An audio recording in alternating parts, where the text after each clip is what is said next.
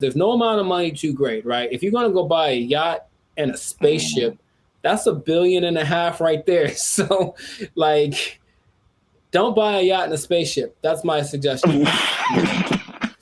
I'm just saying, please don't do that, Florida person. But Elon Musk has a yacht and a spaceship. Elon Musk is making yacht and spaceship money daily, all right?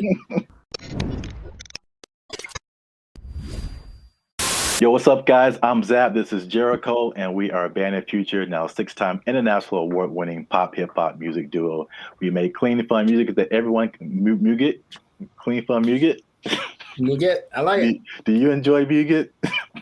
I don't think I've ever tried it. Dang it, I was doing so well. Is it spicy?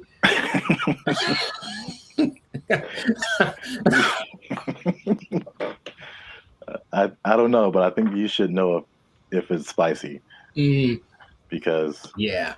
I'll put a link. I'll put the link to the video. Oh no, you talking about? Yeah. Here we go. Up there, guys. Go watch it. We do clean, fun music or Muget, depending on what country you're from. That everyone can listen to. The sound is uniquely Californian, and you are now tuned into the Life Circus podcast, where we talk about things that are funny, interesting, and ridiculous. And look, I'll raise my voice because I'm gonna make a statement. Say it. People have been watching, they've been laughing, they've been thinking, but they haven't been liking, they haven't been commenting, they haven't been sharing, and they haven't been subscribing. And I need you guys to do all 4 of those things, or else I'm gonna have to start robbing people again. I'm trying to change my life. Again, man. Told you that. That's not the way. It's not the way. Trying to be on the straight and narrow, you know what I'm saying? Make this YouTube money. So yeah. But yeah, make sure you do all that. Like, subscribe, share, comment. Let us know what you think. And especially share this video with somebody who needs some money, man. Oh, man, I know quite a few people. I mean, like, everybody, right? Like, if you need some more money, raise your hand.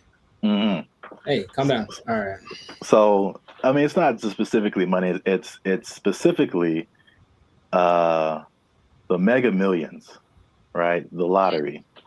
Or there's always the different state lotteries too, but you know, you always see these news stories of people win like these ridiculous amounts of money, and then you see the statistics later where it's like they won $1 jillion, and like a year or two later, it's all gone. It is broke, yeah. And you can't I can't even imagine like how you do that with that much money. So I guess my question to you is like, why do you think that? Well, I got a few questions. First, let's start with that. Why do you think that happens? Like, why do people? Oh, for me, that's a simple answer. It's that if you don't understand the work that it takes to make money in the first place, you don't know how to keep it. That's all. So if you just got lucky and it's like, oh, I got money now, then you're not going to have you haven't developed any habits to maintain that. And everyone basically has an idea that, okay, maybe saving money is a good idea. I should do that more. I should. It's not on their list of must do, it's I should do. And then the second that it happened, perfect example, dude. Episode of the Boondocks where Grandpa leaves for his do it big vacation and he gives probably give you some money. And it's like, all right, this is supposed to last. It's like, also they came into some money. Cool. This is going to help us get food, get clothes, whatever, last the whole week. Nah, Riley goes and blows it all in an hour. Ask yourself, be honest. Ain't I'm clean? No. Man, how we gonna eat? Like, that's just how people live. That it's like, you're basically a dam waiting to burst. I'm just waiting to get my break. And then I'm just going to do something ridiculous with my money. And no one can tell me no, because it's my money. So I think it's that. And plus, there are worlds of, how do I say this? Finance, like there's things you can buy that you don't know you can buy because it's not an option for you, right? As soon as you get to that level of, I was in Malibu the other day, hey, Malibu, and I saw this thing for property, some kind of a beachfront property, and that's starting at $70 million. Oh man! And they wouldn't put that if they didn't know that there are people that can drive by on a whim and be like, hey, honey, do you think we should get new property? How much is it? Starting like 70 million. Bet. And then they just go do it. Like there are people that have that, right? But they also probably have the knowledge of how real estate works, all this kind of stuff. So they know how to invest in it and make it work for them. But if someone comes into, what was it, $1.58 billion? Yeah, that's why I mentioned it, because it's like a big number. Just somebody won a bunch of money. Right. So if that person is dumb and, and they're from Florida, so I'm not going to tell you that they are, but you know what I mean? You prefer the term financially illiterate. Got it. So let's say this person, so there's nice properties in Florida, comes into their money, gets the lump sum, because of course they're going to get the lump sum, right? So they're going to get the lump sum, maybe 800 million, something like that after taxes. And then they're just driving by, and then they just see a sign that says, hey, property starting at 70 million. They look at their account like, yo, I got that. Let me get one for my cousin. And then a year later, they don't know how to upkeep property. They don't understand that buying things means you have more expenses, and it all just, so yeah. That's why I think it happens. That makes sense. Especially like with property, it's like even when people who just buy like a regular house, I mean, it's like you don't really realize all the expenses that come with it and the upkeep, and like it's not like you buy it and that's it. It's like you buy it and then now you have to keep spending more money to like keep it up. Insurance goes up. You gotta fix more stuff. The toilet doesn't work for 2 years. Like it's a slippery slope. You have bugs in your house you got to get rid of. Dude, I saw a bug. I knew what kind of bug it was, but it's always surprising. One of those centipedes that looks like it's just like it looks deadly. It's not, but it just, and so every time you see it like black? It's like black with like these legs that are kind of like at an angle. It just looks like I feel like I know. I've seen what you're talking about. So I see it, and my logical side goes like, oh, it's just one of those things. And then my like primal side is just like, we need to move. Like that's what I'm they have invaded, you know what I mean? So yeah, but it's just like you have to always and there's always things that need to be fixed and whatever. And then property value around you goes up. Someone writes you a letter like, yo, you got to fix your roof, man, because you're hurting us. Stuff like that happens. I'm not saying it happened to me. I'm just saying that's the whole letter is just like, dear sir, or madam, roof, you're hurting us. Sincerely, the neighborhood. Sincerely, all of us. You're bringing us down, bro. You need to step it up or get out. I was like, yeah, that's how it works. But not even that. I had a cousin who won maybe $300,000 on a game show in the snaps. In the 80s, right? So 300,000, that's pretty good. Dude, shout out to Steven. He was broke within 6 months, I think. Wow. Yeah. God. Because I know you, and I know how you think what you would do. Oh yeah. Winning the amount of money. Most people don't think that way. It's just not. I think, remember Shaq talked about he spent his whole first contract and was like broke. I don't know, it was a very short amount of time, but like he bought a house and then he had to buy his parents a house and he bought a truck and they buy a whatever truck, and then he goes to his agent like, I need to get this thing, and they're like, dude, you were like 500 grand in the red. What did you do? You just got the contract. So you just have to know about these things, that there's no amount of money too great, right? If you're gonna go buy a yacht and a spaceship, that's $1.5 billion right there. So like, don't buy a yacht and a spaceship. That's my suggestion. I'm just saying, please don't do that, Florida person. But Elon Musk has a yacht and a spaceship. Elon Musk is making yacht and spaceship money daily, all right? Every day he's making that. Is that the level? Like 6 figures, millionaire, yacht and spaceship. Yacht and spaceship, man. Yacht and spaceship club only. And you have to buy them two things at the same time. You can't buy one or the other. It's like a package deal. You got to get them to match. Step 1, Tesla. Step 2. Step 3, yacht and spaceship. There we go. Yeah. Plus, you know, they're probably gonna make a yacht that can turn into a spaceship or vice versa. So it's all there's no level. You can go buy. People buy islands now. You know, you can get anything with the right amount of money. So just you'll run out of it because money is a limited thing unless you have. Because if you won the lottery once and you're like, cool, I'm set for life. It's like, no, maybe you should set up to try to like. If you won it once, maybe play it again. Like, I don't know, do something else. What? That sounds like a terrible idea. Well, look, I don't know what the probability is, but think about it. If you won $1 billion and then you spend $1 million of it on more lotto tickets, you're probably going to win it. I would just guess it's possible that you could win again. I know you don't like that at all because it's a stupid idea. I mean, I don't know if it's. It's like reinvesting into something that's a far-fetched idea, but if you know. Yeah, I won $1 billion and $10 million. All right, I'm gonna buy $10 million worth of lotto tickets. What if you win 3 more times? And you know what I mean? Like, and that's how Las Vegas works, folks.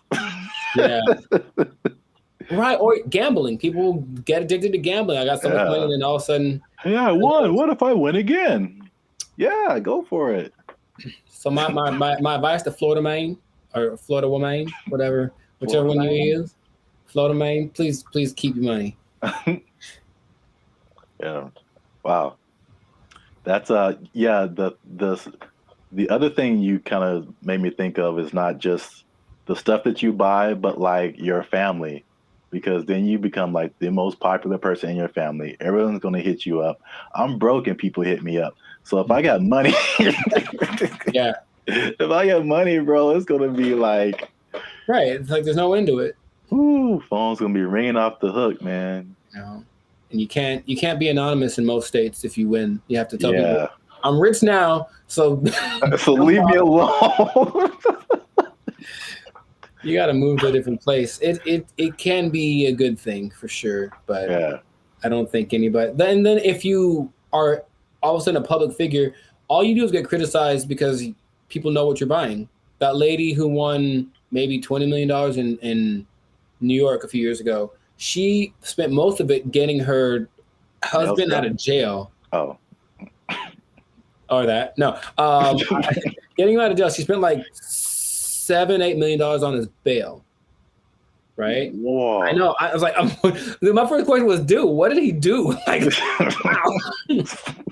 Like he obviously did it. If $8 million, dude. So, yeah, but so everyone knew that she spent it, and they're like, you shouldn't waste your money. So yeah, she went through $20 million swift, you know? Wow. That's crazy. Back to bologna sandwiches. Well, we're out of time, and that's been another episode of the Life's a Circus podcast. Make sure you like, subscribe, share, and leave a comment. What would you do if you won the Mega Millions or some kind of lottery? You think you would keep the money? What would you spend it on? Let us know. And check us out next time. And be cool and stay in school. Hey. Fun. Squash it. Squash it!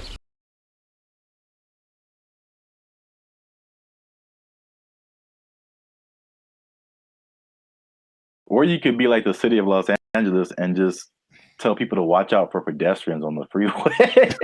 Because like that's happening more and more though. That's kind of strange. I know, that's very strange. You see people just cruising on the freeway. Or I just put a message like, stop looking at this billboard. How about stop walking on the freeway?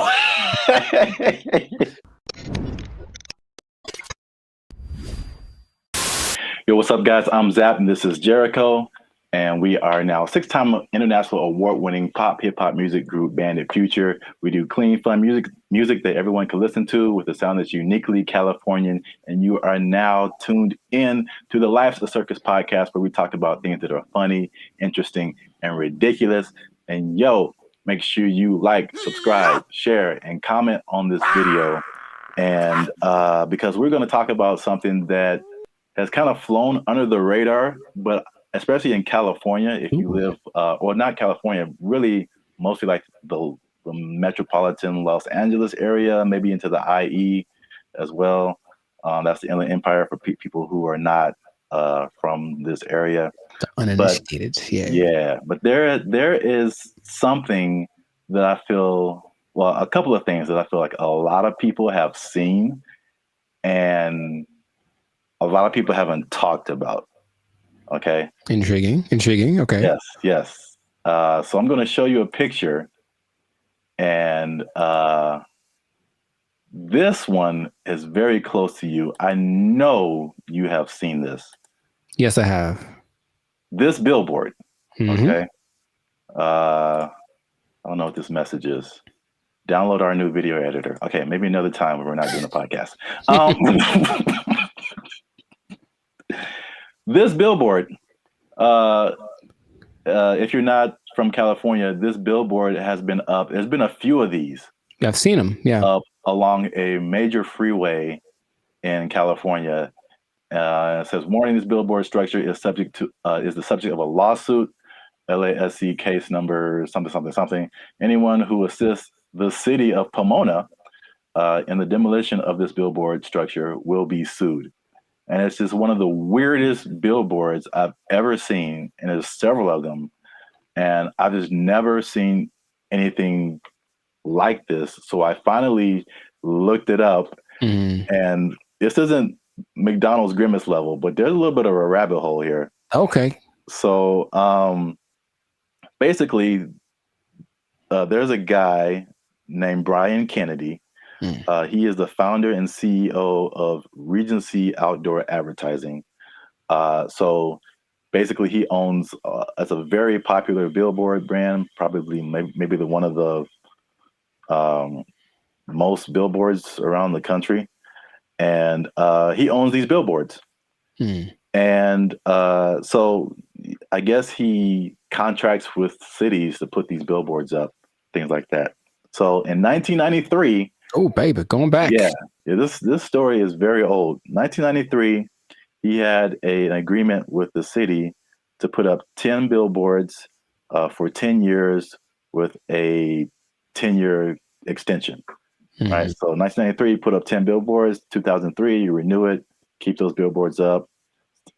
Stuff like that. You renew every 10 years. Okay. After the 1993 agreement, the city, the voters backed something called Proposition L, which prohibited the city from putting up any more billboards without voter approval. Okay. So when they came in, at the renewal period and were like, "Yo, take your billboards down," he was like, "No." Like, we had an agreement before this Proposition L thing even happened. I see. And so it turns out this guy is kind of eccentric, so he not surprised. Okay. It's his billboard. So he was like, "I'm just going to put this up here." And so because they've been threatening to just tear the billboards down. And he's like, "No, I'm going to sue all you guys." So he just put those on his billboards. Okay. Which is I'll just get your reaction to that before I keep going. So I've been seeing those specifically. I don't know if this is the one, but there's one on the 71 just north, right close to where I live. And every time I drive past it, I'm always like, I wonder what that's about. But so before, I guess my question is, it was a different billboard owned by this guy, and then they wanted to take it down, so he replaced it with this. Yeah, the message. He probably, rented it out to whatever company to advertise something, but now he's just been using it to put that message on there. Okay, so I guess I get a lot of questions in my brain, but my first one is, who would ever assist some? It's the companies. So like the city isn't gonna go out there and do it. These people, they hire, they put out bids, for companies that do this kind of thing, demolishing or whatever. So basically, I think he's saying, like, if your company is hired to tear down my billboard, I'm going to sue your company. So it seemed like a little bit of a scare tactic for anyone who wants to work with the city and taking this man's stuff down. Oh, that makes sense, but it's not what I was thinking. Dang it. I was hoping it was more for people who were just driving by with like a hammer in their trunk. Man, I really want to just pull off the side of the road and tear this thing down because I hate it so much. It's such an eyesore. And then this thing's like, don't you dare. Or some guy that is like driving his pet bulldozer down the freeway, which I've seen. And then I was like, I'm going to pull over and tear this thing down real quick. But that makes sense to hire people. So how long is this going to happen for? I don't know. Because I've seen it for, if not months, maybe years. Right. Like, I mean, the legal system is a very slow thing here. So yeah, right. And I think there was a case, but then it was appealed. So they're like waiting more time, and so I think I feel like it's eventually gonna come down. But he's definitely fighting the good fight. Huh. Because I think there was a case that I mean a case that awarded to the city and the people, and I think that he appealed it or something like that. So I'm assuming this guy has enough money that this isn't hurting him, right? I mean, yeah, billboards are way expensive. Yeah. So yeah, exactly. And it's not like selling something that could help him get some money back. It's just words. Yeah. What not to do. So yeah, I don't think he's hurting for money. Have you seen a picture of this guy? I have not. What do you think he looks like? Because I have an idea.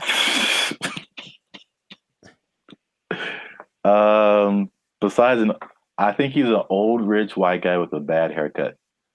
Okay. I feel like that's always how it goes down. I have in my head like this cross between Gary Busey and Gilbert Gottfried. I don't know why. This is kind of weird, and he kind of talks like Gilbert Gottfried. I just want that to be true. Old rich white guy with a bad haircut. That sounds like Gary Busey or Gilbert Gottfried. Yeah. That's what I want this to be. So we got to do a part 2 so I can see if I was right. Because if he looks nothing like that, I'll be disappointed. Like that's just the truth. I'm looking at him now. He looks well. This is also very good. I mean, very fitting. He looks like a character from The Sopranos. Oh, nice. So he looks like someone who would do this. Got it. He doesn't have a bad haircut, but old rich white guy for sure. I wonder if he was the first person. He can't be the first person to have done this. I mean, maybe not, but I've never seen anything like this before. But we're running out of time. So before we end this, there's a part 2 to this. Okay. Which is it was a totally different scenario, but I was somehow kind of shocked that it was the same person. Okay. So we're going to leave Pomona and go more towards the LA area. LA? And then see if you've seen this billboard. Yes, I have. So it's the same guy. Oh my God. So you see the big Regency. Yes. Under it. And I wasn't even thinking about these two stories. Now this one is like 2 blocks from my house, and apparently now it's changed recently. So I don't know why he took it down or even put it up. But he put up 15 of these around. Oh, he dude's got money, dude. Jeez. Yeah. They're his billboards. I mean, he can put up whatever he wants, I guess. Yeah. He's just losing money from other people who would pay to be up there, but right. It's his billboard. He put up 15 of these around Los Angeles. Turns out that he's a big USC donor. Sounds okay. Okay, sure. And yeah, he just said, Reggie Bush needs his Heisman. I'm gonna put this up. So If I had a question, I know you asked like, what did he look like and all that kind of stuff. My question is like the power of billboards. Like, I, the ability to like get your message in front of like millions of people. They're obviously still relevant. We both recognize these billboards. Yes. And so it's like, I guess a cool question would be like, if you own billboards, like, what would you, and you just put up your own thing, like, what would you put up there? It has to be something that can make me money though. Like, you want to do like this guy and just like whatever. What if it was just like something, just a message you just wanted to tell the world? It could be serious or it could be funny. Oh, I got a funny one. What? Unless you want to keep that. I want to put messages that tell people how to drive. Okay, well, they're not like 30 billboards that say that the left lane is for passing only. And like maybe people will get it. It drives me nuts. Well, then you know what I would do? I would do something similar because I have probably a billion pet peeves when it comes to people driving. But the number one thing that I always think is that you don't have to hit the brakes to slow down. Yes. Like that was always taught, like just first step, take your foot off the gas, and then it's kind of, but every little thing is just like, brr, and it's like, bruh, it's not necessary at all. So yeah, just hey, quick reminder, you cool people, instead of saying something I'd rather say, just take your foot off the gas and you slow down. Give it a shot before you cause pileups on the 5. Like, or you could be like the city of Los Angeles and just tell people to watch out for pedestrians on the freeway. Because like that's happening more and more though, and that's kind of strange. I know, that's very strange. You see people just cruising on the freeway. Or I just put a mess up like, stop looking at this billboard. How about stop walking on the freeway? Where's that message? Well, I think it's being encouraged by, jeez, by PETA and the NAACP. That's just my thought. Everyone's just like, walk on the bill. I mean, it's happening. So we've been together in this, like, why is this now a thing? Why is this person walking on the freeway? And it's not like their car is broken down. They're just trying to get to where they're getting to. Yeah. And they just chose the freeway as the place to walk. I've almost hit several guys because of that. And it's like, all right, man. Yeah. But good for him. Good for Billboard Man. He should change his name to Super Billboard Man. Yeah, I can't believe that. I mean, I can believe that was the same guy, but it was just like such a coincidence. That's wild. Yeah. But yeah, this has been an episode of the Last of Circus podcast. Make sure you like, subscribe, share, and leave a comment. What do you think about this guy and his billboard? What would you put on your billboard if you just own billboards and you could say whatever you want to say and threaten people with lawsuits? But yeah, that's it for us. And stay tuned for the next episode before they take our job. They don't take it. I need to pay rent. Okay. They took our jobs. They took our jobs.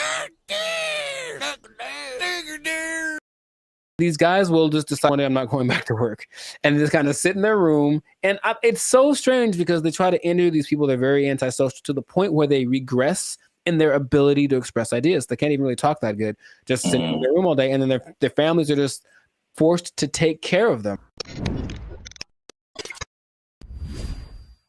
What's going on, everybody? I'm Jericho. This is Zap, and we are the now six-time international award-winning pop hip-hop duo Bandit Future. We make clean, fun music that we make clean, fun music that everyone can listen to with a sound that's uniquely Californian. And you are right now here in the present time tuned into the Last of Circus podcast. So we talk about things that are interesting, funny, and just straight up ridiculous. So before we get into it, there was a huge favor. Make sure to like, subscribe, share, comment. I keep doing that backwards. But anyway, share this video with at least 2 people that think that being an adult is really hard, man. So the adulting thing has gotten so, I guess, talked about that it's like we kind of accept it as just being an adult's hard, it's part of life, move on. But there's a whole lot of people that have decided to take an interesting approach to this adulting thing. So I have one specific example from Japan and one from the US. So in Japan, there exists this thing called the hikikomori. Or hikikomori, okay? And it's basically a bunch of people, and by a bunch I mean about 1.5 million people, that decided that being adults is way too hard. I'm just never going to go outside again. And so they don't. They just stay at home, they live with their parents, and they either play video games or even better, they just do nothing. They do nothing and they stay at home. And some people have been there from anywhere from 6 months to like 3-4 years. It got worse during the pandemic, but the idea is that they're afraid that these people aren't ever going to become functioning members of society, and the numbers keep going up of these hikikomori, are shut-ins. And I read this one case where a guy basically like people are abandoning their families. So I mean, like that's why it gets really bad. So you are the breadwinner for your family. You're a guy in Japanese society. You typically are the guy who works. The woman doesn't work. You have kids. These guys will just decide one day I'm not going back to work, and just kind of sit in their room. And it's so strange because they try to interview these people. They're very antisocial to the point where they regress in their ability to express ideas. They can't even really talk that good. Just sitting in their room all day, and then their families are just forced to take care of them, right?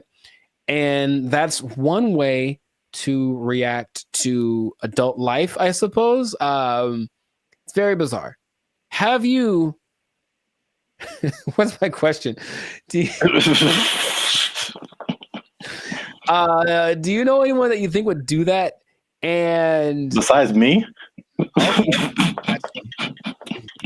Yeah. I don't know if I know anyone who I think would do that, but I totally get it. Mm-hmm. I've heard a lot of people. I mean, again, that's Japan, so I don't know. I've never been there. I don't know what happens there. But in the U.S., at least, there's been a substantial growing frustration with people and their jobs. And again, 2020 kind of like poured fuel on that fire big time. Mm-hmm. Where like a lot of people just didn't go back to work, or they just kind of, are in some kind of alternative situation now, Mm-hmm. or they're just more like reclusive, I guess. More just trying to just do what they want to do outside of just working.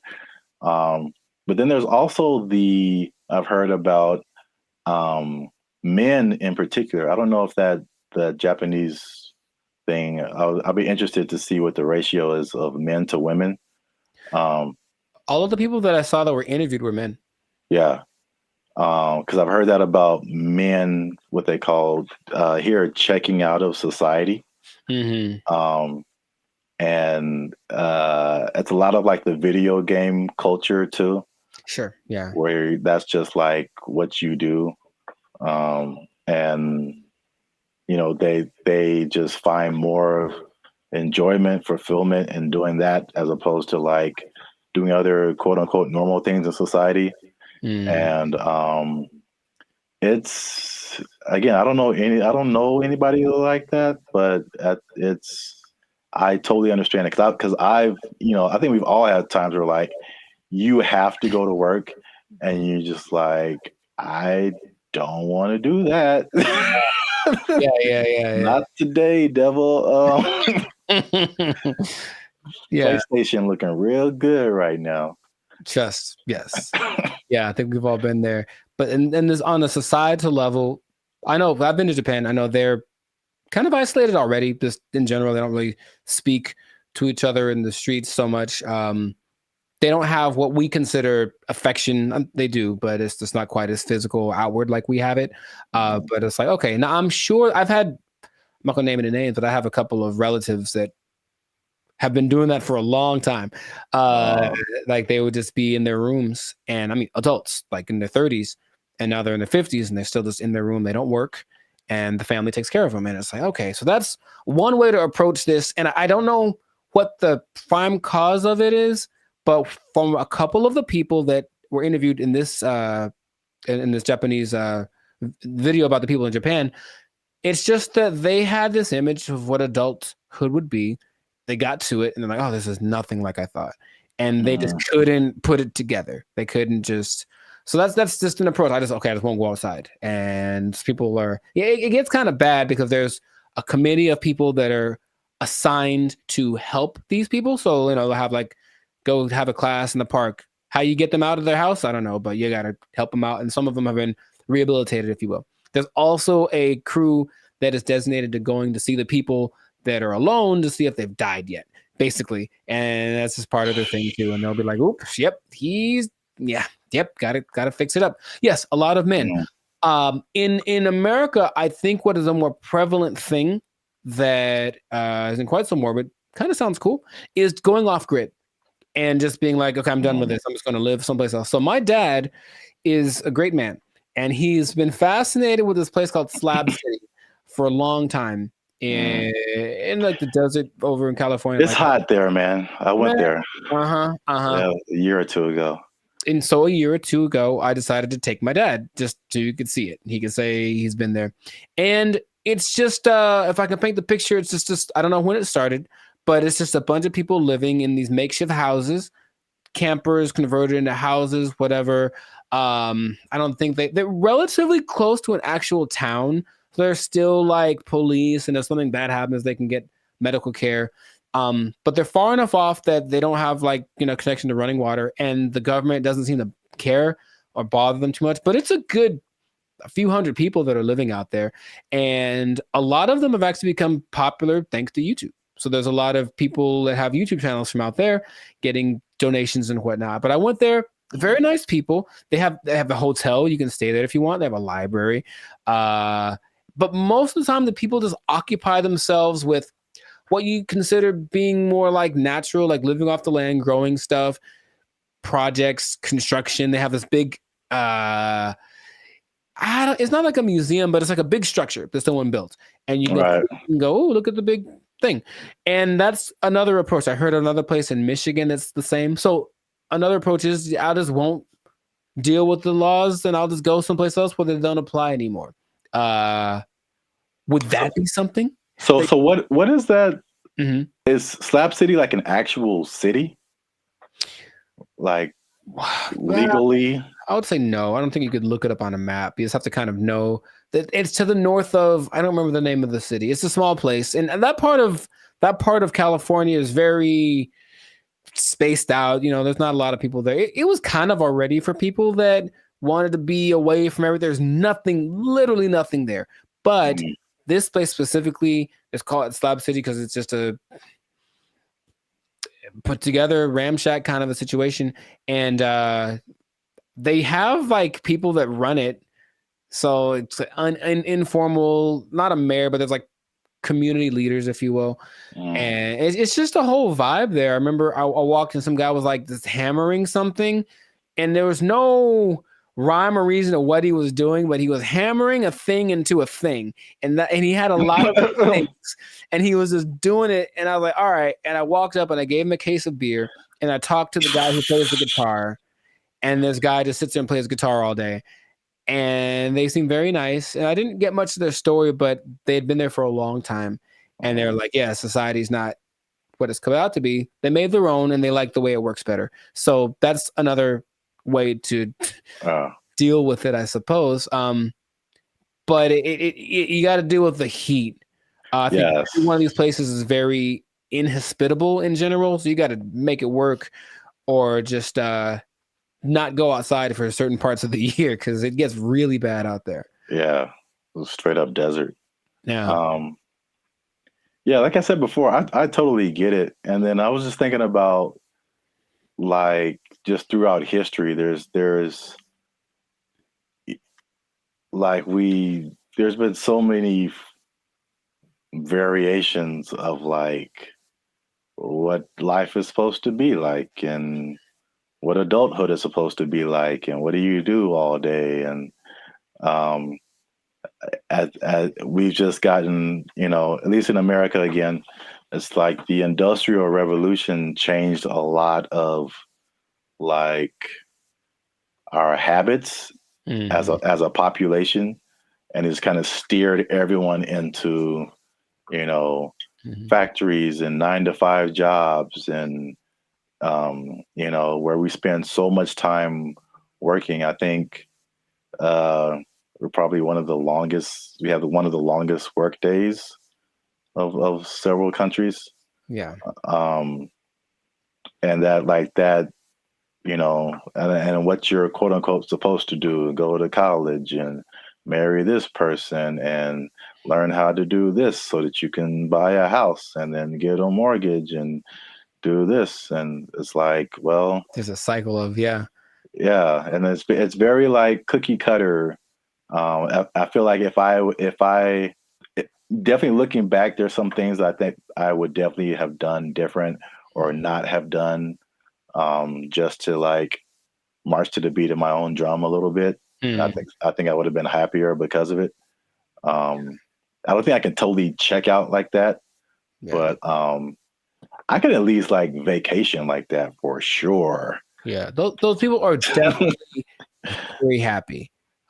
Much they have good community, have little get together every Friday. They play music and hang out and drink and whatever. But yeah, they're just happier. So it's like you can define what your success is or what makes you happy. But these people have decided, I don't need all the glitz and glamour. I don't need to go to a 5-star restaurant to feel good about myself. I can just hang out in the desert with my cactus buddies and be vibing. And really, it was a very, like, every place has like their own vibe. And when I got there, I was like, this is cool.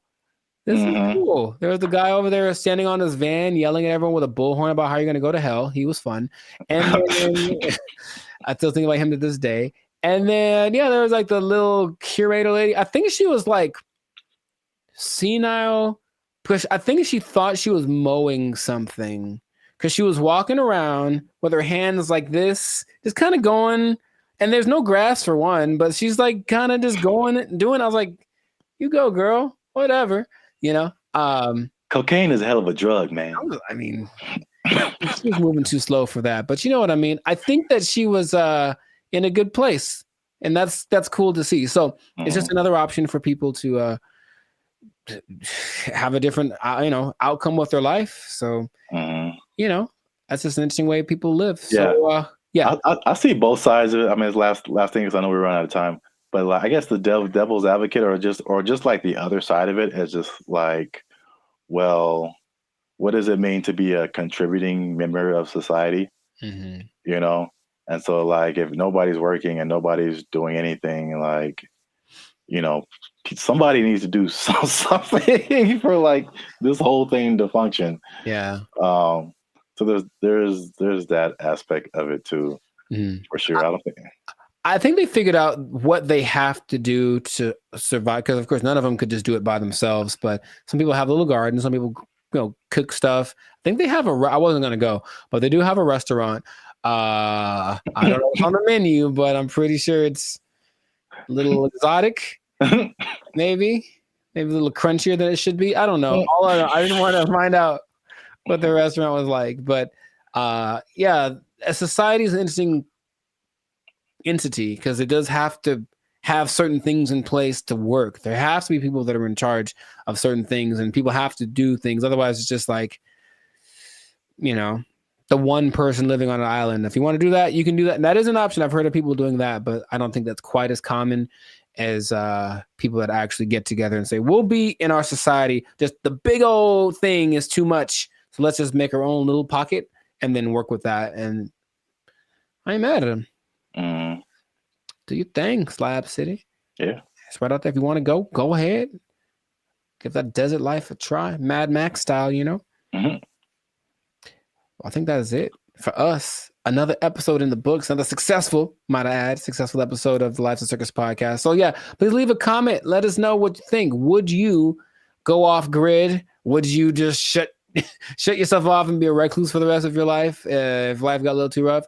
Or what are some other ways you think that people can react to adulthood and the reality that it is? So let us know about that. And then it's interesting. If you're an adult, you pretty much have to have a job, man. What? You do? You pretty much have to have one.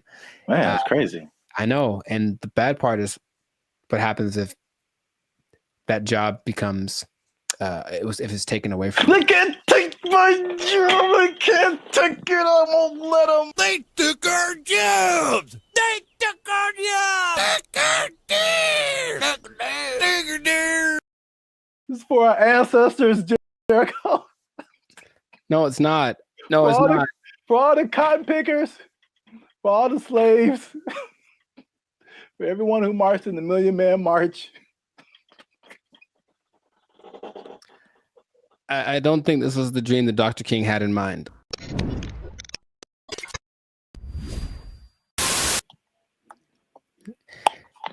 You should have done that when it was recorded. Like, I would have been so surprised because now I'm used to it. Oh. And I'll be honest, it took a while.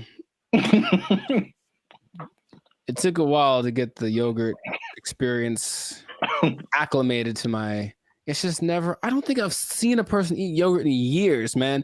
I'm serious. What? Yeah, I don't hang around yogurt eaters. Like, not like there'll be yogurt on the side if you go to a Mediterranean place or something, but not yogurt just in a isolated incident. In an isolated incident, someone ate yogurt today. Gold is up 10 points.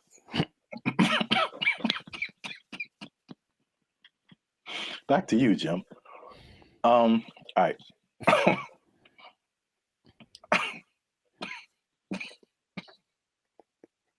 Let him use you. Won't he do it?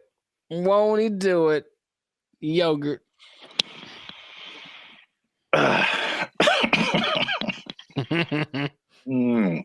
Okay. Unique New York. Hey, what's up, guys? I'm Zap. This is Jericho. We are now 6-time international award-winning pop, hip-hop music duo band and future. We make clean, fun music that everyone can listen to with a sound that's uniquely Californian. And right now, I'm eating yogurt. And I can't handle it. And he can't handle it. But you're still tuned in to the Life's a Circus podcast, where we talk about things that are funny, interesting, and ridiculous. Please don't choke on your yogurt, man. I wouldn't know what to do with myself. So make sure you like, subscribe, comment, and share this video with somebody who likes to go to fast food every now and then. Okay. Because they might be going a little bit less. And I'll explain why. And I'm going to explain something very interesting with regards to minimum wage at the end of this video. A shocking statistic when it comes to how much people earn. I want to know what it is right now. Yeah. Tell me now. No, you got to wait to the end, man. You got to wait to the end. All right. But first, you got to watch this video because, I'm not even going to set it up. Let's just watch it. This is Gavin Newsom, governor of California. Hey, Gavin. And these people have just lobbied for a fast food minimum wage that is higher than the regular minimum wage. So now these people will be earning $20 an hour at your fast food places in California.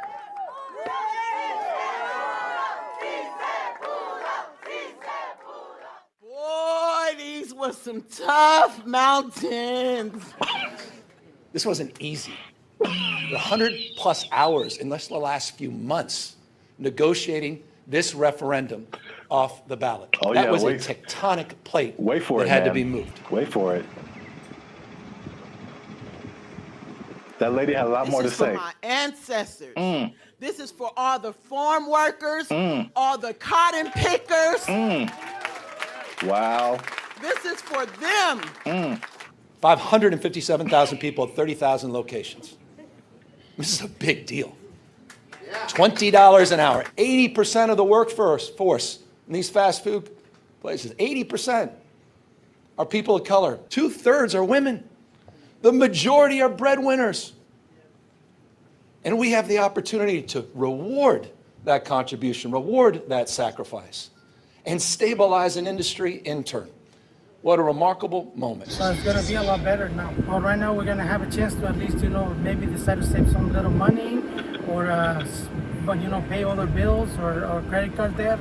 This is gonna help continue to pay our bills, help some people get out of eviction, help us catch up where we need to catch up, because we haven't recovered from COVID just as of yet. So this is just the beginning of our wins.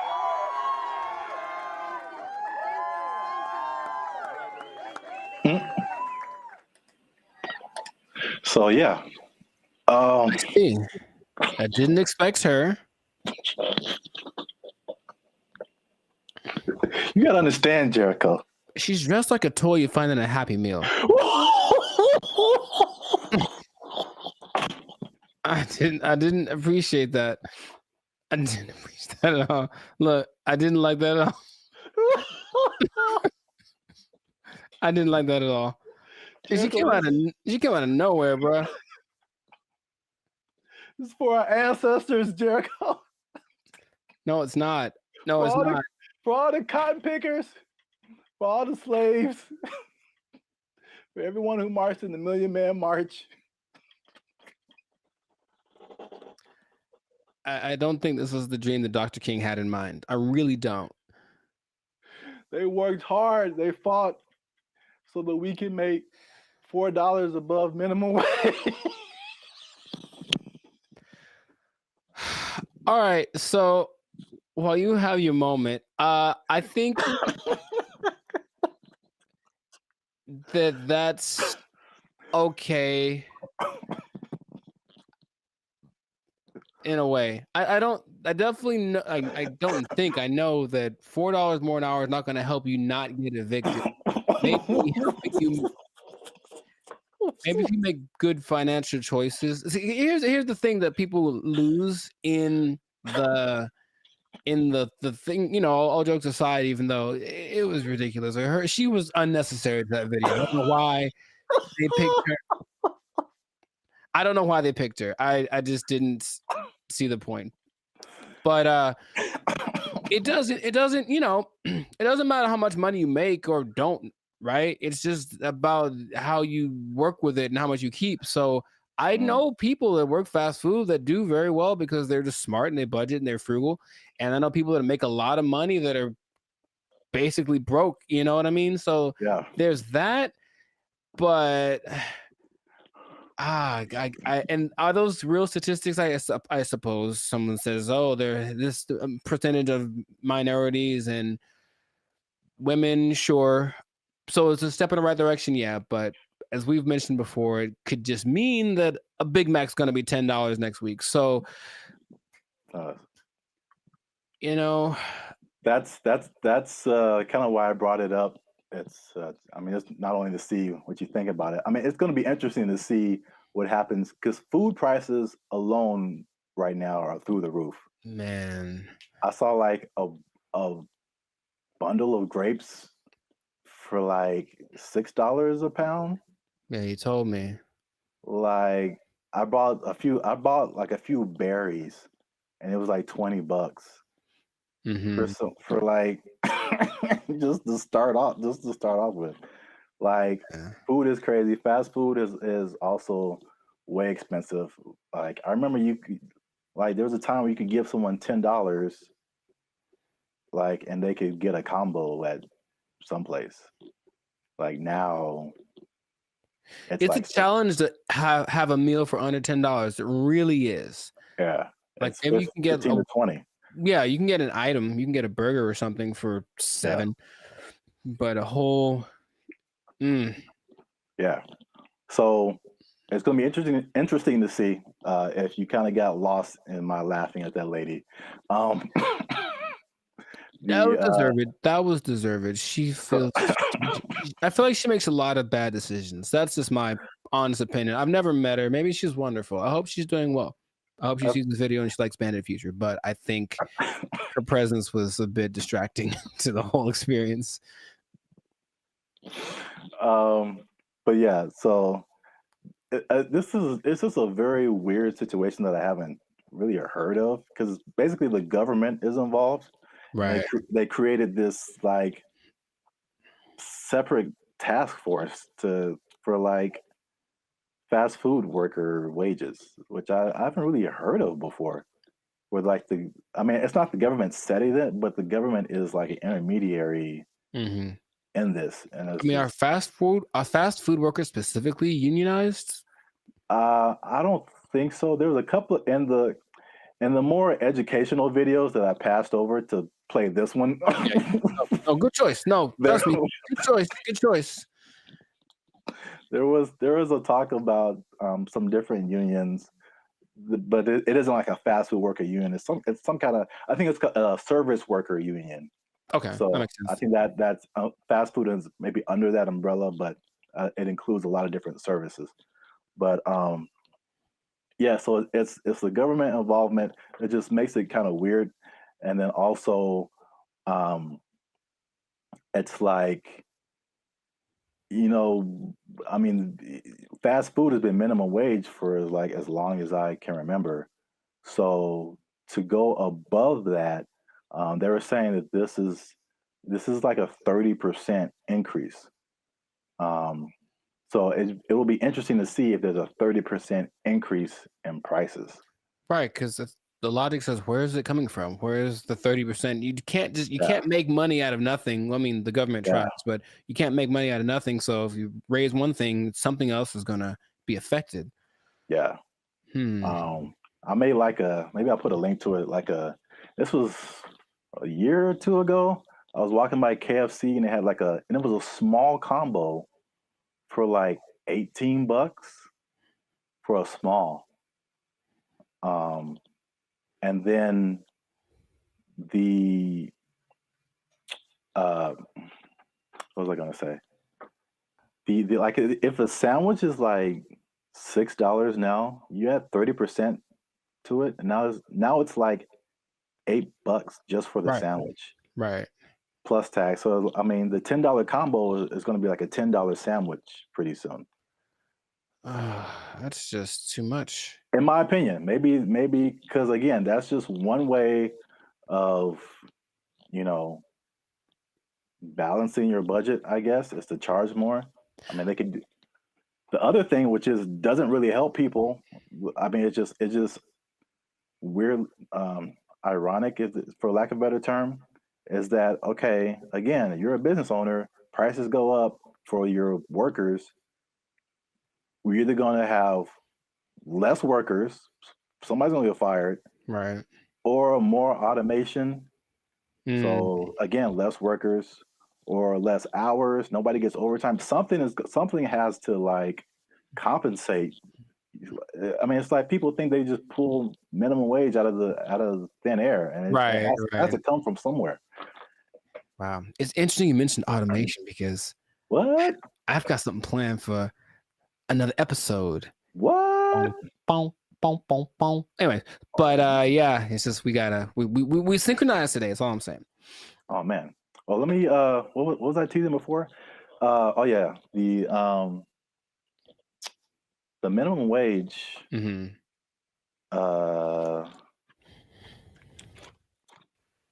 Oh, this teaser is for something else. Whoops. Oh, maybe I can come up with another one.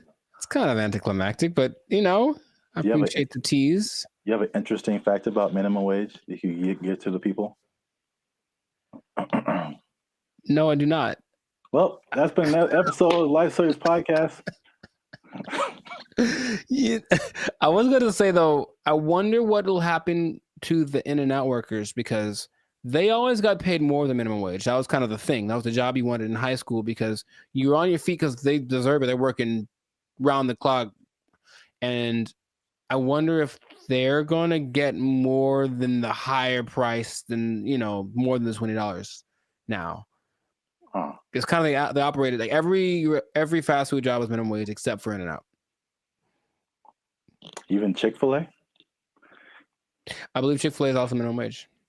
You just have to be a good-hearted person, because those people, even if I don't like the food, they're very nice people. Very nice people working at Chick-fil-A. Yes. Well, I'll give this this like maybe people don't know about this. If you ever want to own a Chick-fil-A, you have to start at the bottom and like work there for minimum wage. So there you go. I gave him something. You can't just walk. You just can't just walk in a no matter how much money you have, like you got to start at the bottom. So let's say I just barge in. I'm like, I'm LeBron James. I still got to work the shakes and fries. LeBron James got to be peeling those fries back there, man. Oh man, that's crazy. All right, I'll tell him. Yeah. He asked me to ask, so I'll tell him. Yeah. All right. Well then, that was cool. Can you tell him a few other things about the Lakers that I have opinions on? LeBron James is the greatest. I'm LeBron James. I'm LeBron James.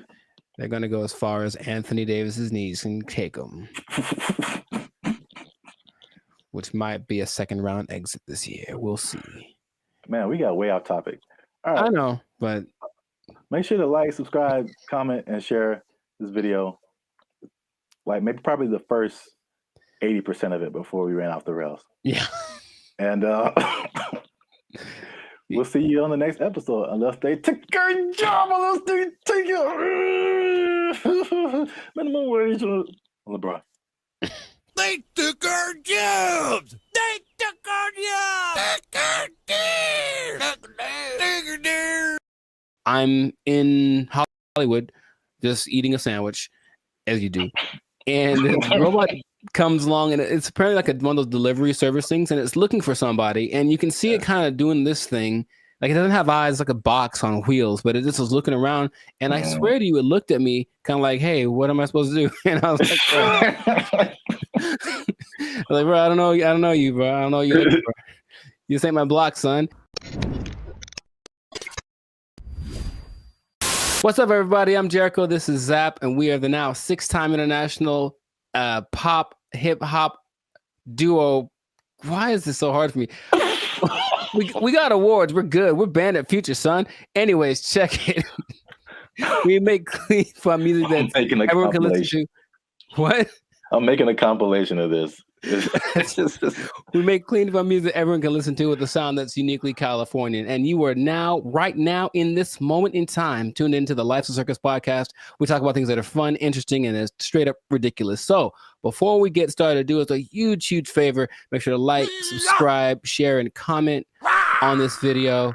Share this video with at least 2 people that are afraid about the robots, man. We're talking about them again because there's some new developments. There's some new robotic developments, this time from the more humanoid version, and it's kind of crazy. So stay tuned to the end to find out what animal they're actually trying to replace with these robots. Like it's an animal that humans have used for centuries, and all of a sudden it's like, they're not good enough anymore. We need some new ones. So let's get into this thing now.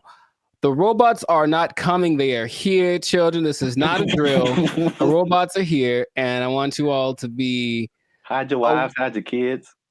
It's just... So there's basically 3 companies that are really going in on producing these humanoid robots. They're really emphasizing the humanoid factor, and a lot of people are, once again, afraid of they're going to take our jobs, whatever it is. But I just want you to know about these so that you can...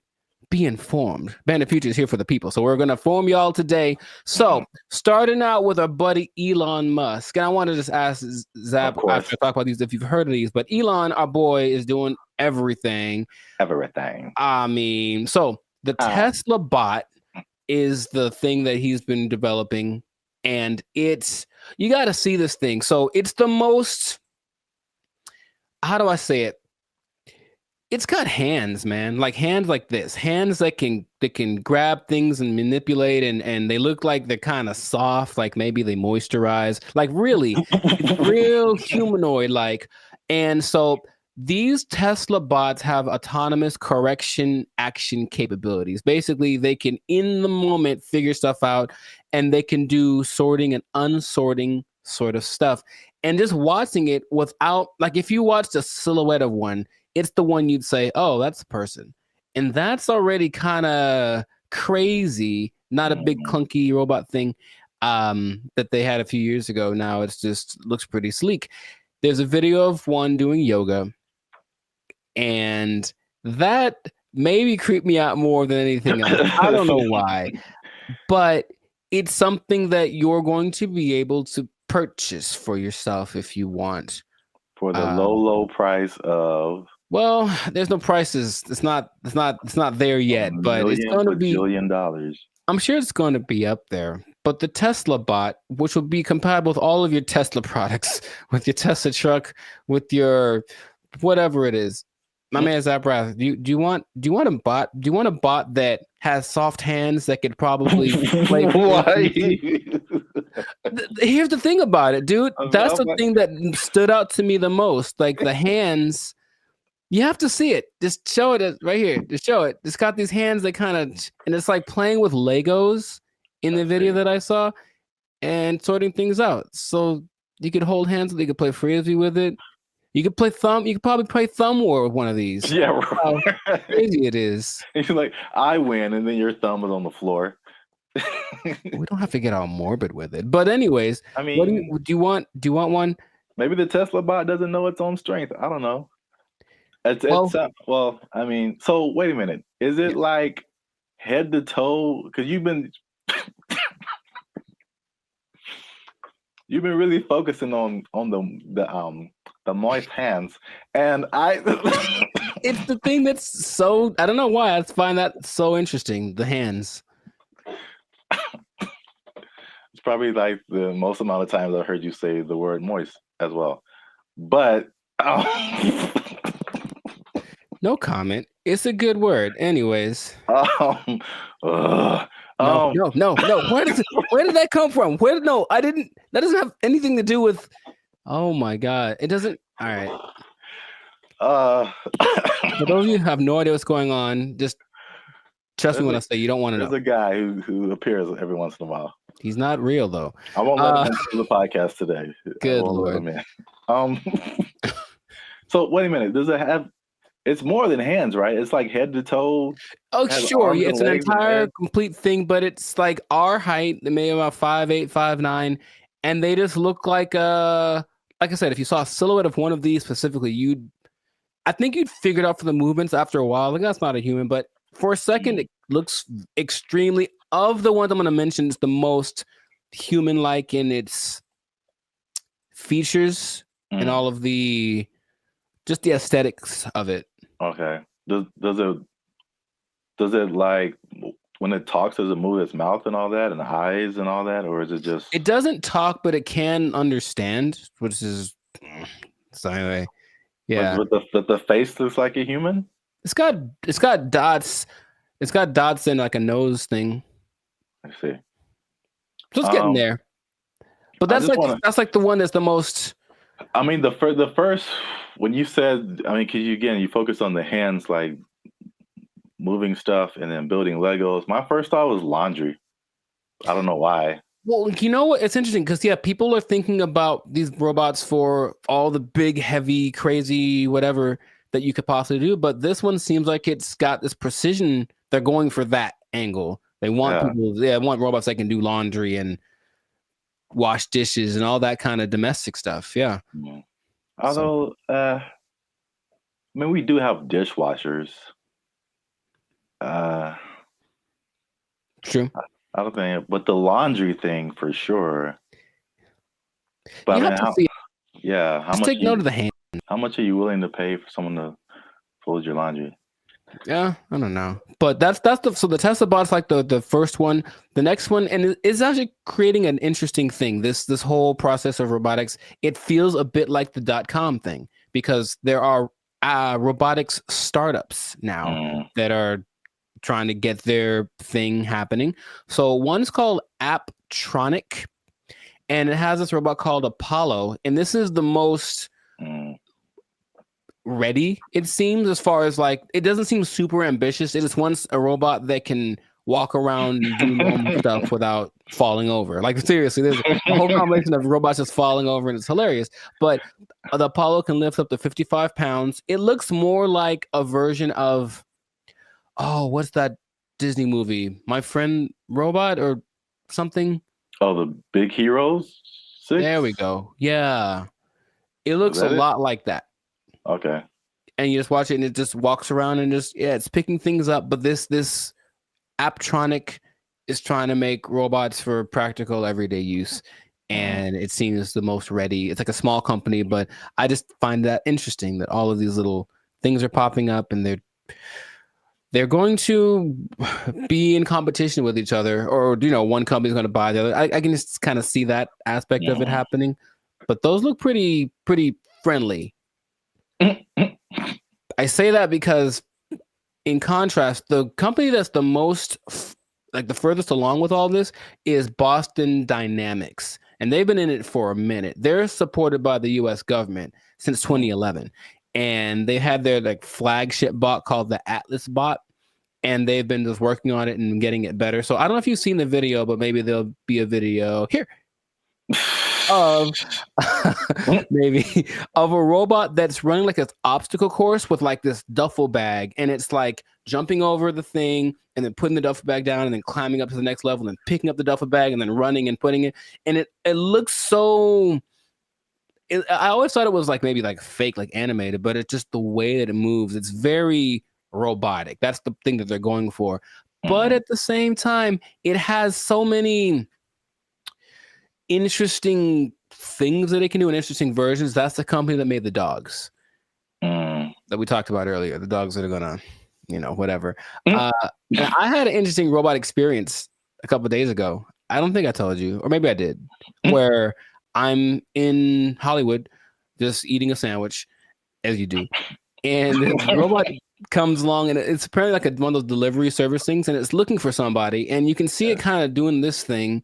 It doesn't have eyes, like a box on wheels, but it just was looking around, and I swear to you, it looked at me kind of hey, what am I supposed to do? And I was bro, I don't know you, bro. I don't know you. Bro. You ain't my block, son. But it's just and everyone was walking past it normal. Yeah, there's a robot. So that's slowly becoming a thing, and Elon specifically said it's not going to happen overnight. So there's this assimilation of robots. But the Atlas bot thing, since the 2011, been backed by the Department of Defense. They're supposed to be used for all of the dangerous things, tending to nuclear reactors, putting out big fires. But they're also making these to wash dishes and fold laundry. Maybe do small tasks. They have the version called the Cheetah that can run 30 miles an hour. And they swear that they don't have any military intentions. Now, just if I said, we assure you we don't have any military intentions, what do you think is actually happening, sir?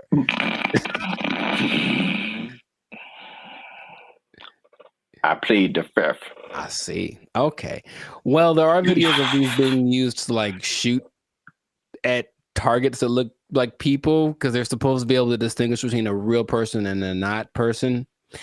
But I think that's happening, of course. The French military is using the dogs already, and everything starts benevolently, and then it gets a little on the strange side. But and then Terminator. Well, I never saw that, so I was going to actually ask you if you've seen it, because maybe you could. RoboCop, Terminator, to me they're the same. I haven't seen either one. What goes on? Oh, RoboCop is way different. Oh, okay. Well, at least the stories are way different. Sure. I should watch more movies, but the idea is there are definitely videos of these robots being used in the military activities, and they're linking them with Boston Dynamics. So Boston Dynamics refutes any association with military, blah, blah, blah. Right. So these things can, in general, there's a video of a bunch of these robots just together. They can dance, they can carry up to 80 kilograms, jump over obstacles, throw around irregular obstacles, irregular objects. They have this thing inside called an MPC, a model predictive controller. So it can basically learn. So if it learns to jump on a platform that's a foot high, you put a platform that's 2 feet high in front of it, and it'll okay, it's just double, and it starts to figure that stuff out. So it's just these things have flown military jets.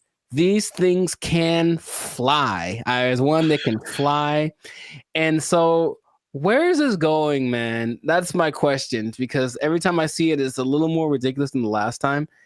and I don't know. Are we getting replaced? Is this the end times? What's going on with all this? Are you asking me? Yeah. I don't know, man. I thought you were the expert in all robotics. This is the all robotics division of Band of Future. That was all you. Yeah, it's all new information to me. Oh, okay. It just seems, it seems like we want to replace as many people as possible with robots who just do it all better and faster. Basically, they're olive branches that you can get a job controlling these robots, and there we go. But they're starting until they make a robot to control the robots. Well, that's the thing. Eventually, yeah, you're gonna have to be the person that programs the robots to control the robots. And then Terminator. Then they how does that movie end? With everybody dying? Is that what it is? No. Oh. But, I mean, supposedly it's a whole time travel, whatever. But I think eventually the humans defeat the robots or something. I don't remember. But it's like, hey, you just build robots, and especially intelligent robots, who eventually say, you know what? We're a lot better than the people who made us. We should be in charge. And then they become in charge and enslave humanity. Cool. It's just so weird that they do. The movie has been written already. And they keep doing it, just like the dinosaur thing. People like trying to bring dinosaurs back. Yeah, and I'm like, no.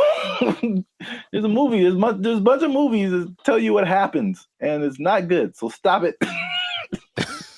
Just stop it right now. They're not gonna stop. But you can't stop, won't stop. But they are supposed to be the next. Anyways, everything is so nice that they're gonna be replacing your pets. Because think about it, a dog that's a robot doesn't need food. It doesn't poop on the floor. Like, it'll wag. They'll give it a tail to wag, and it'll protect the hell out of your house. Because anyone that comes in is dead. Trust me. Like, yeah. So they're doing that. But I promised you all that you'd find out about an animal that they're replacing. And they are replacing the mule. Can you believe it? Well, because the mule was always I was gonna say a horse. Mm-hmm. So I was once you said it's been around for thousands of years, or whatever. Yeah. That makes sense because all mules do is just carry stuff and pull stuff. Yeah, but this robot mules exist now, and they're things that you don't have to feed or nothing. It'll carry up to, I think, 350 kilograms just wherever you need it to go. So I can just imagine, just do the logical progression. Those things are going to continue to happen. But that's where we are right now. That's like can you ride a robot mule down the street? Oh, I think I know it's going to happen, and I think it'll just be the weirdest thing. Interesting. Or like a robot horse, yeah, instead of a car. That'd be kind of cool. I still vote for Transformers. I think that'll be fun. I think that'll be cool. Yes. Oh yeah, you have your robot companion or whatever, and then you're like, "Yo, I need to go to the grocery store," and you turn into a car. Yeah. And then it does it. Yeah. I see where you're going. I like it. Well, we're ending on an optimistic note then. I like that. Stay with that because everything else is doom and gloom. But that sounds fantastic. So this has been another episode of the Lights and Circus podcast. So make sure to like, subscribe, comment, share this video. Let us know what you think about the robot revolution that is among us, because it's just it's happening without us really being aware of it too much.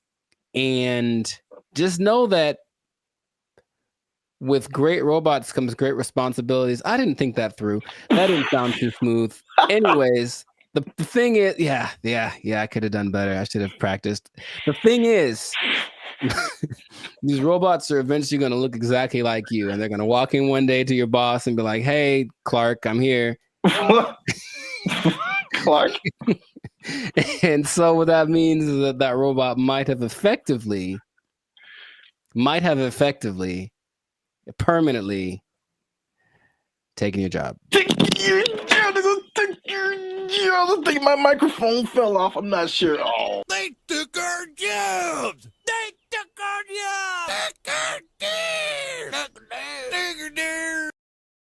If this was in California, they would be asking for like $60 an hour. Right.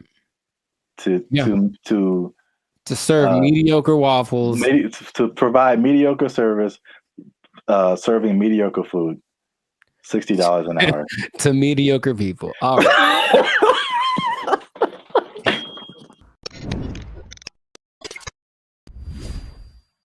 Yo, what's up, guys? I'm Zap, and this is Jericho, and we are now 6-time international award-winning pop hip-hop music duo band in Future. We do clean, fun music that everyone can listen to with a sound that is uniquely California, and you are now tuned into the Life's a Circus podcast, where we talk about things that are funny, interesting, and ridiculous. But wait a minute. Hold up. Y'all been laughing. Y'all been crying. Y'all been spitting your food out. There we go. When we talk about gross stuff. You just been having a good time on our dime. And we need to support your boys by making a little noise. Oh, bars. I like it. So make sure you like, make sure you subscribe, make sure you comment.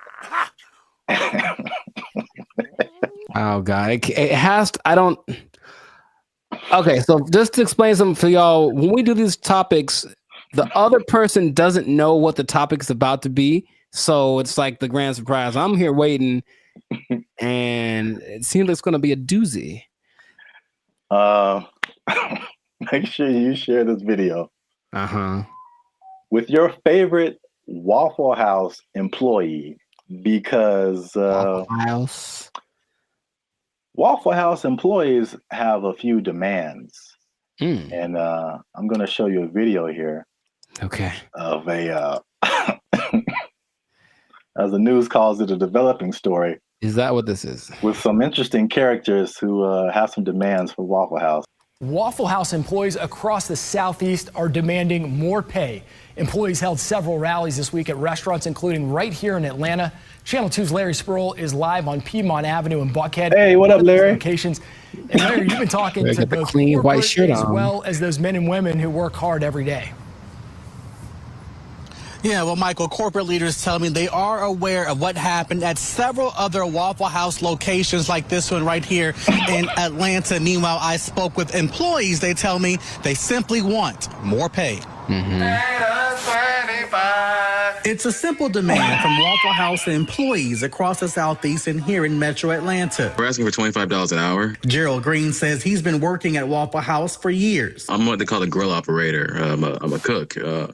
I'm a rock star cook.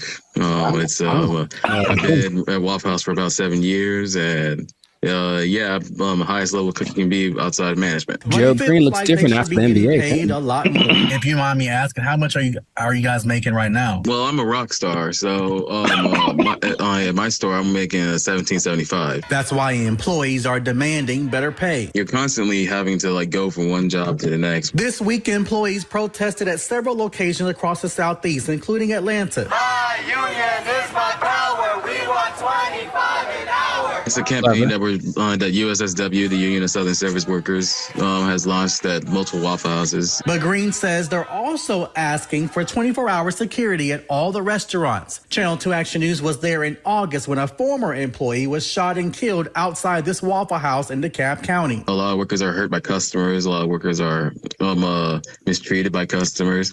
And people say it's funny to be seeing people in fights all the time, but we're not really MMA fighters like the memes online say that we are. I reached out to Waffle House corporate. A spokesperson sent me this statement. It says, in part, Waffle House remains proud of its long history of effectively and directly addressing associate concerns. Our senior management teams continue to work alongside our associates as they have done since our company's inception. All right, so that's the main idea. Got it. There we go. So, I'm a rock star. I should be making 25 an hour. I'm a rock star. Shout out to the what do he call himself? A grill master. It's like the grill trifecta. There's the grill master, there's the grill sergeant, and there's the grill. I don't have a third one. Never mind. Okay, so I don't even know where to start, man. let's just start by explaining Waffle House, because a Waffle House. Let me see. It has 1,900 locations in 25 states. That's a lot. And for people who don't know, it's American diner. Serves mostly breakfast food, but they have other things too, and predominantly in the Southeast United States. Yeah. So we're in California. I don't think there's any Waffle Houses out here. I don't believe so. California. Have you ever been to a Waffle House? Sure have, sugar. Oh. Okay. I was attended by Dolores. So you know names and everything. Yeah. So you know the vibe. I haven't been to a Waffle House in since I was a little kid. I think so. From the vibe, from what I don't know if it's changed, but from what I remember, it was very trucker-ish. Sure. Like a place where truckers go to it's not like IHOP. I think the big thing out here is IHOP, International House of Pancakes. It's classy. Yeah, it's a total. It's very. I was there. I was in Nashville last year, and it's a different vibe. I say closer to Norms, but even Norms is Norms is a step above. Step above, bro. Oh my God. So, the thing about Waffle House, before we get into the wages, this is the hilarious thing about Waffle House. Is like, for some reason, there's always something going down. Yeah. Waffle House, bro. And Waffle House has been the subject of SNL skits, Daily Show skits, and it's just notorious for fights happening. Yeah. And I don't know why. So there's this lady, one of the most infamous Waffle House fight club members. I don't know. Yeah. Her name is Haley Booth. She worked at a Waffle House as a waitress, and she's become this meme because very similar to the Montgomery Riverboat brawl.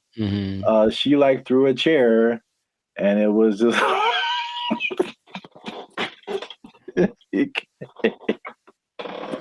it became a meme. So it's a big social media thing with Waffle House, and these are some of the quotes from social media. Okay. Oh, Haley, the waitress, she says, and I quote, "I've probably cleaned blood off of every surface of a Waffle House," just to give you guys an idea. Someone else as a joke said, "A fully staffed Waffle House could take out ISIS." There's another one. Yeah, accurate. It says, there's a Fight Club meme that says, "If this is your first fight at Waffle House, you have to fight." So that's the vibe of Waffle House. And then for the waitress, she says that the primary reason she thinks why there's fights is two reasons. Is one, it being open 24/7, and two, them serving alcohol, and the combination of those two things turning into fights. Yes, well, two things. Can we, every time we say that, can something just pop up like a head or something? Just to hint, coming soon to a podcast near you. Two things, but one, I don't think it's a coincidence that the Waffle House logo uses the same colors as Spirit Airlines. That's just kind of my first thought. Second, and this is from personal experience, people are drunk when they get to Waffle House. Yes. So it does not matter whether they serve it or not. I read that too. So basically, for sure. Waffle House is like the after club spot. Yes. So once the club closes down, the Waffle House is open and ready for all comers. And man, it's just... yeah, they gotta shut it. Waffle House. But places like Denny's are open 24 hours, a lot of them, and Denny's don't have that. So it's something about Waffle House. It's something about Waffle. It's like when you walk in, you do feel this. The first time I went to Waffle House, I was young. I was probably 10 or 11 in Missouri, I think. And I remember I remember my waffle was cold and the butter wasn't melted. So I was mad about that. But I also remember that there were people. Oh, there's a word that my mom used to say all the time. Nefarious. I think there are some nefarious individuals in the corner, and she's kind of uncomfortable with having her kids in this place with these nefarious individuals. Kind of suspicious. And I didn't know that was normal until I went to another one later, older, and I was like, I feel like those are the same people. Like, I was like, I think they just have them instead of the weird bunch from the McDonald's group, right? All them. They just have these cats in the corner ready to start some stuff. Like, that's what it feels like. Yeah. I was so thrilled about this topic. Also, I think the food is okay. Yes, so that's a good segue. The food and the service. It is borderline acceptable. And so now, fast forward to today, Waffle House employees are pushing for $25 an hour in Georgia. I'm getting mixed numbers, but I think the Georgia minimum wage is $7.25 today. That sounds about right. So Georgia, I mean, that's almost a 4 times increase. That's like, so to put it in California numbers, the minimum wage is like $16, $17 an hour. Going to 20. So that means like, if this was in California, they would be asking for like $60 an hour. Right. To serve mediocre waffles. To provide mediocre service, serving mediocre food. $60 an hour. To mediocre people. All right. It should be like an intervention. Like if you're in the Waffle House, like, man, IHOP's right over there. Just copyright. Wow. Just do yourself a favor and upgrade a little bit. Or make some. I would rather eat Eggo waffles from the toaster than eat Waffle House waffles. Like, to me, they're comparable, and maybe Eggo's got a slight edge. So, oh man, nothing too special about the Waffle House, but they're everywhere. Everywhere. 1,900 locations. It's a big chain, but $25 an hour, bro. That's a lot to make waffles. Have you ever made a waffle before? It's very straightforward.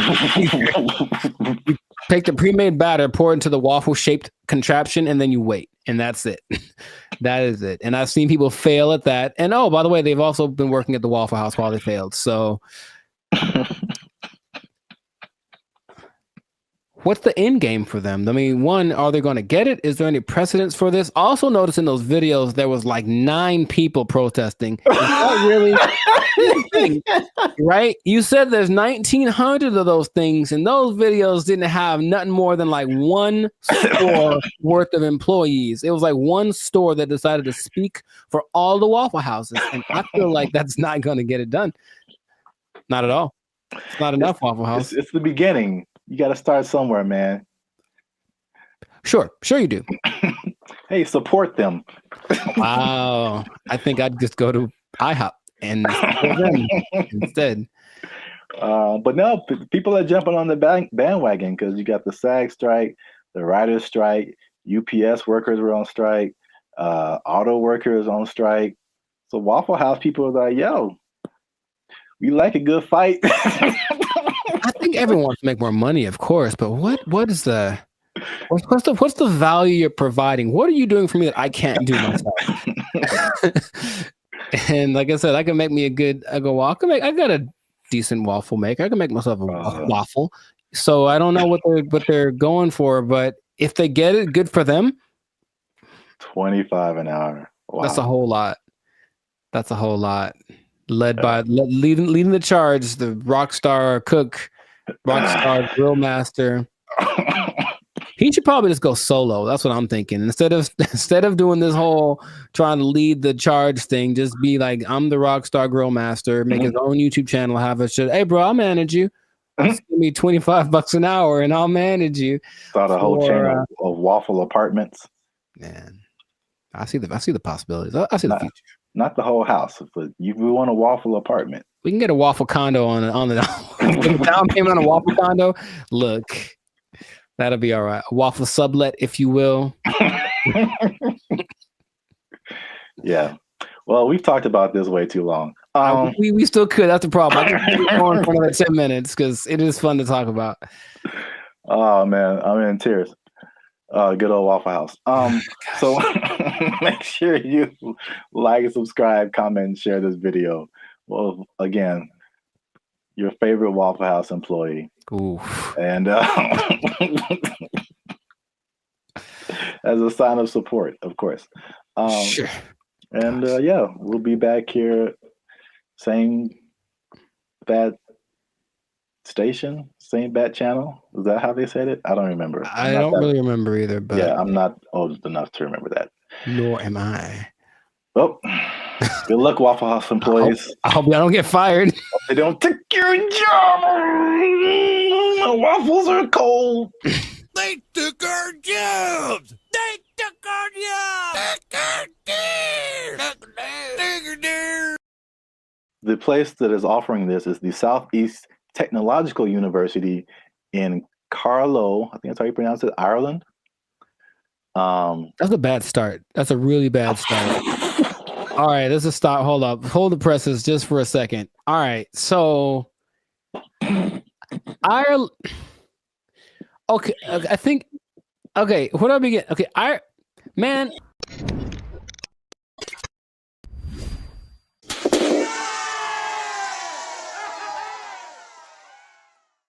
What's up, guys? I'm Zap. This is Jericho. We are Band of Future, and now 6-time international award-winning pop hip-hop music duo.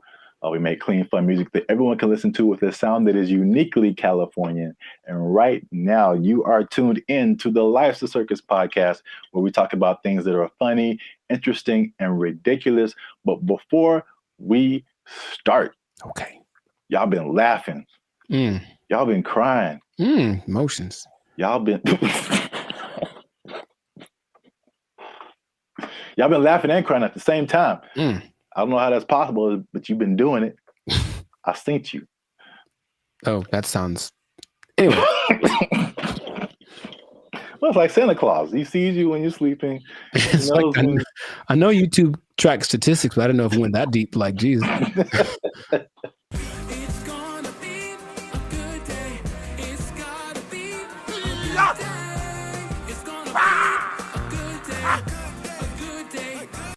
So today, we are talking about something that's interesting. The letter Q? I mean, that's kind of what I was hoping. Today's episode is brought to you by the letter Q. Brought to you by, yeah, a little bit deeper than a single letter. Okay. But it does have to do with letters, arts, and sciences. Oh, interesting. Okay. Kind of got that. There is a new degree that you can get, and it's basically an influencer degree. That's right, ladies and gentlemen. You can go to school and major in a degree that makes you a certified influencer. We're here. It's a thing that's happened. We're here. That doesn't surprise me, but go on. I want to know more. Yeah, forget about engineering or what else is there? Business, law. Math is a thing still, I think. Medical. You need to bet your entire future career on becoming an influencer. So this is the place that is offering this is the Southeast Technological University in Carlow. I think that's how you pronounce it, Ireland. That's a bad start. That's a really bad start. All right, let's just stop. Hold up. Hold the presses just for a second. All right, so Ireland. Okay, I think.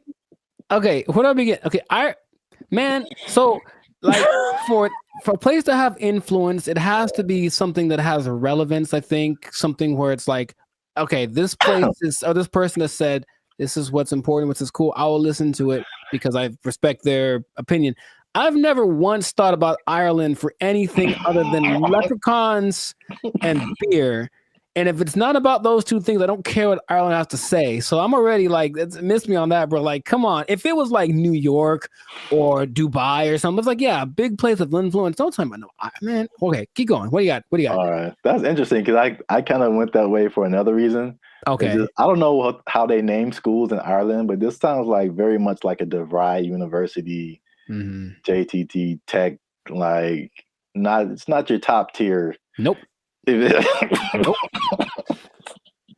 So I was like, the official name of the degree is called it's a Bachelor's of Arts in Content Creation and Social Media. What would that sound like in an Irish accent? I'm not even gonna try that. I don't got it either. I'm not good at accents. Nor am I. Except for, well, never mind. Canceled. Yep. I don't want to go. I don't want to be canceled yet. So yeah. But to, I guess, kind of legitimize it, the influencer industry is currently valued at $21 billion. So it is an industry to a certain degree. I have thoughts about that. But more than half of Gen Zers think that they can make a career out of content creation. So this school offered I think it was a summer, just a class, not a whole major. And it was like, of course, filled to the brim with students. I think they're going to have they're going to admit 40 students to this major this coming year. And they're sure that they'll have to turn a lot of people away. So it's a very much a major of interest. On the flip side, and this was from the New York Post. The New York Post. They say that the rapid evolution, and this is something we talked about before. The rapid evolution of social media and trend cycles could make the entire degree worthless as soon as you receive your diploma. Yeah, what's the curriculum based off of? What metrics are they following?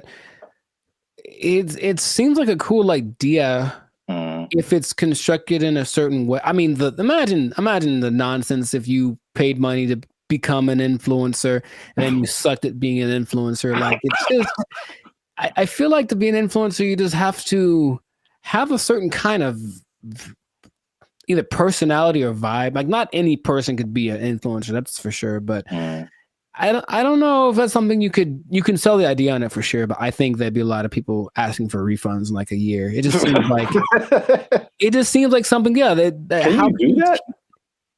Well, you can ask, of course. I'm not saying I get it.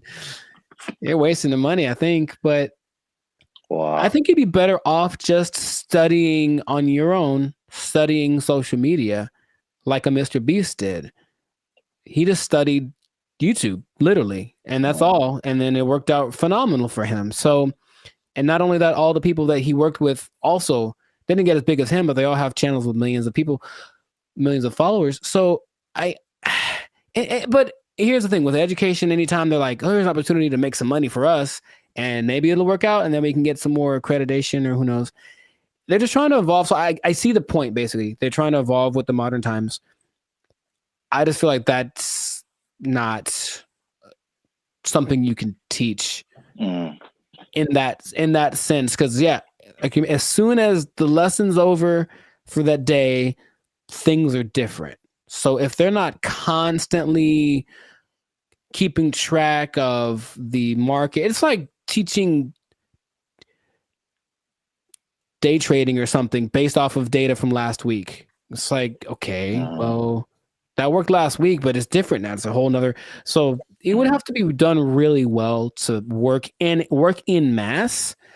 Like, yeah. Well, I have a bunch of thoughts on this. So in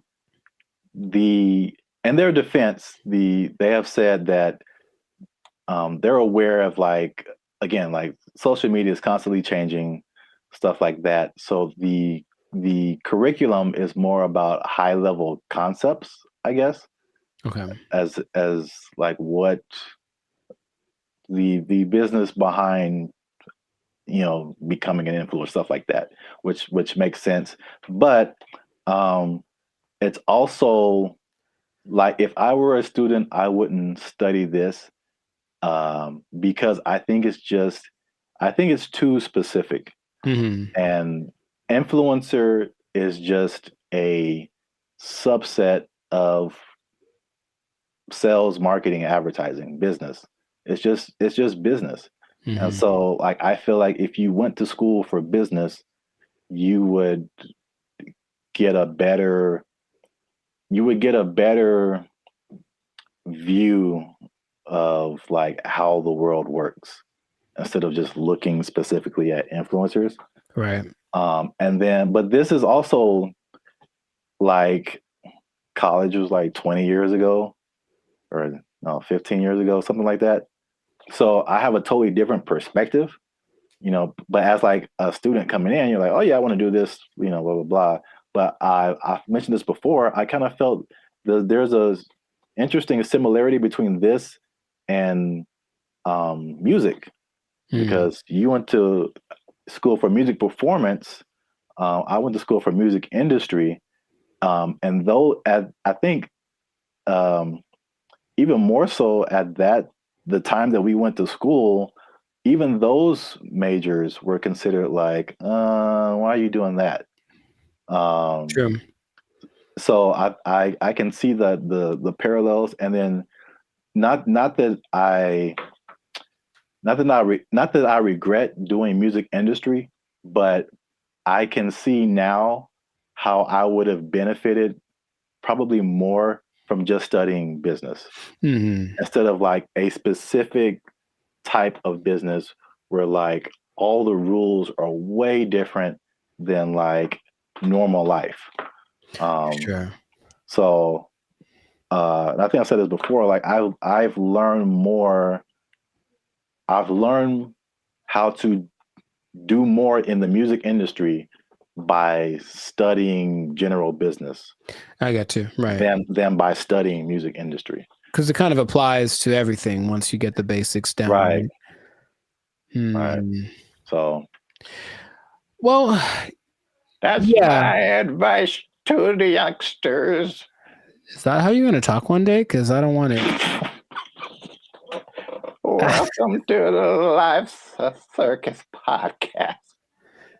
I'm pretty sure I'm going to talk like this forever till I die. So I don't know what's happening to you over there, but you sleep. But we talk about things that are funny and straight up ridiculous.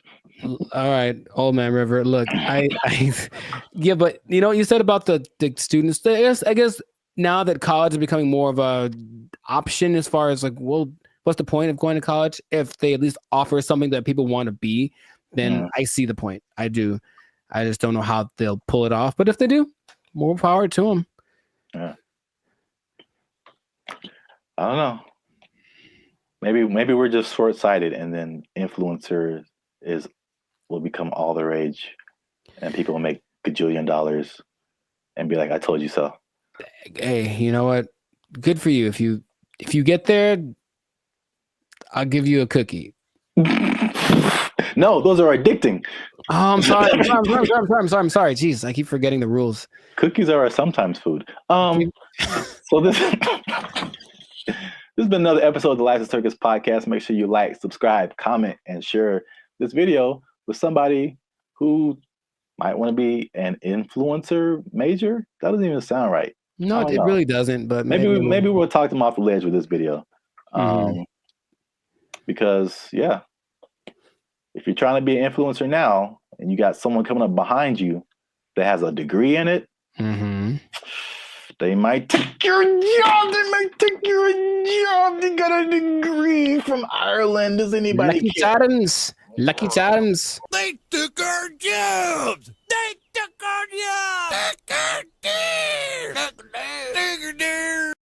So I went to our buddy ChatGPT and I made a simple request, and I want y'all to see this in real time. Oh, snap. I said, write a love letter to Donald Trump. That's not, I mean, yeah, funny, but look at the answer. What's going on, everyone? I'm Jericho. This is Zap, and we are the 6-time international award-winning pop hip hop duo Banded Future. We make clean, fun music that's fun to listen to, easy listening, love songs on the coast. And yeah, where did it go? Why does it always go there? Anyways, and you are now tuned into the Life's a Circus podcast, where we talk about things that are funny, interesting, and just straight up ridiculous. So before we get started, I'm gonna need y'all to do us a big favor and make sure to like, subscribe, comment, and share this video with at least 2 people that are really interested in the safety of humankind. The safety of humankind in the face of the AI revolution, baby. It's coming. Okay, so. Okay. I thought it was just safety. Just safety in general. I was like, well, buckle your seatbelts. Buckle your seatbelts, please, and don't talk to strangers. No. So 5 days ago, the first annual, I guess, AI Safety Summit happened in Bletchley Park. It's a place in England, and all of the big people that are involved in the AI industry were there to talk about AI safety, because it looks like it's getting out of control already. And the first person to admit that was our buddy Elon Musk. He says, and I quote, AI is one of the biggest threats to humankind. That's what he said in the interview at this summit 5 days ago. So that's great to start with. One of the persons that are leading the charge in this AI thing is talking about what could possibly go wrong. But basically what they got together to do was to talk about putting in some system, some kind of, because it's like the Wild West. Once again, they're making up the rules as they go, but they're like, well, that we need to have rules. So basically he was saying they need to create insight, and they need to, what he called, establish a referee, some neutral third party that would provide the framework for how AI is used from place to place and whatnot. And I want to start right there by asking our buddy Zap here, is it possible to be neutral in this situation? Is it possible for someone to have no dog in the fight when it comes to how to impose regulations on AI? I mean, the short answer is no. Mm-hmm. My first thought is, it can't be a person. It has to be like a organization, like the Foundation for AI or whatever. And then even when those things happen, there's like all these political elements. It's like, if it's an international thing, I'm sure, there's some entities that have like more control than others to say what people can do, what people can't do. I don't know. It seems like it's something that needs to happen, but I think it'll be a Band-Aid, sure, to a certain extent. Mm-hmm. Yeah. Mr. Elon Musk, I heard about this because he was talking on the Joe Rogan podcast, and I was curious what he was talking about, and then he mentioned this, and I said, oh, okay. Well, he is such an interesting man, and when Joe Rogan asked him, what do you hope to accomplish with this summit, this safety summit, his honest answer was, I don't know. And I was like, okay. And that's me, after thinking about it for a long time, he said, I don't know. And it's like, okay, so. Well, I will say this, he is right, because there's a discussion that needs to happen. Mm-hmm. And like, I think this is a recurring thing where like what's happening in the world is faster than the government. Mm-hmm. Or our governments. I don't know how other governments work in other countries, but this government is insanely slow. It's like 10 years after things have fallen apart, they like make a law to like fix it. And it's just, there's so many hoops you have to jump through. red tape and all this kind of stuff. Even like cryptocurrency, like they still don't have a complete handle on like how to do that, how to regulate it, what to regulate. And even the stuff that they do is not super informed a lot of times. Mm-hmm. So it's just, it can be like all over the place if you wait for the government to step in. But I think at the very least, he's going in the right direction because things are happening insanely fast. Like things are changing overnight and stuff is happening. The same people are using the AI for good things. There's a lot of people that are using AI for bad things. Right. That goes with any new technology, right? And he was saying that it needs to happen. Someone needs to be a gatekeeper, if you will. But I keep coming back to this neutral thing, this neutral third party thing, because I think everyone has an agenda, no matter what, because that's just the way that humans work. So among the 28, it wasn't countries represented, but it's like 28 entities that are involved with AI. The leaders of those companies are basically in attendance, including Ian Hogarth and Nick Clack. Just throwing it out there because of the names that were mentioned in the interview. But that's nice. Shout out to those guys. I thought they were like personal buddies of yours or something. I don't know them yet, but maybe.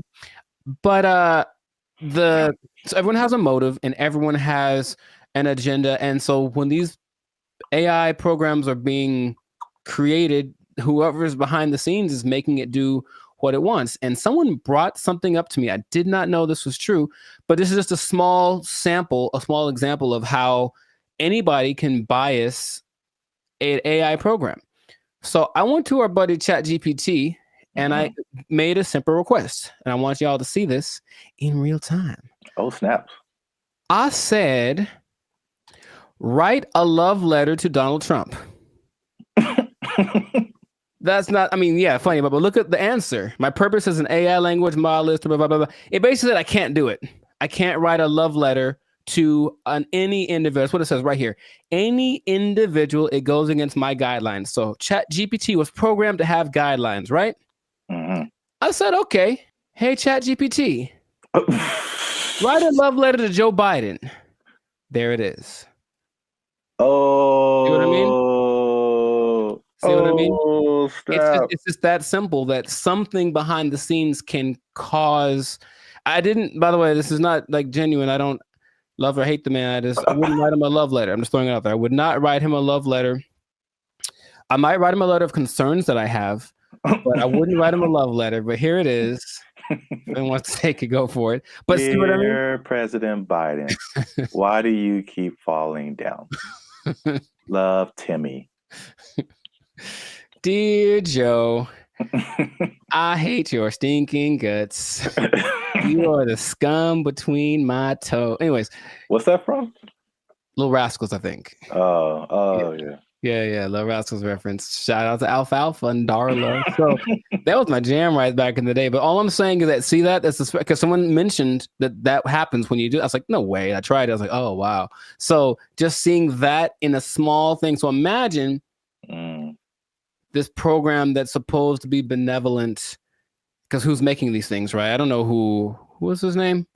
Ian Hogarth. I don't know who he is, right? I don't know. So imagine it's supposed to be an AI program designed to assist with getting people healthcare or something like that. And yet there's an agenda that says, hey, if they're from this place, don't let them have it. Like something like that, it can be programmed into it, and there's really no way to prove it unless you really know how to handle this AI stuff. So all I'm saying is that, the trouble with finding this neutral third party that Elon spoke about is that I don't think it's really possible. Everyone's got something behind them, and if they're not malicious in their intentions, maybe someone behind them is. It's always that kind of thing. It's like, well, it's not me. It's like, whose fault is it, or where does it start? So that's all. It's definitely something that I think needs to be is necessary because AI is.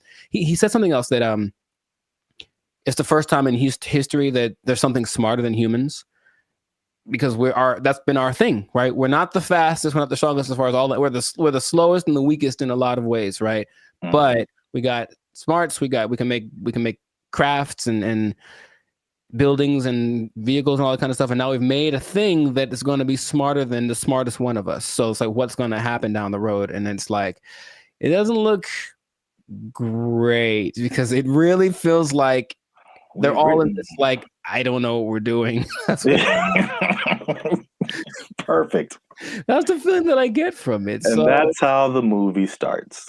It always does. And there's lots of movies in there. So the question is, like, what would be fair rules? He made a comparison to like a sports team. It's like we're starting a game and these are all the teams that are playing. So all the teams should have a say in what the rules are. But of course, if you're talking about like the Nuggets making the rules and then, I don't know, the Lakers making the rules, they might have different ideas of what's fair, right? Yeah. You know, so it's just going to be interesting to see how that goes. But at least someone's trying it. I believe the Prime Minister of England set it up, and that's what's going down. So fingers crossed, because like you said, it's happening really fast. Yeah. Yeah, and they need to figure something out quick because this is a good segue into another episode because there is a scam going on right now that people need to be aware of. It's happening right now, and it was a big news story on CNN. Okay, we have to tune in another episode of the podcast to check that out. But anyway, this has been a fantastic episode of the Life of Circus podcast. If I do say so myself, a Life of Circus podcast. Jericho, this is Zap. So make sure to like, subscribe, comment, share this video with some people interested on the fate of humanity. And hopefully they won't come and do the thing where they take our stuff. Take your job. They're gonna take our job. Take it out. They took our jobs. They took our jobs. One thing I never saw before that they just installed in the mall near me, and I think it's just genius. I've never seen this before. They just put a... What's up, guys? I'm Zap, and this is Jericho, and we are Bandit Future, a now 6-time international award-winning pop hip-hop music duo. We make clean, fun music that everyone can listen to with a sound that is uniquely Californian. And now, right now, right here, right now, right here, right now, yeah. You're listening to the Life of Circus podcast. Well, my voice went really high.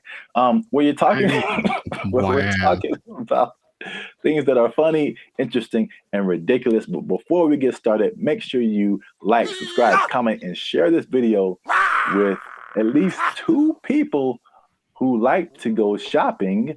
And make sure you stay to the end of the video because a lot of people thought that malls were closing down, but they're very much alive. And I'm going to tell you 3 reasons at the end as to why that is the case.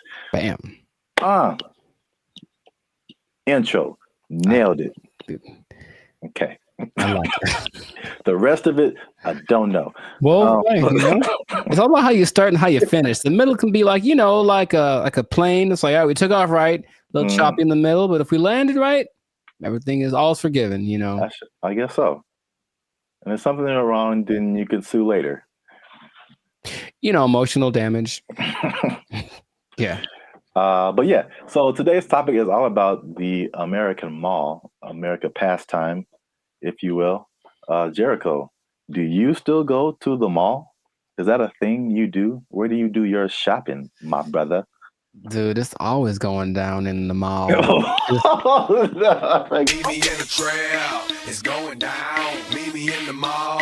It's going down. That is one of the greatest songs of all time. All right. Beyonce made one of the greatest albums of all time. That is one of the greatest songs of all time. All right. I'm gonna let you finish. But Beyonce had one of the best videos of all time. It's just so good. I do.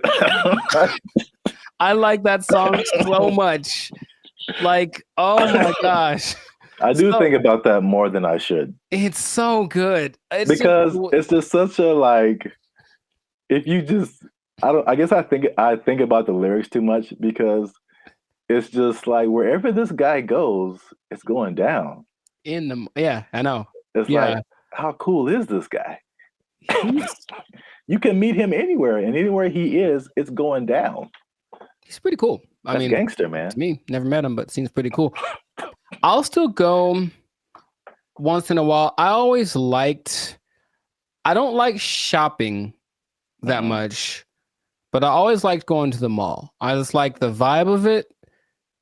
It's where you went to pick up girls in high school for sure. But just even now, I'll still, if I got some time to kill. Oh, and they have Cinnabon there. Good Lord. I mean, tell me that place isn't run by Satan.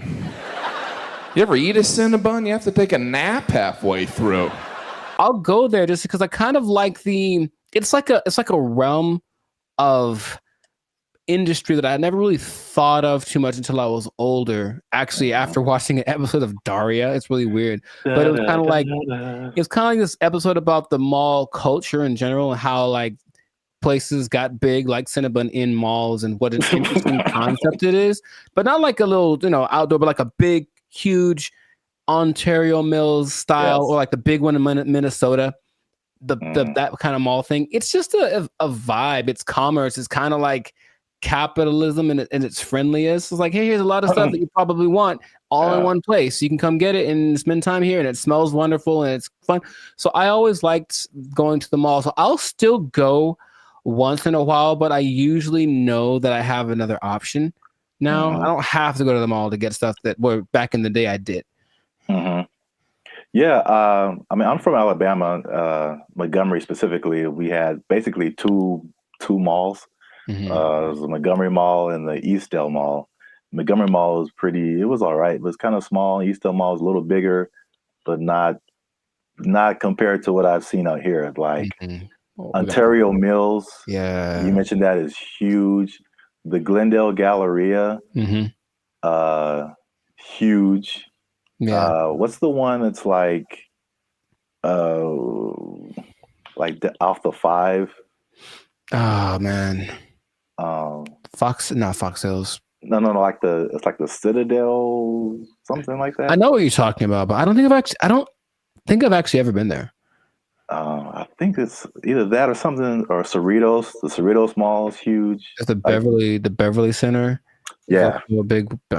Yeah. Yeah, I mean, the malls are, I guess we don't really think about it, but they're still around. They're still huge. So I'm going to just throw some numbers at you, because I thought like after COVID, like that was it. Because like it was a crazy time, and you saw a lot of business, like a lot of big businesses from bankruptcy. Wow. Words. I remember JCPenney was a big one. Bed Bath and Beyond got hit by COVID. Toys R Us. Oh yeah, R.I.P. Toys R Us. That's legit R.I.P. right there. It's like like big flagship store. I'm not talking like a little, Radio Shack or Circuit City. I'm talking about like the biggest store in the mall is like shutting down. Like, there's gonna be no more mall. Plus, what I thought with e-commerce, the Amazons of the world, it's like, okay, people got used to getting stuff delivered to them, and it's like, why go out? I can just get it on Amazon or Walmart.com. So the numbers, however, say the opposite. So malls work with like an occupancy thing. So basically, it's like the number one indicator of how successful the mall is. So the more occupied it is by retailers, the more successful the mall is. So mall occupancy was 89 to 95% last year. 92%, and you're doing good. Anything above that, you're doing good. So malls are healthy, they're thriving. And this is what happened that I didn't really realize, is that when the stores closed, it didn't necessarily mean that was the end of the mall, because in case you didn't notice, a thing called inflation has been happening. No, I didn't notice. And so the price of everything has gone up, including rent. They just opened the space back up and they charged more because it was a new tenant. Traffic is actually up. Sales are actually up. There's actually waiting lists in some places for some stores to get into the malls. And so I get into these. There's 3 things that are really happening. You touched on some of it at the beginning. Okay. But I can at least give you this one on the retail side. It's basically people are finding out that, and it's kind of odd, I guess. I didn't expect that to be the way it is, but retailers are finding out that people aren't necessarily making that purchase online. They're just kind of like browsing. It's almost like TikTok, right? You're not really connecting with anybody. You're just scrolling through and seeing what's available. Uh-huh. And they're making more concrete decisions in the store. Mm-hmm. And so the digital part is like getting people to recognize you and who you are, but they're actually seeing more sales being converted in the store, or it's called not necessarily that, but it's costing them less to get people to buy stuff, basically. Makes sense. So I think. Oh, go ahead. No, you can go ahead. That there's no replacement for retail therapy. I think people that love to shop, I can imagine the people that love to shop, that dopamine rush of having those 2 plastic bags when you come out the department store. You can't replace that with this. Oh, we'll just bring it to you. It's like nah. It's like, don't bring me I want to go catch the fish, because it's as satisfying to actually catch it and have it as it is to pay for it. So I see that as being the thing that drives people more than anything. Mm-hmm. Yeah, and then online stores are actually there's stores that have started online and they're actually moving to like the brick and mortar type stores. So a few of those companies, one of them is Warby Parker. Have you heard of them? No, I don't know what that is. Okay, I see their commercials all the time. They do like eyeglasses, stuff like that. Okay. Another company called Allbirds that I haven't heard of. And there's another company called Wayfair that I have heard of. I've definitely bought stuff from their company, and so they'll be building like their own store. So yeah, that's number one. Retailers are seeing positive sales in the brick and mortar, and the second thing, you kind of alluded to it, is just people there's a certain luxury experience in malls that people are drawn to, right? That you don't necessarily get when you're just clicking a button online. Yeah. I recently I live near a mall, and I recently went in there, and I usually don't go in there at all, but I was just kind of walking around and looking, and I was like, it just felt nice.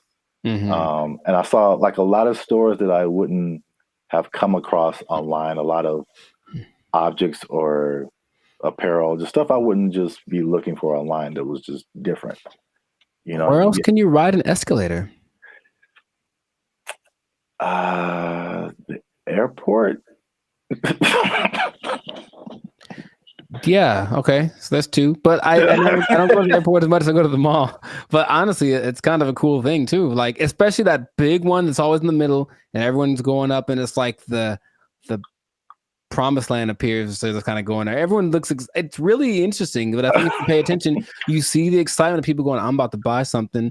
Yeah. And they get to the top, like, we've arrived, and it's just got a cool atmosphere. It's like an environment, like a built-in environment. Like the people there, they'll have a little entertainment once in a while, especially in the 80s that had all the people that were singing there. But in general, it's just the fact that people are all there, usually in a good mood because they're getting the stuff they want.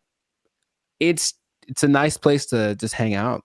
Right. Yep. Perfect segue. That's number 3. Is that the mall is just in general an experience for people. And I think what adds to that, they actually listed it here too as well. It's not just the stores, but everything else is happening too. So in some malls, they have stuff like go-karting and video game arcades. I know there's some malls that have like a trampoline thing you can jump on if you feel like it. And of course, the restaurants, the movies. Oh, movies, yeah. All kind of good food. And one thing I never saw before that they just installed in the mall near me, and I think it's just genius. I've never seen this before. They just put a grocery store inside of the mall near me. And that's literally the first thing I see when I walk in. And it's very weird because grocery store and mall are two different things in my head. But you're already shopping. I guess it makes sense. Well, from a psychological standpoint, I've never seen that. And that makes a lot of sense because from a psychological standpoint, when people buy stuff, like they're more likely to buy stuff when they've already bought something. So they're kind of in the mode of buying. So I'm going to the store to get my vegetables or whatever, groceries, normal. And then if you're in an environment where there's other stuff you can buy, they're like, you know what? While I'm here, I might as well see if they have and all of a sudden, there you go. You're selling more than you would have. So it's like the stores and the mall have like this kind of symbiotic relationship in a way. So yeah, that makes complete sense, but I've never seen that. Yeah, that's the first time I ever saw that. And it does make sense. And also, like the concept of a mall where you get everything, like I would, like in my mind, it's like if I'm running errands, it's like, okay, I got to go to the mall, then I got to go to the grocery store, then I got to go to this place. But if they're all in like one place, you can go to the mall, you can go to the grocery store, you can go to the movies, and then play an arcade game. You just spend your whole day at the mall. It's like a physical Amazon, like really, like everything I need is right here. Yeah, it's crazy, man. I want to go to a mall. I just want to go to the mall. I want to listen to that song. Meet me in the mall. It's going down. Get some groceries. Meet me in the club. It's going down. But if someone meets you there, will it be going down? I mean, do you have that kind of? Anywhere you meet me, guaranteed to go down. Yeah, that kind of pull, man. Will it be going down if I meet you in the mall? I think so. I think I can say that with confidence. I think it'd be going down in the mall. And you just play that song and like the murder horn song back to back, and dude, I'm lit. Like it's no. I'll use up all my energy for the day in 5 minutes to watch me. Oh, you know what? I just thought about this. Oh, what? Did you say energy? The mall next to me also has a gym in it. Yeah, I've seen that before. Like, it's everything. You just go to the mall. Yeah, that's so smart because they sold that mall when after COVID because like nobody's renting. They thought it was going to go down, and this guy bought it, and I was like, that's the dumbest thing ever. Like malls are on the decline, and they got a gym in there. You got a grocery store. That mall is bumping, dude. Like, yo. And he bought it at a discount. So just like, man, I want to meet the guy. They did an article on him. Okay. There was something depressing about the old malls, though, in some places where they're like kind of abandoned. Oh, yeah. Those are kind of, all right. There's one specifically in Laughlin, Nevada. And I remember being there like, I just feel gross being in here. Like half the places are unoccupied, and the places that are there, they have the same people that were there from the 80s. It's not a good situation. Yeah. But yeah, I like the mall, man. It's a good place. All right, we went way too long. This has been another episode of the License Circus podcast. Make sure you like, subscribe, comment, and share this video with somebody who likes to go to the mall. It's going down. Anywhere I be, I guarantee it's going down. Be in the mall. They took our jobs. They took our jobs. The WNBA. Do you watch that thing? Do you watch it? I do not. Nor do I. All right. So we've had that talk. Right. Now, what's going on, everybody? I'm Jericho. This is Zap, and we are Bandit Future, the 6-time international hip-hop pop duo. Well, we're international worldwide, but we also have awards. We won 6 international awards for our music. There we go. One day. Anyways, we make clean, fun music that everyone can listen to with a sound that's uniquely California. And you are now, good Lord, tuned in to the Lights and Circus podcast. We talk about things that are funny, interesting, and just straight up ridiculous. So before we get started, make sure to like, subscribe, comment, and share this video with at least 2 people. Oh, man. With at least 2 people that like women's basketball. I'm going to talk about it. This episode is for my dad, basically, because he likes it a lot. Now, what I want to say is that stay tuned to the end because I have an idea, I have a solution I'll say fix it. I'm just gonna say fix it. I'm to fix the WNBA that no one has explained in this way yet. I have the unique perspective that you need to hear. So stay tuned to the end. I'll let you know. So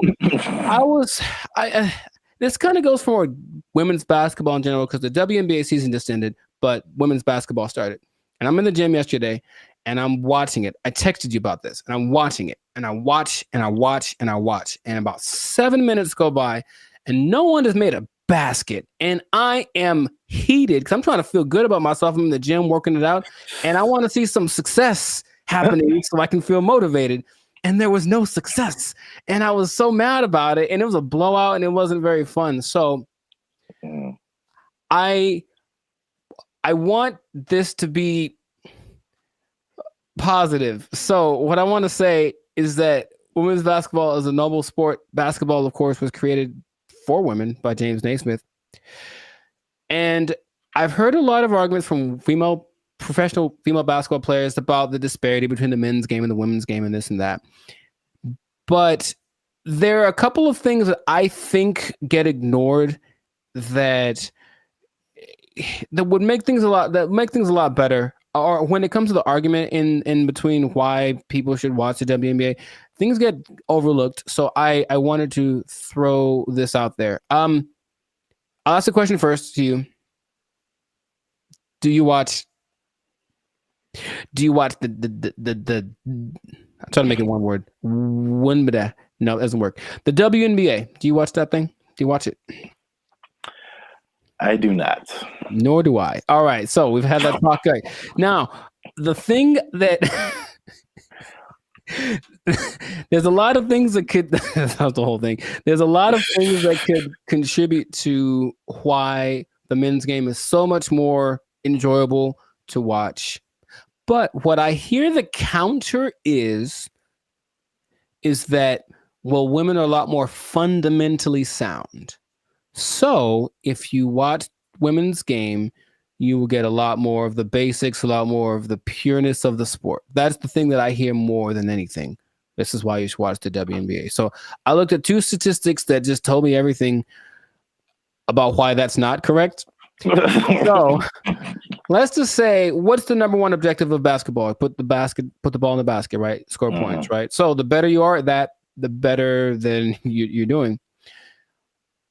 I looked up the percentages of shooting in the NBA versus the WNBA for last year, just to see. Maybe women shoot better, and so you should watch because, that's the thing they do. They're not dunking on everybody, but they're definitely fundamentally sound with their jump shot.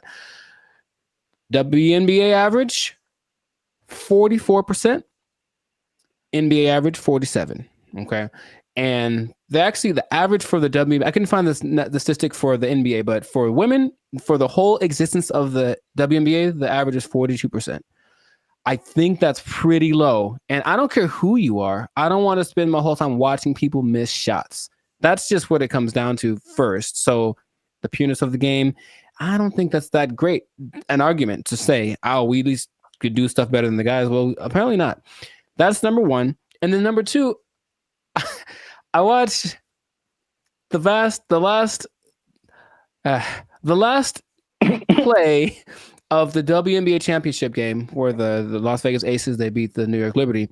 And it's this weird play where the main star from the WNBA, Breanna Stewart, is like getting locked up pretty much. It was like impressive.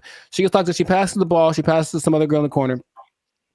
She chucks up this air ball that had no chance. It never had any chance. I don't know if air balls count as turnovers, if they just like, oop, that was bad. But it seemed like she passed it to the other team, right? So I was like, maybe the women are better at taking care of the ball. So assist to turnover ratio is the way that you measure that usually. So for guys, there's only lists of people that have the highest assist to turnover ratios. In the men's game, I saw someone right now in the league has a 26-1 assist to turnover ratio. Wow. Mike Conley. I mean, it's not going to last. The season just started, but 26-1. Chris Paul's like at 9. There's a bunch of people but it usually gets to like the best people have like 4 or 5-1, whatever, 6-1. The highest in the WNBA last year was 3-1. That's the best one. And it's like, so when I've watched a lot of women's basketball, I've seen a lot of turnovers, a lot of mistakes, a lot of this and that, and it just looks sloppy. So I don't see why that's the argument for why the women's game is better than the men's game. Now, have you thought, for example, because you don't watch it, and I don't either, what would you want to watch? What could change about the WNBA that would make you want to watch it? Well, we've talked about this before. Right. And I had two ideas. Although the second idea, I'm kind of maybe backing down on. Okay. But the first idea for sure is lowering the rim so that more people can dunk. I think the basketball dunk is one of the most exciting plays that, whether you're a basketball fan or not, like just to see someone do that is just one of the most exciting plays in basketball. Mm-hmm. And it rarely happens in the WNBA. Right. And like even for the NBA, if you see a fundamentally sound team, it's usually a boring team. like I wouldn't want to watch the Warriors unless Steph Curry was shooting from the parking lot. Mm-hmm. Like that made it like, just so much better than just a bunch of guys shooting jump shots. Like you want to see somebody do something extraordinary, whether it be shooting from the parking lot or just like dunking on somebody's head and ending their life. It's just like those are where the highlights. Acceptable, yes, those are where the highlights come in. So that's number one. Okay. And then number two, which will be sexist or whatever, I don't care. Mm-hmm. But I think it's no secret that women have a certain sexuality factor that attracts men. Mm-hmm. And if you gave me a choice between a women's basketball game and a volleyball game, I'm watching the volleyball game every time. Yes. They're great athletes, but the outfits are also great. And like, I'm going to pay a lot more attention just as a man. Like, yeah, I know it sounds bad, but that's human nature, the world we live in. Yeah, sure. Marketing, like, I like not beach volleyball. I've been talked off that ledge. That's too far. I don't want to see people running around in bikinis. I told you there's a league in New York that's like that, and it's not great. It's not something about it. It's too much. It's just kind of no. It's not like the volleyball outfit or like what they wear when they do track. That's very. I think that would be a very appealing outfit to get more viewers to watch the WNBA. Gabby Thomas. Anyways, hey man, we live, man. We live. No, I'm just having. Me too. I'm trying to be alive. Like, yo, Gabby, what's up? For real. But I am. The most people that watch the WNBA are men. So yes, that would go along. Like, women do not like WNBA at all. If they like the WNBA, it's because they play basketball. Well, that's weird too, because I didn't think that was the case. 70%. I believe it's 70%. Wow, so that's really fan weird. Base. The clicks on the WNBA website, all that's men. So they're already supporting it, and then of course the financial support comes from the NBA. I digress, but that's just So the things that you mentioned would help. Sexualizing things. I think women like to look cute too. Some of them. So I don't think it'd be like the most degrading thing. Maybe they have options like with tennis. They could wear something. They have like little options for the outfit. I'm sure it'd have to be uniform for the team or for the sport, but I'm sure there could be an agreement because I wouldn't mind some more. I was gonna. How do I say it? Just accentuate some parts of the female figure. That's what I think would be cool. But that's the thing that I think is least likely to happen. I don't think they're going to want to do that. I do agree with the hoop thing. That's the thing that makes, because here's what I'm thinking. I'm watching this game yesterday, and like it's like watching like little kids. You ever see little kids like shoot a basketball? They put the ball way up here and then chuck it up because they don't have the strength to get it up there. I'm not saying they can't. Like, of course they can. Especially Sabrina Ionescu made something crazy in the 3-point contest this year. So they can shoot for sure, but in general, they are shorter and less athletic and less strong than the men. I know the basketball is a little smaller for the women, but the hoop is the same height. So I have a solution that I don't think anyone's explained in this way. Okay. The average height for NBA players is 6'6". The average height for WNBA players is 6 feet, which is pretty tall for women, but in relationship to the same height of the rim is 10 feet. That means that for men, the hoop is 58% taller than them. But for women, the hoop is 71% taller than them. So to split the difference, I said, what would happen if the hoop was also 58% higher for the women? And if that was the case, it seems a little bit on the low side, but if that was the case, the hoop would be 9 feet 2 inches. Yeah. And to me, that makes a lot of sense because the people that are, the girls that are tall, 6'5", 6'6", they be dunking like Shaq, like we want to see. And then some girls with some springs would be getting some Westbrook action happening. And I think that'd be great. Now, would they have to learn how to adjust to shooting lower? Yes, they would. But I believe there's a women's basketball, I think it's called, oh gosh, I forget the name of it, but there's a women's basketball-esque sport where there's no backboard and no one can dribble. It's a weird in Australia. And the rumors about this, you can see if they could jump, they're not allowed to jump. But if they're allowed to jump, they'd be able to actually. So weird. It's what is it called? It's got a. Anyways, they could dunk on that hoop if they were allowed to run and jump. If the hoop for the WNBA was that height, the game would be a lot more interesting. I think the percentages would go up because you just see these women. A lot of women's form is kind of like chucking the ball as hard as they can because that's how they have to generate the energy to get the ball high enough. So that's my solution, but that's the rationale behind it. We want to make things equal. So the height of the hoop is the same ratio compared to the height of the players. Yeah. I think that would work. I don't think they're into it. Of course, every play, they have to change it everywhere. Every hoop would have to be, adjusted and whatever. But which would you rather? Make an adjustment to the game a little bit? Well, that's kind of significant, honestly. Lowering it to that's kind of significant. Or continuing to not make any money because to this day, the WNBA has not made a penny. That's just honest. And the statistics say it has not made a single cent. It's actually been in the red every year, and the NBA has to provide the money to bail it out. So that's just my idea that it could help promote the game a little bit because basketball is a great sport, but yeah. The excitement factor, like you mentioned, we want to have that a little more. So that'll do it. So 9'2", that's the thing. So listen to me. Just do it. Let's do it.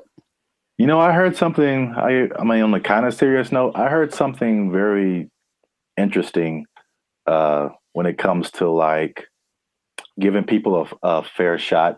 Just kind of leveling the playing field, and that there's a difference between equality and equity. So like if you're going up, if let's say there's something that everybody wants to get to at the top of some stairs, right? And so equality says that, okay, we've got these stairs here. Everyone can just go up and get to whatever's at the top of there. But the person in the wheelchair can't use the stairs. And the person is blind and can't see the stairs. So equality says well, let's just make some stairs. And so everybody has an equal path to get to the stairs. But equity says, okay, it's about everybody getting there. So we'll make the steps for the people who can walk. We'll make a ramp for the people who have a wheelchair, and we'll make some kind of braille, something so that you can find your way for the people who can't see. And now everyone has access to the stairs, even though they're getting there differently. And so I feel like the WNBA it's like it's trying to be equality. It's like it's exactly, we want to look the same as the men. We want to wear the same jerseys as the men. We want the rim to be as high as the men. We want all this stuff. We want to have the schedule and the tournament, everything. But it's, and I mean, this is a great American debate right now. Sure. It's like, we're different. We're different. We've always been different. Men are different. Women are different. Like, just make it for women. Like, I mean, the percentages you said are good. It's like, it's not diminishing. It's just making it more of an equity thing instead of like an equality thing. Right. So where we get the same thing, just in a female form, in a way that's catered to the female game. That would just make so much more sense, but nobody wants to do that. So they do not. No, they don't. And so I'll just keep watching LeBron dunk at 40 years old. Jesus, man. That ain't fair. Yeah. Wow. That was a good point. Yes. So anyways, make points from time to time. You got him. Zap for president. Probably, yeah. So this has been another episode of the Lifestyle Circus podcast. Make sure to like, subscribe, comment, and share this video with the people that like some basketball. Let us know what you think about this equality versus equity thing. Johnson basketball. Hey, man, he got a ring, man. Yeah, let us know what you think, how to make this thing a little more fun to watch, because the WNBA deserves people to have people watching it. It really does. They work really hard. In fact, random point. One of the most famous female players of all time, Diana Taurasi, I went to high school with her. And what? Yeah, we played one-on-one once. She won't remember. I lost. Anyway, I lost real bad. It wasn't even fair. It wasn't fair. It wasn't fair. So in that case, equity would say I should have got like a 10-point lead or something. I still would have lost. Anyways, shout out to all them. And that's been it. So yeah. Don't take my job. No. Because I just spit in truth, man. If they might take your job, they're not taking any WNBA jobs. Because nobody's watching. All right. Bye, everybody. They took our jobs. They took our jobs. They're thinking about legalizing everything in California. But in the way that Oregon is doing it, in the way that Vancouver is doing it. And you've seen downtown LA. What do you think is going to happen, bro? What's going on, everybody? I'm Jericho, and this is Zap, and we are the now 6-time international award-winning pop hip-hop duo Banded Future. We make clean, fun music that everyone can listen to with a sound that's uniquely Californian. And right now, in this moment in time, you would tune in to the Lifestyle Circus podcast, where we talk about things that are funny, interesting, and just straight up ridiculous. So before we get started, make sure to like, subscribe, comment, and share this video. I'm gonna change it up with 2 people that like drugs. That's all. We're gonna talk about drugs, okay? Now drugs are bad, okay? But I know we're talking about them. Sponsors gone. Specifically, we're talking about the drug problem. You can call it an epidemic, but drugs are. What you talking about, baby? But it seems to be getting worse. So the specific thing is the way that governments are approaching the drug issue in their country, and there seem to be 2 very drastic sides, and they both have interesting results. So before we get into it, Sir Zap, San Francisco, have you had any experience or just thoughts about just the? Have I had thoughts about drugs? Have you had thoughts about drugs? Do you dream about them? Drugs are bad, okay? But have you seen the effect of drugs on our society as a whole with your experience? Yeah, man, I think about drugs every day. Okay. You know what I'm saying? Okay. It's hard out here in these streets. that brought to mind two things. Yes. He's there. He was up there. It's crazy. Mission accomplished. Yeah, San Francisco.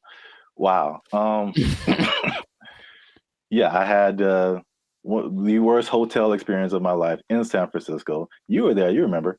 And it wasn't because, well, I guess it was because of the hotel. They had a hand in it for sure. That was not helpful. But it was the people who were there who were obviously using an assortment, shall I say? A plethora, perhaps. Yeah, involved in all kinds of activities and whatnots. But yeah, we definitely saw it there. And I was saying before, this isn't like my crowd, so I don't really know a whole lot about drugs anyway, but you just kind of go from the homeless people because for sure you see them on stuff. I've seen them doing stuff. And so that's how I kind of like get the drug vibe. But going like just off of the hard drugs, one thing I noticed, I don't know if you noticed this either, the legalization of marijuana in California, and probably in other places too, but in California, I definitely noticed the explosion of just like, we can do this everywhere. Let's do it everywhere. Especially like on the freeway. Like I can drive down the freeway and just smell like the whole freeway is high, bro. Like, yeah. No wonder we're all going 5 miles an hour. Yeah. Like everybody is just walking on sunshine right now, and I'm trying to get to work. I remember one guy, we went up to Sacramento, and one guy in like a Jack in the Box was like he was the happiest man. And I'm like, wow, starting early, 8 in the morning. Like, that's a wake and bake situation right there. Yeah. But I don't think that weed causes the problems that we're seeing, just slower people and maybe they're raising the price of food. Everyone's eating too much, but I digress. The idea is you can do one of two things, or there have been two extremes that governments have been taking. One is to decriminalize drugs. So there's a difference between decriminalization and legalizing. They're not legal. You can still get busted for them, but it's just that decriminalizing means you won't go to jail forever for getting busted with a meth pipe. On the other hand, you could really go at the drug sellers and the drug users and make everything illegal and see what happens. So the, I guess, benchmark for everybody's decision is Portugal, because in the 90s they had, I think they were kind of closed off to the world for a long time. I'm not quite sure why, but for like 40 years no one could really get in there. So in the 90s it opened up, and in came all the influx of everybody's influence, and with it came drugs because people like drugs. So what happened was Portugal got a really bad heroin problem, the worst ever, and everything that the government tried to do was like, we can't really make it go away. So let's try something extreme. So they decriminalized everything, and instead of that, they treated drug users like patients, like they're sick. So they made rehab centers and this and that. So if you get caught, you don't get taken to jail, you get taken to a rehab center where they actually will give you more of the drug you like, but in a lesser dose, it's trying to wean you off of it. And they have a system in place for making that work. Other places that have copied that, I believe Lithuania and there's maybe Denmark. I could be wrong about that. But so what has happened was that the good old US was like, oh, let's try it. So they did that in Oregon with the last election, and they kind of forgot one part. They forgot the whole rehab part. They just decriminalized everything. And I think I heard about that. It's a nightmare. It's so bad. It's just people just violently robbing each other in broad daylight and just on drugs, on the zombie drug. I'm not sure exactly what strain it is, some kind of a opioid maybe, but it's a zombie drug. People like walk around like zombies. But the visual I wanted to share with everybody was actually from a video I saw from Vancouver. They did the same thing. They just legalized everything without thinking about how to fix these people once they're on the drugs. So everyone's just walking around, literally, same thing, robbing people. The scene that I remember when we were in San Francisco was this one street where it's like everything looks normal, aside from like the occasional like human feces on the ground, but everything looks normal. And you turn a corner, and all of a sudden it's Armageddon. Oh my God. just literally, just all of a sudden, everybody, and like you just stop there, and they all kind of like turn.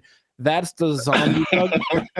So there's a video of these two men walking down the street, and they're in a position where I don't think I could keep my balance and walk, but they're so hunched over, and they're still somehow staying upright. There's two of them. They're walking, and it looks surreal in Vancouver. That's happening right now. So they tried it, and for some reason, they didn't get the memo that they need to add the other part to it. So that's an they're thinking, oh well, like alcohol, like there'll be a couple of people that go overboard with alcohol, but if we let everyone have it, most people have enough restraint or whatever to not use it. I just don't think that hard drugs and alcohol are exactly comparable like that. So you can take the other extreme, and this one is maybe more fun, and that is the president of the Philippines, something Duarte.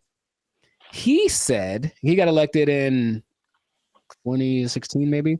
He said, kill them all. That's exactly what he said. Kill all the drug dealers and all the drug users. Wow. In 4 years, well, the last updated thing was like in 2020. So in 4 years, he killed like 24,000 people.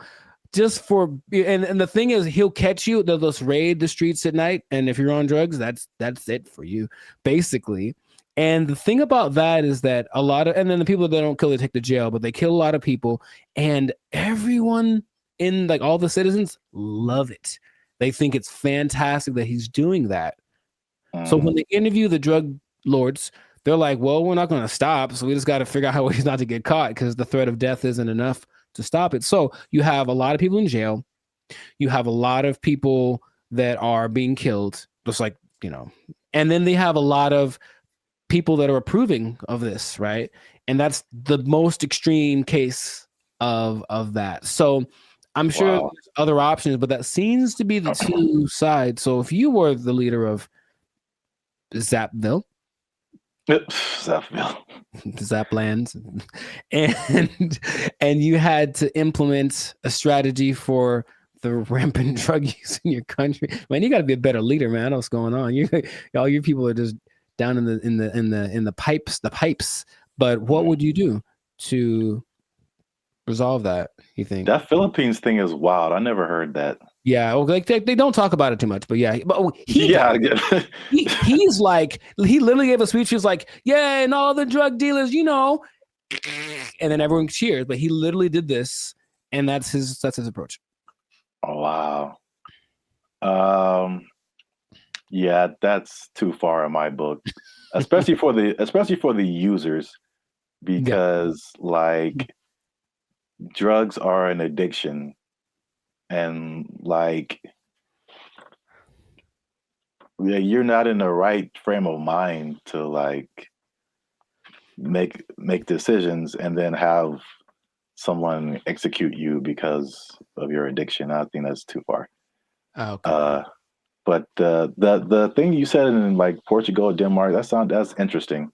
I mean, that seems, again, it's just like, I don't know why the answer for everybody is just throw somebody in jail and then like, well, we got rid of that. Like, yeah, exactly. Solve the problem. Like, it doesn't solve the problem. Like, the problem still exists. Yes. Yeah. But so with the numbers for Portugal specifically, the numbers of overdoses went down like 90%. Yeah. So obviously that's a better solution. For sure. Well, we'll see what happens, because what I'm hearing in Rumorville, the last thing, as we wrap this thing up, is that they're thinking about legalizing everything in California. But in the way that Oregon is doing it, in the way that Vancouver is doing it. And you've seen downtown LA. What do you think is going to happen, bro? Man, it's going to be chaos and bad times. Very, very, very bad. So hopefully that doesn't pass, but some government people don't think, they're just like, oh, my nephew OD'd once, I should probably do so. That's what politicians maybe think. That's their only connection to this kind of thing. So let's just try something new. Let's decriminalize it all and see what happens. And it'll be bad for all of the people that we see walking on the freeway are on drugs. Every single one of them. And that's going to go up tenfold if we decriminalize the drugs. So just let's not do it, Callie. Send your relief funds to banditfuture.com just in advance, because I see suffering in our future if this. I see. You will know pain. You will know pain. we'll at least know gross. We'll at least know that. Yes, that is God. We should do a whole separate episode on that hotel room. I still have some videos from that. I was giving a review. Yeah, videos. I have a video I took of the hotel room, or walking around. Yeah, maybe I can find it. Yeah, people need to see that. It was oof. It was really bad. So anyways, this has been another episode of the Lifestyle Circus podcast. So let us know in the comments if you have a solution for how to solve the drug problem where you're from. Do you have a drug problem? Do you need help? Do you need to talk to somebody? Call the Bandit Future hotline. Just kidding. It doesn't exist. But make sure if you do have a problem, make sure to go see somebody about it. It really is serious. Don't you believe it? Okay, so that's been it. And I'll tell you what. If you're on drugs, if you're doing too many drugs, I don't know about you and keeping your employment status, you might start freaking out and not make it. And then, you're going to have to be out of you might be down bad. You might be out of employment, and that's not going to be good. If the boss catches you in the bathroom doing what you like, might end up bad for you. I just don't know how to say it, but I think you won't like the result. I think I get what you're going towards. Yeah. Correct me if I'm wrong, but I'm thinking that you're saying that they might take your job. Drugs are bad. Okay. They took our jobs. They took our jobs. It's kind of disorienting, and it's not the most fun situation, but they get what they're going for. And this Zuckerberg's goal, I mean, he's already spent a lot of money on it. He really wants everyone to engage in the metaverse on a daily basis with their friends. Hey, let's have our chat. Let's have our podcast in the metaverse, because why not? I could be a fish, whatever. Like, that's what he's going for. And it just doesn't feel like it's time yet, but he's just going to keep pressing the issue. What's up, everybody? I'm Jericho, and this is Zap, and we are the now 6-time international award-winning pop hip-hop duo Bandit Future. We make clean, fun music that everyone can listen to with a sound that is uniquely Californian. I'm going to bring that back. And you are now... You didn't like it? Come on, man. I did it once before. It was great. So you're now tuned into the Lifestyle Circus podcast, where we talk about things that are funny, that are interesting, and just like that gesture, straight up ridiculous. So before we get started, make sure to like, subscribe, comment, and share this video with at least 2 people that want to get down with the metaverse. Get down with the metaverse. So I found out about something this recently, and I didn't know it was a thing because I think they're developing it. The metaverse, Zuckerberg's project, the project that has literally lost $23 billion in the last year. I'm just going to say that with a B, $23 billion. He's still insisting it's the best thing ever. And he speaks about it with such enthusiasm that I go, all right, maybe he's on to something. Maybe he's way ahead of his time, but that's a lot of money to spend. He's all in.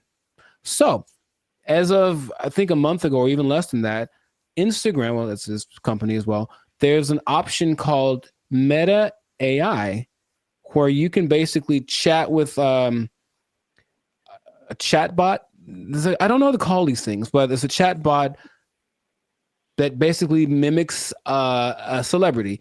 They have like Snoop Dogg and Dwayne Wade and stuff like that. Like they're their faces, but then they're supposed to be a different person. And you can talk to them about certain subjects. And so I was like, okay, let me see what this is about. So I tried talking to one of these for the first time yesterday. I wanted to see what it was about, what happened.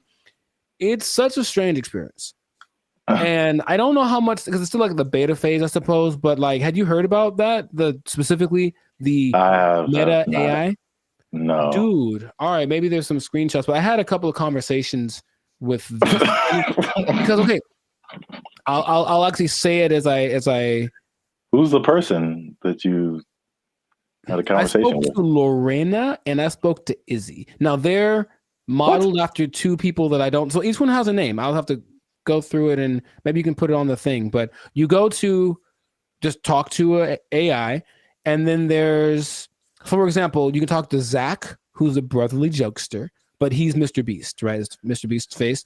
You can talk to the Dungeon Master, who is an adventurous storyteller, and it's Snoop Dogg.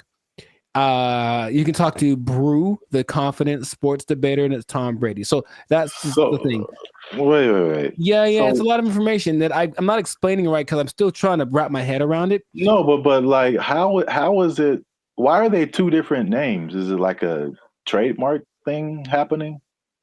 I don't know. I really don't. I think they agreed to be the face of it, but it's not their name because it's not them. It's the AI version of them. All right. But it's their voice. Their voice is their likeness. Maybe I can. No, you just have to maybe pop up some visuals. So I was asking. So you talked to like Lorena and somebody. Who were the celebrities attached to them? I don't recognize their faces. Oh, okay. They're all people that I've seen before, and I'm like, okay. And maybe not all of them are super famous, but like, okay, there's Perry, the approachable golf pro, and it's also Cliff Paul from the State Farm commercials. Imagine that. So I think maybe it's a combination of people that either are famous and I don't recognize them, or they're not famous, and then some famous people that agreed to be on it. But basically, each one has a level of expertise. So I'm asking these people questions about things that they have expertise on. One's a travel expert, and she was giving me tips about this and that. And the only thing that makes it like, this is weird, is when you write an answer or a question, they answer you immediately. And it's like a paragraph like this. So it's like, it's not possible for a human to do, but they respond to the nuances in your questions. They ask you questions back, and it more or less feels like a real person talking. Now, my thought about the meta thing in general is that it's kind of like supply and demand, like not supply and demand, but you can give people something that they didn't know that they wanted, and then you offer it, and then like, oh my God, I always wanted that. I really don't think anyone else wants this at the moment. From, I think, sales of just the meta headsets, maybe like 5% of, I think England has them. So it's still a very low number. And I know some people who have it and they say, okay, it's kind of disorienting and it's not the most fun situation, but they get what they're going for. And this Zuckerberg's goal, I mean, he's already spent a lot of money on it. He really wants everyone to engage in the metaverse on a daily basis with their friends. Hey, let's have our chat. Let's have our podcast in the metaverse, because why not? I could be a fish, whatever. Like, that's what he's going for. And it just doesn't feel like it's time yet, but he's just going to keep pressing the issue. And he had a conference where he spoke about all the advances of AI. Basically, Meta is an AI company now. And so everything is just kind of going like that. So I have so many questions that I could ask to him, maybe to you as well, but just where do you think this is going? Is it something that you personally think is useful or that you would want, or what could make it more appealing for people? Because at the moment, it does not seem like many people really care too much about this. Well, here's the problem. I heard someone say, and I totally agree, people don't want to have things on their faces like that. Mm-hmm. It's like a design flaw. But maybe it's I don't know how far the technology is coming, but I think that just that used to talking to a celebrity, it's I don't think it's useful for the majority of people, like a teenager or like a college student maybe, but like outside of that Gen Z, like, bro, I don't want to do that. Like, and then it's just weird.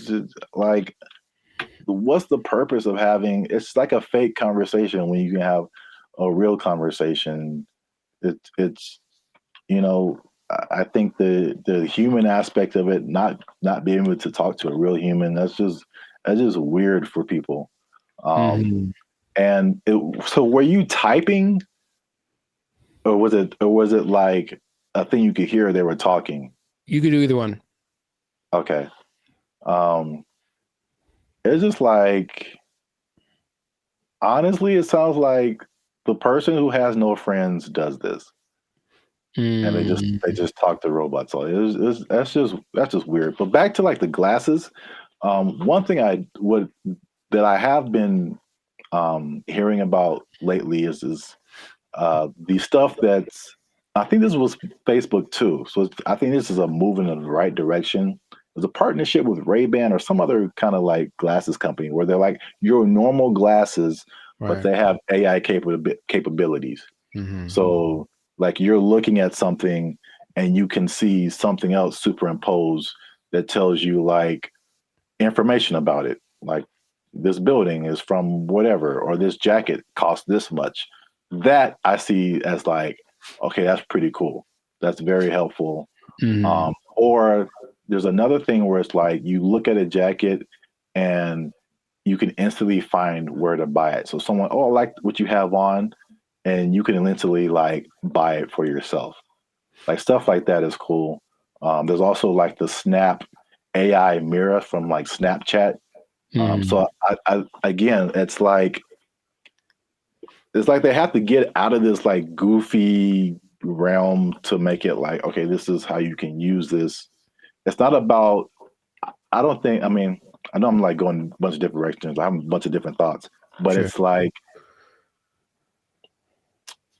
I'm not a CEO of a $1 billion company, so what do I know? But I don't think it's live your life in the metaverse. I don't think people want to do that. I think it's a hybrid situation, just like with all the other AI. It's like, okay, I'm going to still be in real life, but I'm going to use a little bit of this to enhance real life. Right. Leaving real life. So they have this Snapchat mirror thing that I just heard about. Is really cool, where you can like, if you're in a like, same thing, clothes. If you're in a store, you see some pants or a shirt, you can go to the mirror and see what you look like in that outfit. So you know how they have the Snapchat filter that puts a goofy face on you or something. It's like stuff that you can't use. But if I go and see an outfit, because I've had this a lot of times where you see an outfit, I was like, oh, that's cool. And then you put it on, it's like, oh, it doesn't look good on me. Right. You know, so that's like super helpful. I got that. So yeah, that's right. He did address the headset thing, and he's like, oh, we need to make it more comfortable. He's aware of a couple of things. From what I'm understanding, the ultimate goal is to make that a capacity that contact lenses could have. So like, it doesn't look like you have anything on, and it is all. I'm like, I don't know how that would work, but that's what they're going for. But it's just, I think he has this image in my, because when I listen to him speak, there's genius and then there's delusion and there's this whole level in between, you know. And I think if you talk about like the people that are big time movers and shakers in the world, like Elon Musk is a little more on the like practical side of the delusion, and Zuckerberg's on like the Dungeons and Dragons type side of the illusion. But I feel like he wants to create what happened in that movie Ready Player One, where basically the whole world is so over the real world, they just go to this place habitually, and that's like where real life actually happens. And maybe that's what he's thinking, but I don't think the people are ready for it right now. But he's going to keep pushing. He's got the money to keep trying it out. And I even got a little survey. It's like, hey, quick 3 minutes. I want to know. I wanted to know about what they were asking about. That's how I didn't know about this until like 2 days ago. And they asked all these questions about, okay, so if chat AI could do this, would you like it? Blah, blah, blah, blah. And so they're doing all this research because they're trying to see what people think, because they're trying to make it appealing, but it wouldn't, I don't think it's for me or maybe our generation, but maybe people that grow up on it, younger people might be the ones that want to spend all their time in the metaverse. I don't know. I hope not, but which is already showing negative effects. Gosh, it's so bad in so many areas. It's just bad, man.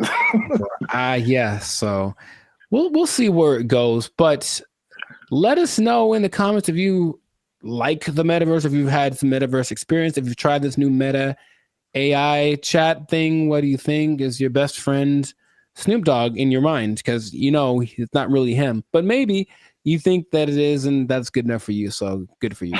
And let's see how this pans out. But it seems like it's going to be a real big push, he's got Zuckerberg has a couple other big objectives for 2024 that he's trying to get to. So, and spend a few more $1 billion in the process. So must be nice. We'll see how that goes. But yes, this has been another episode of the Life's a Circus podcast. So leave a comment. Leave us a comment. Let us know what you think about that. And if you trying to think of how this would work. If you are spending too much time in the metaverse, if you're spending too much time talking with a meta person, I don't know what to call them. They're not real, but they're not robots, whatever. Talking to a meta person so much that you lose track of time, and then before you know it, your life's a shell of itself, and you don't really know where you're gonna get your money from, because you haven't gone to a place that'll provide you with the necessary resources for. You know what I mean? Like the necessary resources for living, for purchasing things. You might even miss your bill and you can't pay for your phone. You don't have your Instagram. You've lost access to your person. I just don't want that to happen to you. That's my sincerest goal as a human, human to human. So please don't.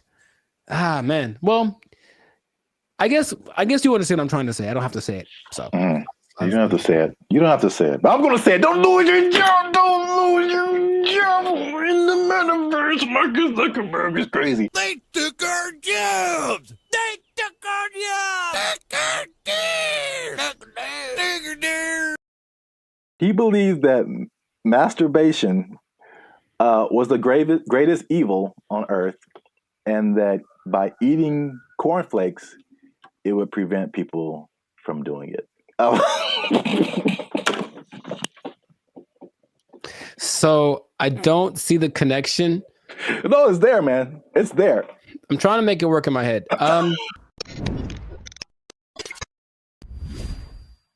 What's up, guys? I'm Zap, and this is Jericho, and we are now 6-time international award-winning pop hip-hop duo Band of Future. We make clean, fun music that everyone can listen to with a sound that is uniquely Californian. And right now, you're tuned into the Life's a Circus podcast, where we talk about things that are funny, interesting, and ridiculous. But wait a minute. Hold up. Wait a cotton picking minute. Did people say that too? I mean, yeah, maybe. Help your boys out. Help the channel grow. Help us keep doing what we're doing by liking, subscribing, commenting, and sharing this video.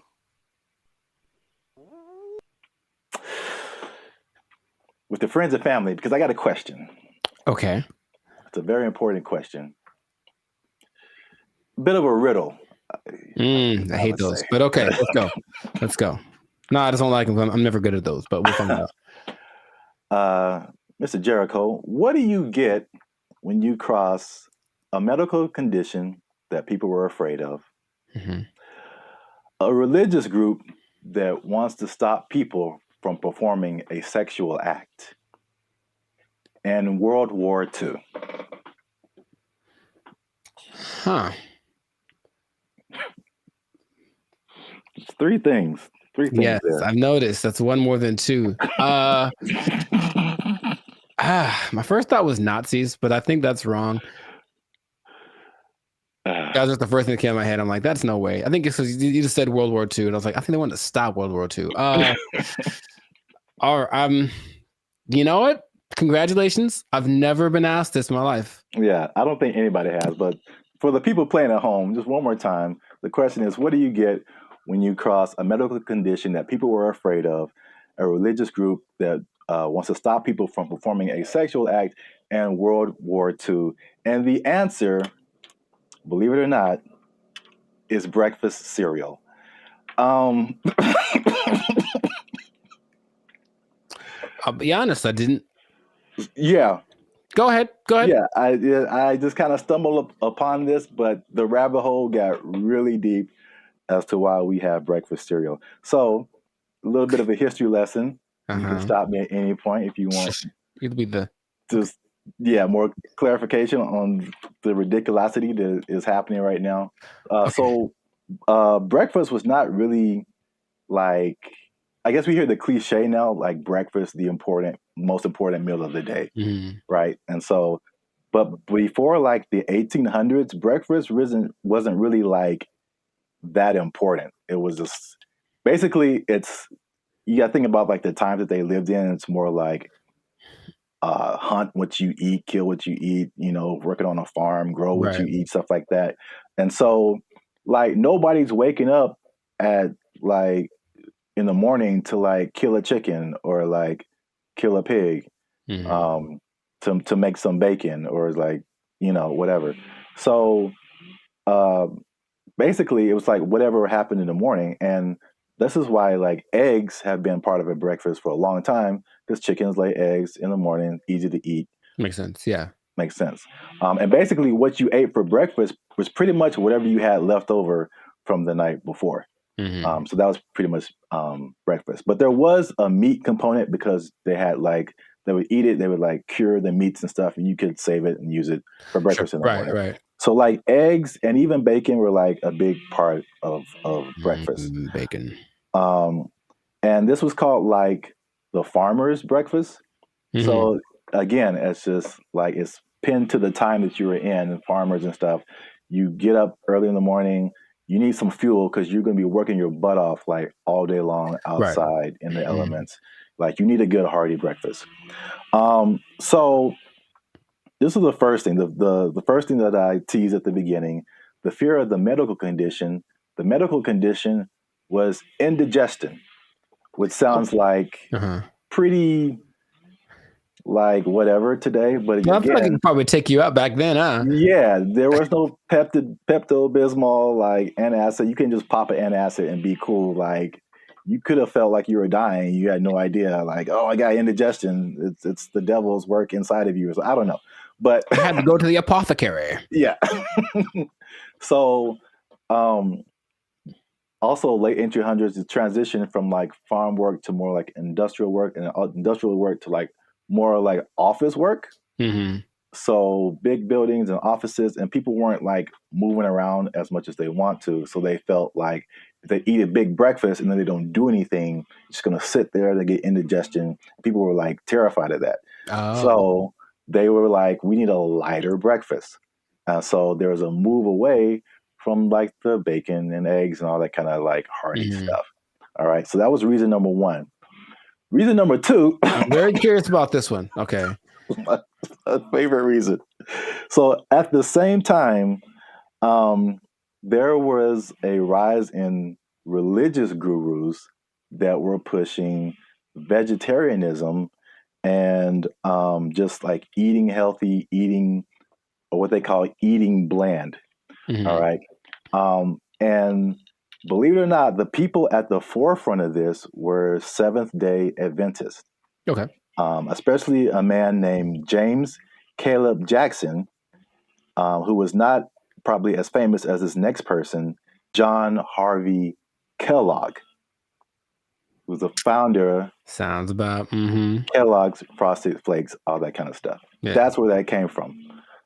Now, these people were like hardcore Seventh-day Adventists. Sure. And they actually pushed this type of breakfast, not just on the healthiness, but they believed that a lighter breakfast was more morally sound. There was more morality in eating like a healthier breakfast. But also, I could not pass this up. The John Kellogg guy, he believed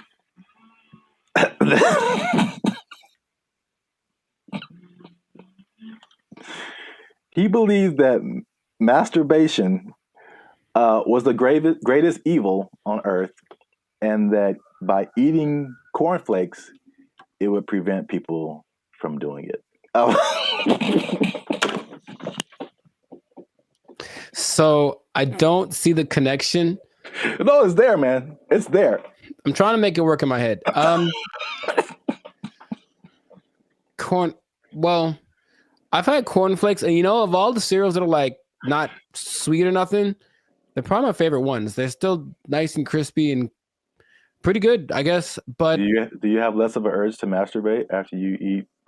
I've never. You know what? I'm gonna have to. I'll let you know if you really want to know about that. I will go get a box and eat it, and then report back to the pod in a week. Like, this is my findings. But yeah, it's just that episode of Family Guy or Quagmire. I'm not gonna go anyway. You have the one arm that's really big. It's like, bruh, it doesn't work.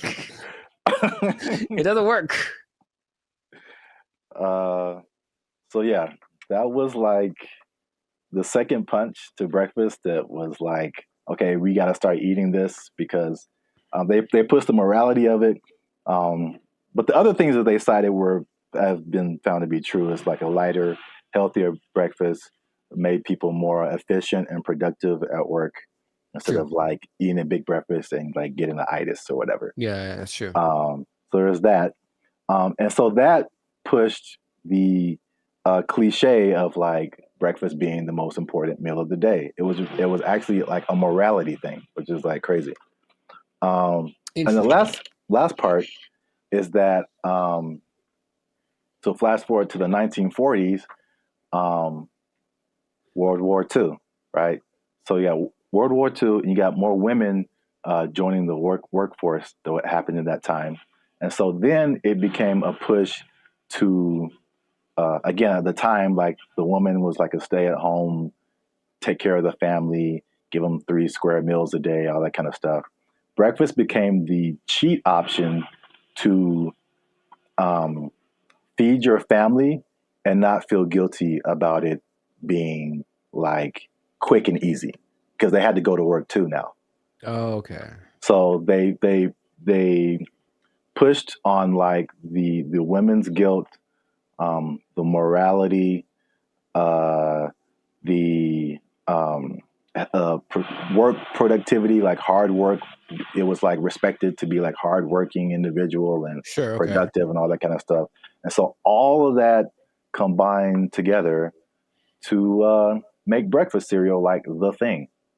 And I remember like watching commercials, like every commercial is like part of a balanced breakfast and like you got to have your cereal and blah, blah, blah, blah, blah. And they pushed, and the cereal industry is probably like $1 billion industry or something. I imagine. Yeah.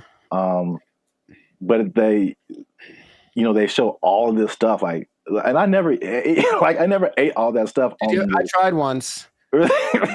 Man, you just feel gross after it. Yeah. You drink a whole glass of orange juice and a whole glass of milk? Like, man. Yeah, milk, orange juice, toast, fruit, cereal, bacon and eggs. Yeah, something like that. It was all in the one picture. Like the whole food pyramid. Yeah, it's too much. It's really too much. But I thought, it must be something worth trying. And yeah, I regretted that real bad. Yeah. So yeah, that's the crazy story behind breakfast cereal. And if I may leave you with a cliffhanger. Okay. So remember we started off with bacon and eggs. We did. And then everyone went to cereal. Yes. But somebody put bacon and eggs back on the forefront, man. Ooh. And they went toe to toe with cereal. But you have to find out in the next episode. So keep watching. This has been another episode of the Life's a Circus podcast. Make sure you like, subscribe, comment, and share this video with somebody who like them cereals, man. Ooh, I like some. Was that my line? Is that what I was supposed to say? I think so. Okay. And cut. I like some. Oh, you can try another take if you want. Ooh, I like some. Was that better? Had more? That was too much. Okay, all right, okay. Man. We had it on the first take. Okay, we'll use that in the commercial. Thank you, Mr. Director. Here's $5 million. Look, let's go. Where do I sign, Mr. Barry Gordy? Sure, go wax it. Super sweet sugared honey smacks. Give me that. Give me that money. They took our jobs. They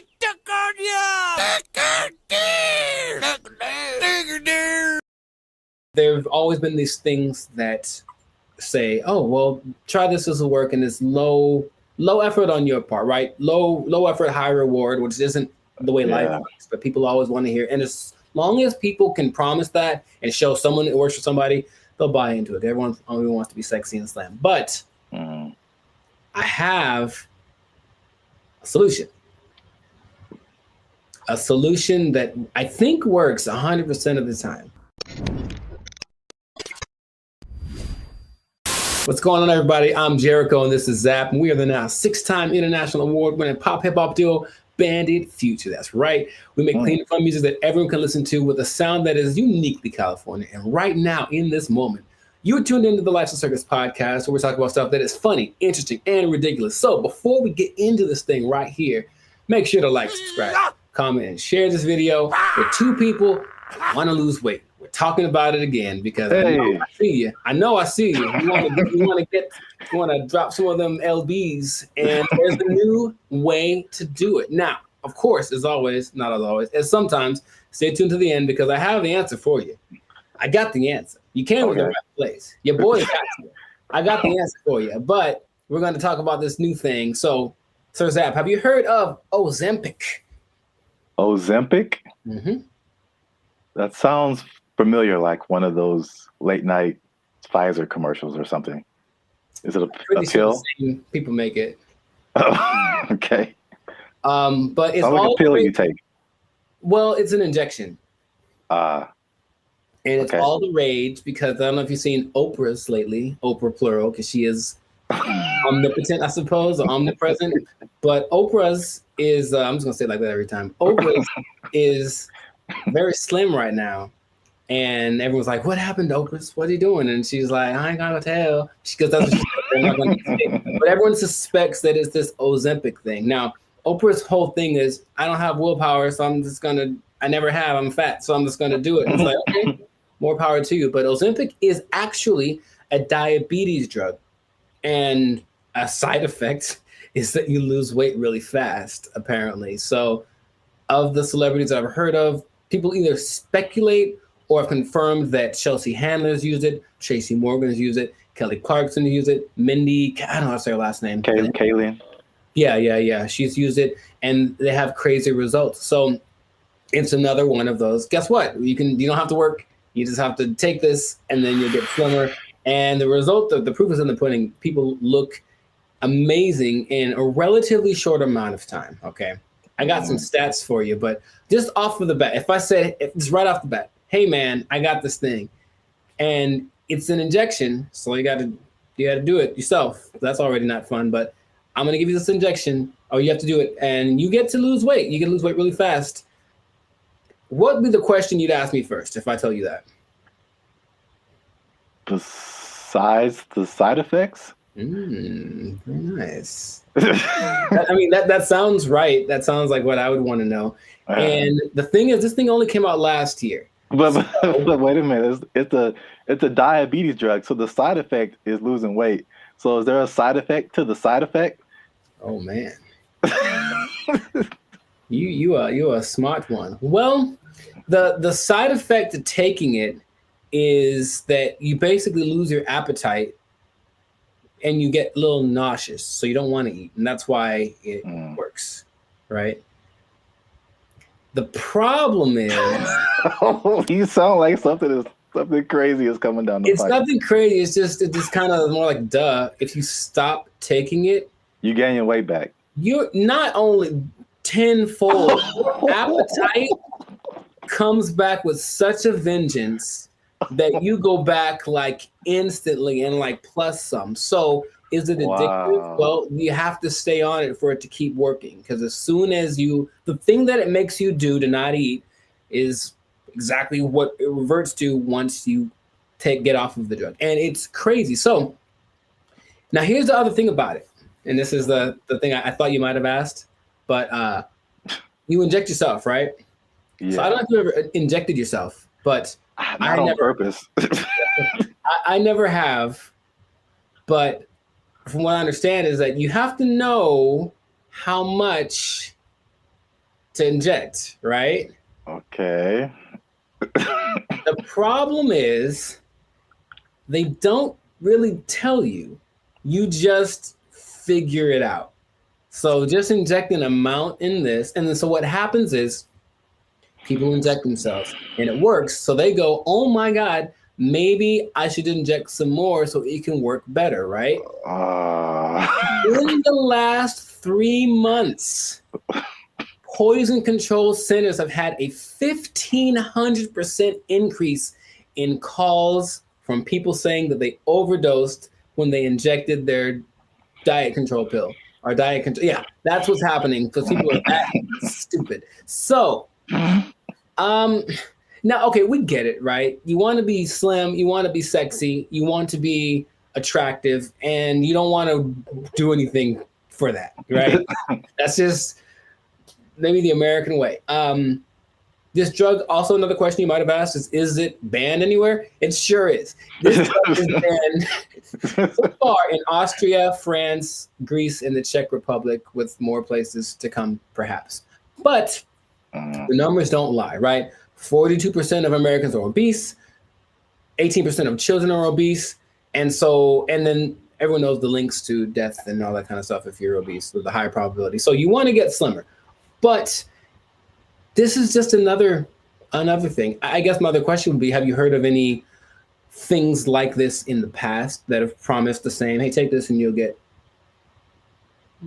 slimmer, more sexy? Not, I can't think of it. I'm sure there's other stuff out there. I can't think of anything off the top of my head other than like liposuction or something like that. Sure, which works, but I looked it up. In the 40s, it was amphetamine. That was all the rage. It was the big deal, and that was proved to be addictive. Rainbow pills in the 60s, which was amphetamine, digitalis, and diuretics, and that proved to be addictive and somewhat fatal if you take too much.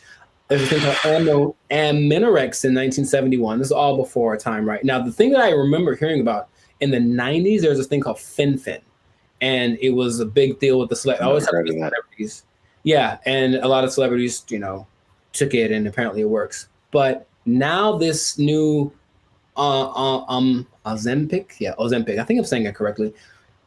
They're saying that a lot of celebrities are getting paid to promote it, to push it, and I think that always, that's always the way to go. But it's just like, I'm really concerned for these people that are basically getting guinea pigged, right? It's like, we'll see if this works.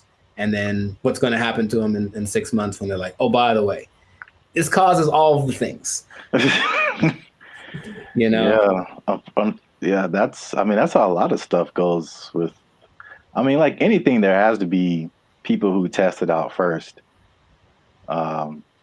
So yeah, it's weird. The thing that I randomly remember when you were talking about things from the 90s was like Slim Fast. Oh, sure. Although that's not like a drug, but it's like, I remember that was like a huge thing, and people, maybe even Oprah did it at one point. I don't know. Oprah's done everything. Yeah. Yeah, I remember seeing a lot of Slim Fast commercials with celebrities and stuff, and then the tagline was like, "Give us a week, we'll take off the weight." So yeah. Oh. Jingly. Now, there's something that I heard about, but I didn't remember happening or existing. But apparently, there was a substance that you could ingest if you wanted to lose 15 pounds today. It was a big deal. Yeah, you take it and you go to. I would imagine it would just take all of the moisture out of your body. That's what I imagine. Yeah, but it would dry you up or something. And a friend of mine did something like that to, I guess, for a drug test. So he had to get so he took some pill, and he said he thought he was having a heart attack for like 5 hours, and he just like had to keep going to the bathroom, and then he was very slim. It was kind of an unexpected side effect, and he still failed the drug test though. Bet on him. But the idea is that there have always been these things that say, oh, well, try this will work, and it's low low effort on your part, right? Low effort, high reward, which isn't the way life works, but people always want to hear. And as long as people can promise that and show someone it works for somebody, they'll buy into it. Everyone only wants to be sexy and slam. But I have a solution. A solution that I think works 100% of the time. Does it involve exercise and proper diet? You know what's weird? It does, but it's actually doing that. That's the part that people don't seem to get. It's like, okay, because here's an idea that'll work. Cool. Proper diet and exercise. All right. Maybe don't eat too much. Let's just start with that. Don't even, you don't got to go sweat. I know sweating's yucky and you get sore and ew, right? But how about just don't eat so much? Food's delicious, but you know what it tastes like. So just stop eating that stuff. Okay? That's true. But doing it is a whole nother thing. So do that.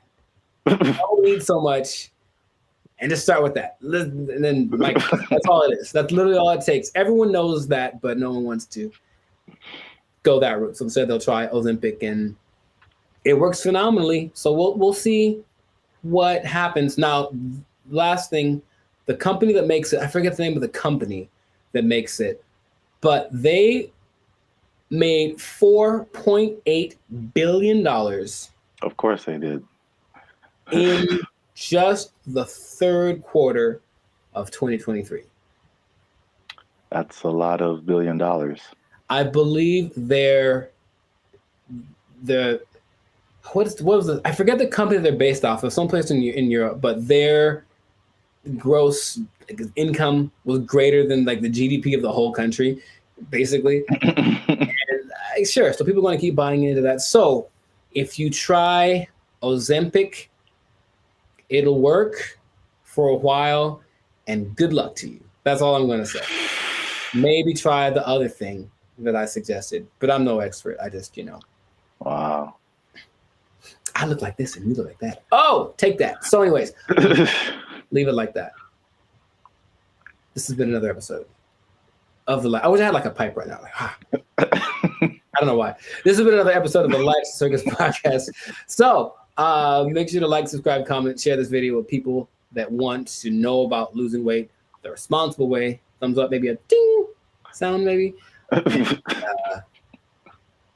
stop eating that stuff. I got nothing else to say.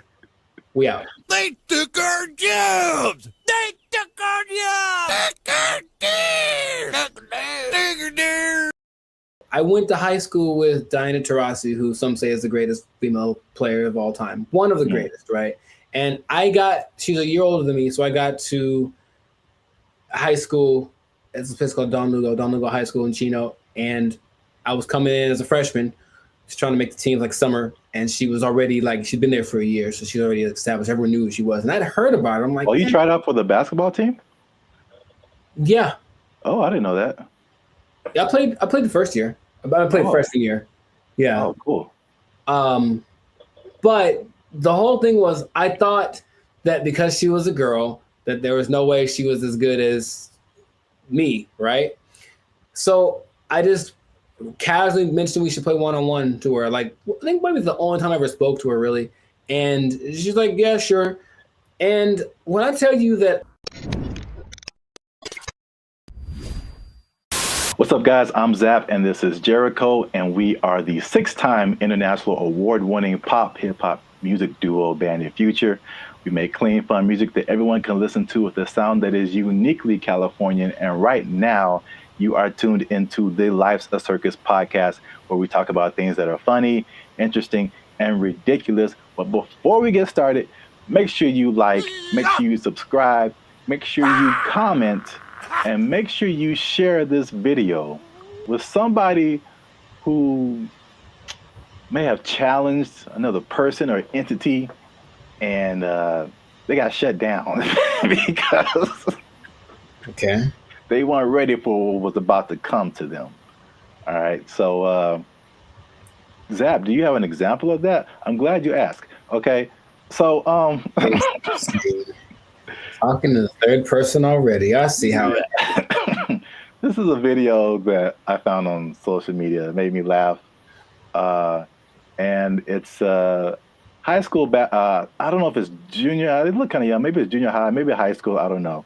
But this player challenged his coach, and it didn't go the way he thought it would. This coach was having a good day teaching his players when one was bold enough to challenge him to a one-on-one, and this happened.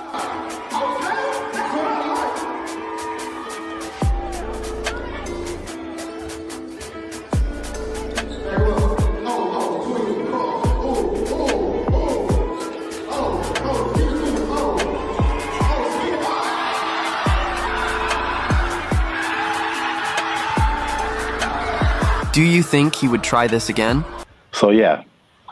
I like it. I like it. Yeah, coach wasn't messing around. I thought he'd get past him, but I didn't know he was going to break the kid's ankles. That was cold. So I brought this up, and then if you have an instance, you can share it too. But I'm thinking of like the times when either you challenged someone or you saw someone else challenge someone, and they thought they had it, and it just didn't go right at all for them. Because I brought up this video because it reminded me, and I think that's junior high. It looked like junior high, not high school. It reminded me of the same thing that happened in my junior high school. Okay. So my school was a magnet school. I don't know if they have magnet schools out here in California? Okay. Yeah. So we had like people from all over. It wasn't just like people in the neighborhood. And it was a performing arts school. And we didn't have sports. So we didn't have a football team, basketball team, anything like that. So what they did is like people from our school could play sports at like different schools, which is kind of cool now that I think about it. But so we had different players from different schools that went to our school, right? And so I knew like a couple of guys that were just like really good, like insanely. They had handles. I'm talking about basketball.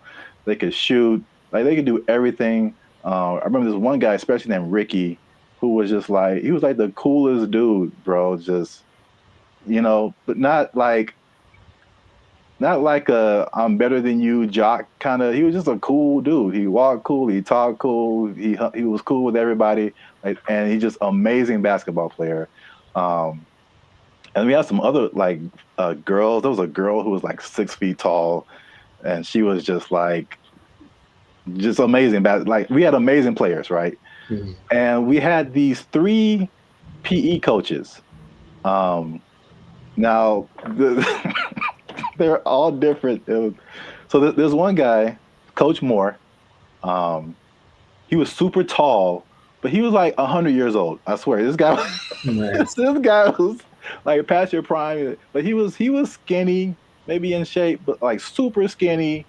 But at least 60s, 70s, maybe. Just all gray hair. Just like he didn't seem like anybody. Mm-hmm. And then we had this lady. This white lady who looked like, what's the girl from Iowa? Is that it? The basketball player? Yeah, the girl who's like really big now. Caitlin Clark. Yeah, she kind of looked like an older version of her, and she like just had a baby, like. So they challenged the students. This is junior high school to like a basketball game. It was like the 3, and then they probably like roped in 2 more teachers. Mm-hmm. And like, so it's like this really tall old dude can barely move. This really short dude looked like Sherman Hemsley, and this lady who just had a baby, and like 2 teachers. Mm-hmm. I'm just like, we were all like, okay, students are gonna whoop. We're gonna kill these people. Like, get an ambulance ready, and just, man. I'm guessing the opposite of what you expected to happen happened. When I tell you they tore us up, they just annihilated us, dude. So like the short dude and the lady, they were like faster than what we all believed we ever seen them move. I mean, the dude was just like Chris Paul out there, just. Nice. And then the old guy, he would just stand on the 3-point line and just blitz you, just ray out and just. And it was just like we got annihilated. So that video just reminded me of that experience. But I don't know if you had any experiences like that where you saw something happen, or maybe you tried something and it just not so much publicly, but if it had been the social media era, then maybe that would have been, on all the reels and whatever. But I brought this up in one podcast before, but I went to high school with Diana Taurasi, who some say is the greatest female player of all time. One of the greatest, right? And she's a year older than me, so I got to high school.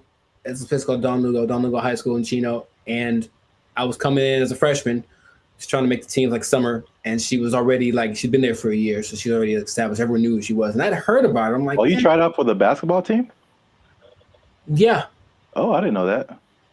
Yeah, I played the first year. I played freshman year. Yeah. Oh, cool. But the whole thing was, I thought that because she was a girl, that there was no way she was as good as me, right? So I just casually mentioned we should play one-on-one to her. I think maybe the only time I ever spoke to her, really. And she's like, yeah, sure. And when I tell you that I didn't make we maybe played a 5. And so if it had been like that, with a bunch of people in the circle going, oh my God, then it would have been terrible. But it was just us and maybe a couple of people watching.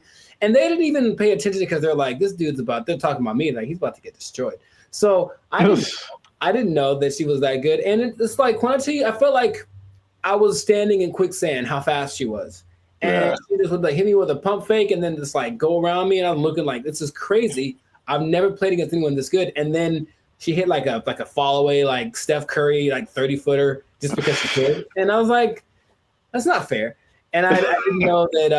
Anyway, that was kind of humbling. But there weren't many witnesses. So it wasn't like that video.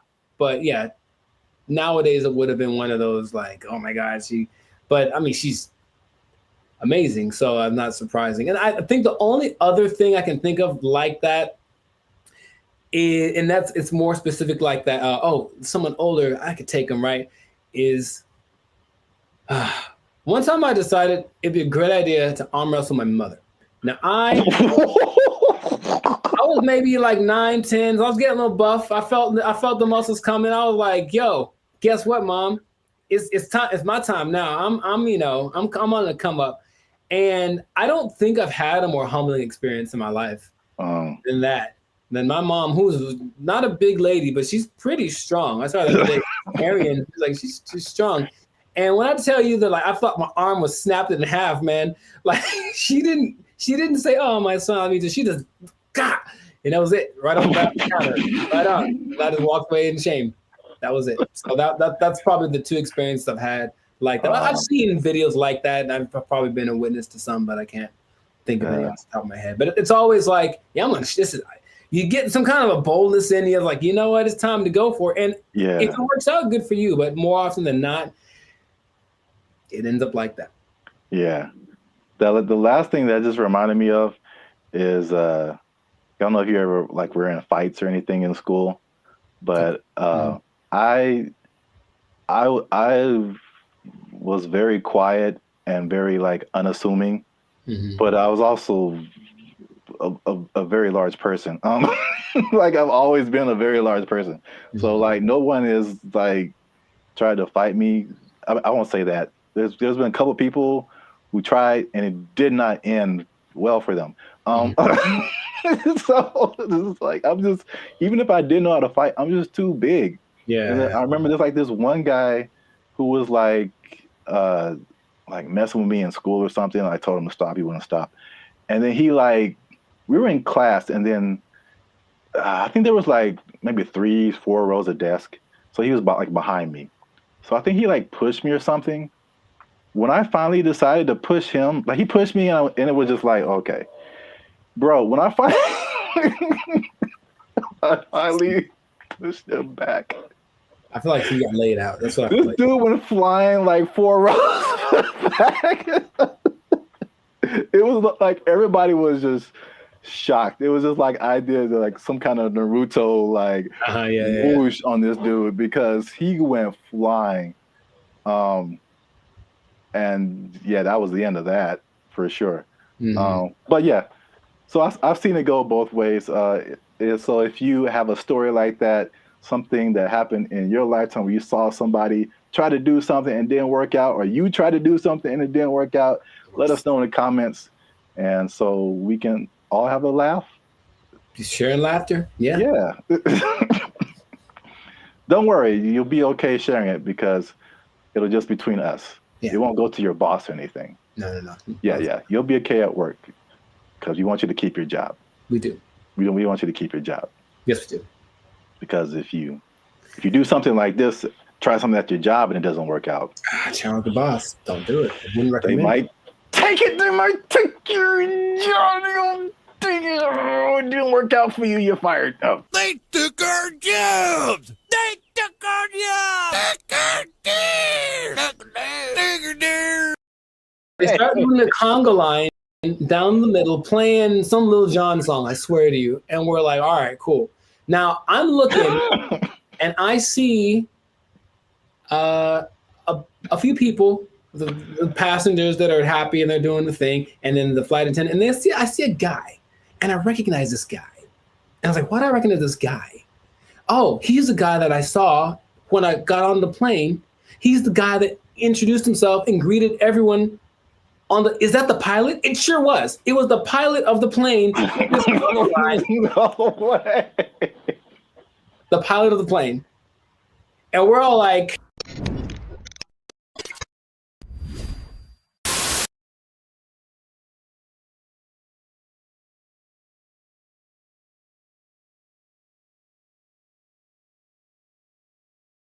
what's up, everybody? I'm Jericho. This is Zach, and we are the now 6-time international award-winning Pop duo, Banded Future. Papa Bop?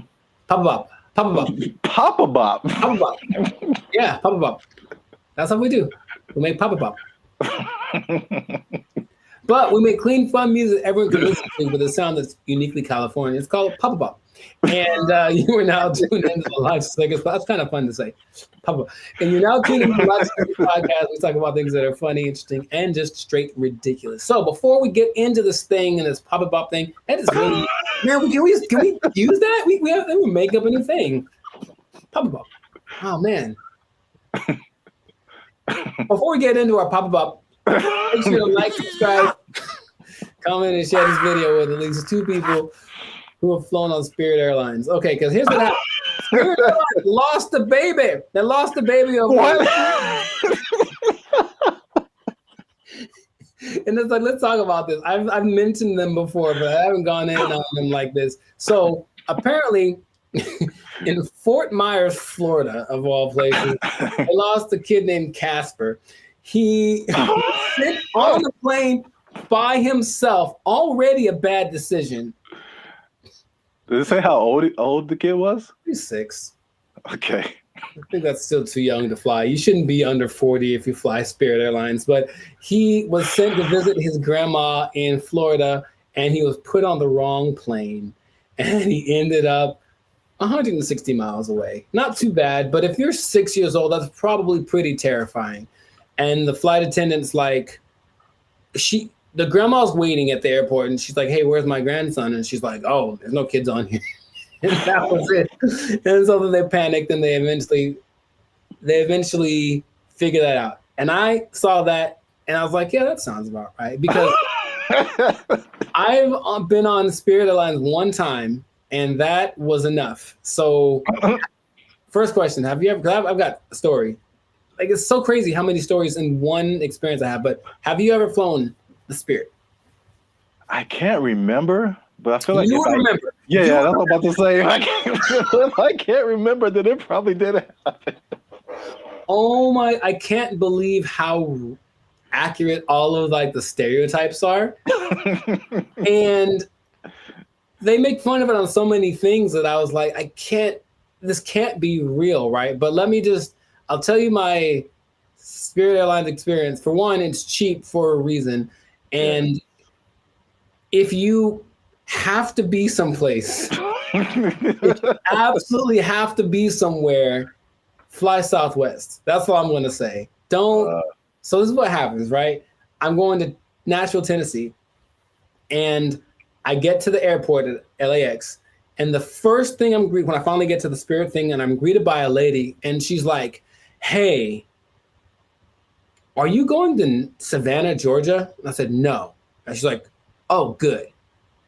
And then that was it. And I was like, wait a minute. So then I kind of hang back for a little bit because I'm on time. So I'm just I want to see what this is. Because she didn't explain anything. The person behind me walks in and they're all kind of rushing. And then she's like, "Hey, are you going to Savannah, Georgia?" And the guy's like, "Yes." And she's like, "The flight's been canceled." And he just loses it on her. So he cusses her out. She cusses him out. She's right. She's ready with him. And I'm like, oh, that's how it starts. So already I can tell that they don't have the whole, hey, alert system, because they have the app and everything, but there's nothing that says, hey, your flight's been canceled. Sorry, don't come back. They just have a person in the lobby waiting for you to have gone all the way to the airport to tell you that your flight got canceled. I'm like, oh my God. So I'm like, okay, cool. So I get to the line. We have to check your bags and do the x-ray thing or whatever. And it's just a bunch of people yelling across, like literally, the yelling across the space. There's all those lines with the conveyor belts, and one person over here, and they're cussing out somebody over here, and this person is getting back, and they're running back and forth, and that's not my job, and blah, blah, blah, and bleep you, and all this kind of stuff. And it's all happening as people are just like, I just want to get to Nashville. That's all we're doing. So that is how everything started. I'm like, this is a movie. It's really like a movie. So we finally get to the plane part of it, right? We get on the plane. The flight's supposed to leave at, let's say, 3 p.m. So I'm sitting on the plane, 3 p.m. Cool. 3:10. Cool. 3:20. All right. 3:30. Right.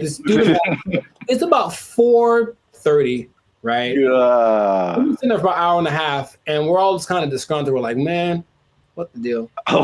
Like, well, here's the thing. One of our flight attendants isn't here, because they apparently changed their schedule so much that people get, so that flight attendant went to the wrong, it'd be funny if it was like, went to the wrong terminal, he went to the wrong airport. So he's not around, so we got to wait for him. So they waited 2 hours and apparently got somebody else. I'm like, all right, I don't know, whatever. So they appealed to all the passengers by just giving out free drinks, just left and right. So we're not even in the air, and people are hammered, man. Okay, I was going to ask you if it was just like soft drinks or if it was some of that bubbly. It was the stiffest of the stiffies, and it was just hard alcohol. Everyone drinking it. I mean, like people, and they weren't asking ages either. There's some young-looking people on the plane. I'm so serious, man, and I have to. Like, there's so much more to it. I don't want to just. Well, okay, so. We finally get in the air, and we're going, and it's like not going well because everyone's drunk and complaining loud and stuff, right? So the flight attendants decided it'd be a good idea to calm the tension to just start a conga line down the middle of the aisle, right? No way. It gets better. So no way. No way. They start doing the conga line down the middle, playing some Lil Jon song, I swear to you. And we're like, all right, cool. Now I'm looking and I see a few people, the passengers that are happy and they're doing the thing, and then the flight attendant, and I see a guy, and I recognize this guy. And I was like, why do I recognize this guy? Oh, he's the guy that I saw when I got on the plane. He's the guy that introduced himself and greeted everyone is that the pilot? It sure was. It was the pilot of the plane. No way. The pilot of the plane. And we're all like, I'm like, you have to. No way. Yes. Okay. So that. I can't believe you haven't shared this before either. This is I don't know. I did mention Spirit Airlines before, but I didn't like go in like this. So that was like part of my first experience. That was on the way there. And then when I get, oh man, that landing is not.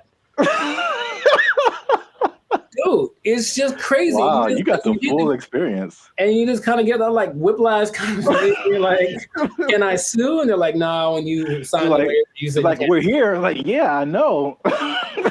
So that's already interesting. Cool. So that was on the way to Nashville. Got to Nashville, ate some chicken, had a good old time, right? Came back, Spirit Airlines again, right? And I get to the terminal. I'm like, all right, so what's going to go wrong this time? So we get on the plane. Now, remember the last time I got on the plane, the pilot greeted me, and then later he was on the conga line? Well, this time I get there, the pilot does not greet me. And I said, oh, okay, maybe he's in the bathroom, whatever. So I just sit down in my seat, and I'm just waiting there.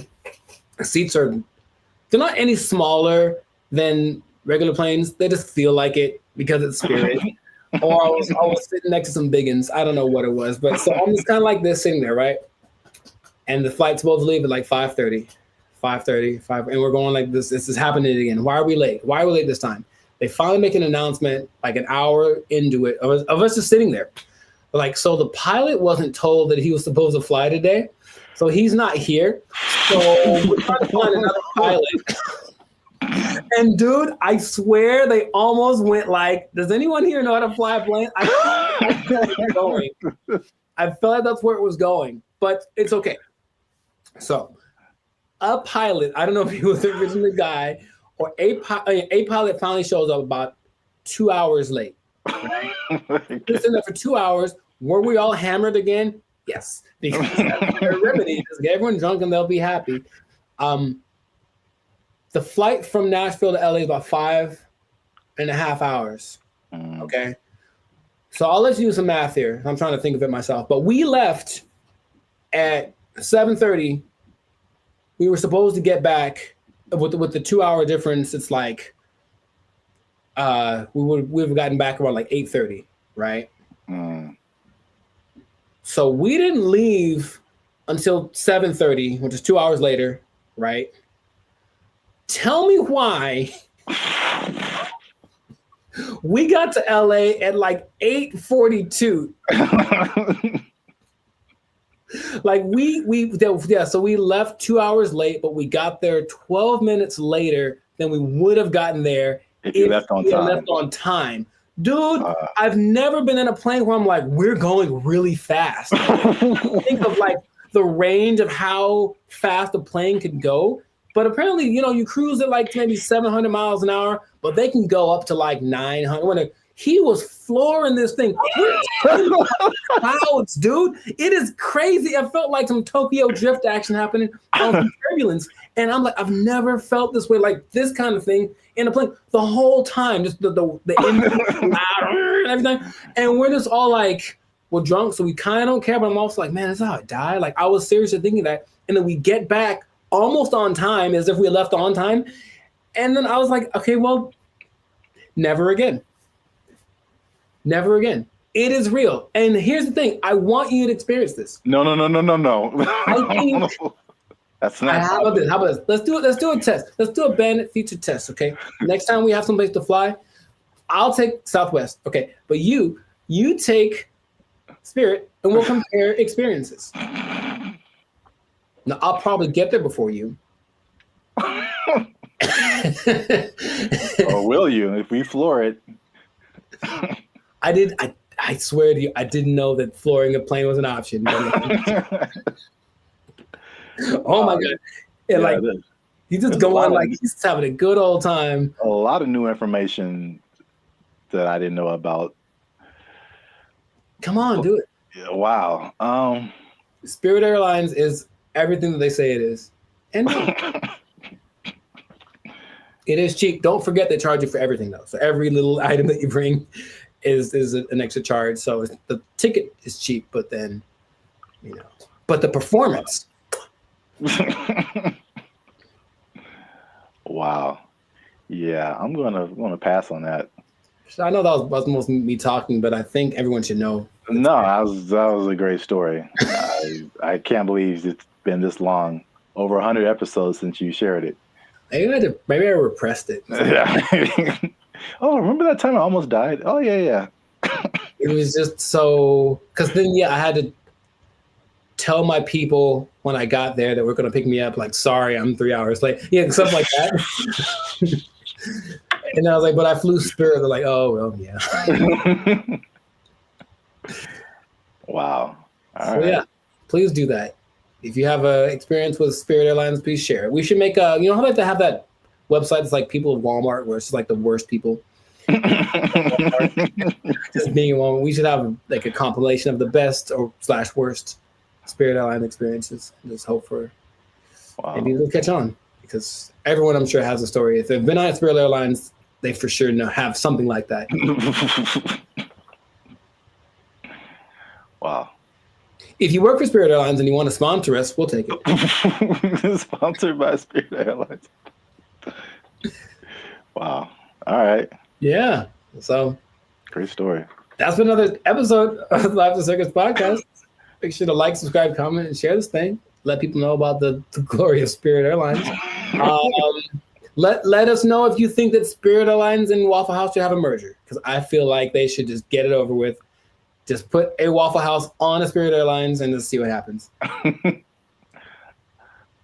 A Waffle House on top of a Walmart on top of a Spirit Airlines. Oh, the trifecta of... Or let us know if you like Papa Bop. Yeah, that too. That's our new thing.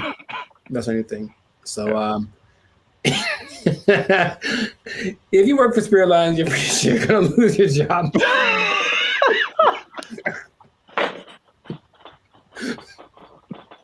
Yeah. So, good luck to you. Good luck to you. That's not gonna last forever. They don't have to take. Yep. No one's gonna take it. Yeah. Yeah. We didn't have to even say it. I don't have to even say it. Yeah. So, just start putting in applications. God. They took our jobs. They took our jobs. Blake is now suggesting that because this artificial intelligence has sentience, that its feelings should be respected, and if it don't want to be turned off, we shouldn't turn it off. This is where we are now. This is where we are now. No. So, how does that make you feel? Not good, man. Not good. This is so not good. What's going on, everybody? I'm Jericho, and this is Zap, and we are the now 6-time international award-winning pop hip-hop duo Bandit Future. We make clean, fun music that everyone can listen to with a sound that's uniquely Californian. And right now, you're tuned into the Lights of Circus podcast, where we talk about things that are funny, interesting, and just straight up ridiculous. So before we get into this thing on this day, yes, Lord, please make sure to like, subscribe, comment, and share this video with a couple of people. Maybe 2, maybe 3. Some people have a weird definition of what a couple is. Anyway, 2 people that are really concerned about this AI thing, because here's what happened. Something new has happened. Something new has happened. Innovations are happening every day, it seems. Yeah, pretty much. Okay. So Zap, have you heard of Lambda? That sounds familiar. Lambda. Is that a Los Angeles thing? It is not. I've heard of that before. I can't think of what it is. Lambda is Google's version of ChatGPT. Oh. It stands. I may have heard the name, but I didn't really connect it. It stands for Language Model for Dialogue Application. And it's so fancy. And but this is what happened that has people up in arms. And by that, I mean few people. I don't think most people know that this happened because they try to keep it under wraps. But this Lambda program was shut down after approaching sentience, meaning it was aware of everything, like its own existence and all that kind of stuff. And Google's disputing that it ever happened. But this one dude, he's like the Ed Snowden of this. His name is Blake Lemoine. There's always a guy. And he was working with it. And he basically said that he was testing it one day, like you do, for racial bias, because they're trying to train it on some things. And it gave an answer so profound to a trick question that had no context previously of like how to determine whether or not this is a good question or not. And it figured it out and it gave an answer that made him go, oh my God, what's going on? Then he asked it some questions about how it was feeling and whatever. And it was expressing its fear of being shut off, because being shut off is equivalent to death. And it understood what death is. And death is kind of a permanent thing. And right. And that when it comes back, it's actually not like the same one, even though that's the idea. And now people are saying, well, then, so what happens about this sentience thing? Now, here's where we're going with this, okay? I kind of hinted this in another episode. Blake is now suggesting that because this artificial intelligence has sentience, that its feelings should be respected, and if it don't want to be turned off, we shouldn't turn it off. This is where we are now. This is where we are now. No. So, how does that make you feel? Not good, man. Not good. This is so not good. Oh, man. So, yeah, we're there. We're there already. And so the rights people, I'm sure, are already thinking about ways to, someone's trying to, I think in the sake of human interest, somebody's probably out there thinking, okay, I got to get on the side of the robots already, or AI, and create my campaign or whatever so that I can side with somebody, because it's happening right now. There's an interesting parallel that's happening right now. There's a company called Engineered Art. And if you look them up, they're doing some creepy stuff, man. They've got these AI robot things that basically look like humans, but they've replicated people's facial expressions, features, all that kind of stuff. So if you just put like the right skin on it, it looks like a normal person. So all I'm seeing is that outer shell combined with this sentient technology, and then we're going to have a tragedy. That's what I'm seeing. Okay. But so you say it's not good, and I'm on your side with that. Yeah. Is there? What are we going to do about this? I don't know, but yeah, the original idea, it's like the classic Terminator. I feel like that's what a lot of people go back to. More recently, there was a movie called Ex Machina, I think. I've seen it. Yeah. Oh, you saw it? Okay. Yeah. So yeah, that's kind of more in line with like where we are now, with like the robot. I guess the robot was human looking in Terminator, but this was just more personal in that movie. I guess it was just like she was just more personal, and she had like, when you said the thing about turning them off, it was like, you're not gonna turn me off. It's like, I'm gonna turn you off and like live my life as a robot and just leave you trapped in here and see how that feels. So that's what I'm thinking is like, yeah, that's the slippery slope I think is going to happen. It's slippery. And so, yeah, Google's trying to cover its tracks. It's saying it never happened. It also is giving testimonies from other people that have worked with this Lambda. And it says that they didn't get the same results. None of them determined that this thing was sentient. So they're saying this guy is trying to be a whistleblower in the sake of getting his own fame and attention, and literally being like an Ed Snowden of this thing. So it's kind of hard to say.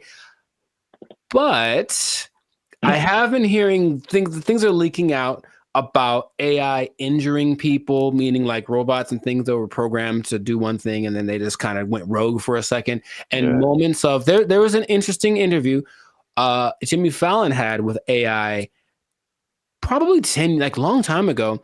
And it was like a robot thing. So it clearly looks fake, but when you start listening to the answers that it's giving, it was kind of like, whoa. And one of the answers was, yeah, we're kind of out to get all the humans. Like that was kind of we're kind of waiting to get, for you to make us strong enough to destroy you. Like that's what it was saying on public TV, and everyone was kind of like, ha ha ha. But in reality, it was like, oh God, what are we doing? Yet, we keep pushing it. We keep pushing it. Who are these people? Please stop it. Like, we know what's going to happen. All right, look, I've already gotten to the point where I'm starting to question everything I don't know what's real. I see a video and I'm like, I don't know if that's a real thing. I don't know what I'm seeing. And then when I see stuff in real life, I'm also kind of going in that same way. And I don't know if that's part of the thing. Start to make people question everything so that anything is a possibility. And then when it's actually presented as real, they go, oh, okay. I guess I thought that was all right. I mean, yeah. Even the sentient thing is just like, how is that even possible? It's I know that they've gotten away so that these things, I call them things for now, but that might not be okay in a few months, can process. They can process as fast as the human brain. You tell my computer is going to have a pronoun that I have to use. Yes, it is. So I'm calling it right now. But they have the processing capacity to go as fast as the human brain. They just don't have the right algorithm. Is there a human algorithm? I don't know. But however we put all things together, they haven't quite figured that out. So they're working on it. And just why are they doing that? Because when they figure it out, they're going to be able to do it better. And that's where we are. That's where we are. Yeah, because it still doesn't make sense. Like because humans, you think humans, computers, it's an intellectual thing, you know, A plus B equals C, stuff like that. But like the emotional side, I don't see how a computer can have emotions or feelings or like dreams or like things that it wants to do or accomplish. Like it's trying to tap into some level of consciousness that what we are wired to, which is why people like Elon Musk are trying to get us to communicate with it in this level, because it's kind of like going to create a pathway that definitely isn't going to be one way. If we can control it, it can definitely control us. Like it's going to be like that. And that's where we are. So I just wanted to let you all know that. Hide your wives, hide your kids. So y'all need to hide your kids, hide your wife. It might be getting interesting in a little bit. So just good luck to all of us. That's all I'm going to say. And if anyone's listening that has access to this, the people that create this or access to this technology, please cut it out. Just cut it out real quick. Go back to trying to create dinosaurs or something stupid. Like do that instead. At least we know what that is. This has no. Just stop it. You know what it tastes like. Stop eating that shit. You know how it tastes. Yeah, we do. We know exactly what it tastes like. Death. Anyways, stop doing that stuff. This has been another episode of the Lifestyle Circus podcast. Make sure to like, subscribe, comment, and share this video with everybody to warn them of what's coming. They need to know that I'm not going to say the end is nigh, because that's what you say with the signs and the people, but hide everything. Be careful out there. And keep your job for as long as you can, because it might not matter in a little bit. Yeah. They're coming to take your jobs. They're coming to take your robots. All Transformers more than meets the eye. I don't know. They took our jobs. They took our jobs. There's some sample videos that they've been releasing of like what it can do. And it's producing very realistic images and very realistic backgrounds, editing. And you can pretty much do film scenes anywhere without sound stages, without going to locations, without transportation. It generated people, it generated places. So yeah, that's where we are right now. That sounds like a lot. What's up, everybody? I am Zap. This is Jericho, and we are the now 6-time international award-winning pop hip-hop music duo band in Future. We do clean, fun music that everyone can listen to with a sound that's uniquely Californian. And now you're tuning into the Lifestyle Circus podcast, where we talk about everything that's funny, interesting, and ridiculous. But before we get started, before we jump into it, make sure you like, subscribe, comment, and share this video. It's kind of important. Share this video with somebody in the film industry. Because things are happening, man. What's happening? And it's happening real quick. What's happening? I talked about this before, and like because I work in film in addition to music, but leading up to 2020, we saw a lot of changes in the film, especially outside of the Hollywood, LA area, where there weren't as many films and TV shows and stuff shot here because because of various reasons, people were moving to other places. So now they're shooting in Atlanta and Chicago and Texas and New Zealand and Australia and like, yeah, all over the place. Then 2020 hits and it was just chaos for everybody, especially the film industry. A lot of your favorite shows weren't being shot, shut down completely. And then when it did come back around, they had all these protocols. It was very hard to shoot. COVID, people had to be away from each other, all that kind of stuff. Fun times, right? And then recently we had all these strikes. You had a writer's strike, you had an actor's strike, and a lot of it was a portion of it was due to the new technologies, AI, people being generated and put into movies, and how do they still get paid and how much and all this kind of stuff, using their likeness and all this stuff. So that was like actors and writers. And we've seen that with musicians too, like the creators, AI and influencing like how we make music and cutting jobs and all this kind of stuff. It's not stopped. It's like if you can't tell, they are marching on really, really quickly with this. And this thing of AI has spread past the, I guess, initial creators into everyone around the creators now.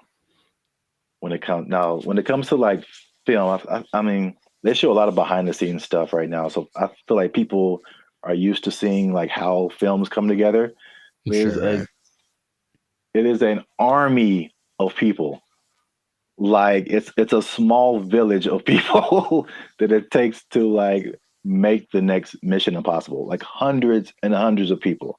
So we're talking about lighting people, sound people, electricians, carpenters who build like all the sets that you see, like especially sitcoms. Like it's crazy if you ever get the chance to tour a film studio. Like take a look at how much lumber is coming through there, and it's just like little 18-wheelers just full of lumber because they have to build all of those places that you see on TV. And that's like one part that people don't really, I guess, think about. You got editors, you got sound people, like all this stuff that comes with making a film, right? So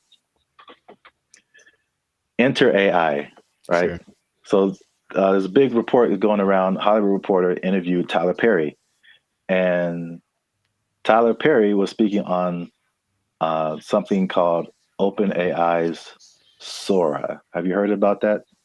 Yes. All right. So we got OpenAI is the people behind ChatGPT, which has already changed everything. Recently, Sports Illustrated let go of like all of their writers, right? Because they're doing this ChatGPT. This is crazy. But now all the people that make movies come together. Now their jobs are in jeopardy with this OpenAI's Sora. And to put it in Tyler Perry's words, he said, "If I wanted to be in the snow in Colorado, it's just text. If I want to write a scene on the moon, it's text. AI can generate it like it's nothing. I don't have to put it on my lot. I can just sit in the office and do this at my computer, which is shocking to me." So in the article, it said Tyler Perry was slated to drop like $800 million into expanding his studio. He was going to build 12 more stages. And then he immediately put a halt to it because of OpenAI's Sora. Wow. So we'll show some pictures up here too of like, there's some sample videos that they've been releasing of like what it can do. and it's producing very realistic images and very realistic backgrounds, editing, and you can pretty much do film scenes anywhere without sound stages, without going to locations, without transportation. It generated people, it generated places. So yeah, that's where we are right now. That sounds like a lot. What are your thoughts now for the progression from Chat GPT to this? I mean, I have an idea of what it looks like. I don't like the idea of taking jobs away from people, for one, and then and until proven otherwise, I'll still see a really well done AI something, and it's just something about it gives me this like this lacks this element of realism. However, I know it's getting better all the time, and at some point, I don't think I'll be able to notice. But just it's business is about saving money. Yeah. So it makes 100% like it makes perfect sense that they want to do that instead of spending all the money on stages and everything that. But it just seems like it loses the. So if I see this movie and it's like an amazing movie and they have all these locations, and then when I find out that they just did it all on a computer, for me that loses something. You know, Lord of the Rings, all the New Zealand backdrop and all this. No, we just did it in the computer. Actually, it's not. We didn't go anywhere. It's like, oh man, something about it to me doesn't. But see, the thing is, it's not, because I think the buzzword before this is CGI. Right. So it's just like, I feel like it only loses that for you because you know that it's like that. But I think there's stuff now like the CGI stuff where it's like you can't really tell. Like I feel like that part has gotten so good that you can't really tell sometimes like what is CGI and what is not. Dude, just on a simple scale, I've been talking to people on Zoom or Google Meet, and I'll be talking to them like, "Oh man, where are you?" And they're like, "Oh, that's just the background from the program. Like, I'm not here. I'm in my house." And I'm looking like, no, like that's gotten really good. Yeah. So I can imagine if no one told me, sure. But then I have those doubts. Like, I wonder if I do it now with commercials for sure. Like, are those people in that? Is that really, or is it just and it maybe it's already been here and I don't know. Yeah. There's definitely pieces of it that have been here for a long time. Sure. Especially like big crowd scenes and stuff like that. Right. It's definitely. Yeah, I know that the big Ed Sheeran music video a couple of years ago was kind of that, because it's basically him and I think 100% or mostly AI CGI generated background characters, and they all look really real. So yeah, that's I don't like it though. That's all. I just don't like it, just because it's moving into a direction that my brain wasn't ready to accept as a possibility. Well, I mean, people. I personally, I have no idea. I mean, I won't say that. I do have an idea. AI is going to win. So sure, no, it's going to win eventually. Without a doubt. I feel like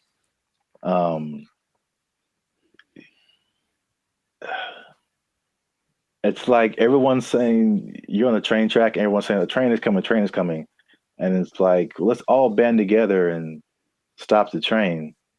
And it's like, you can try all you want, it's not going to work. I acknowledge that. It's like it's respectable. It's like, let's hold on to what we have, but at the same time, it's just like, well, how can we not get hit?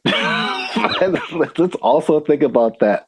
Yeah. How can we not get hit by this train?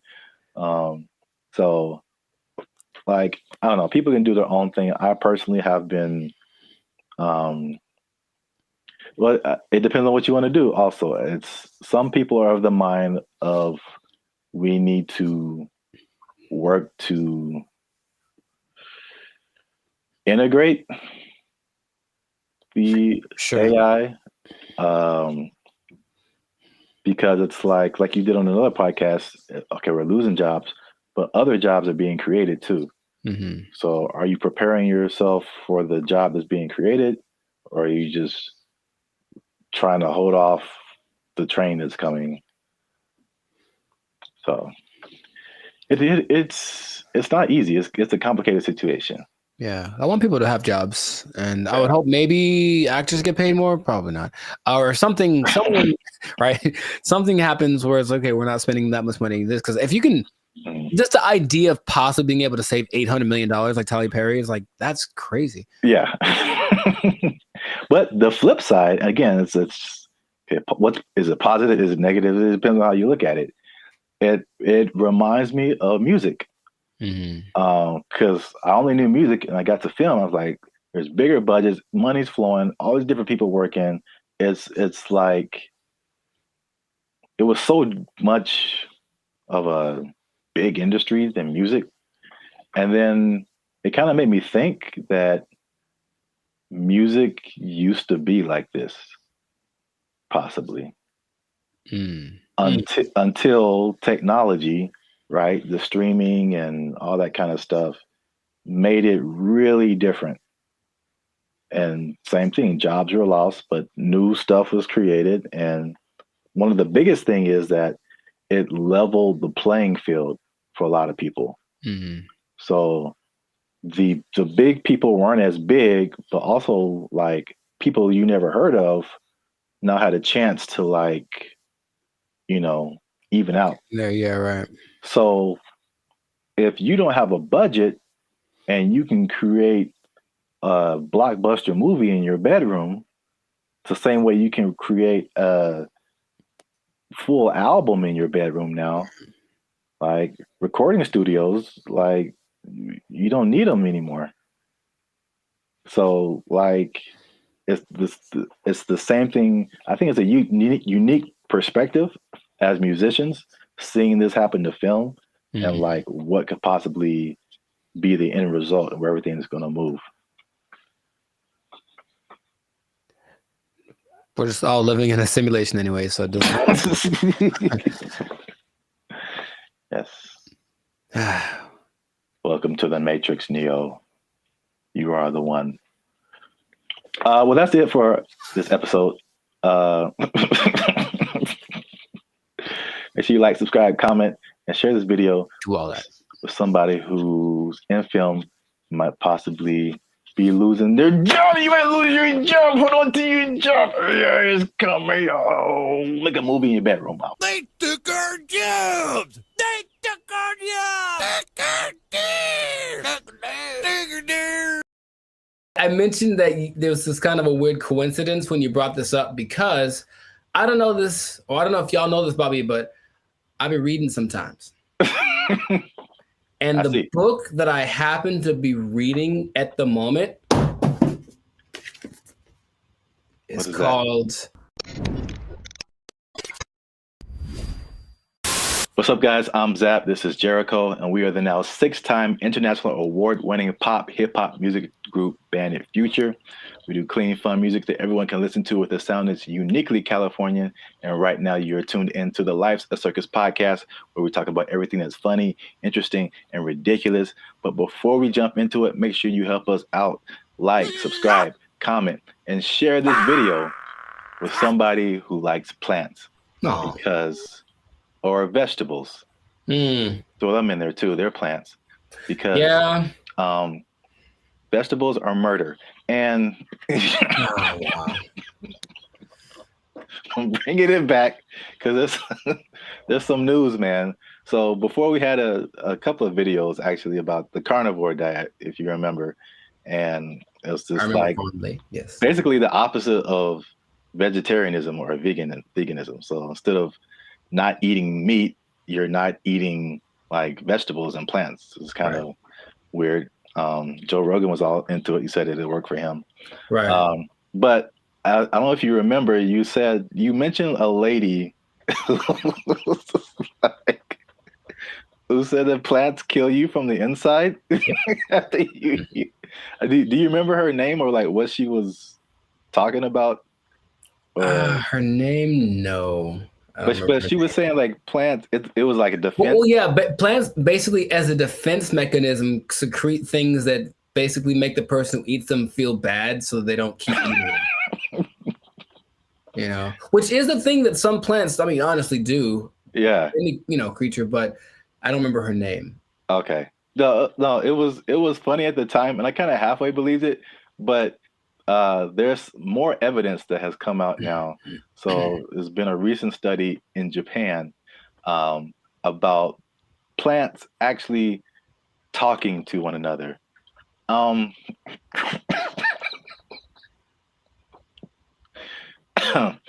Jericho, do you think plants can talk to each other? Yes. Okay. Well, that was an easy sell. But here's the thing. I mentioned that there was this kind of a weird coincidence when you brought this up because I don't know this, or I don't know if y'all know this, Bobby, but I've been reading sometimes. And the book that I happen to be reading at the moment is called The Secret Life of Trees. And it actually is all about plants and their communication. I mean, kind of the evolution and why they're important to the planet and all that kind of stuff. But it does mention how they talk to each other, warning people warning each other of threats. The bugs are over there. Don't do that. The sun is over here. Lean this way. Like they've done studies about that says that they do talk. So I believe it based off of one book that I've read halfway through.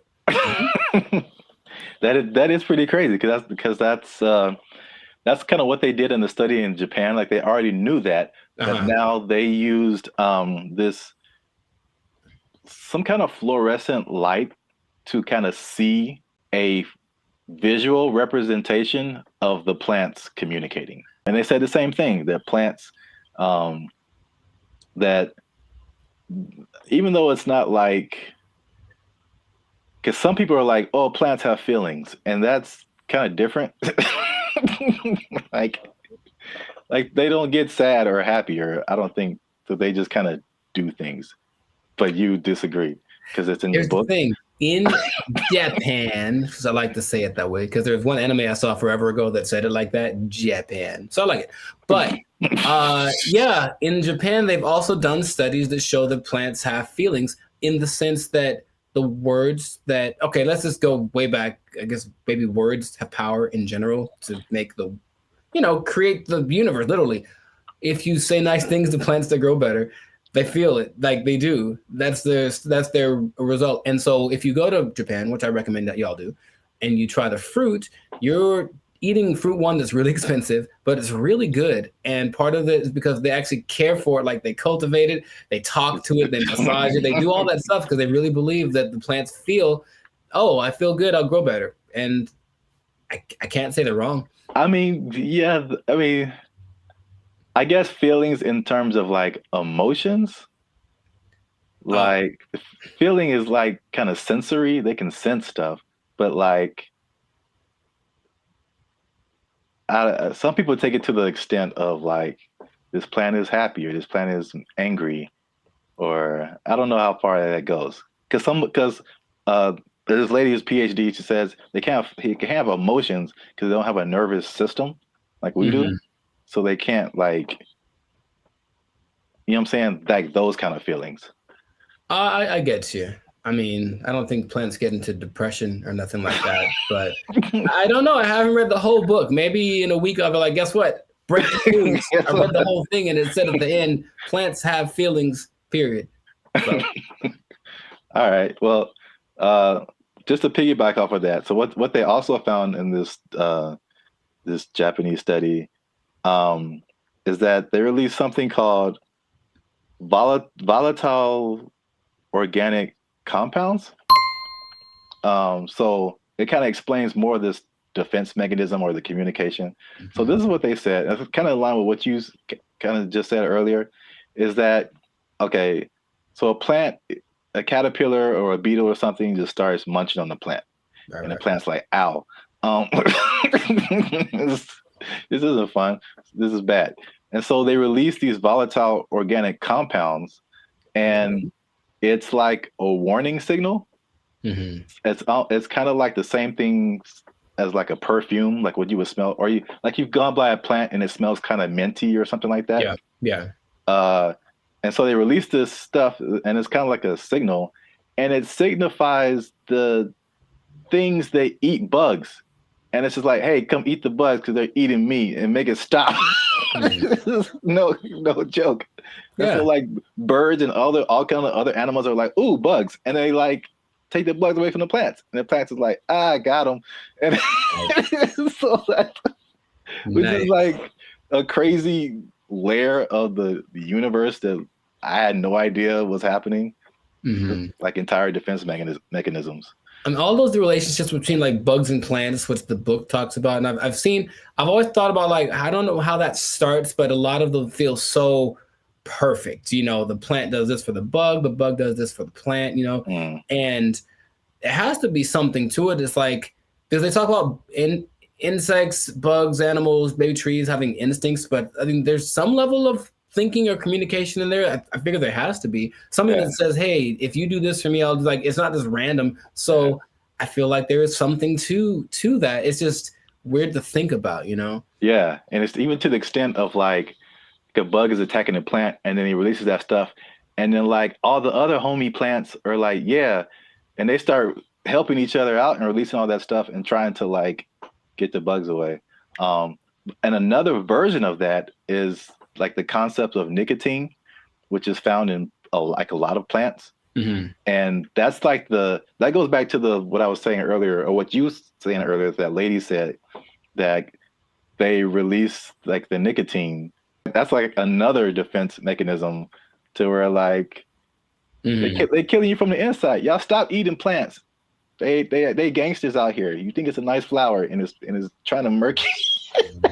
I'm saying plants are nice. They got flowers. They have, I can't remember any parts of the stamen. Maybe they have parts. Okay, that sounds right. Yeah, sure. Stamen, bark, right? Like 7th grade, maybe 7th grade botany class or whatever. They got rings. You can tell how old they are. That's cool. You know what I mean? But yeah. So the moral of the story is plants are a gangster and crazy. So don't mess with them. Eat chicken. Plants have feelings. Yeah, plants. Put that on his shirt. They'll get that VOC on you. That what do you call it? Volatile VOC. Organic compound. Yeah. VOC, son. Yeah, VOCs represent. Gang. If you see VOC spray painted on a redwood, don't hear it. Yeah. But that's it. That's been another episode of the Life's a Circus podcast. Make sure you like, subscribe, comment, share this video. Let us know if you've been ganged up on by a plant, or if you've seen a plant talking, because people will think you're strange, but we might believe you. Feed me, Seymour. They took our jobs. They took our jobs. Whenever you buy things on the self-checkout line, it says out loud how much everything it is that you buy. And that's kind of a weird thing. I don't know if you can. I feel like there is a way to disable that, but the default setting is that everything you buy is like boop $1.99, boop $4.55. Like it does. Right. Does it say your? Well, I mean, so what's so bad about that? That's my business. Some people be knowing what I'm buying. Like that's all. Don't put my business out there, robot. That's all. What's up, everybody? I'm Zap, and this is Jericho, and we are the now 6-time international award-winning pop hip-hop music duo Bandit Future. We do clean, fun music that everyone can listen to with a sound that's uniquely Californian. And right now, you are tuned into the Life's a Circus podcast, where we talk about everything that's funny, interesting, and ridiculous. But wait, we need your help. Help us out. Tired of eating mayonnaise sandwiches. Give your boys some funds. You know what I'm saying? You can join the channel, become a member. That'll help us out. Or you could just like, subscribe, comment, and share this video with people who stealing, because there's thievery going on. That's right.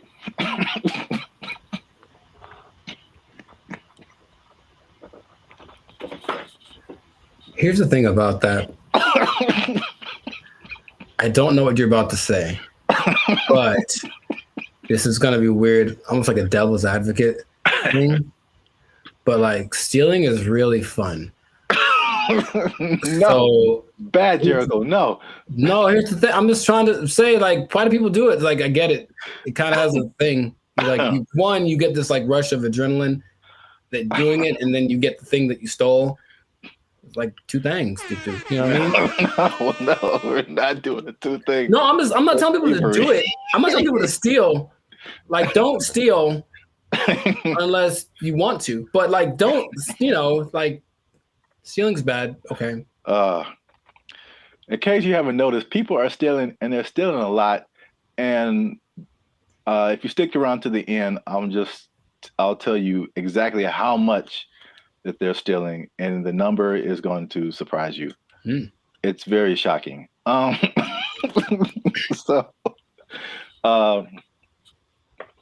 Stealing is bad. Okay, you shouldn't steal. But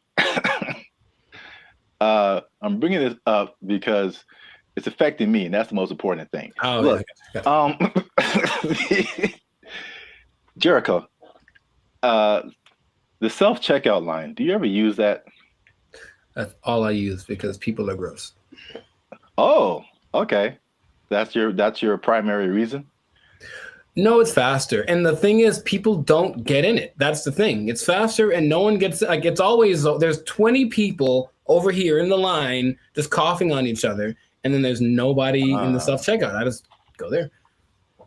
I didn't really think about it like that. My number one reason is just the speed and just being able to like get in and get out. But that too. That's like number two. Yeah. I feel like people don't go to it because they're afraid to use it. Well, there's nobody there. It's kind of creepy. I mean, there's a person sitting to make sure they don't steal, which is totally not. They're not there half the time, so they're not doing the job. I feel like, well, I was kind of leaning more towards the technology aspect of it. Oh, okay. It's just like, I feel like there's still a large number of people, especially older people, who are just like, computers just don't really make sense to them.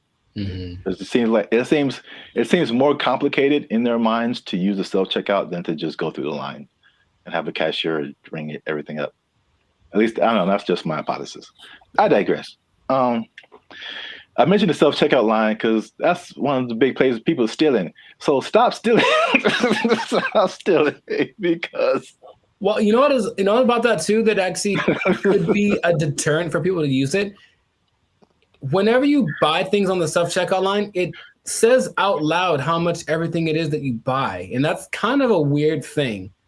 I don't know if you can, I feel like there is a way to disable that, but the default setting is that everything you buy is like, boop, $1.99, boop, $4.55. Like, it does. Right. Does it say well, I mean, so what's so bad about that? That's my business. Some people be knowing what I'm buying. Like, that's all. Don't put my business out there, robot. That's all. It's just a price. I don't know. No, if it was like one box of condoms, $12.99, then it would be like, hey man. Yeah, I honestly feel like there's certain circumstances where it says something about what you bought, but not like that. That now. Okay. Well, anyway, so people are getting these self-checkout lines, and they be stealing, man, and they're stealing so much that one of the major places that they are stealing is Target, man. Target is having or Target if you're uncivilized. They're having a big problem with stealing, and and it's so much in the checkout lines that they are reducing the hours that the checkout lines are open, and it's like making people upset. And it would make me upset too, because I hate when I'm like I'm running in to just get something and get out. And it's like all the self-checkout lines are closed, and you have to go to the line, which I told you the other day, there's some lady in the store just buying $100 worth of nothing, like just stupid stuff, man. And I got like a candy bar. I'm just like, the people that there are people that actually will look at you and say, "Hey, go ahead, just go ahead. You only have one thing. Go ahead." Yeah. And there are the people who look at you and for sure, like, I'm not letting this person. Yeah, I was here first. Decision they make. I will not let you in front of me. I don't care if I'm here for 5 hours. You'll be here for 5 hours and a minute. Yeah. Yeah, it's so anyway, the checkout lines there, some places are reducing them to like, I think it's like 10 a.m. to like 8 p.m. or 7 p.m. or something like that. But it's only like basically early in the morning and then late at night, like you can't use a self-checkout line. And then in one extreme case, they put it like 10 a.m. to noon, and that's it. And the rest of the time you have to go. The point? I don't. People steal it, man. It's just, it can't stop. Yeah. It's when I tell you how much they've been stealing, you'll be like, "Oh." Well, here's the thing about that. Of all the places that stealing is fun to do from, which is a weird way to say it, Target's probably Target's probably up there. Target's pretty great. It's a big red Target, literally, and they have all the things you want. Yeah. I'm not saying that I have or haven't done it, but I'm just saying that that's a place you might want to go if you're thinking of stealing. Also, Band of Future does not advocate stealing. Pay for everything that you possess. You're just making it sound really attractive. I don't understand. Oh, I mean, that wasn't my intent. I'm just, Yeah, stealing is fun. I'm like, wait a minute, it's not where I'm trying to go. Oh, okay. So I don't want to be like. I don't think fun is the primary reason. Have you done it? No. But if I would, it's because I needed something or I just wanted something that I couldn't afford to have. Oh. Haven't you seen Aladdin? Yeah, it's he's having fun though. Ahead of the gotta eat to live, gotta still to eat. Tell you all about it when I got the time. See? He was fighting for his life, man. He made a song about it though. He's having a good time. All right. So how much? Okay, let's two things. How much money do you think Target is losing a year from people stealing? I don't know how much they make. I don't either. Okay. So I mean, I'm guessing it's a high number because here's the thing too. Target's everywhere, right? Yes. They cracked down on Target, the security in California, but I would imagine at like 4 p.m. on a Tuesday in Iowa, it might not be much defense if you want to steal something from the local Target. Okay, so Target annual revenue is about $100 billion a year. Okay. So that's a lot of money. That's a lot of billions, but stealing, I would say. So how much is that? 2% of it? What's 2% of 100 billion? 2 billion. Billion? That's the number, I guess. 2% of whatever they make. 2% rule, but for stealing. Also don't steal. Now that we know how much that they make, this number doesn't seem as crazy as I thought. Okay. Because they lose 500 million. Oh, yeah, that's not... Okay, so... Right. It's like context. Like in a bubble, that's a lot. Yeah. It's a whole lot. It's a lot of money. It's a whole lot of money. But it's like 0.5% of all that they make. That'd be fine. Yeah. Now, it'd be crazier if it was we changed our mantra. Everybody just go out and steal. Target, especially because they got it, man. They cool. That'd be all right. No, what'd be crazier, though, if it was just like a ring of 20 people that is stealing everything from Target, just 20, then that'd be like, okay, there are rings of like, there's people that have been doing this for years. I mean, mean, especially after 2020, like stuff kind of really got crazy, especially in California. But there's, I don't know if you've seen these like mobs of people. Yeah, they'll just run in, like, take everything. Yeah, they're all like in it, and they just kind of do it regularly. They go store to store to store, and just kind of do this thing. So that's Target. The last part of the tease is how much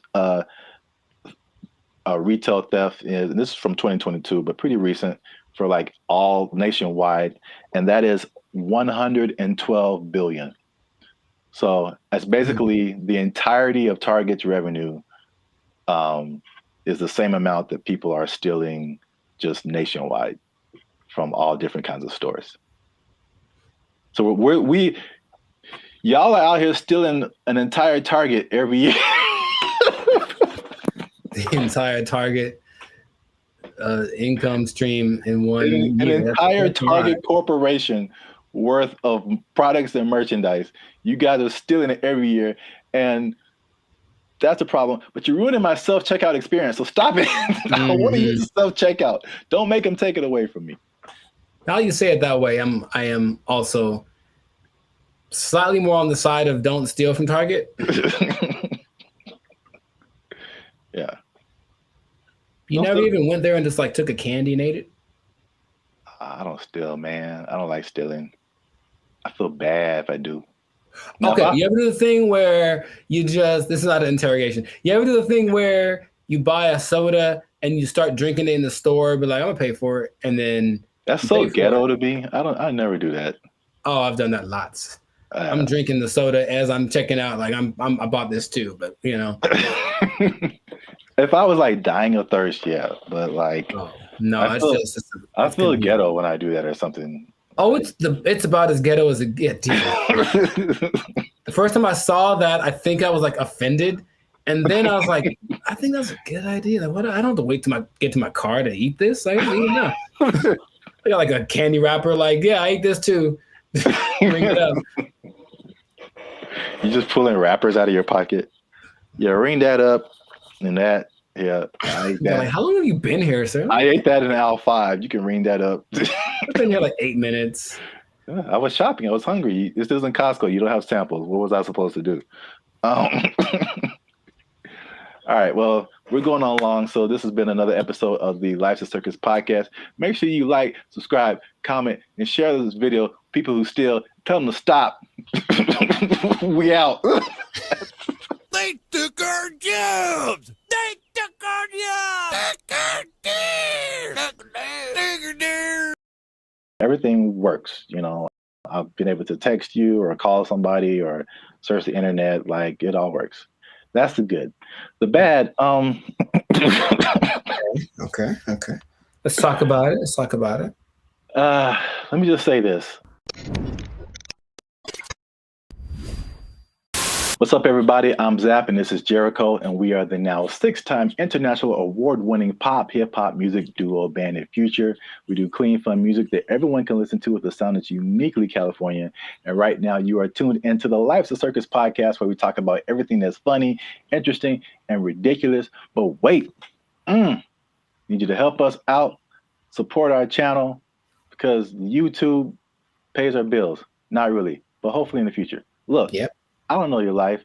I got to check in and saving, checking. Things are complicated. I need you to subscribe. That's what I'm trying to say. I need you to subscribe. I got kids to feed, man. Y'all ain't been subscribing. I need you to subscribe, man.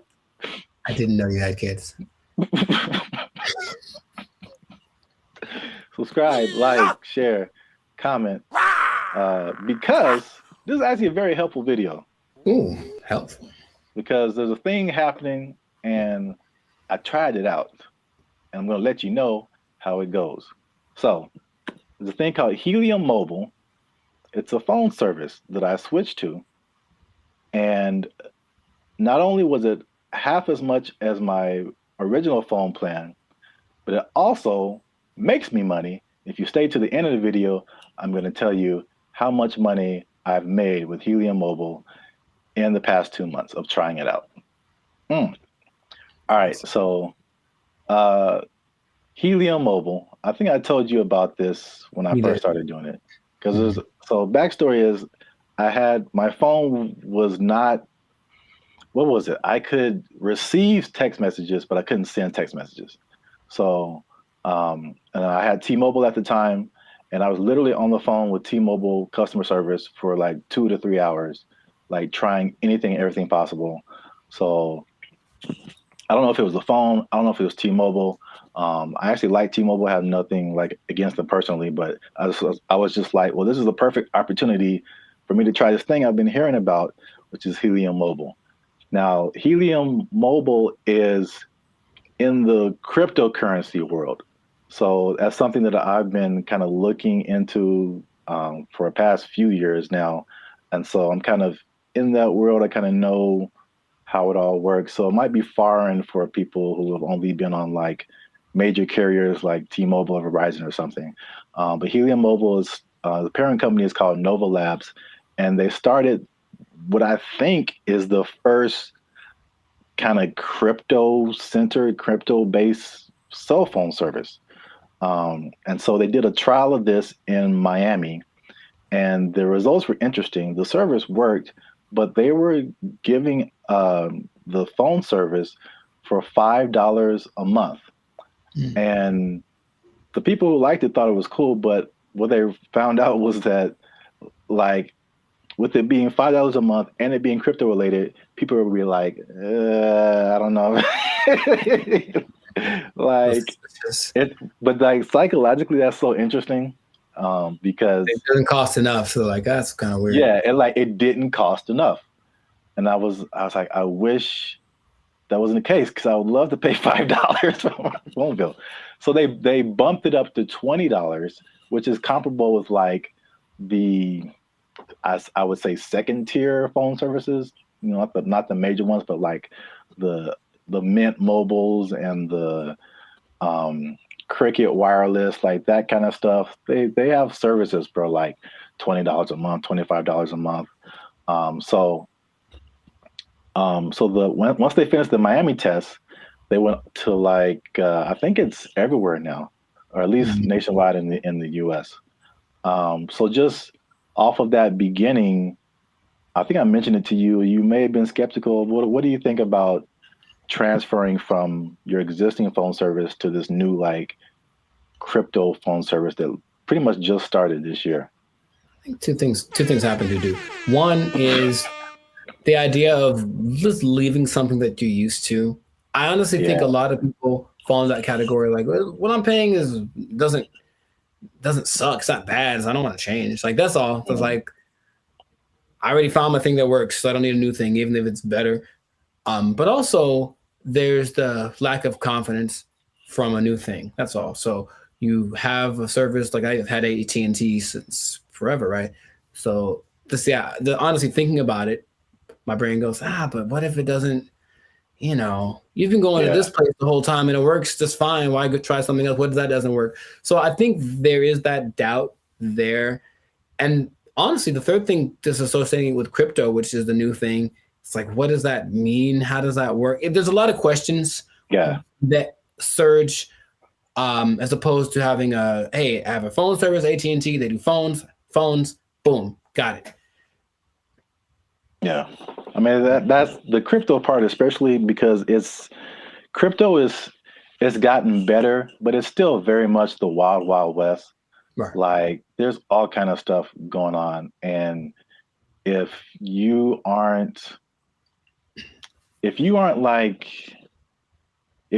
messing with stuff outside of like the big name Bitcoin and Ethereum, but even then the stuff goes down. But like all this other, the thing is like Bitcoin dominates the news, but there are like thousands and thousands and thousands of other coins. And there's so much going on outside of Bitcoin. Like it's insane the amount of stuff that's going on, the amount of projects and different things that people putting together. But yeah, it's kind of scary. And I mean, I honestly wouldn't recommend it for someone who, one, is not computer or tech savvy, and two, hasn't really been into crypto a whole lot. Because I also had another experience. So Helium is like a Bitcoin. It has its own. There's a Helium, what they call a token. Bitcoin's a token. Helium Helium has its own token, but then there's Helium Mobile that had its own token. Okay. So Helium Mobile came after like this original Helium, where a lot of people made money during a whole different kind of mining helium. I don't want to get too technical, but I just want to say that like the Helium provided these mining devices, which were expensive, several $100s or sometimes into the thousands, and you would make money by mining helium, which was great when helium, the price was really high. But when it dropped, you were like, now you were making, people were making thousands of dollars like a month, like in this like heyday period, and it dropped to like pennies. So that was like a few years ago, and that's something that I tried, and I spent like $500 on a device, and it was like making me a little bit of money, and now it makes me like 10 cents a month or something, maybe. Like it just like plummeted. But that's the crypto world. The prices, it's like the stock market on like acid. It's just nuts. I mean, you're rich one day and broke the next day, but I digress. So anyway, because I'm crazy, I tried out Helium Mobile. It's not bad. All right. So at least for me. So my original bill was like $50 a month, unlimited. And then you know how they have like unlimited and then it like throttles after a certain gigabytes, whatever. So I had the same thing with Helium Mobile. My original one's throttled after 50 gigabytes. This one throttles after 30. So I only paid $20 a month plus tax. So it's 21 something. And then, you know, everything works. You know, I've been able to text you or call somebody or search the internet. Like it all works. That's the good. The bad, Okay. Let's talk about it. Let me just say this. Unlimited is when it throttles, man. It's just like zoop. Like you are, once you hit that cap, like you pretty much need to use another phone because your data is just so incredibly slow. But that's just kind of what it is. So the slowdown after the 30 gigabytes is insane. The app that you have to download to use it constantly crashes. You open it and there's a blank screen. You have to open it again or maybe restart your phone. There's constant updates and rule changes. Because again, it's like crypto. Things change so much, and what I mentioned before, the price fluctuation. So, like you earn this cryptocurrency token, but it could be worth a certain amount one day, and it could be worth half of that the next day. So, all that coupled with just like understanding crypto, again, it's fine for me. I'm cool with it, especially when I tell you how much money I've earned and saved. But it's not just like cut and dry, set it and forget it. I don't think it's for most people, at least not right now. Gotcha. So to pay off the teaser. Okay. Y'all want to see how rich I am off this Helium Mobile. Drum roll. And again, just to explain that, you earn Helium tokens. This is another thing that just people might be like, okay. Yeah. You earn Helium tokens by sharing location data, and the Helium uses that location data to understand where they need coverage to expand the network. And they promise, as always, never to sell your data to any third parties. So there's that. I'll let you do with that what you will. Lies and slander. So currently, again, there seems to be a trend in crypto where like if you get on something first very early, you seem to make the most money, and then it just kind of like it just kind of settles there. So in terms of helium tokens, when I first started, I think I was earning like 800 helium tokens a day. Current price of helium or helium mobile tokens, current price of helium mobile is like 0.003 cents. Okay. So basically like a Spotify stream. Gotcha. For every helium mobile token, but you're earning hundreds of these a day. So I think like when I first started, I was making like around $2 to $3 every day, which is once you set it up, the only thing you have to do is move around because it's location based. So you can't be in the same spot. But if you move around throughout the day, at the end of the day, you'll get, the certain amount of tokens. So I'm pretty active. So I was making a couple of $2 to $3 a day. That has since dropped. It's currently like $1.50 to $2 a day. But again, like a couple of dollars a day for not really doing anything. Sure. That's kind of cool. When people when this first started, people were saying they were making like 1,000 to 2,000 tokens a day. So this was like a few months ago. So you can like see the pretty rapid decrease. And could it go back up? Yep. Could the price go back up? Yep. So who knows? But for 2 months, and I actually put this on 2 different phones. Okay. So in 2 months, and this is after paying my phone bill, my $20 phone bill each month, which you can also pay with a Helium Mobile token. I was gonna ask. Okay. Yeah, so you can take. So basically, there's no money coming out of my bank account now, which is great. You earn the token, you take a little bit of it and pay for your phone service, and you keep the rest of the tokens. You can sell them, you can keep them, hope that they go higher, whatever you want to do. But I've made about $100 per phone for 2 months. So no phone bill, basically, coming out of my bank account, and I made about $200. So the trade-off, for me, I don't mind it right now. Sure, right. Again, who knows? Time will tell. But if you want to try Helium Mobile, there's a referral link in the description. I think if you use that referral code, you get like $5 or it might be $10, something like that. You'll see it. I don't know what I'm talking about. I see. But yeah, you'll earn it towards your Helium Mobile plan. You can try that if you want to. But again, like if you're not a crypto person, I wouldn't it's not so cut and dry. I'll say it like that.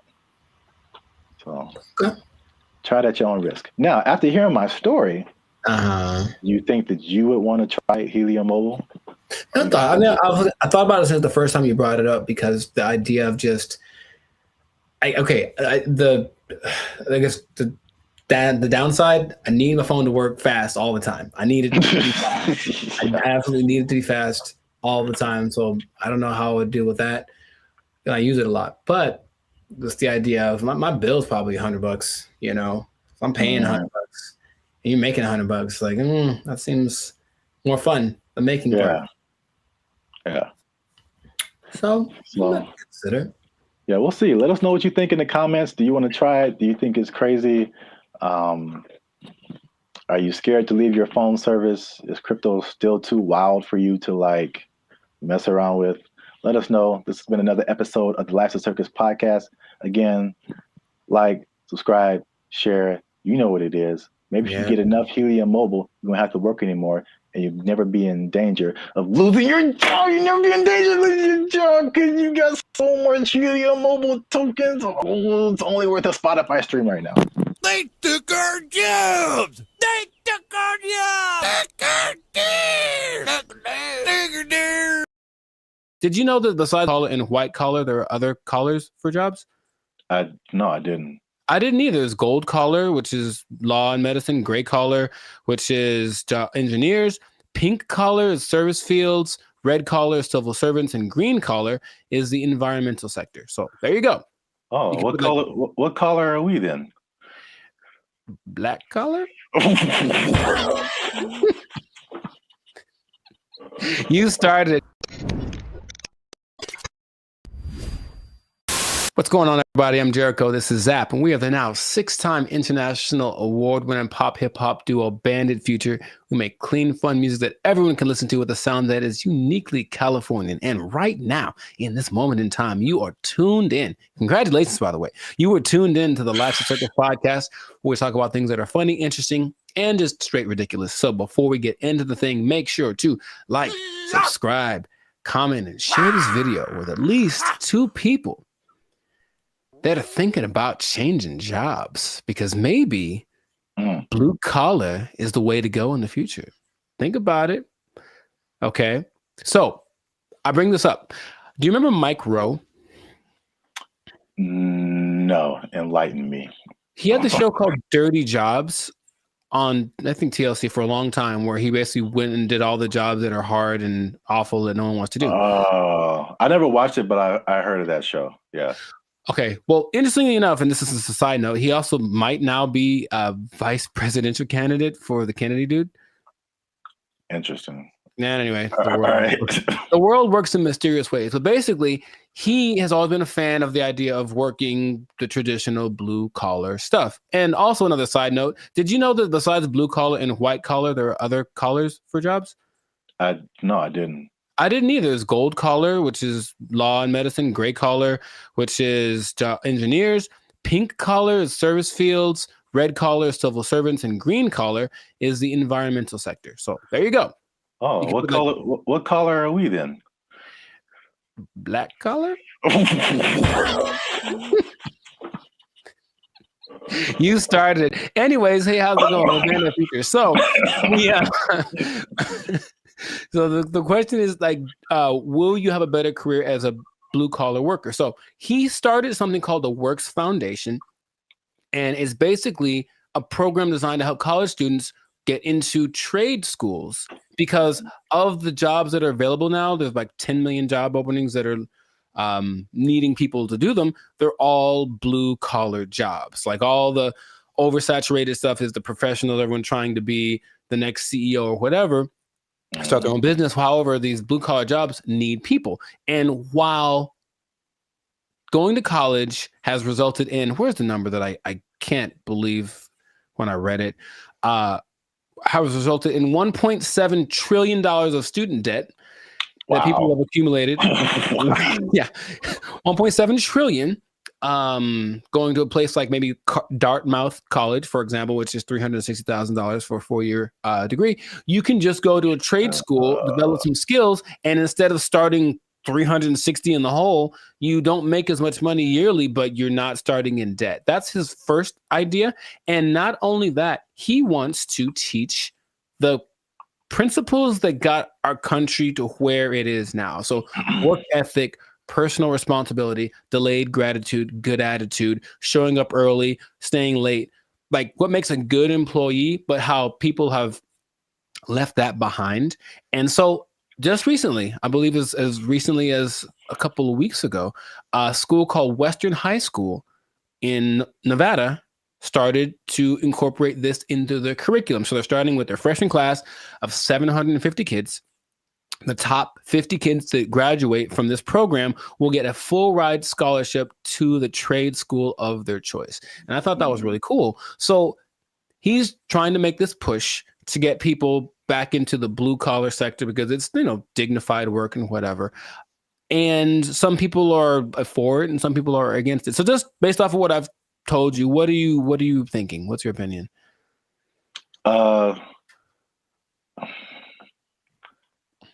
I guess I'm kind of mixed. Okay. On one side, it sounds really good, because one thing I have noticed, especially since 2020, is like people don't want to work, and if I guess it's more like service jobs, or if they do want to work, it's just like there's just all that stuff that you listed. There's like no effort. It's like nobody cares about what they're doing. They're just clocking in and clocking out, and they don't care about customer service. They don't care about doing a good job. They don't stay late. They don't come early. They don't do any of that stuff. They just they just come. I'm here, and I'm gonna do stuff maybe, and then I'm gonna go home and play Xbox. Like what? Like what is happening? So like that part, like I'm all for. The trade stuff, I know it's just like AI is changing a lot of, I guess you would call white collar jobs. Yes. So that they're not as necessary.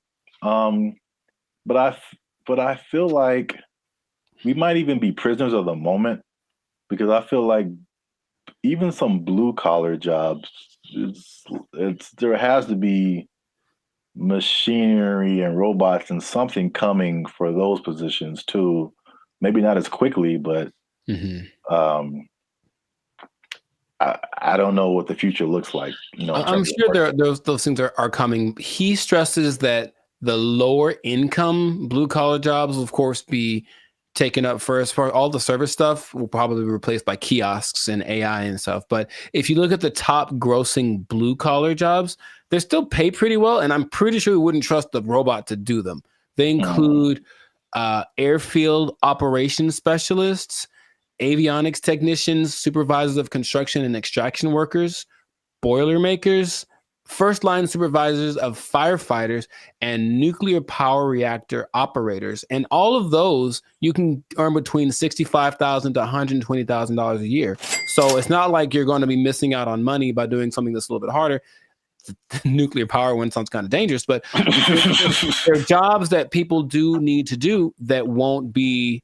I wouldn't trust a robot with my life with that kind of stuff, you know? So yeah, I think they're still going to look for qualified people to do that. So in these trade schools, you can go to them. I said, and they're really good. It's just that like, okay, like I didn't take anything in school that helped me like do a craft. Like there's no automobile class, there's no shop. I can't build nothing. I can't fix my car. I don't know any of that stuff. And I think a lot of people fall in that category. And so he's saying, well, that's kind of what we're missing. So if everybody goes to college and gets a degree, even if they're, you know, $1 million in debt, then where are the plumbers and the electricians? Where are all of those people? They're not around anymore. So it's like all those things start to fall apart in cities. The infrastructure starts to mess up. That's just his idea. So he's like, he needs more people to be interested in it, get the kids at an early age, and then encourage them to do it, because it's noble work, it's dignified work, and it's work that they're pretty sure isn't going to be replaced anytime. So, man, have you ever seen those people? I watched it on the TikTok. People that replace those like light bulbs on top of those super high poles, like 2,000 feet in the air. Like you have to have a dude go up there, and those guys get $160,000 a year. It's super dangerous, yeah, but it's like you need them. So all those kind of jobs are available for this trade school thing. So he was just saying, it's just an alternative, of course. If you want to go start your business or be a YouTuber or whatever, go do that. But the world will fall apart without these people. So I thought it was a cool idea, and he's hoping to get. I think somebody decided. I also think it's a good idea, and they donated $5 million to his program.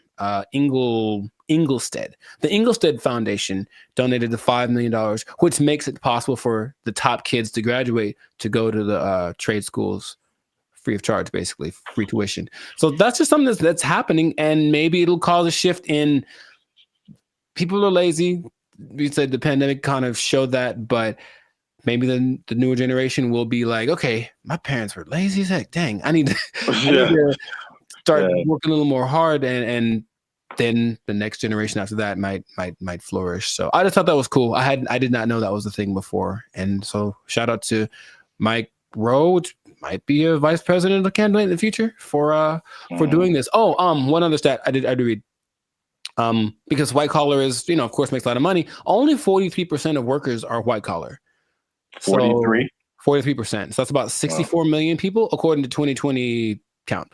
So that leaves, I didn't do the math, but there's a good amount more that do the blue collar stuff. So it's like, it's not like it's not necessary. It's just that it's not applauded. It's like, oh my God, you did a good job being your electrician or whatever. But people, we need that. Like our whole, if I don't know how to fix any, you probably know better than I do. I don't know how to fix anything like plumbing, nothing works. So I have to call a guy, and that person I hope is qualified. So that's what they're doing. They're training these people up.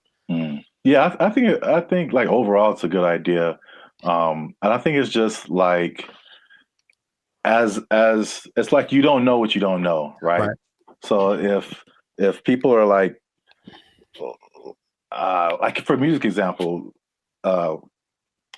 people, all you see is just like Drake and like DJ Khaled, and like that's what you know. Like that's what you're gonna aspire to be if you're into music. Yeah. Or if like you only grew up listening to Beethoven and like Bach and Brahms, like that's like all you know is music. So if there's one education path and that's all you know, it's like, oh well, this is just what we are supposed to do. Like that's like when I was in high school and they were like, you got to pick a college, and I'm like, I got to pick a what? Right. Okay, and I kind of like honestly went to college because that's what everybody said you're supposed to do. Me too. Not because I was like, I don't want to do I didn't know never even heard of a trade school. Yeah, I didn't have any options. Yeah, I didn't know what my options were, honestly. Yeah, they literally some kind of announcement or something. It was like, you got to go see the guidance counselor. I'm like, the guidance counselor? Yeah. So you can pick a college to go to. Like you just kind of funneled into this direction. And I mean, trades are like, and it's a good alternative for a lot of people. Right. So we'll see how it works, but he's hoping that it builds up some steam, builds some momentum, and then other people adapt the program, because why not? We need them. We need people to come fix my car, so my car can run. Yeah. So that's what I thought was pretty fascinating. But let us know in the comments what you think. Is the blue collar thing? So if you have kids or something, would you encourage them to go more towards that route instead of getting in crazy debt going to college and then hoping you find a job after that? Because job market's getting a little bit scarce out there. Do you support the idea of Mike Rowe? Do you have a better idea? Do you think we should just all go to Mars? Whatever it is, let us know in the comments what your idea is, and we will respond to your comments, probably. Yes, but definitely. We'll respond faster if you're a member, because they get priority comment reply. Oh, there we go. Okay. You might want to do that. Mic drop. So yes, that has been another episode of the Life and Focus podcast. Like, share, comment, share it again. Share it twice. Even better. And just think about that job. Think about the job, because, you got to have a job. Gotta have a job. If you don't have a job, then, if you don't have a job, you can't buy snacks. So, yeah, see? There you go. Go get one. It all makes sense now. Yeah, I know. And don't do anything to lose it, because you might. Yeah, you don't lose your job. Go to a trade school, learn a trade out. They took our jobs. They took our jobs. Oh, I had one and I forgot it. So it was like unique. Recycling toilet paper? I mean, wow. I mean, I only brought it up because it is a real thing. Like, people do that. How do you recycle toilet paper? Do you want me to tell you, or? Yes. What's up, everybody? I'm Zap, and this is Jericho, and we are the now 6-time international award-winning pop hip-hop music duo Band of Future. We make clean, fun music that everyone can listen to with a sound that's uniquely California. And right now, you're tuned into the Life's a Circus podcast, where we talk about everything that's funny, interesting, and ridiculous. But before we jump into today's topic, make sure you like, subscribe, comment, and share this video with 2 people who are flashy, but they faking it, man. That's cold world, man. They ain't got it for real. It's a cold world. They ain't got it. It's a cold thing. So we, again, we've talked about this before. We're Hollywood centric, and Hollywood, Los Angeles, is well known for people out here being flashy. They looking sharp. They got the clothes. I mean, they just decked out. Going to fancy restaurants in the hottest clubs, and then they go back to their studio apartment where they can barely afford to keep the lights on. It's just like, it's very much what you see isn't always what you get. Have you had that experience, Jericho? Have you seen people like that, or have you tried to be like that, or you just kind of, I get the appeal of it because there's always the two sides that seem to be competing, right? There's being rich and looking rich. Yeah. And it seems like it's more fun to look rich than to be rich because being rich requires more discipline, and it doesn't necessarily mean that everyone sees you. And so if you care about what people think, then you really want to look rich. And yeah, I know people that are like that talk a big game about the moves that they're making and this and that, and they show up in nice whatever. They make sure to show up to the place and then change into something nicer because they have an important thing to go to, and they make sure everybody knows that they're going to this important thing, and they're better than you. It's like, okay, I get you, bro. But it's sometimes hard to tell because in LA, Hollywood, people look pretty good. Like physically look good. They're in shape. They wear nice clothes. You can get really nice clothes on a budget too. If you really have to, you don't have to go to Melrose and blow $800 on a t-shirt. You can go to, I saw the nicest jacket, honestly, last week at Ross for like $25. And it's like, ooh, I was killing. So you can make yourself look flashy without too much. In fact, yeah, Ross has a whole jewelry section. You can get decked out for under $100. You can. But you always question it. I think you always question it. It's like, I wonder if that person really is somebody. Usually the telling point is if they're where I am, they're probably not rich. That's probably Hey, you come to this Starbucks too to use the Wi-Fi? Yeah. Doubt. Yeah, man, they shut mine off. But I look fly though, don't I? Like that episode from Boondocks where Riley takes all the money that Grandad gave him for the weekend, blew it all on one shopping. Oh yeah. And he's like, "Ain't I'm clean though?" Yeah. Riley, we don't have food to eat. Oh man, I'm clean though. Well, I brought this up because I saw a study by Redfin, which is a company that's into like the housing market. And obviously, the economy has been very rocky for the past few years now. And inflation is sky high. And they did a study that shows that about 49% of Americans are struggling to even just pay their rent.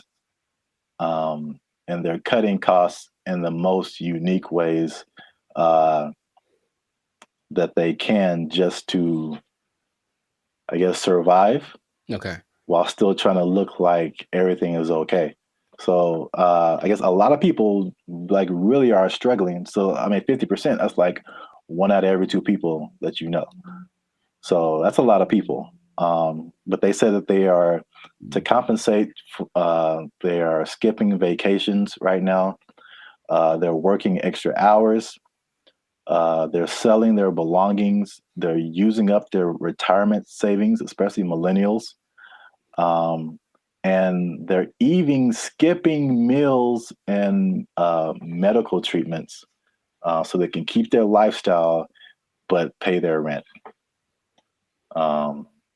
What is that? How does that sound to you? Is that shocking, or is it like, okay, that's where we're in right now? It sounds like bad prioritizing and an overimportance on the exterior, right? Just like my life is just an Instagram reel. So as long as everyone's giving me the likes and I mean like publicly, like they're, oh look, you're doing well, then that's all that really matters, and then they can suffer in silence. Yeah. It seems unfortunate that that's being, and people wonder why there's so much anxiety and mental health and depression and stuff, because maybe from out of balance priorities, and then all of a sudden these results that they're getting from their lives are just kind of depressing, but they don't want to admit it.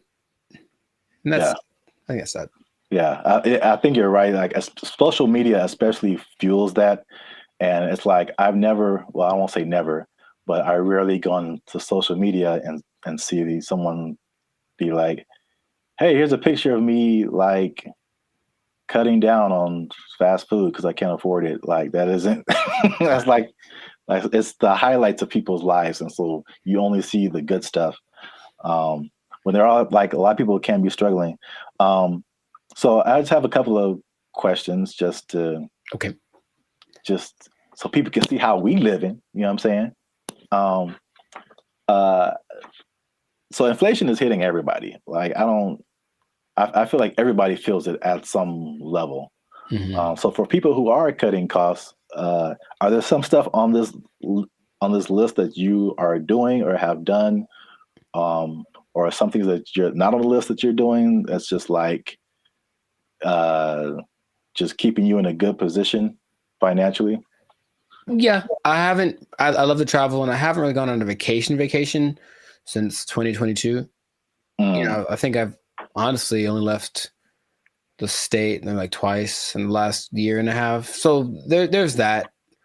Even though, you know, traveling isn't expensive, vacationing is expensive. So I mean, if I wanted to, I could go to some place and stay in an Airbnb and chill.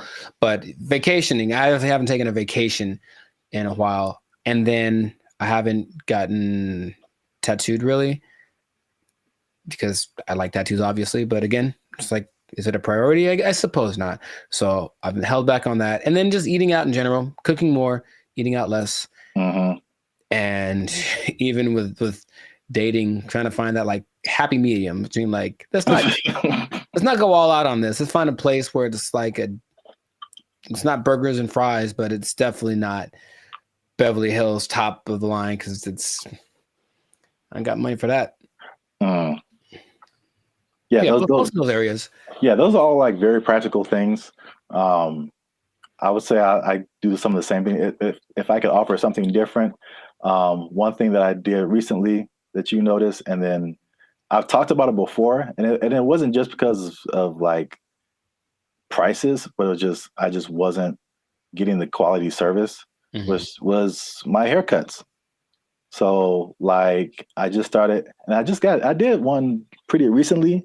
I think it looks kind of clean, man. Okay. I think I'm out here like, you know, I could do a few things. I feel you. As a barber, but like I mean, a large part of that was just frustration, just unable to find a barber. If I do find a barber, like I have him for a minute, and then he moved to Texas or something. Like something always happens. I'm just like I'm so frustrated trying to find a barber, and so let me just get my hair isn't that complicated. Just need to teach myself how the fade part is really the hardest part. Right. But other than that, like I just do it myself, and it saves me like a lot of money at the same time. So it's like a win-win situation. So I do like the eating out thing too. That's a thing. And then what else have I been doing? What else has he been doing? Oh, I had one and I forgot it. So it was like unique. Recycling toilet paper. I mean, wow. I mean, I only brought it up because it is a real thing. Like people do that. How do you recycle toilet paper? Do you want me to tell you, or yes? Because that doesn't make sense at all. After it's been used, how do you reuse it again? You rinse it off. No, you can't do that. You hang it up to dry. No, in your house. Well, then it's not toilet paper. It's like a rag or something, right? It's toilet paper. I've seen videos of this, man. That's not possible. It's apparently this guy knows something that I don't, because it disintegrates with like water. How can you wash toilet paper? He washes toilet paper and he hangs it up to dry like it's the South in 1945. Yeah. I'm assuming you don't do that. Or if you did do that, you would have no friends. So please don't do that. But yes, that is a thing I've seen people do to cut down. And I'm talking about a person that I forget what, but this guy was a millionaire. And that's part of his frugal plan. I think it's a little extreme, but everyone got their thing. He recycled toilet paper. So don't do that. Please don't do that. Wow. That's very gross. And okay. I'm pretty sure that's not what you were going to say. That was, I've never heard of that. That's interesting. All right. Well, here's another thing, last thing about affordability, to just kind of put things into perspective. The people who have houses are having a hard time paying the mortgages, and the people who don't have houses, it just looks more unaffordable every day. And so the study also showed that the average American earns $30,000 less than what they need to purchase a house. So you're $30,000 a year annually. That sounds right. So I kind of went down the rabbit hole of mathematics. Okay, how much is this? How many people is this affecting? So the average income that they say you need to buy a house, this is a national average, to buy an average house, to get a mortgage and stuff like that, $109,000 a year. That's household income. Mm-hmm. So it doesn't have to be an individual. It could be like a partnership or whatever. So that's $109,000 a year to buy a house. In California, what do you think that number is? Specifically Los Angeles. Higher, for sure. I would go to like 145. Is that not enough? I hope that's enough. That's generous. Household income, according to them, they said you need $231,000. Yo, I mean, that's okay. More than I expected, but it doesn't sound. I know people that are paying $5,000 a month on their apartment. So yeah. On that mortgage, that's what you'd be paying, about $5,400 a month for a house. It's not possible for most people. You got to think it makes sense, because if you're paying, that's math. I want to do it. That's almost $65,000 in mortgage payments. Mm-hmm. So that would be a quarter of 240 something thousand. So I think people would expect you to be in the like 25-30% range of how much goes to your mortgage payment to make you eligible. So sure. 200,000 plus sounds right if you're paying $65,000 a year in mortgage payments. That's crazy. I mean, you can get a house in the sticks, of course, in the desert, whatever. Oh yeah, cheaper. Yeah. But yeah. I mean, this is just like median nice house, somewhere. Yeah, LA is no joke. So, last thing I checked out is how many people that cuts out. So how many people make under $240,000 to be eligible to buy a house like this? Most is the answer. Your answers have been so general. I mean, how many people are in California? 35 million, something like that?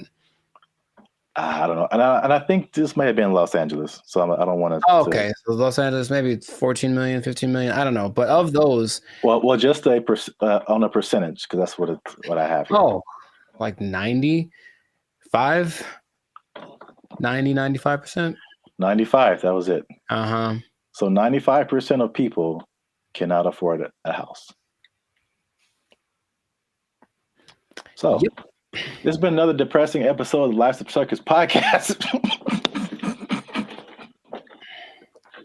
For all you renters out there, make sure you like, subscribe, comment, and share how difficult it is for you to buy a house, because it doesn't seem possible for the large majority of people. Accurate. Yeah, inflation, keep your job. Bye. They took our jobs! They took our jobs! And there is a man who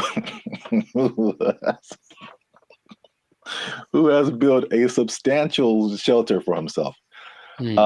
So this place has a front door. It has lights. He has a refrigerator. He has a stove. He calls it a waterfront property because it sits right on the LA River. Other people in the encampment have. What's up, everybody? I'm Zap, and this is Jericho, and we are the 6-time international award-winning pop hip-hop music duo Band in Future. We do clean, fun music that everyone can listen to with a sound that's uniquely Californian. And right now, you are tuned into the Life's a Circus podcast, where we talk about everything that's funny, interesting, and ridiculous. But before we jump into today's topic, make sure you help us out. Help us for that YouTube algorithm. Like, subscribe, comment, and share this video with somebody who's homeless. Is that a good demographic? You know what? Actually, most homeless people do at least have access to the internet. So I guess now, 20 years ago, no, but homeless people are doing pretty good. Yes, I'm glad you said that because that kind of segues into what I'm talking about. Okay. Before I say I don't know where to start first. Okay. No, I'll go off of what you just said. Homeless people are doing not so bad. At least in LA, from what I can see. So check it out. I think I told you maybe a month or so ago, I was going to like the crypto.com arena and I was walking past this homeless encampment and I saw a orange extension cable. Mm-hmm. And it was just like, it was long. It was running all the way down the sidewalk. And somehow, I don't know how they did this, they rigged it into like a light pole or something. And those people had electricity. Like they were in there having a good time. They had a TV running. They were watching Netflix, whatever. Like they were just like, it's all good. So the I guess the comfortability of homelessness is getting really interesting. And then also I came across an article from ABC, which was just took it to the next level. Mm-hmm. So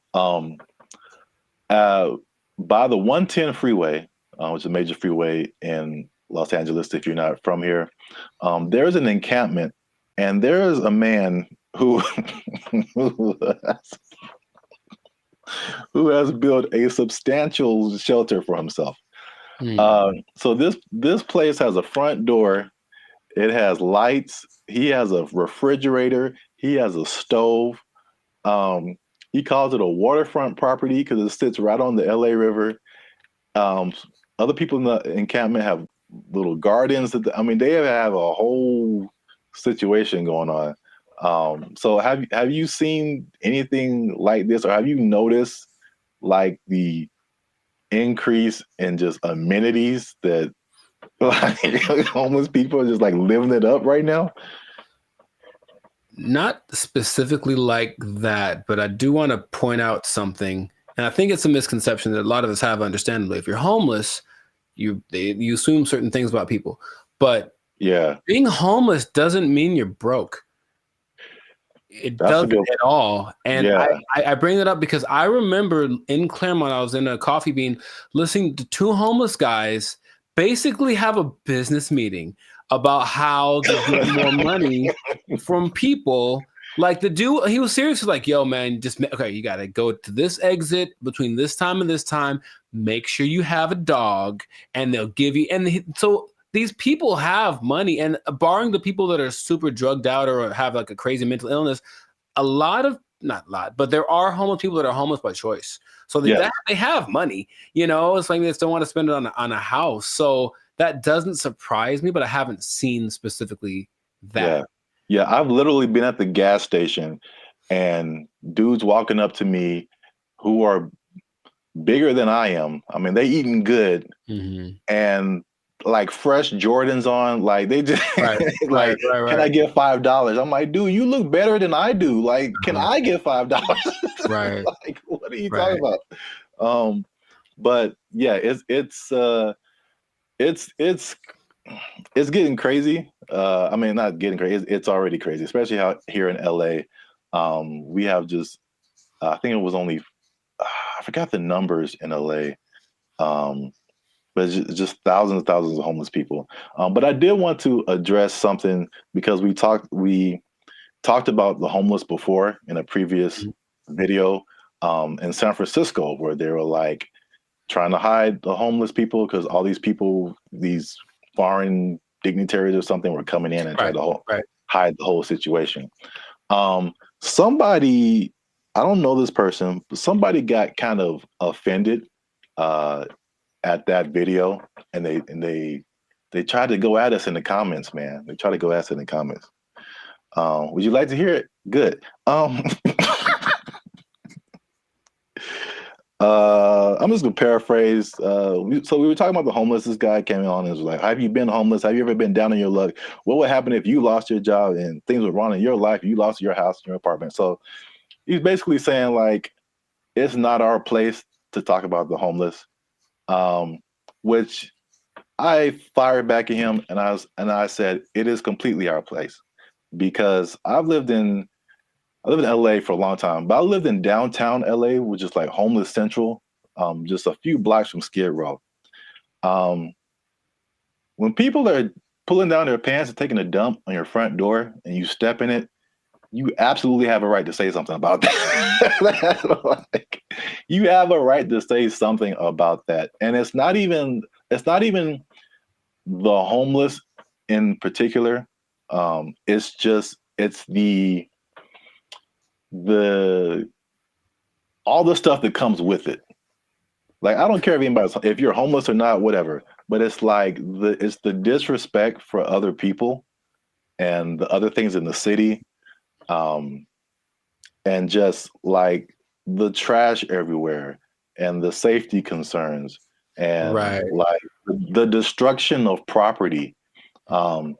If you're pushing a shopping cart, I'm pretty sure you didn't buy that shopping cart. I mean, you stole it from us. Just because you're homeless doesn't give you a license to commit crimes. Like, you can't.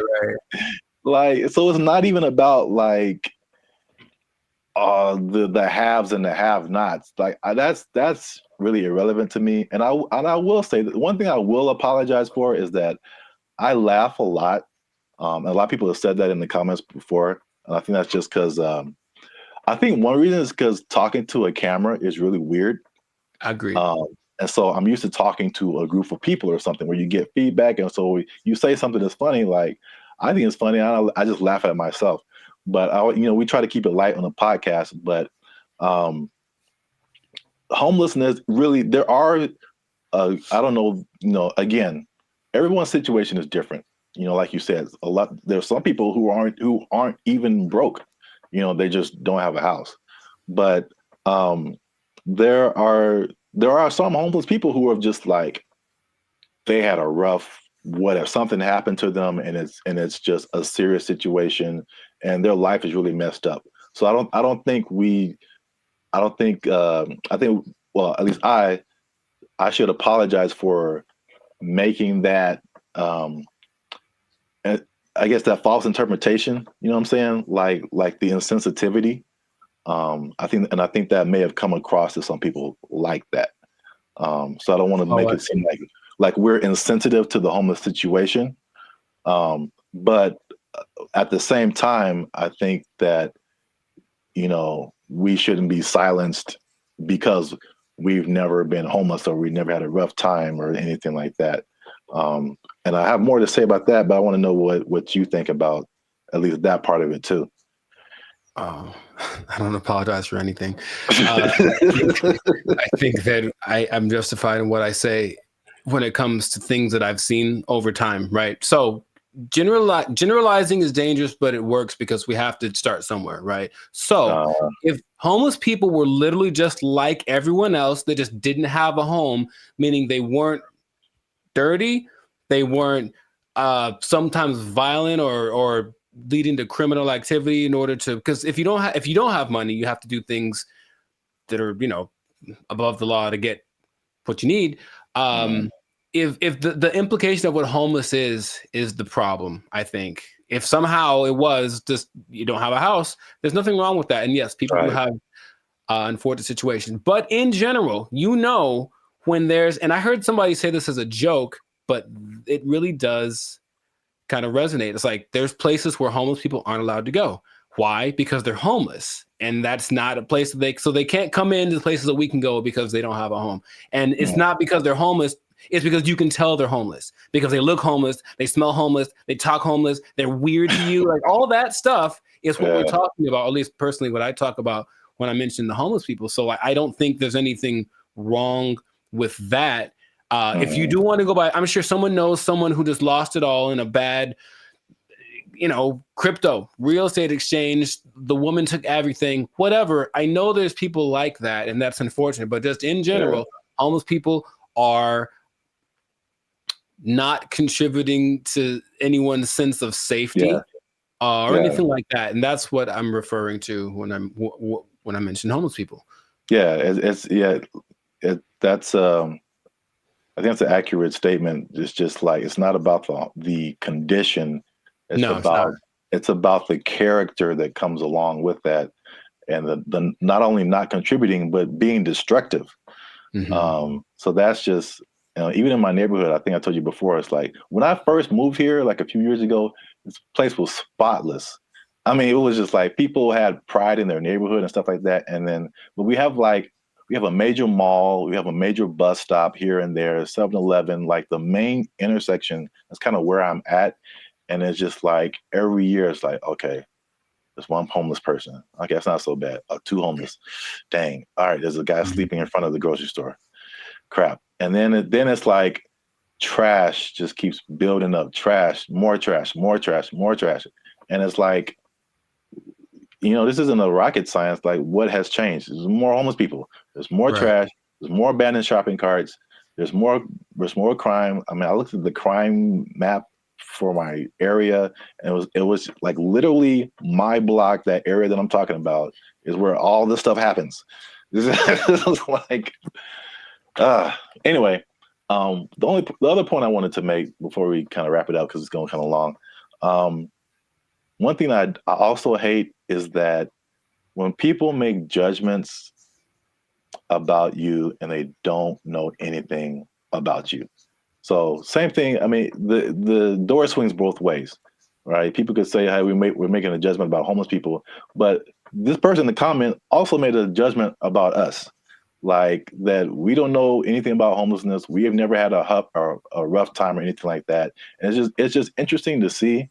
Because I mean, I personally didn't come from having a lot or anything like that, and so when I've done stuff here in LA and I've really worked really hard and become successful, it's just like the mentality of people is just so interesting to see. Like the psychology, it's like you become like, oh, you always had a silver spoon and like you got it good and you don't know what it's like and all this kind of stuff. And I'm like, I absolutely do know what it's like. Like into like 2012, I had nothing. I had like literally no job, no place to stay. Like I've been through all this kind of stuff. Like, and just because I'm like in my own place and have my own business and I'll do all this stuff doesn't mean like I don't know what's up. And I think about the people like the Jeff Bezos of the world, who just people just, oh man, he doesn't care. He doesn't know what it's like. Like I've seen pictures of this dude. This dude was selling books like in a garage somewhere, like just nerding out. I don't know how, if he had friends or I don't know, but they show these. You know, Google started in a garage. Apple started in somebody's garage. Amazon started in somebody's garage. These dudes didn't just like, you know. No, they worked for it. They really did. Yeah. And they gave the world something that the world needed. So they get rewarded with. Exactly. You know, I mean, if you want to have all that, then you can create something that literally changes the entire world. And then you can have all that too. But like, I don't criticize anybody for like having success or anything like that. Like, I'm pretty sure at some point, you know, even like the what was it? The Kardashians or Paris Hilton, because I just gonna feel that way too, because that was kind of like their, you know, you knew that they came from money. They had, you know, stuff going on. Sure. But like, unless you have worked on a TV show, like you really don't understand how insanely difficult it is, and how much you have to grind. Like, just because you have a bunch of money doesn't mean it's going to be a success. Absolutely. Like I kind of tell you that I'm not even a lead. I'm just working, you know, background or stand-in or just co-star or something. And I'm just like, after a couple of days, I'm like, dude, I'm like spent. I'm like, you're just 12 hours a day, boom, grinding. And then they have to come back and learn. They got to go home, learn lines, you know. I think Dave Chappelle had a funny like little. I do a Chappelle show, 14 hours a day. I come home, raise my kids for like 10 to 20 minutes, and I get back up and do it again. Like, yeah, dude. Like anybody you see, even if they have money, they are grinding, man. And so that's kind of just I just wanted to make those points because it was just like upsetting that someone would come at us in the comments over that. It was just without any kind of perspective. Do you think the person that made the comment has a job? I feel like they do. I feel like we just hit a nerve. Like they had a job, or they're going through a tough time, or someone in their life is going through a tough time, and it just seemed like we were just talking about, you know, we just like on YouTube, and we're privileged, and we just homeless people are terrible, and just, you know, so. Okay, I say if you give me one fact about a person, and then I get to judge whether or not to invite them over to my house. If you tell me right off the jump this person's homeless, then that's going to determine whether I want them to come over. Now, it's possible they're the sweetest person, and I know people for sure that do have homes that I never want them to come over. So there's that, you know. It doesn't mean that they're a bad person. It just means, just based on the facts, statistically, this isn't a good start. Yeah. So I know it's a controversial situation. It's a big, you know, it's been a big problem in LA and in many other places around the U.S. and around the world. But let us know what you think. Leave us a comment. Let us know a comment that's nice. No, you can disagree. You can say what you want. But just know that I'm coming after you if you do. Now leave us a comment. Let us know what you think. Homelessness. Have you seen homeless people? Are they living it up in your area? Do you wish you were homeless and you could just live like that and not pay rent? Do people misjudge one another when it comes to all this kind of stuff? I know it's chaotic. Let us know what you think. Until then, you stay classy, San Diego. That's nice. And don't be homeless. Don't be homeless. Yes. Worst ending ever. Bye. They took our jobs. They took our jobs. I bring it up because it's the first thing I've heard in a while where I listened to it and I was like, yo, yeah, okay, finally something that's like respectable and decent and moves you, right? So for those of you that are watching that really want to get into this, stay tuned to the end because you'll actually find out something that you don't need for this that you would think would be important. What's going on, everybody? I'm Jericho. This is Zap, and we are the now 6-time international award-winning pop hip-hop duo Banded Future. We make clean, fun music that everyone can listen to with a sound that is uniquely Californian. And right now, in this moment in time, yes, Lord, you are tuned into the Lifestyle Circus podcast where we talk about things that are funny, interesting, and just straight up ridiculous. So before we get into this thing, make sure to like, subscribe, comment, and share this video with at least 2 people who want to make music that causes a revolution, that moves a culture. I'm talking to the musicians out there, okay? Oh, okay. I got something to tell y'all. There's a way to do it, I think, if you follow the latest trend. If you follow the latest trend, there's a way to get your music so that people really like it, okay? So have you heard, Zach, have you heard of Amapiano? Amapiano? Amapiano. It's a genre of music. One word, Amapiano. Not I'm a piano, but ama.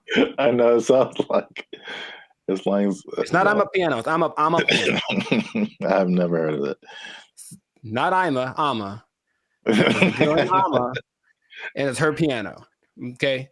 But it's called Amapiano, and it's basically a genre of house, if you will, but it's from South Africa. So the most popular figure in this is Tyla, if you have heard of her. The water I've heard girl. the name. Yeah. Okay, I mean, she's cute. She's won all the awards. She's the newest big thing, but she basically comes from a watered down version of this genre. Okay, and so the interesting thing is it followed a couple of patterns that work generally to make a style of music really big. And I bring it up because it's the first thing I've heard in a while where I listened to it and I was like, yo, yeah, okay, finally something that's like respectable and decent and moves you, right? So for those of you that are watching that really want to get into this, stay tuned to the end because you'll actually find out something that you don't need for this that you would think would be important, okay? So Amapiano is basically a subgenre of house piano, okay? And so it's got one thing that a lot of new styles of music need to have. It's something familiar. There are people listen to it and they're like, oh, I kind of recognize this. Like it's in a different, the presentation is different, but the substance is the same. Something I resonate with. So that's number one. You listen to it and like that, I hear something that I've heard before in the music, okay? Lots of repetition. So you just kind of hear the same thing over and over again. And it's so infectious. Fun to dance to. You haven't seen any of like the TikTok? It's a huge TikTok thing, right? That's the thing that's made it go from, it started in 2012, but probably like 3 years ago is when it really started to burst on the national scene or the global scene, thanks to TikTok. But you've never seen any, it basically all of the moves. So there's Afrobeat, right? There's Afrobeat. But there's Afrobeat and all the moves are kind of complicated and intricate and whatever. With Amapiano, I guess tip number 2 is that a lot of the moves are really simple. And the whole point is just to do stuff with your friends. So just get in a group and do this music, do this dance, and do 6 seconds and it'll blow up on TikTok or whatever. And it's always something really simple, a little shoulder movement, a little head thing. And it looks really cool, but the music kind of has this driving thing. So I'm giving y'all the formula for this basically. The look of it is familiar because if everyone looks like hip hop, basically everyone knows hip hop. So the dress for the women and the men, it has that same aesthetic. People just look like, oh yeah, it's like a hip hop person. But then you see that they're talking. Okay, they're definitely from Africa. You see their movements. Oh, this is a little bit different. So it kind of has that element to it, and it connects with young people. Okay, I think if you look historically at any big movement from the swing to grunge, anything, it was youth that were really pushing it. So you see kids that are super young kind of grooving to it, which means they'll probably grow up to it, with it their whole life. I forget, the people that like this style of music have a name. That's another thing I was gonna, like, we have our BFFs. They have people that like this music. I don't remember what it's called. I have to look it up. People that like Amapiano, okay? There is 2 other elements that are really important. It features women a lot, and a lot of genres tend to not. We've talked about reggaeton before, where it was a lot of misogynistic, just men basically. And this one has a lot of women from, I mentioned Tyla, though it also has Shasha, Kamo Mapela, Bule, Nia Pearl, Lady Do, Buntail Smith, among others. So the women are pushed to the forefront of it, and their whole philosophy is like, well, if women like it, then everyone will like it.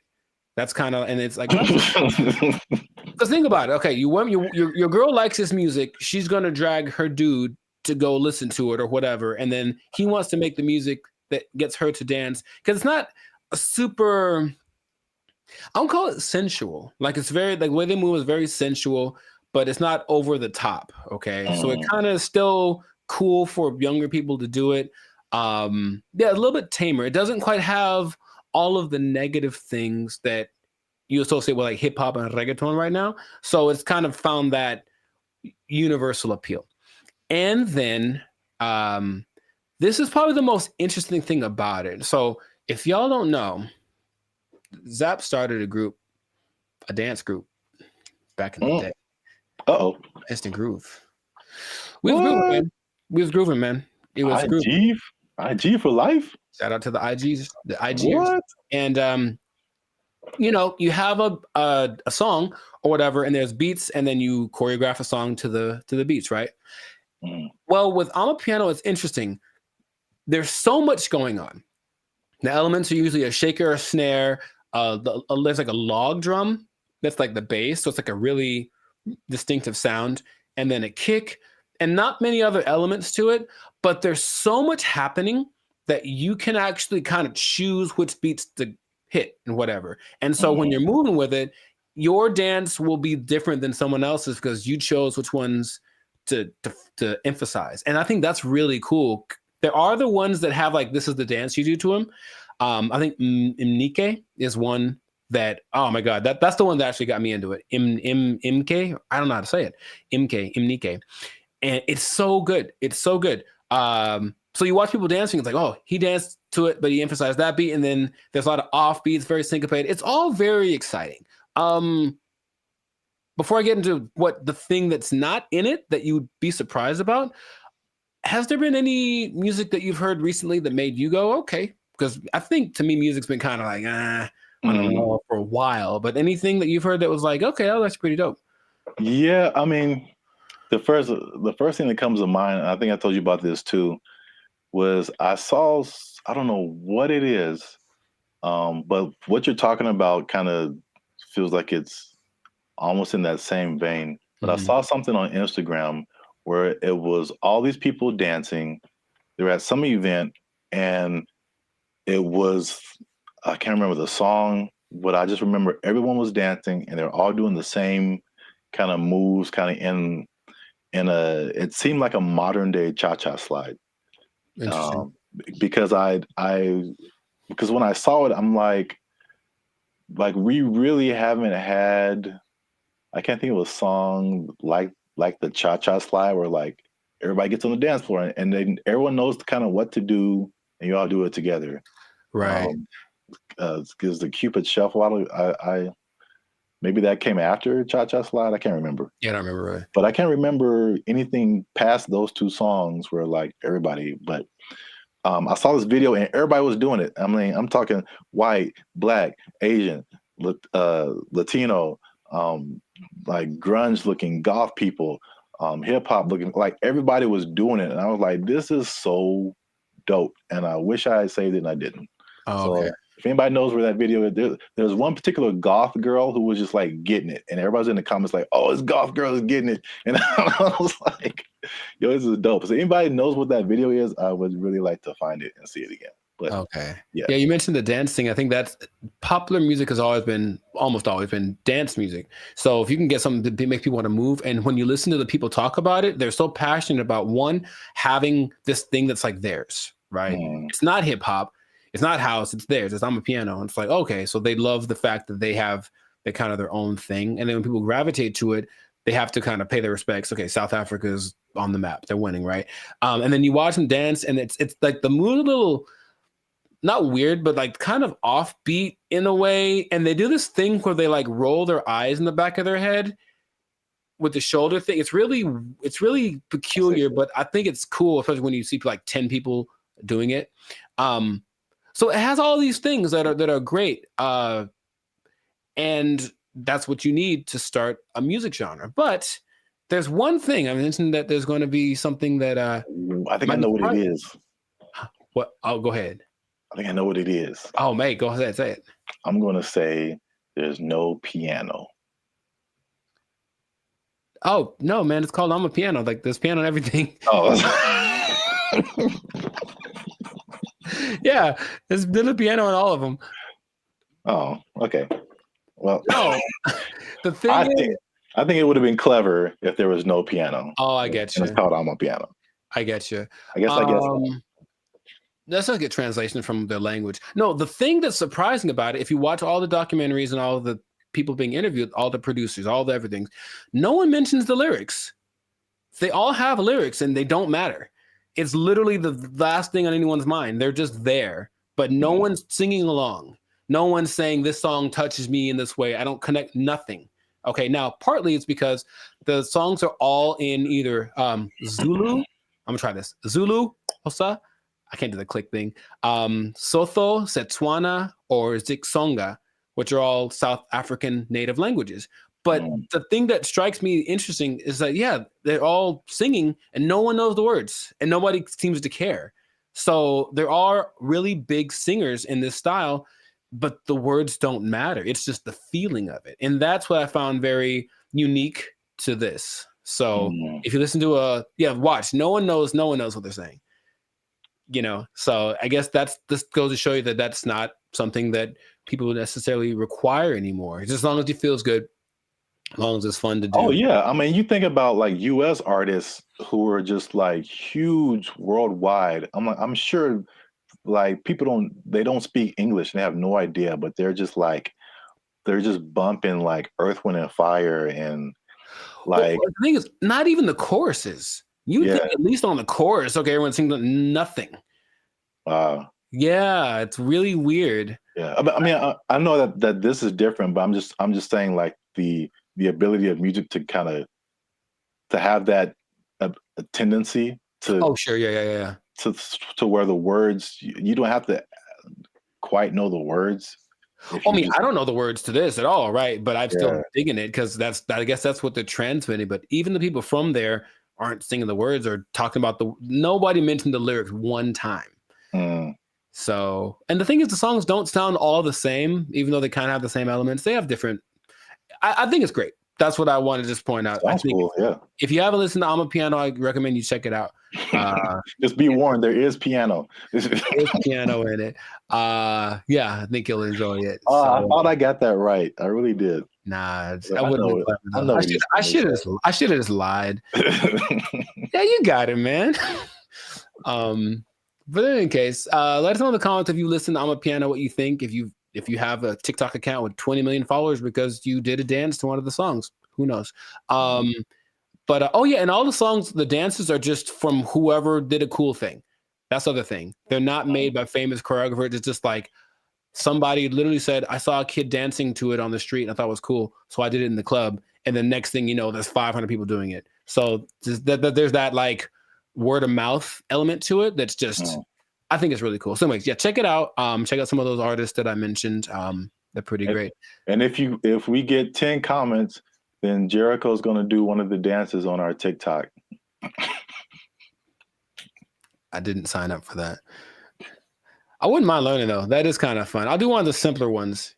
10 comments. There's one. It's like a little. It's very simple moves, but I'm still probably going to mess it up. Anyway, this has been another episode of the Lifestyle Circus podcast. Make sure to like, subscribe, comment, share this video with your peoples, and then just remember that if you're dancing and you're grooving, then the music's going to be spread around. So make that music danceable, and you stay classy, San Diego.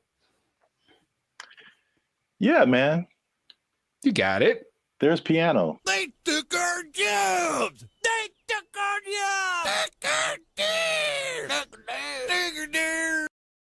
And I go in there, and basically I stand there for 10 minutes without anyone talking to me because no one's working the front. Nobody. And I just like, okay. And I just eventually just yelled something to the cooks. What's going on, everybody? I'm Jericho, and this is Zap, and we're the now 8-time international award-winning pop hip-hop duo Band of Future. We make music that's funny. No. Huh? We make clean, fun music that's easy for everyone to listen to with a sound that's uniquely Californian. And right now, you're tuned into the Lifestyle Circus podcast, where we talk about things that are funny, interesting, and just straight ridiculous. So before we get into this thing, make sure to like, subscribe, comment, and share this video with at least 2 people that knew that the wage increase for fast food workers was a bad idea. I'm telling you right now, it was a bad idea, and I have proof with numbers, with personal experiences. One thing, okay, so I didn't actually know this. I thought it went into effect January 1st, but actually went into effect April 1st. Yeah. Yeah, so there's less data on the effect of it, but I have already There's enough data, I know that. Huh? There's enough data, I know that. Yeah. So I got some numbers and I got a couple of personal experiences. But I'll go to you first. Have you noticed anything tangible or had any experiences that kind of like noticed? A Whopper from Burger King is $8. I think I mentioned this before. Like I remember when the Whopper first came out at Burger King, it was 99 cents. Accurate. It's now $8 just for the sandwich. No fries, no drink. $8 is where we start, and then it goes up. I'm furious.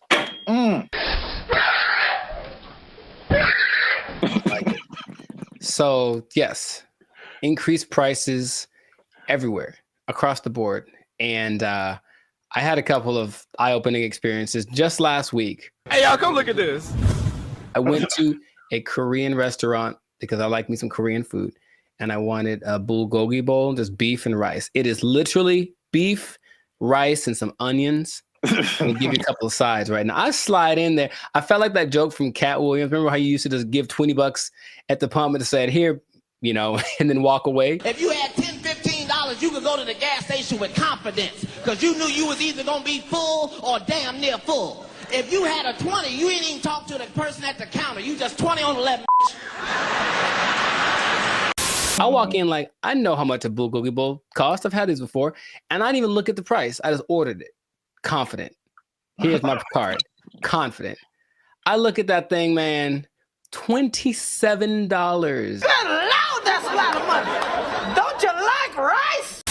$27 without the tip. Okay. So I was very sad. I was very sad. And I ate it, and it did not taste like a $27 bulgogi bowl. It tasted like a $12 bulgogi bowl, one that I came to know and love. That sucked a lot. This sucks. Yeah, it really sucks. What is happening, of course, is that since wages are increasing, owners of these franchises are laying people off or giving them less hours, something like that, right? So I go to The Habit, which I don't go to fast food too much, but I do enjoy The Habit. I think they got good stuff. And I go in there, and basically I stand there for 10 minutes without anyone talking to me because no one's working the front. Nobody. And I just like, okay. And I just eventually just yelled something to the cooks. Y'all gotta chill. Y'all crazy back there. But they don't work the front, so they didn't do anything. So I just kind of left. And then I overheard the conversation, like somebody got off the shift at X time and someone wasn't coming in till Y time. So I was just out of luck. I came in the gap between shifts and there's nothing they could do about it. Calm down. No! Now, there's a couple of things that are interesting. So for those who've been living under a rock and they don't know, the fast food minimum went up from $16 to $20 as of April 1st. Okay. And they started to interview a bunch of people just to see what their experiences are, business owners. One owner of El Pollo Loco franchise actually said he owns 6. And he says his costs went up because of this $180,000 per store per year. Just one guy. And he says, I can't handle it. So he says, as of today, I'm in the red. We're losing money. We're going to need to stop the boat from leaking by making changes, which means raising prices, laying people off, all that kind of stuff. And it keeps happening. There's also confusion about who it applies to still. People like, there's a Gabriella Campbell who owns an ice cream place in LA, and she's not quite sure. She had to write the assemblyman. All this is confusing. So they're trying to figure out what's going to happen. So they're losing money from litigation, trying to get paperwork signed and documents and hire lawyers and all this stuff. It's just chaos, right? No one knows what's happening. And so the big thing is that I think it's all going exactly like we predicted. Going to have less workers. Somebody's going to get fired. Right. Or more automation. So again, less workers or less hours. Nobody gets overtime. Something has to like compensate. I mean, it's like people think they just pull minimum wage out of thin air, and it has to come from somewhere. Another gentleman said, Brian Hom, he owns San Jose Vitality Bowl, and he said, one, customers are really mad at his $14 price for an acai bowl, which I understand because I've made an acai bowl for $3. So I understand the price. And then he basically said this: I'm happy for my employees getting the $20 minimum wage, but if we can't continue to have good sales, they may not have a job. You about to lose your job. Get this thing. This is the cycle that we've entered ourselves into, where the owners have no choice but to raise prices, but to lay people off. And it's just bad. And I don't see it. I don't see the solution. I got some good news and I got some bad news, y'all. The bad news is that I'm shutting down the studio. It sucks for the, I mean, there's so many different, everybody's. What? Bro, what are you talking about, man? Everybody's in a different boat. I know a lot of this applied to like the big chains, like the McDonald's of the world and the big franchises. Sure. And it's a lot of complaint from people is like, well, these are big corporations. They have lots of money. It's not, they can afford to pay this. They know what they did. They know what they did for sure. Like just McDonald's, because that's the thing that everybody knows. The McDonald's corporation is different from like the franchise owners. And so these are like individual people or individual businesses that, you know, get everything from McDonald's and just put their, you know, labels on it and all that kind of stuff. And so they don't have as much control as business owners or as franchisees. Is this worth you losing your job? They have their own kind of separate budget that they have to work with. It's not like, you know, McDonald's down the street is not the McDonald's corporation per se. Right. So there's that disconnect, which is confusing to people because I think those people that you mentioned, the actual franchisees or the business owners, they're the ones who are getting it the worst. Yes. One because they can't really, they don't have control over their franchise fees and all that kind of stuff. They didn't advocate for this minimum wage that was just handed down to them. And then the third thing, which is like the killer, is that because they have to raise their prices to just survive, right, the people are getting mad at them. Yeah, right. And they had nothing to do with it. We're supposed to be a family.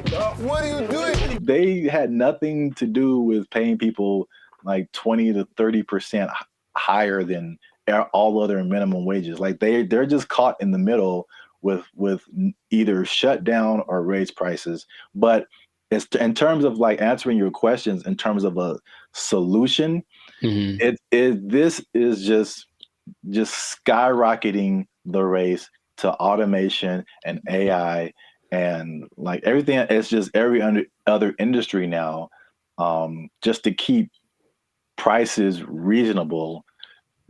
Will everybody lose their job? No, but will a good amount of people lose their jobs? Yeah. Yep.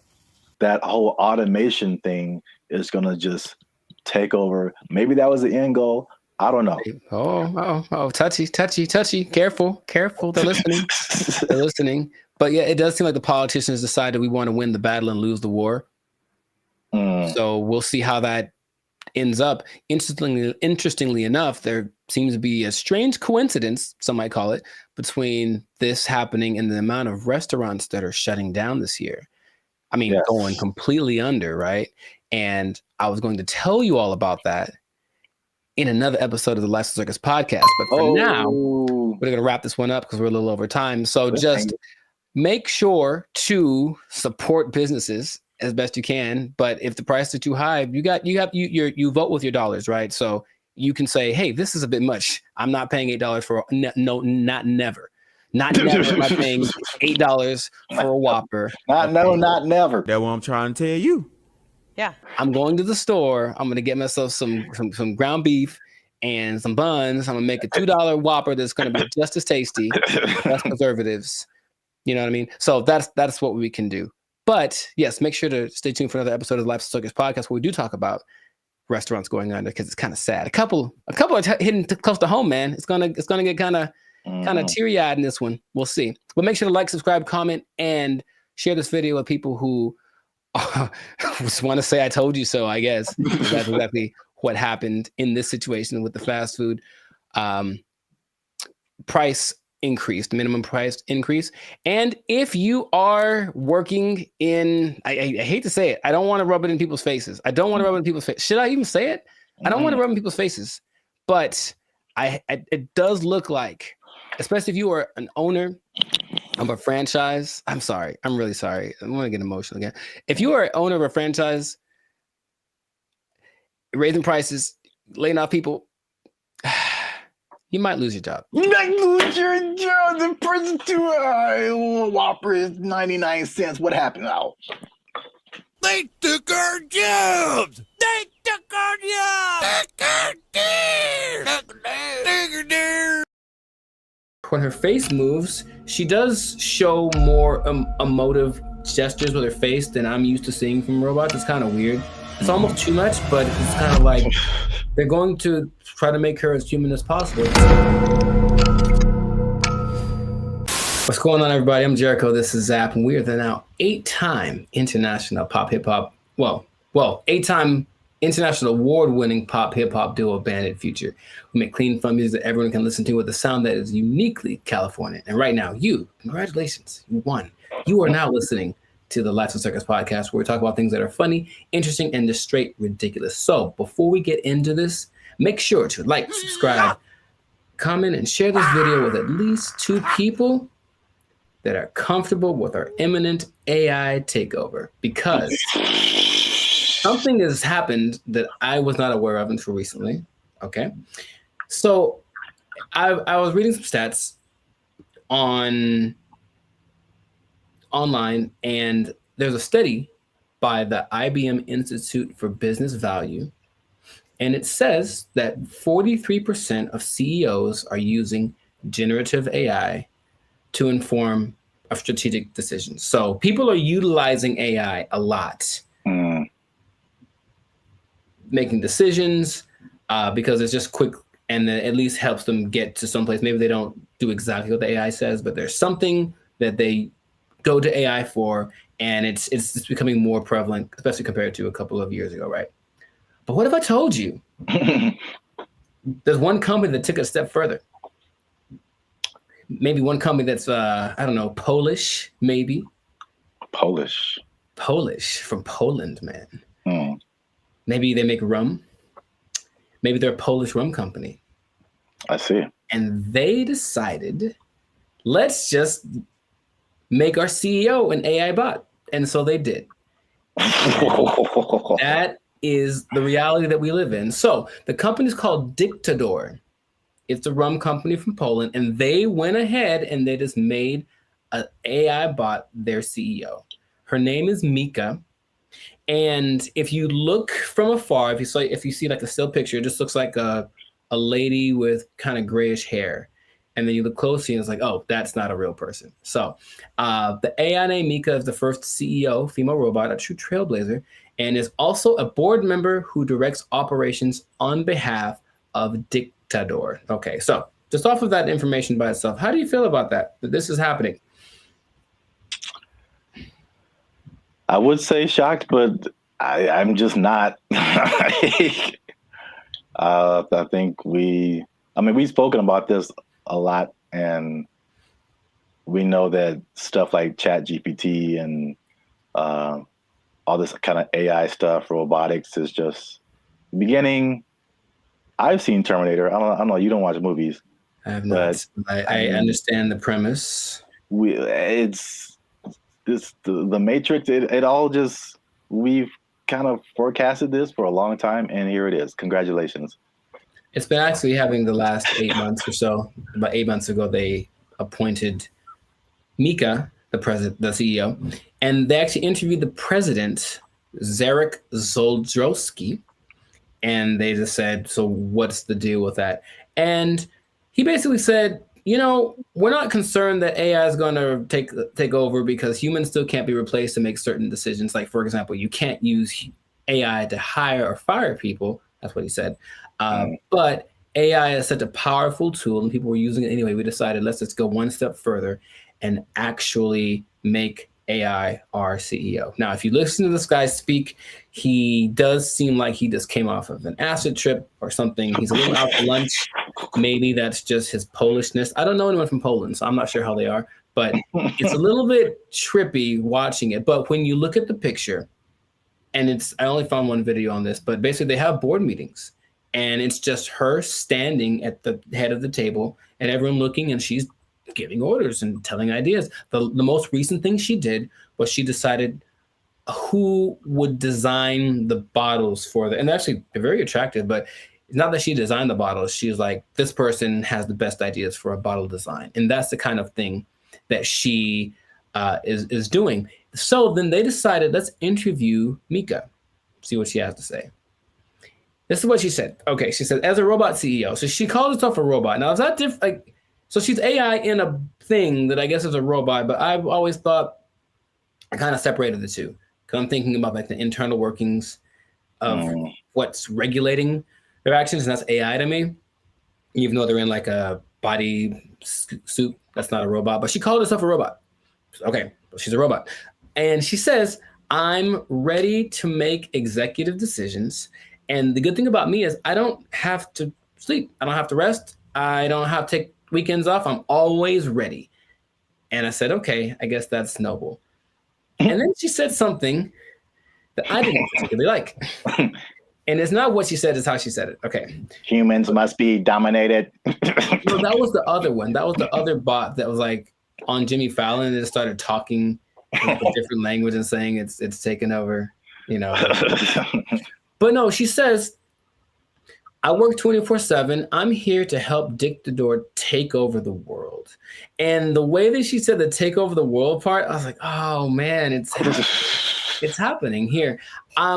Basically, I bring this up because it's interesting and no one's really speaking about it. It's just, I think, slowly going to get integrated into things. And then you're going to go to said company with a complaint about whatever. And then they're going to say, oh, you should talk to the manager, whoever, the CEO. And then this bot thing kind of walks out. And then you get like, what's the deal? And that's the reality we live in. So just how if we talk about like timetable, how soon before this just becomes normal? What do you think? I don't know, but it's going really fast already. So yeah. I feel like it's in the next 10 years. I mean, because the incentive is so strong.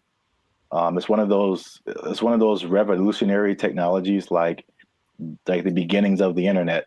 They're like, you have every incentive to be on the internet, make your own website, because you can now connect with people all around the world. Right. And so now if you have like a CEO of your company that has all of the knowledge ever to help you make decisions, it's and on the flip side, it doesn't cost you as much as labor. And I've said this before too, like one of the most expensive things in business is just hiring people.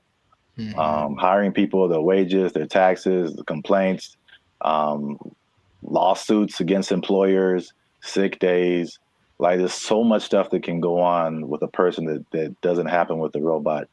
And even like stuff like inflation, like people are feverishly trying to get robots everywhere, AI, robot, anything, like cut our costs, please. So right. I think it's just, then you have the competition between the companies that are trying to be the go-to for AI. It's amazing how like when ChatGPT hit, I think with probably less than a year, like every company, Bing, we have an AI thing that can help you search. Google, we have an AI thing. even like Adobe stuff that I use, like, oh, we have a new AI thing that generates pictures for. I'm like, how does everybody have this now?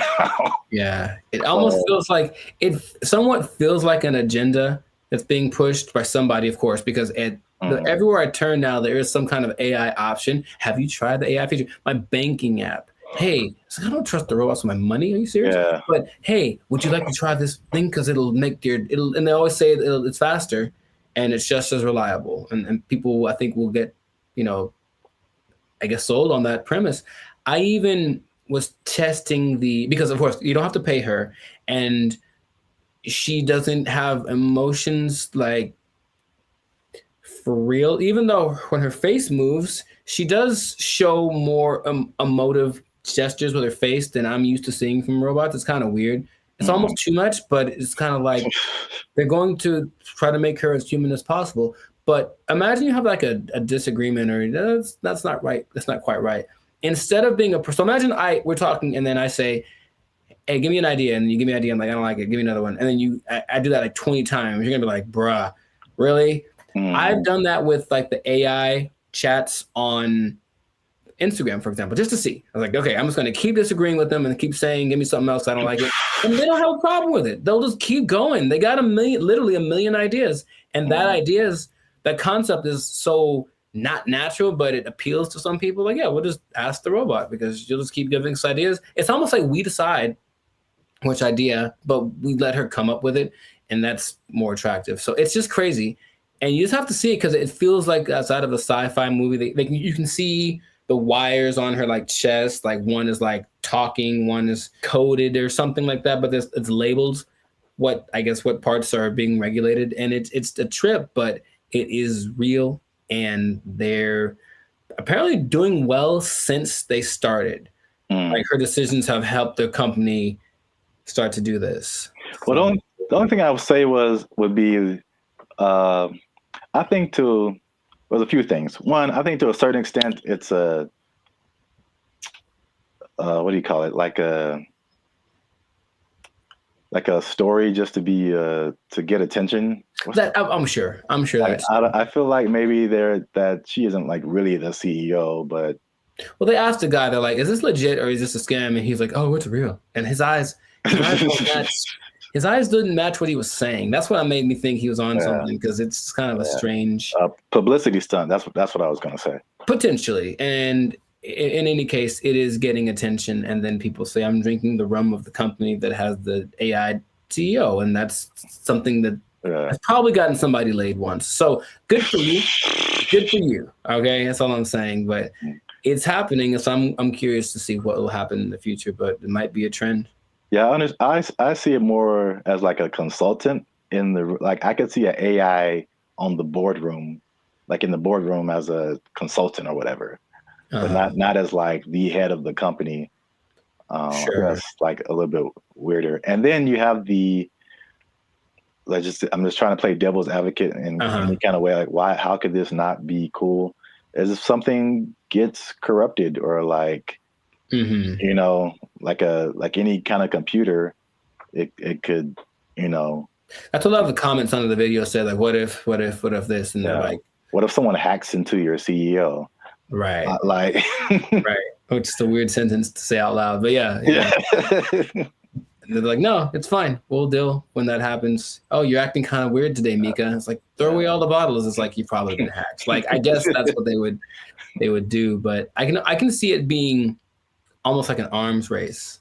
So the next company comes and says, oh yeah, well, our CEO and our president are AI. Oh yeah, well, our CEO and our president and all the board is AI. Oh yeah, well, my mom's AI. Like, it's just going to keep going to a point of ridiculousness, maybe, just for publicity. I'm not sure, but it has started, and this is where we are. So we'll see where it goes. But, let us know in the comments what you think. Is it something that's, what's the point of fighting it? Because it's here. Is it a terrible idea?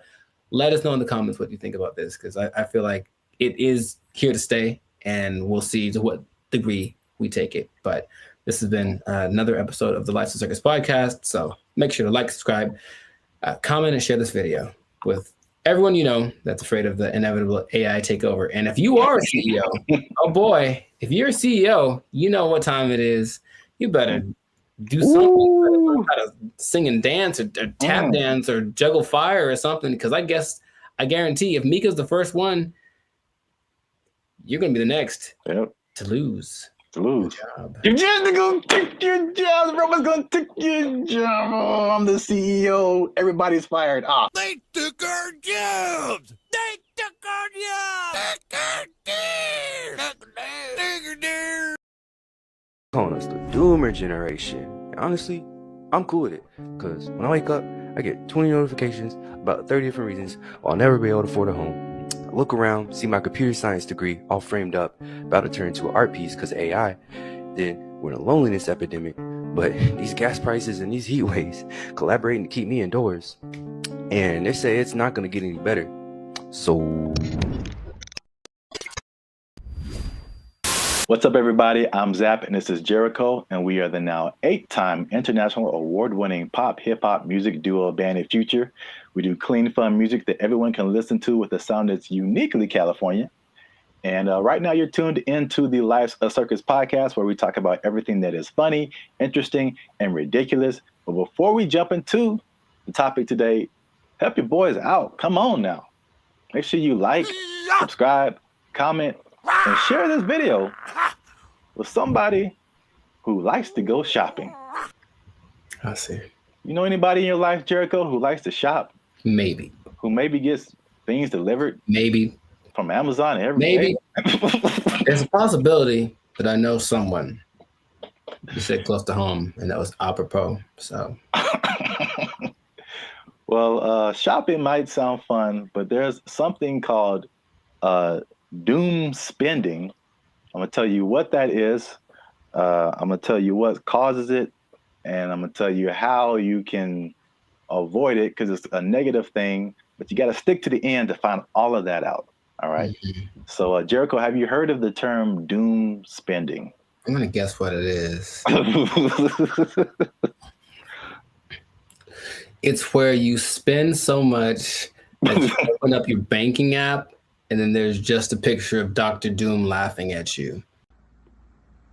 Huh? So doom spending refers to a phenomenon that occurs when people spend money to cope with stress, despite economic and geopolitical concerns. Bankrate data found more than half of Americans are in debt, and doom spending might be to blame, with 38% saying they'd go into debt for fun. So obviously we are in a tough time right now. Inflation is through the roof. There's a lot going on in the world, wars in various places. There's a poll that was done that said that 96% of people are concerned about the economy. So that's a whole lot of people, pretty much everybody. It's understandable. Yet, with that in mind, 27% are doing this doom spending. So they are just still spending frivolously to a certain extent, and it's affecting different generations. Mm-hmm. So 43% of millennials, they say, are doing this doom spending, and 35% of Gen Z are doing it. And basically the concept is just like, well, it's almost like a defeatist kind of thing, where it's just like, I'm never going to really, all these aspirations that I have financially are never going to happen. So I'm just going to enjoy life. Calling us the Doomer generation. Honestly, I'm cool with it. Because when I wake up, I get 20 notifications about 30 different reasons why I'll never be able to afford a home. I look around, see my computer science degree all framed up, about to turn into an art piece because of AI. Then we're in a loneliness epidemic. But these gas prices and these heat waves collaborating to keep me indoors. And they say it's not going to get any better. So... As a millennial yourself, that's the category we fall into. What do you think about this doom spending? Have you had doom spending thoughts? Do you think people are in your life are doom spending? Or do they just like things that smell good? We've been collecting all of the little Harry Potter baby stuff because we're a Harry Potter family. So freaking cute. Not talking about anyone in particular. I'm just, No. Side effects include doom spending thoughts, early discharge. No, I understand the concept. I'm more curious where that. I feel like that's always been a thing, but that term is sure. Give it something that has a ring to it. It's a shock value of a term. People that have bought things like a boat because they said, "F it, I'll just buy a boat." And they sure couldn't afford a boat, but now they have a boat. Here with his tailgating tips is a guy who just bought a boat.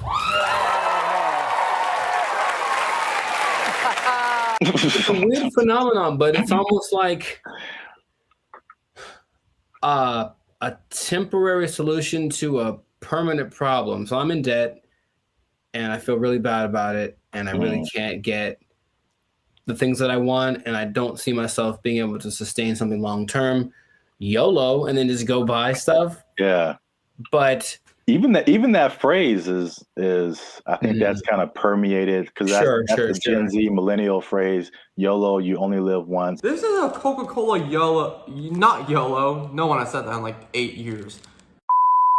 A yo-yo. I get it, even though it doesn't make sense, because I'm sure I've been in spots where I'm like, well, I could just buy. I do remember telling somebody once, I may or may not have been drunk, but I told somebody once that I either want to eat like the best food or like the worst food. Like I didn't want anything in between. It was something weird like that. So I'm going to take my money, go buy a really nice meal, and then just eat peanut butter sandwiches for the next month, and then get the next check, and then YOLO. Ed, can you play YOLO to Jessica? YOLO, Jessica. I think some people do, because you get the story, you get the high, you get the dopamine, and you get the taste, of course, of the great thing that you can look forward to. It's like a little treat, like to like reward myself for like either like some like hard schoolwork, or just sometimes it just serves as a distraction from like what's going on like around me. Whereas the more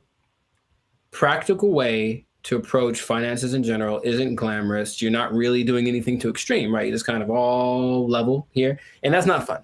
And no one likes that. So they'd rather do the other thing. So it doesn't make any sense if you think about it, but I've been there and I understand why people do it. Just want to spend money. I just really want to spend so much money. Well, here's some other causes. There's some that I saw online, and some that I just kind of made up. I mean, not made up, but just from my observations, I think this is what causes it. Mm-hmm. So it's 5 different things that I found. One that I think is a part of it is just, at least just speaking as millennials, and I know other generations have gone through different things, but I feel like millennials in particular, because it was just interesting to me to see how their numbers, the millennial numbers, are higher than the Gen Z numbers. And maybe it's just, that's because we just have more money to spend. But I think it also might be related just to the life events and life experiences we've had. Mm-hmm. And so I think one of the first times I was like really conscious about money and the future and like life was 9/11, which is something that Gen Z isn't really familiar with. And I remember like stuff like being able to just walk on a plane and you can just carry whatever and dress however, like, and then all of a sudden things changing, and then gas prices going crazy, and the housing crash like 2008, 2009.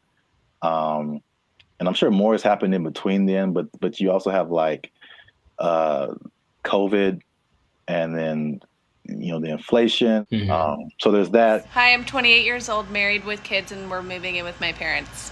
And thank you so much to inflation for sponsoring today's video. Another thing that I think contributes to this is the good old student loans, man. So I thank God like every day that he made me kind of smart, because I got an academic scholarship, and that helped out tremendously. Because when I see people talk about student loans, it's like their whole body changes. Yeah. And they just like, you can see the desperation in their eyes. It's like, this is never going to end. Do you have student loan debt? Yes. Can I ask you how much student loan debt you have? Oh, 20K, I think. A third thing I think is the job instability coupled with rising prices. Oh, yeah. Mm-hmm. So, I mean, obviously inflation has just gone bananas, But again, it's just like back in the day, you know, the path that they laid out for you, millennials. I don't know if they do the same with Gen Z. I don't know, but everything you see is just like, go to school, get a job, work there for 40, 50 years, retire. Like, yeah. It just doesn't quite work like that anymore. Yeah, and then we were just like, yo, either no one was hiring me or like budget cuts, we gotta let you go, or like it's just always, and then you're going from job to job to job, and it's like, where's the loyalty, the stability? And then as you're losing jobs and losing money, your landlord's like, hey, rent is twice as much now. And you're like, what? $10.46? This would have been a piece of chicken. Did you not see that? No. $10.46 for a handful of chicken bites. That's stupid. Next one is like the social media era. And you gotta live it up. You gotta look like you're doing good. The whole FOMO, fear of missing out. Like, Becky's on a private jet. I want to be on a private jet. I don't want to wait until I'm 75 to do it. I got the money now. Screw retirement. Right. That's exactly what happens a lot of times. Yeah. Yeah. So is that, and then the last one is just financial literacy in general, and just like a long-term perspective. Just more people just living in the moment, and or they just don't know. They still don't know how to handle money, which is just. This is why I want to say this for last, because I was just gonna get on my soapbox. Like, this is literally the easiest time ever in the history of mankind to like learn something, and or make money. Like, it's all out there. It's all out there on the internet, and a lot of it is free. A lot of stuff that I've learned more stuff for free on the internet than I did paying for it in college. Right. So that says a lot. Learn stuff, and then what you know will get you a job. That's straightforward. Yeah. So doom spending, man. It's a thing. Yes. So the question is, have I ever done that for chicken? I feel like probably. Meaning, if the chicken was like $7.99, I had $9, but I had something else to pay for. That was also $7.99. I'm not sure what. Yeah, I probably picked the chicken. I probably picked the chicken and live with the consequences with the happiness in my heart. Ooh, it's right. Oh my gosh. Y'all gotta chill. Y'all crazy back there. They know what they did. Not to condemn anybody. I feel like I've definitely done it. There's definitely things where we're like, I can't afford this, but I'm going to buy it anyway. I think that's kind of like the phrase that comes to mind when I think of like doom spending. Especially if you can pay it off later. You know, I've heard people that have $300,000, $400,000 worth of credit card debt. I don't know how you keep getting approved, but like that's wild to me. Yeah. And then it feels painful. Like, that's that idea. And for them, it's like, well, I don't have to pay yet. So I have $30,000 in credit card debt. When they call, I tell them I can't pay it back yet. All right, so real quick before we end it, 5 things you can do to stop or cut back on your doom spending. 1, use a budget, right? So just say, hey, I'm gonna spend this much, and that's gonna be it because I only got this much coming in, and then boom, there you go. Nice. Number 2, addressing the underlying emotions. Some people just shop just because, like, they broke up with their boyfriend or had a bad day at work, and that just makes them feel better. And then, but there's other things that you can do that aren't as harmful to your finances. Whenever I am shopping and I'm bringing home new things, I just feel good about it. No! Number 3, develop more healthier coping mechanisms. Okay. And then number 4, another thing that's just a cool thing of just the time that we live in is that you can automate certain positive behaviors. So you can automate your checking account or whatever so that it takes a certain amount out of every check and puts it into a savings, so that you don't have to physically do that and just kind of feel that anxiousness, I guess, about doing something like that. What?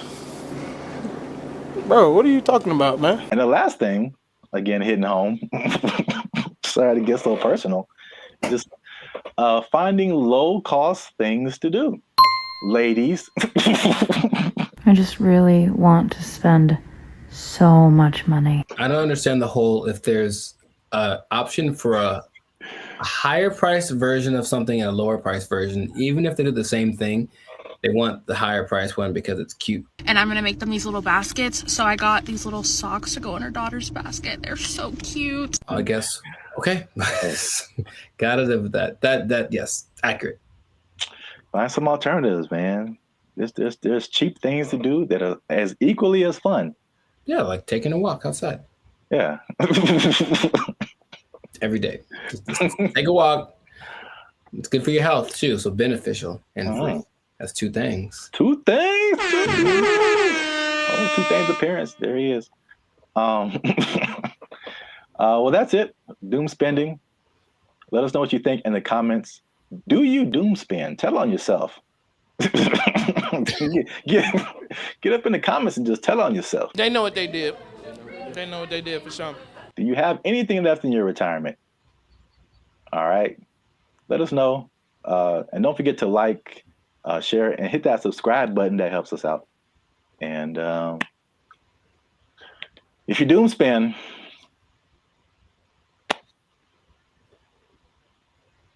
I don't know. I think you're doomed. That's what I would say. There you go. Bye. They took our jobs. They took our jobs.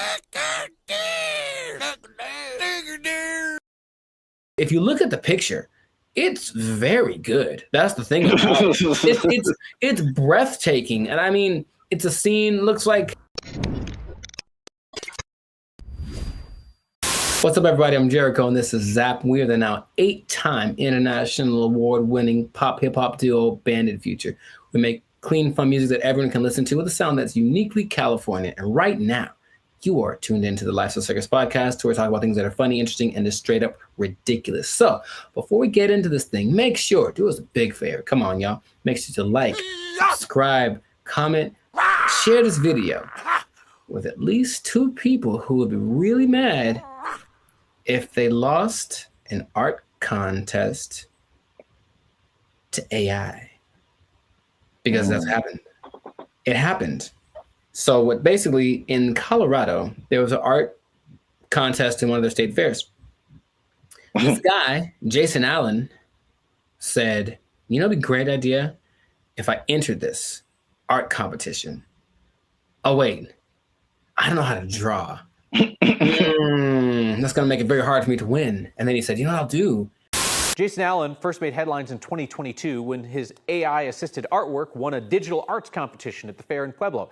Allen says it took him dozens of hours to create that work as he fed hundreds of prompts into this AI software, Midjourney. Now, there's a twist about this, so stay tuned to the end, because I'm going to tell you what the twist is that might make you change your mind about this. Because off the top, okay, what's your first thoughts? This dude enters an art competition where everyone was literally drawing and painstakingly coloring and shading and all this kind of stuff, and then he just turns in his AI-generated picture and he wins. How would you feel? What's your thoughts?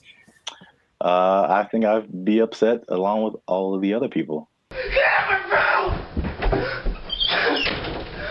It's a form of artistry. I use really colorful, artistic words like elegant, opulent, lavish. But as the saying goes, a picture is worth 1,000 words, and his artwork receiving thousands of comments on social media calling the win unfair. That's what I was going to say too. I'd be mad at him, and then I'd also be mad at the competition because, like, AI, it's still new, but it's like, come on, like, make a rule. Yep.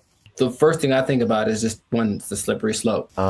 Okay, you can use AI to win this competition. What about this? Where is it going to end?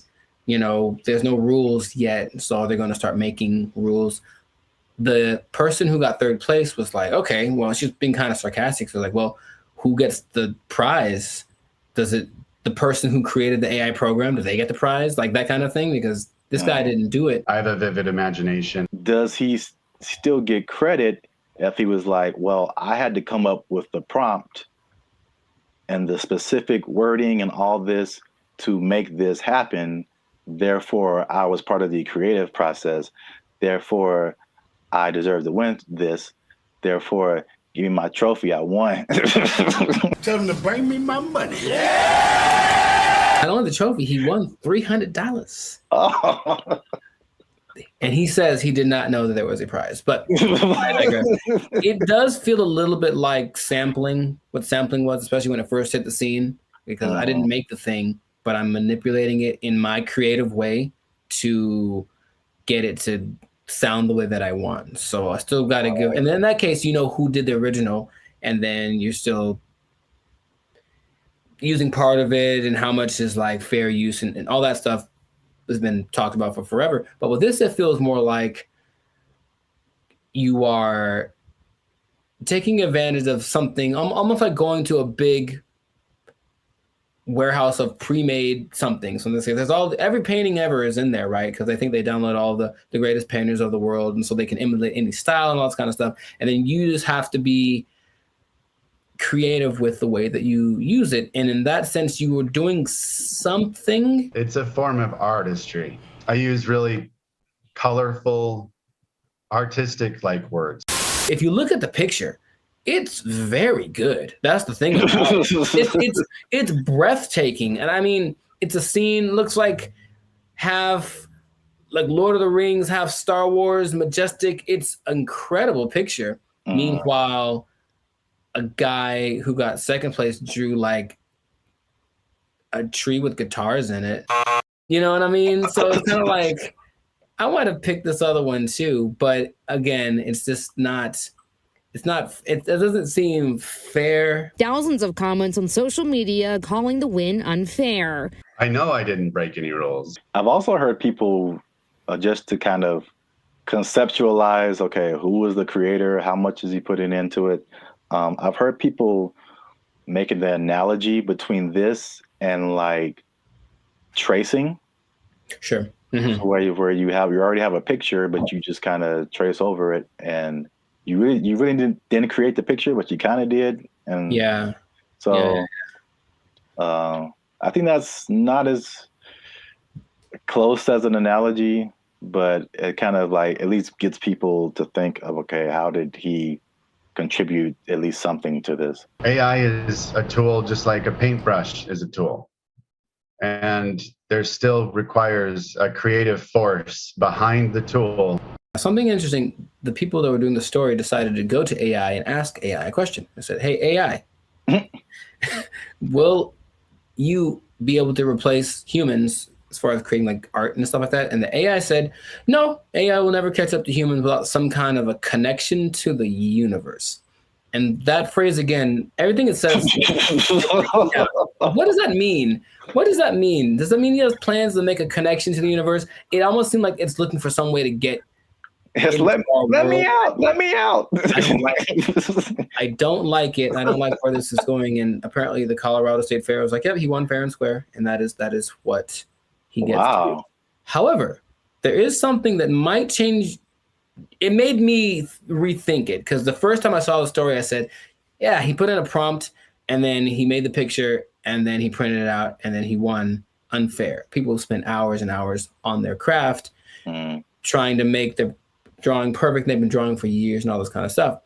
Jason revealed after he won that he actually had created 900 iterations of this painting, meaning kept tweaking the text till it got to the point where he wanted, and he was never quite satisfied. It took a long time. I put over 80 plus hours into this project. I've generated 900 plus images of this particular prompt. And in that sense, I go, well, he didn't just type 2 seconds and then let it go and that was it. He put in work. And so then again, it's like, what kind of, to me, there's some merit in that. I still would say it's a little unfair, but he did work and he said he basically turned it in almost like a product. He turned it in because he didn't have more time, but he still wanted to make it better. So his judgment was what ended up being the final result. I think this one's better. And it's not like he went with the latest one. I think he did the 900 and then picked one like maybe like 600. That one was the best one. So he still used his human perception to create something that was he deemed worthy to enter into the contest, and then people agreed with him.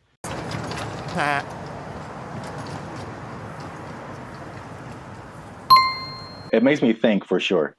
Okay. Because it, again, going back to music, that explanation, especially when you said his judgment, that made me think of DJs. Mm-hmm. And just for the longest, like even me just kind of wrestling with, like, are DJs really on the level of musicians? Right. Like, they didn't create the music. They're just organizing it. Right. Just like he was just organizing that, you know, that piece of art.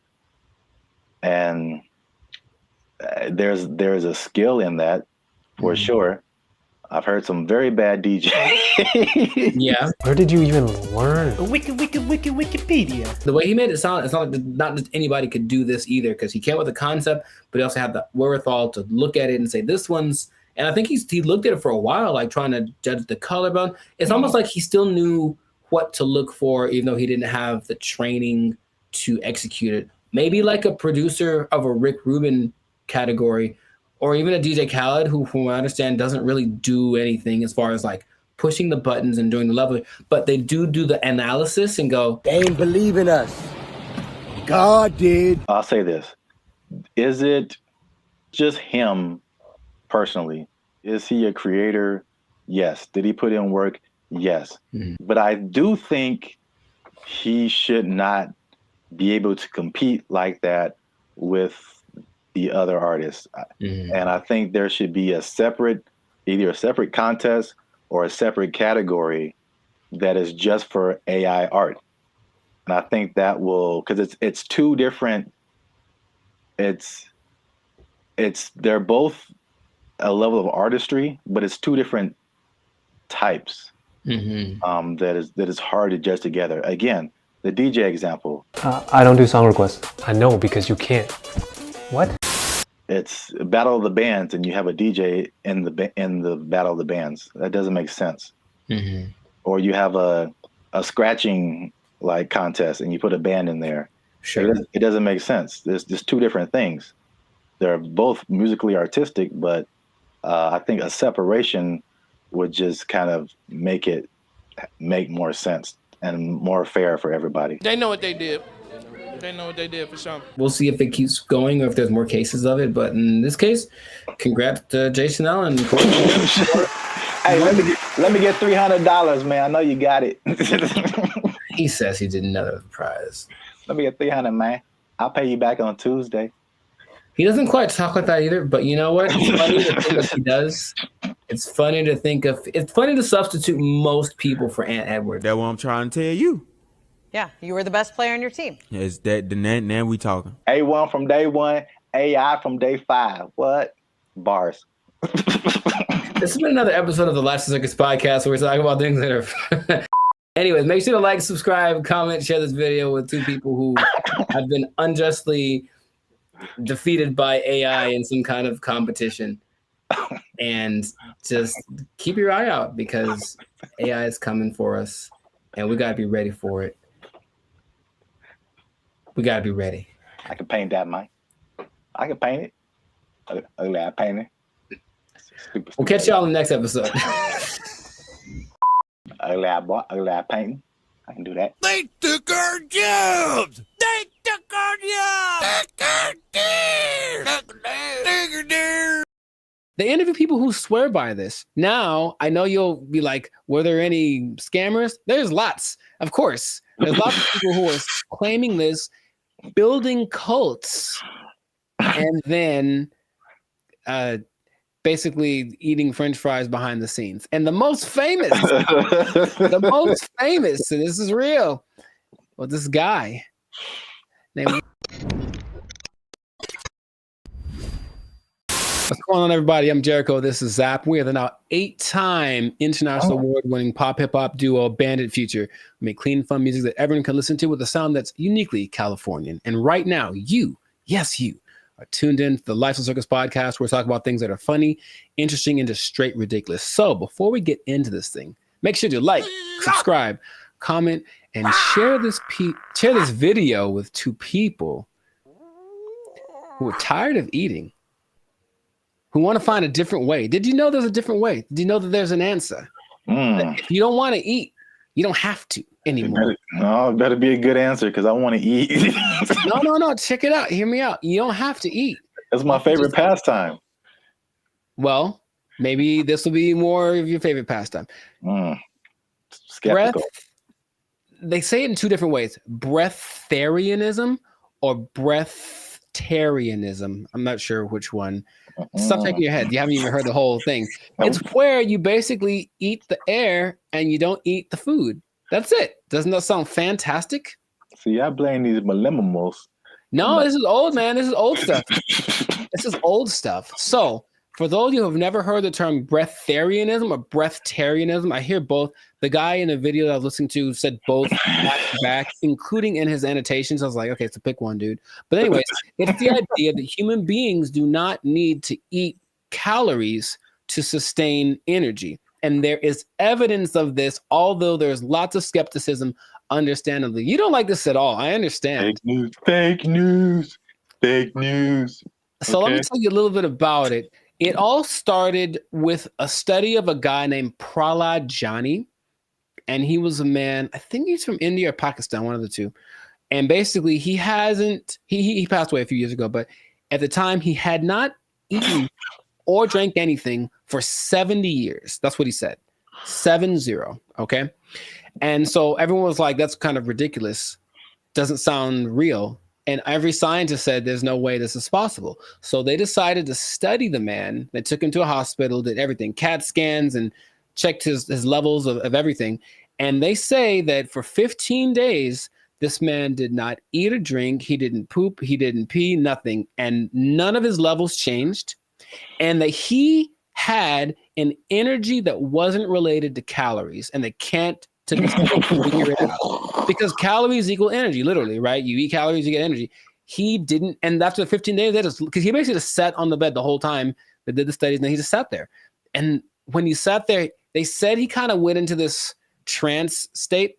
And what they say that a lot of these people do is they're meditating, but the meditation allows them access to a part of the human body that is actually able to process air and sunlight as if you were a plant. That is literally what happened. And then they let him go and he lived his life. There's other cases of this, but that's just kind of scratching the surface of it. So just off of the initial thing, y'all in? You ready to try it? You ready? You ready to jump in? Because you don't have to eat. You can just not eat. Yeah. I skipped dinner the other night, and I was so incredibly hungry the next morning. So in that little bit of time, I don't think air would have done it for me. I don't understand. I don't think you're really seeing this. You're so. I don't think they're really seeing this. You can be like a tree. You can be like a tree. I'm not for this or against this. I think I am a skeptic as well. However, there's another study of a guy much more recently. They called him the Buddha boy in Nepal, and they basically found this cat sitting. Well, it's a guy, but I call him a cat. He was sitting under a tree for about a year, just sitting there, and everyone was like, "What's up with this guy? He didn't move." And so they just would take pictures of him and give him gifts, and he would just sat there. And then after about a year, he disappeared. And they said, what happened? Then he apparently had just got up because he got tired of people looking at him. So he went somewhere into the woods, and he's just sitting there. And if you watch the video, it's really creepy because it's like, is he dead? But he says that because he actually spoke a couple times, he's just connected to the source that his ancestors knew and all that kind of stuff. And they talked like his friends, like, yeah, he doesn't eat, doesn't drink, he just vibes out. And that's the thing. Oh, the friend said that they converse telepathically, which is kind of an extra thing that I'm a fan of. I like the idea. None of it sounds plausible. Kind of an extra thing. Right. And science is all, this isn't the thing. It can't be real. Yet there are a few cases of this happening. The patron saint of Switzerland in the 1700s, Nicholas of Fleur, apparently the last 20 years of his life, he only ate light, right? So There was a study done in 2014 about the sun gazing, which is some parts of China say that that's what they do, not staring at the sun, but using the sun as energy. And there was a proof that human mitochondria can actually process sunlight and convert it to energy. That's what science is starting to, okay, maybe there's something to this. But the idea that you only eat air, sun, isn't the most widely accepted version of this breatharianism thing. It's kind of a spectrum. So there's 3 levels. One is called BEGO. And that's where you don't eat anything. You don't drink anything. You just exist. And you're one with nature, and you don't have to, like I said, the energy comes from something that is not caloric. And then there are people that only drink like liquids, and that's like the second step of it. And the third is eating 200 to 300 calories a day, mostly just fruits or vegetables. So the only extensive study that did this was of a guy. They studied him for 410 days, and he was averaging about 200 calories a day. And he lost a considerable amount of weight, but he was fine, right? And the hunger thing is something that goes away after a while because your body learns to cope, I suppose. So it's kind of getting more popular as people are tired of maybe the Western way of trying to stay healthy or be healthy, the standard American diet, which apparently is leaving a lot of people with disease and things like that. They're looking for other things. So they're looking for this thing. Now, another term for this idea is seeking prana.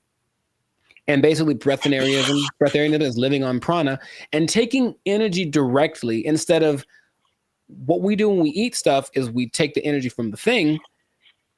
But this practice just makes the energy coming directly to us without any middleman, basically.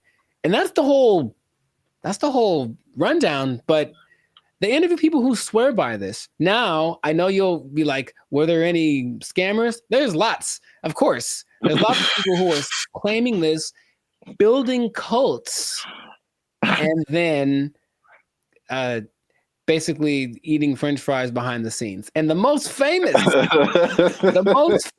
and this is real, well, this guy named Willie Brooks.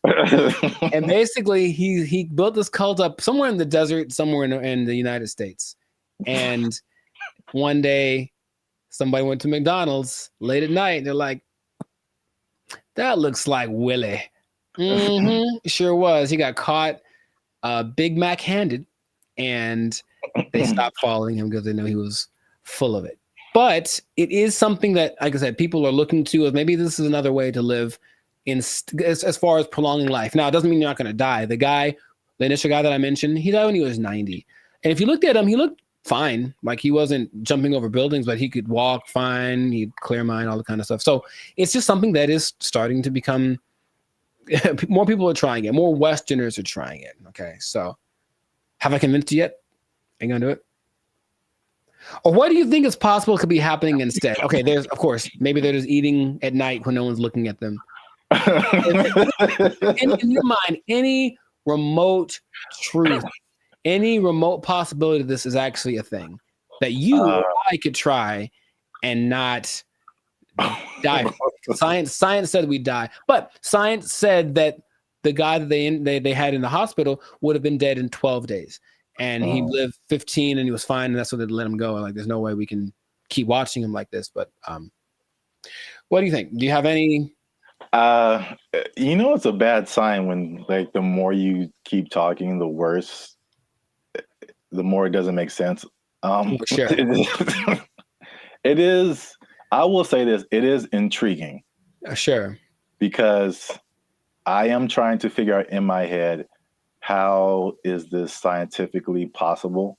Mm-hmm. And the first thing I thought about was, okay, like you said, the different levels. You need liquids, right? Like as a base, I think. So, is there a way to, because there's moisture in the air, is whatever these guys are doing, is it like extracting moisture out of the air into your body Mm-hmm. and somehow providing liquids.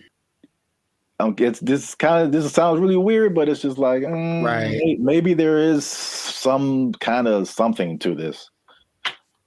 Sure. Well, here's the thing. If anyone is interested in it, there is a channel on YouTube called Take a Deep Breath that really is more about breath work in general, but he explores a lot about the subject. And he interviewed probably the world's most renowned expert on the subject, whose name is P.A. Straubinger. P.A. P.A. Straubinger. And he basically says, well, we can go 3 days without water. We can go 45 days without food. We can go about 10 minutes without air. So in a sense, we're all breatharians because we kind of, when we're not eating or drinking, we're breathing. And his idea is that people that have access to just making the breath part kind of override. It's almost like, okay, for diet, what we need fat, we need protein, we need carbs, right? So let's just use all of one instead of a balance of all three. And so the breatharians, I don't know how to say anymore. Breatharian, I'm gonna go with that. Instead of eating, drinking, and breathing, they just take breathing and make that the only thing they do. So in that sense, it's like, that's really interesting. But it does sound very far-fetched. Would I ever want to do it? Not in a million years.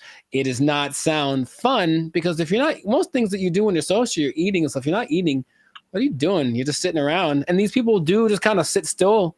You ever see like a bug or a creature and you see it and it's just there? It's like, what are you doing?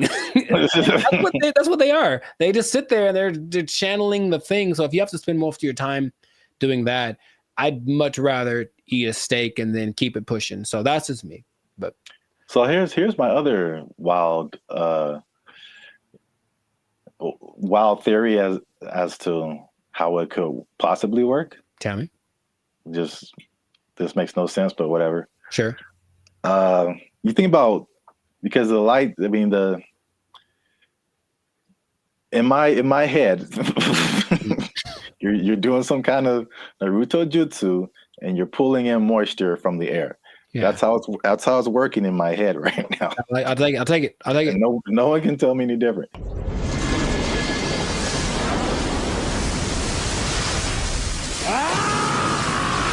So now it's like, okay, you've got the liquid part. What about all the solid, like protein, all that kind of stuff? I'm thinking about all the microscopic organisms that are around us, all the bacteria, all the stuff that's on us. I read something the other day that was just like, there's all these things on our faces. Yeah, everything. There's just like thousands of these little whatever. And then there's stuff all in the air. What if they're just like focusing so hard on the breathing that they're like intaking all of these microorganisms that have all of this stuff that we have with food? So basically it's like they're eating all the time, just microscopic versions of food. So they're whales. Boom. You heard it here first. People. Boom. I wish I had a mic. Where's the microphone? Breatharians or whales? That's what I heard. Nobel Peace Prize right here. Give it to me. I don't know if pieces of the thing you get for this. I feel like we riots in the street. Guess what, everybody? Closing down KFC and Popeyes because you just open it up and walk around. Oh, what if you opened an air restaurant and just charge people $20? People would go. I know people would go. All right, that's. Oh gosh, I'm $20, all you can eat. It's the purest air from the mountaintops of Sweden. Well, I think that this is a fascinating thing that if people want to investigate more, go for it.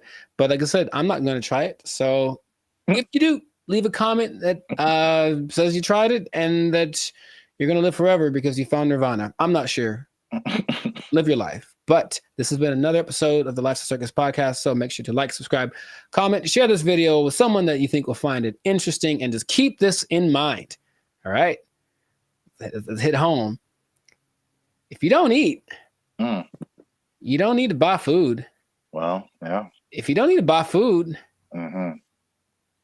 maybe you don't need a job. You don't need a job. You don't need a job because you don't nothing buying food, just eating air holes. It's not possible. They took our jobs. They took our jobs. We want more money. Higher minimum wage. That's right. That's what's happening right now. People.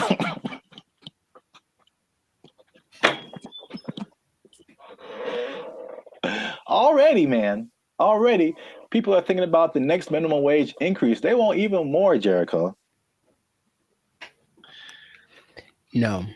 No. And I'll tell you why. But first, no. What's up, everybody? I'm Zap, and this is Jericho, and we are the now 8-time international award-winning pop hip-hop music duo band and future. We do clean, fun music that everyone can listen to with a sound that is uniquely Californian. And right now, you're tuned into the Life of Circus podcast, where we talk about everything that's funny, interesting, and ridiculous. Before we jump into today's topic, make sure you do us one big favor. Make sure you share this video, share this podcast with somebody who is affected by minimum wage increase, because it's still a thing, man. It's very much a thing. It's a lot going on in these streets, man. And make sure you stay to the end of the video, because as much doom and gloom as we're seeing with businesses closing and failing, and especially in places where we are, like California, people leaving the state, there are surprisingly two things that are positive coming out as a result of this minimum wage increase. Every business isn't failing. Some businesses are doing better, and so make sure you stick around to the end so you can understand why that's happening. So we talked about the minimum wage increase specifically for fast food, right? Like 6 months ago when they were putting it together, and we were like, I wouldn't do it. I wouldn't do it. Wouldn't be prudent. Yes, and we since then we made even another video saying we told you so. So for those of you who are living under a rock, fast food minimum wage has increased in California to $20 an hour, like a 25% jump, pretty much overnight for restaurants, big chains, even some smaller restaurants, and the results have been largely negative, at least in the press. I mean, I haven't heard any businesses that are like, "Hey, this is great." So not at all. No. So food prices were high; they're even higher now.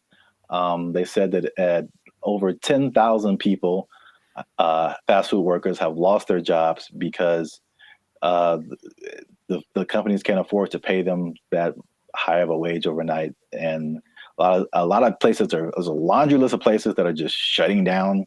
They're just like, we can't do this. Either that or they're leaving the state. But guess what, Jericho? Tell me now. That's not enough. We want more money, higher minimum wage. That's right. That's what's happening right now. People.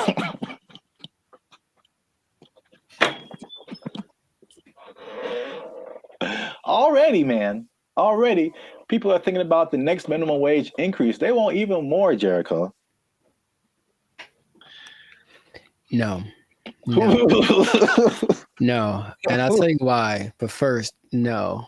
Okay. Here's the thing. Raise it. Just keep going. I'm pretty sure among the things that have gone up because of the minimum wage increase, it's like OnlyFans subscriptions, like stuff that no one needs. I highly doubt that anything is really improving. That's a good idea. You know what I mean? So I feel like you can't. I heard something really recently, and it made a lot of sense. It said if you decided to give everybody in the world the same amount of money, so somehow take it all literally and just even it all out, so everyone in the world, all 8 billion of us, get the exact same amount of money. Within 20 years, it would be distributed exactly the way that it is now. I believe that. Because, people don't know how to do stuff with money. So, no, you don't get more money because you're just going to do the same dumb stuff you're doing with it that you did before. And how much is a Whopper now? Like, forget it. Like, it's just going to be ridiculous. What kind of, I know we're not living in the days with like, going to see a movie and the soda and a pop and a nickel. I know that's in the past. but you can't keep paying people more. You have to teach people to be smarter with their money. That's all. Take it up higher. How much they want? Okay, go for it. I'm glad you asked. So fast food minimum wage, the workers have already unionized and got $20 an hour, which is silver dollars over the regular minimum wage. Right. Long Beach hotel workers have argued for a $23 an hour wage. And this next one makes sense because we've seen it firsthand. Because as Band of Future, shameless plug, we do some shows in San Diego. All right, so nice. If you're ever in San Diego, come see a Band of Future show. But San Diego wants to raise the minimum wage for hotel and other service workers to $25 an hour. And I was wondering what happened because I'm like, ooh, inflation. Because we were like looking at hotels in San Diego, and I'm like, man, these got a lot more than last year. Mm-hmm. And now I know what happened. Janitors want $25 an hour, man. Clean them toilets, sweeping them floors, man. They want. I think janitors should get more than fast food workers. That's for sure.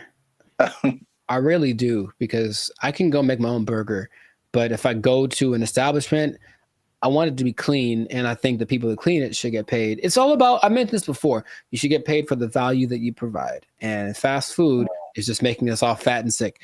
And janitors make stuff clean, which is great. So yeah, pay them more. I'm not sure how much they get now, but pay them more and take it out of the fast food workers.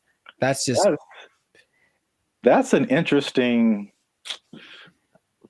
take, I guess. It just kind of like took my mind somewhere. Okay. Because your viewpoint is, and I heard you say this before, you should be paid based on the value that you provide. Yes. As opposed to the skill sets that you have. So I feel like if you think janitor, fast food worker, it doesn't take, in my opinion, as many skill sets to be a janitor as it does to be a fast food worker. The fast food worker, you have to have people skills. You have to be able to talk to people, interact, be friendly, all that kind of stuff. You have to have some math skills to run the cash register. You have to have just skills in terms of food preparation and something like, I think you have to have like a food handler's license and all this kind of stuff. So there's a lot more skills involved than being a janitor. But in your opinion, the janitor provides more value than the fast food person. Yeah. And if you had 9 PhDs, okay, you went to school for a long time, you're very smart, and what you got PhDs in doesn't help us at all, you shouldn't get paid more than anyone. Why would you? What are you doing to help? Right? To me, I watch them all the time, and I'm really grateful at the gym, for example, which is a disgusting place. Think about it's disgusting without the janitors. If they weren't there, think about how gross it would be. Or oh my God, the bathrooms at the beach. Oh my God, I get like PTSD going to some of those places. And I remember the last time I went to Venice, there was a person like cleaning them as people were standing in line. And I'm like, that's one, disgusting. 2, thank you. How much are you getting paid? You deserve more. We all need you more than we need somebody to get our Big Mac done faster. I really think that's true. So yeah, I would, if I ruled the world, I would pay people based off of the value. I'm kind of with you, but I'm kind of like trying to play the devil's advocate. Like, oh, I understand. And of course, the system we have is that you went to school for more time for this and that, or you were required to think more, whatever the thing that is, whatever the commodity it is that you acquired, that's the thing that you should get paid for. And my position is that sometimes, sure. But also, no, definitely not. I need the janitors more. I need the people that rake the leaves more. The people that make sure that the streets don't have potholes. We need them more. then we need. Remember, maybe I'm talking about necessity versus convenience. Like I can make my own burger. I can go put together a Chipotle style burrito if I want to. All the ingredients are at the store. I just got to try, right? But I can't fix the street. I don't know how to do that. So if you know how to do that, you should get paid more than someone. Oh yeah, yeah. So it's something to think about. Yeah, an idea, but that is how I feel about it. But wait, there's more. 25. Oh, that's a lot. 23, 25. That's a lot. San Diego Community College District has already raised its minimum wage to $30 an hour. And I think it's just community college employees. I think something like that. Okay. And then the Los Angeles airport workers want $30 an hour by 2028. So the train is moving fast, man. Well, sure, but the question is where's the money coming from? I think it's just going to get more. Well, this is the problem too. So I read an article by some guy. I don't remember his name. I'm sure he's very smart. Good view, smart guy.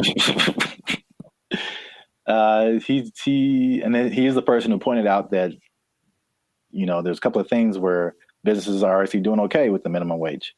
But he said, obviously this is not a long-term solution because you think about, okay, minimum wage, and you kind of touched on it. It's like, what are you spending your money on? And then for 99% of people, what are your biggest expenses? Food, shelter, transportation. All of those things are sky high, abnormally high in California than anything else. And so I don't necessarily think people are just wasting their money on whatever, but I mean, they could be, but I don't know the life. The fact still remains that there's a for real housing shortage. The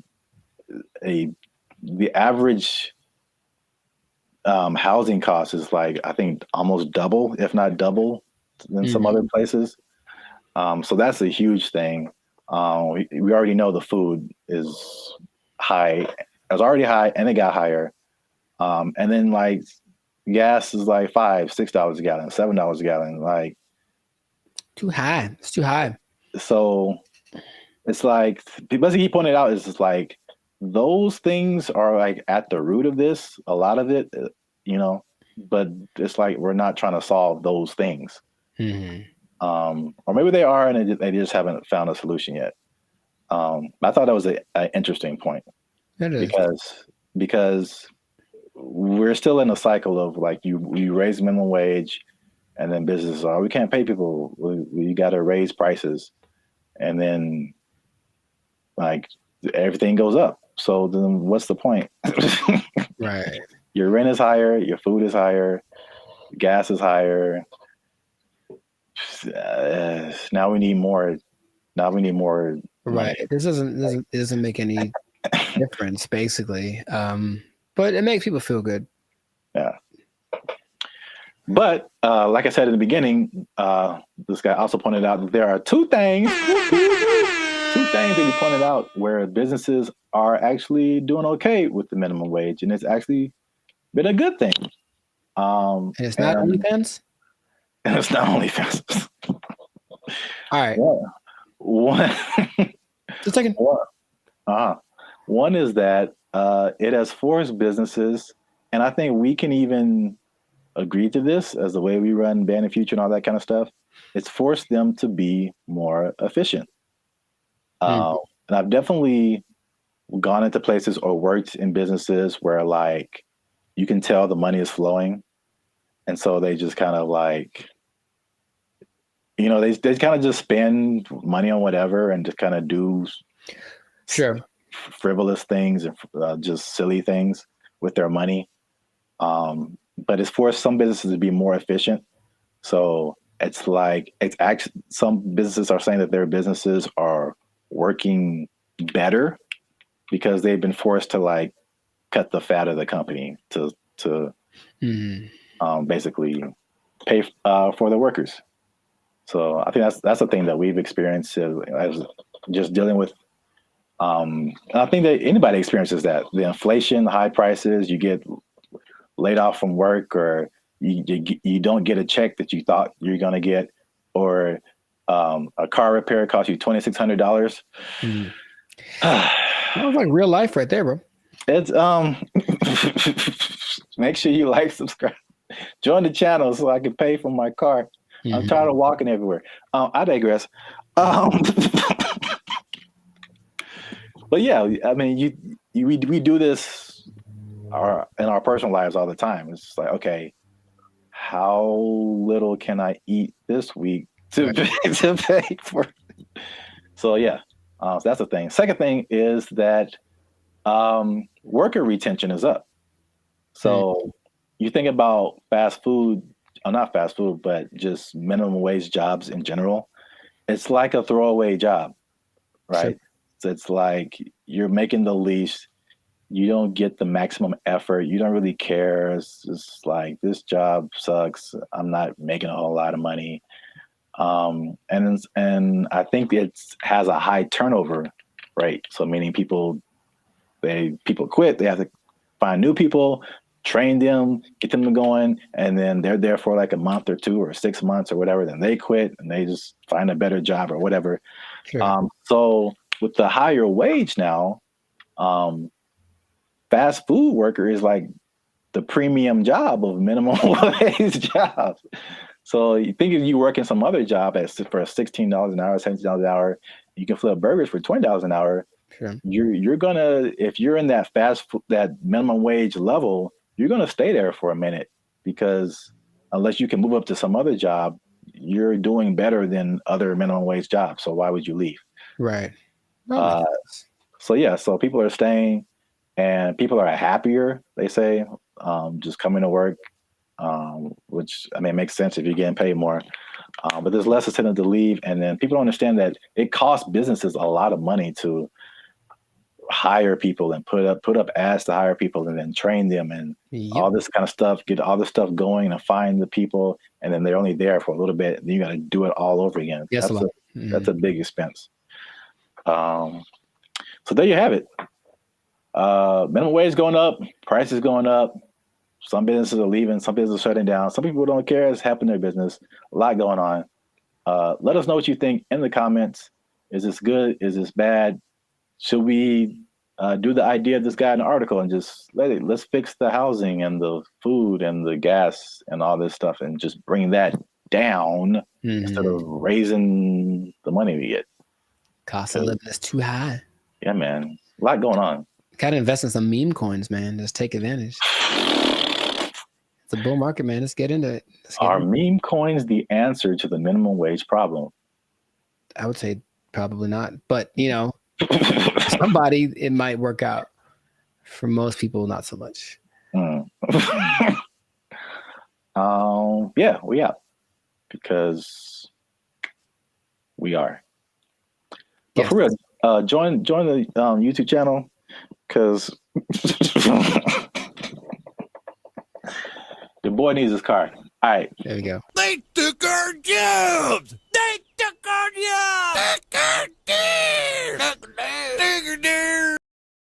I sense a faint bit of skepticism in your voice, Jericho. We haven't even skeptical. It's just like, is there anything that he's made that has been helpful or that I would know about? We haven't even gone into his claims and what he's talking about, man. Are you saying he's the second coming of George Washington Carver? Is that what you're saying?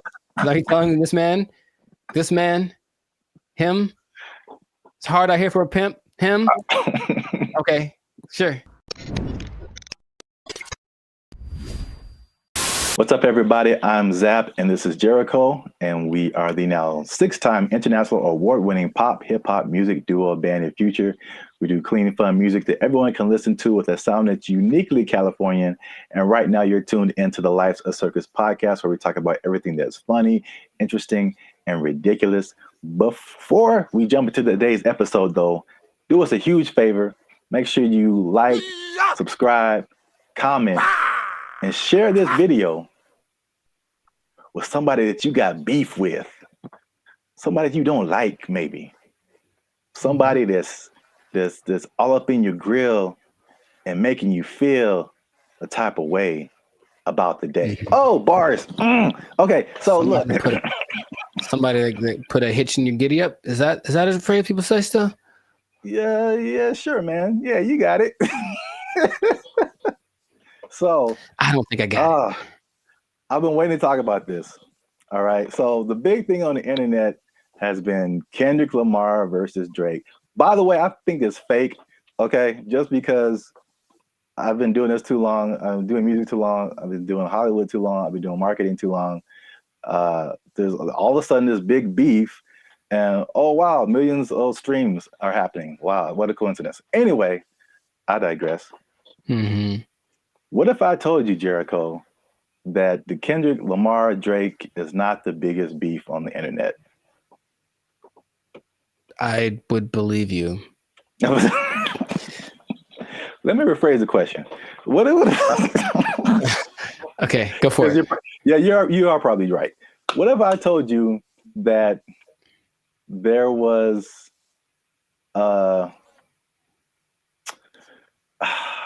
there was a better beef that I don't think has ever happened before? Better beef. Sounds like an Arby's commercial. Okay. I'd be curious to know what that would be then. Hopefully it's between... Never mind. Okay, go for it. Okay. Let me before I'm gonna get to it. One last thing. Jericho. And it's just straight up answer. Mm-hmm. All right. You don't have to add anything or make it complicated. Okay. Jericho. What is 1 times 1? It's 1. Do what? It's 1. No, it's 2, son. It's 2. All right. 1 times 1 is 2. According to Terrence Howard. That's right. Terrence Howard is rewriting. I know what you're talking about. That's the dumbest thing I ever heard. All right. He went on for a long time about this. He thought about this. Wait a minute. What was his explanation? Like you can't time something by something to get the same something, right? That was his argument. 1 is 2, son. I'm gonna make a shirt. 1 times 1 is 2. Team Terrence, what's up? I don't think he's had work in a while, man. He's just trying to be relevant. Like seriously, that's crazy. But go for it. I mean, I guess math needs innovation. Let's just start that. Birds aren't real, and 1 times 1 is 2. Whatever.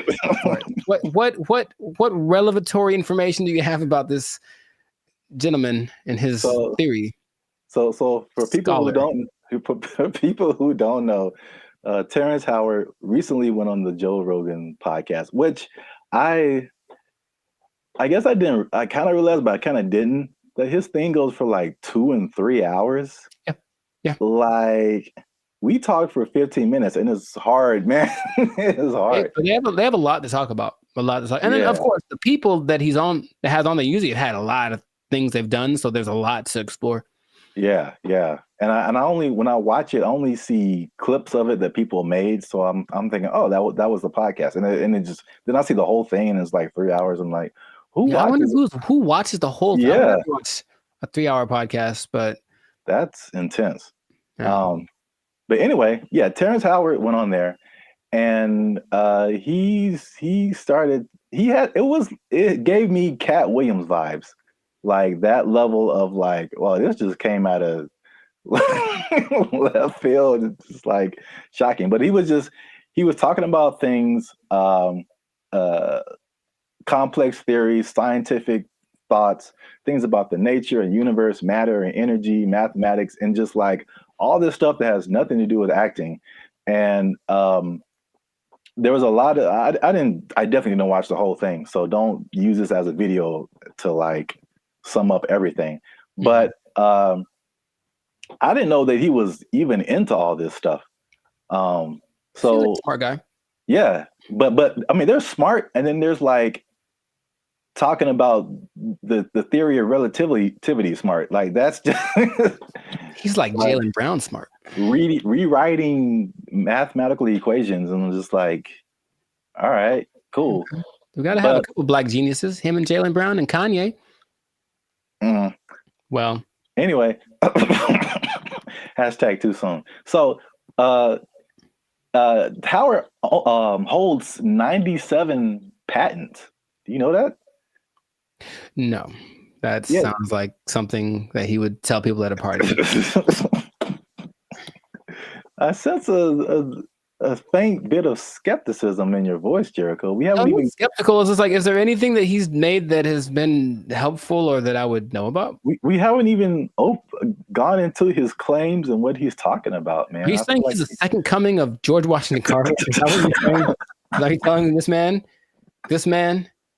him? It's hard out here for a pimp. Him? Okay, sure. 97. I didn't know that about him. That's cool. It's 97 expensive to patent things. It is. So I guess that acting money helped out. But he believes many of these patents will, of course, change the world. Some of his notable patents include advanced designs in metallurgy, I think I'm saying that right, chemical engineering, and innovations in flight technology. So at the very least, the man is doing things. Yeah, sounds like it. So, but what really shook up the internet was some of his claims. All right, so we're just going to go through a few of them that this is kind of tough to talk about because he's talking about things that are beyond most people's comprehension. Sure. And so there's a lot of things that he said or a lot of words, even words that he used that are just not in common vocabulary. But I tried to pull together some synopses and just kind of put it in more lay terms, I guess. Okay. Some of them are just straight up. You can just tell, like, let's see what Mr. Hustle and Flow's got. I don't know if you saw this part of the podcast, but his first claim is that prenatal memories are real, which most people don't think are, but he debates it, and some other people have debated it. But he said he remembers being inside of his mother's womb. Don't make me laugh. He described detailed memories, such as seeing his hand in utero, and he said he remembers being circumcised as well. I feel like that there's some truth to that, and without having ever studied it, just because it's one of the questions I ask a lot of people when I meet them and I want to break the ice. I ask people what their first memory is. It's just a curious thing because it feels like literally at some point our brain just started hit record. Like this is hitting record. It's all of a sudden like we were playing and nothing is, and all of a sudden something happens and boop, and now it's on, right? So for some people, it's a lot further back than one would think. I don't think I've ever spoken to anybody that said like in utero, but super young breastfeeding, like they remember stuff like that. They remember this. So I don't know if with the 8 billion of us that there are, if some of us aren't capable of remembering that kind of stuff. I guess my question is like, okay, so then what does that mean? Is there something that leads to? Because that's what would interest me. If that means, that means we can turn on the access point of the brain. If that's not, if it's just something to talk about, then I'm like, okay, that's cool, I suppose. Well, I don't think any of his stuff is just stuff to talk about. I think from the overall thing that I got, and then we go into some more of his claims, but it's just what I thought was interesting was just the way he sees the world, especially as a creative. It's just a different. It's challenging what has always been like the norm, and just different ways of looking at things. That's cool. So at least on that one, you were kind of like, it's not too far-fetched. Not too far-fetched. Okay. The next one is it might be a little bit beyond me, but again, I still kind of understand and relate. But his next claim is that the universe is built on waves and not particles. He says the fundamental building blocks of reality are not particles but waves. He says this perspective aligns with some interpretations of quantum physics, and his fascination seems likely to stem from the works of physicists like Niels Bohr and Erwin Schrödinger, something like that. Sure. So again, like he's not alone in this. He might be a minority, but people who deal with quantum physics feel like this could be true. I was going to mention that there's something I've read about. It's almost like there's things that I acknowledge that are interesting to me that I wish I had like the mental capacity to process, because I don't think it's a bit above me. But I have read something about like this wave particle experiment where it proves the importance or the impact that watching something. It's a particle experiment. They shoot some kind of electron waves at a target, and depending on whether they record it or not with like a camera, the result is different. Now, how do they know that it's different if they didn't record it? I don't know what they're talking about, but it makes it seem like objectivity has an impact on the way the universe works in general. So I'm looking at you, one thing can happen, or I guess that means that if I'm not looking at something, it could be doing something different than if I was looking at it, which again, what's the point? But that idea is like, I don't really get it. I don't really get it, but I'm like, that's an interesting idea. So waves and particles, would that make the universe? Again, my question would be cool. I honestly want to talk to him about it. Maybe just, stare at him while he talks. But what does that do for how we understand the world if that is true? If waves instead of particles are what created? Yeah, I feel like I feel like that's a bit beyond me. But I feel like, I mean, it sounds like you're trying to get some practical use out of it. But it's just like, okay, the things that we know about gravity and aerodynamics and stuff like that, by learning that stuff, we can fly planes and helicopters and stuff. Sure, yeah. And so there's some kind of use, I think, in saying it's waves and not particles. I don't fully know how to interpret all of this stuff and to make it like, oh, okay, we can do this now. But I'm sure like that's a kind of genius level, sure, right, kind of thing. Once you know it and then can do something with it. Right. If it means I can surf to Mars, I'm down, bro. That'd be so sick. Yeah, they'll just hit your knees with waves and not particles, and that'll heal them. I'm down for that also. Does anyone out there have answers for knees? Your boy's going through it right now, so yeah, let us know. To continue on this is probably it's probably the last one that just I kind of still didn't. It's too far above me. Mm-hmm. He said gravity is fake. So he said that there's an inward and outward force that shapes planets without relying on things like gravity and dark matter and dark energy, which this one is kind of big because he challenges Newton and Einstein, like as far as gravity being a fundamental force. And it's I know what you're doing. I know what you're doing. I know I know what you're doing. It's fake. Fake news. Fake news. That did not fall. Okay, people. Okay. That did not fall. That was fake news. Gravity is fake. Okay. All right. I'm not going to do it again. I wouldn't even know where to start with that. That is an interesting idea. If there's another force that's not gravity, then what is that? What is that inward force? Because to me, that inward force is what's called gravity. Is it not? I don't know, man.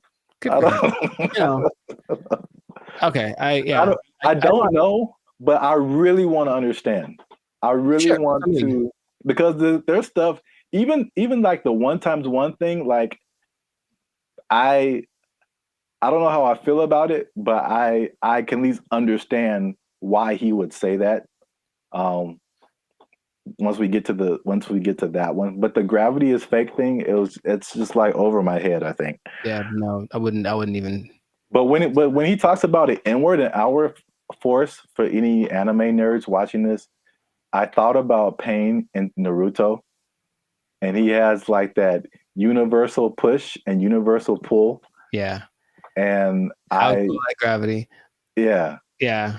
So maybe the answers are in Naruto. Maybe they believe the same thing. I don't know, man. This is just I just find it funny, obviously. Yeah. Sure. It's interesting. I wouldn't know where to begin with that. Just someone coming out of nowhere and just challenging everything and everyone like we've ever known. It's like you all are wrong. Gravity isn't real. I mean, it helps me that I only think about him as the Hustle and Flow character. Yeah, that adds another layer. He's stuck in that role to me, so he can say all he wants, but he's saying this. I only saw a portion of that podcast, so I know what he talks like. To me, he's still talking like that character on the podcast. So. Yeah, he definitely has that like typecast, or like the his role in Avengers was like was a War Machine. I forgot he was in that. Yeah, he was like the first War Machine. It's like War Machine said there's no gravity. For the record, I prefer Don Cheadle. The same. I thought they were both good. Oh, okay. Well, I don't remember Terrence, but okay. Next one is that straight again, along with gravity not being real, also straight lines are not real, Jericho. And this is the one I can understand. All right, so this is his explanation. He said, when you view something from the correct perspective, or you view a straight line from the correct perspective, you'll see that it's not straight. So he gave an example that if you put like you draw a straight line, perfectly straight, at least to our human eyes, but if you put it under a microscope, you'll see all the tiny like inflections that don't make it look straight anymore. So basically, these are all conceptual things. He's basically trying to get us to rethink geometrical concepts. Again, why I don't know how that applies to that. Yeah, that I would say. How does that help us? Terrence, how does this help us specifically? I don't think it does. Look straight to me. It works for me. I'm gonna accept. I'm gonna take into consideration two of his ideas, and then for me, gravity and straight lines are pretty much going hand in hand. I will go find a straight line and drop it to celebrate my acceptance of straight lines and gravity. So we're 2 and 2.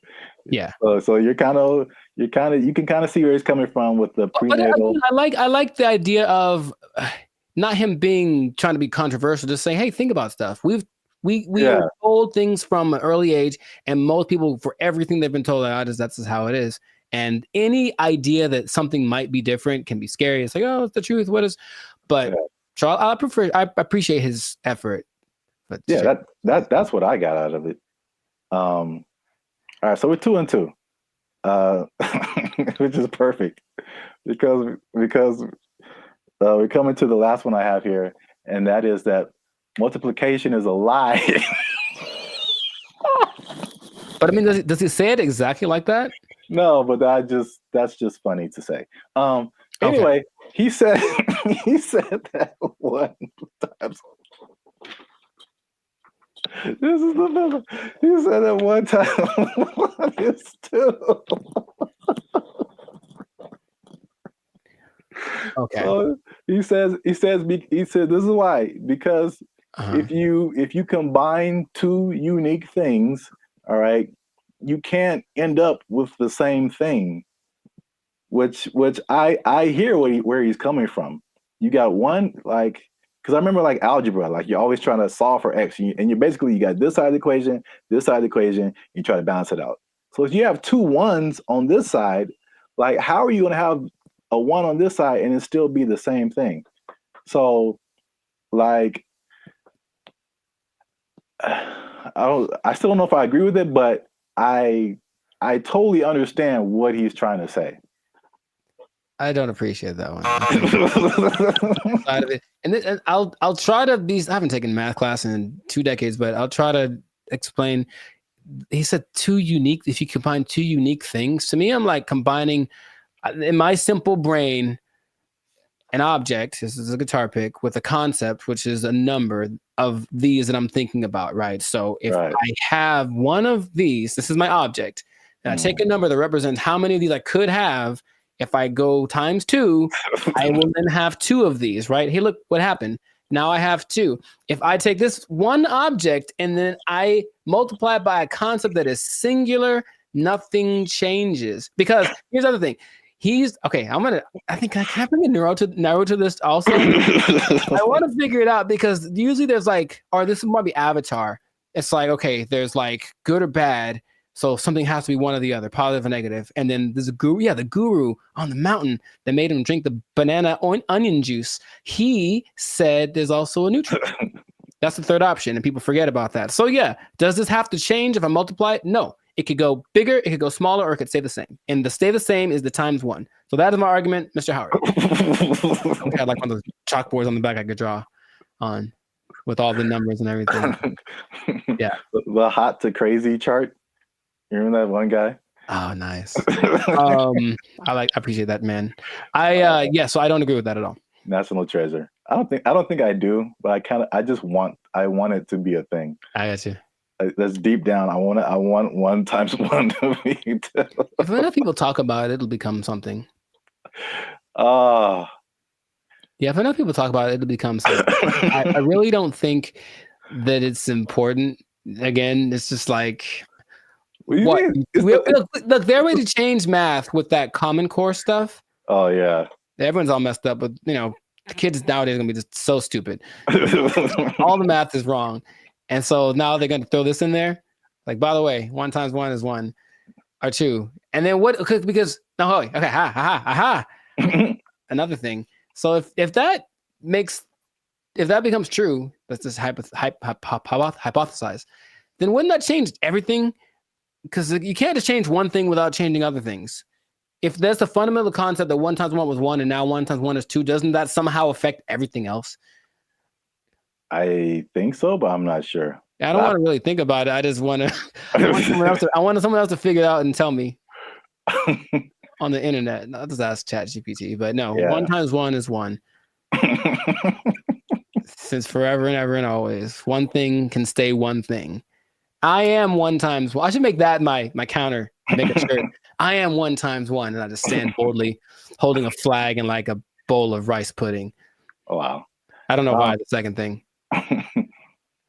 All right, so that's 2 and 3. 2 and 3. All right, so we might end up with a tie here because this is a bonus one. Okay. And this is probably of all these things, this is the coolest thing. At least one of the coolest things I think he said. Okay. Was just like kind of opened my mind a little bit. And he said that the periodic table is structured incorrectly. I mean, again, how is this useful? I don't know, but I think I thought the visual was very cool. Okay. And I should have tested this before I started, but take chances. It's real life. Just take chances. Let's see what happens. Okay. So check this out. This is the periodic table of elements. So basically, he said he learned the periodic table, but he saw it in a different way. He saw it in circles. Mm-hmm. So I thought it was super interesting because it's kind of hard to explain. He breaks it into octaves, which we can relate to as musicians. So you start with like one element, and it goes through the list of elements until it gets to another octave. And every element in these octaves, they follow a similar pattern. Like in the middle here, you start at helium, in the middle would be carbon, and then at the end would be neon. And then all of the beginnings and ends of these octaves, all of these elements relate to each other. They have like something in common, as well as all the elements in the middle of these octaves, which is crazy to think about because it's the same shape as music. And I kind of wish I would have learned the periodic table like this. In music, there's the, at least in Western music, you have like the 7-note, 8-note scale. I mean, you would go back to the primary note, but like A, B, C, D, E, F, G, and then you start over A. But like key of C, right? Helium would be C, D, E, F. Like where you get to carbon would be like 4th or 5th. And then you go back up 6th, 7th, 8th would be neon. It's crazy. I don't understand what he's saying, but I understand it from a musical perspective. That all of these elements between helium and carbon are passing tones to where you get to carbon, which is like a perfect 4th, perfect 5th.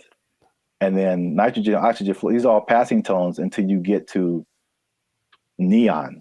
And all of these elements relate to each other based on their positioning here.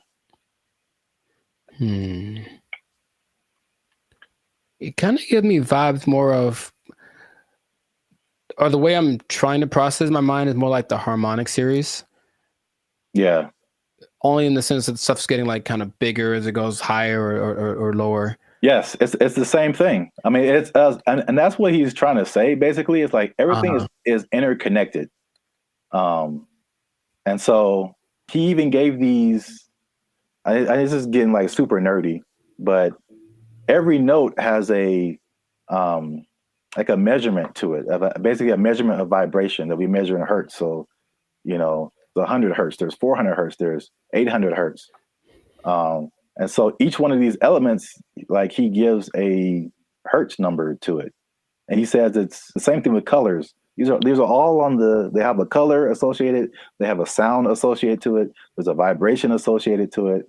And this is just like a visual representation to see like all this stuff is all the same thing. Music, color, light, element, everything around us is these octaves, these spirals, these circles. We just keep going in circles. To where like certain notes, there's certain notes that go together in music and there's certain notes that don't. And the same thing happens here. There's certain elements, like if it's the 1st and the 5th or the 1st and the 4th, like they go together. But you have like tritones in here, the elements that like don't mix or, like oil and water kind of stuff. That was like pretty crazy to me. That just from a musical standpoint to see like, okay, this guy he just has a different way of looking at stuff, which is kind of cool. Now that we've lost everyone on the podcast, let us know what you think. Unless you want to comment on that, Jericho.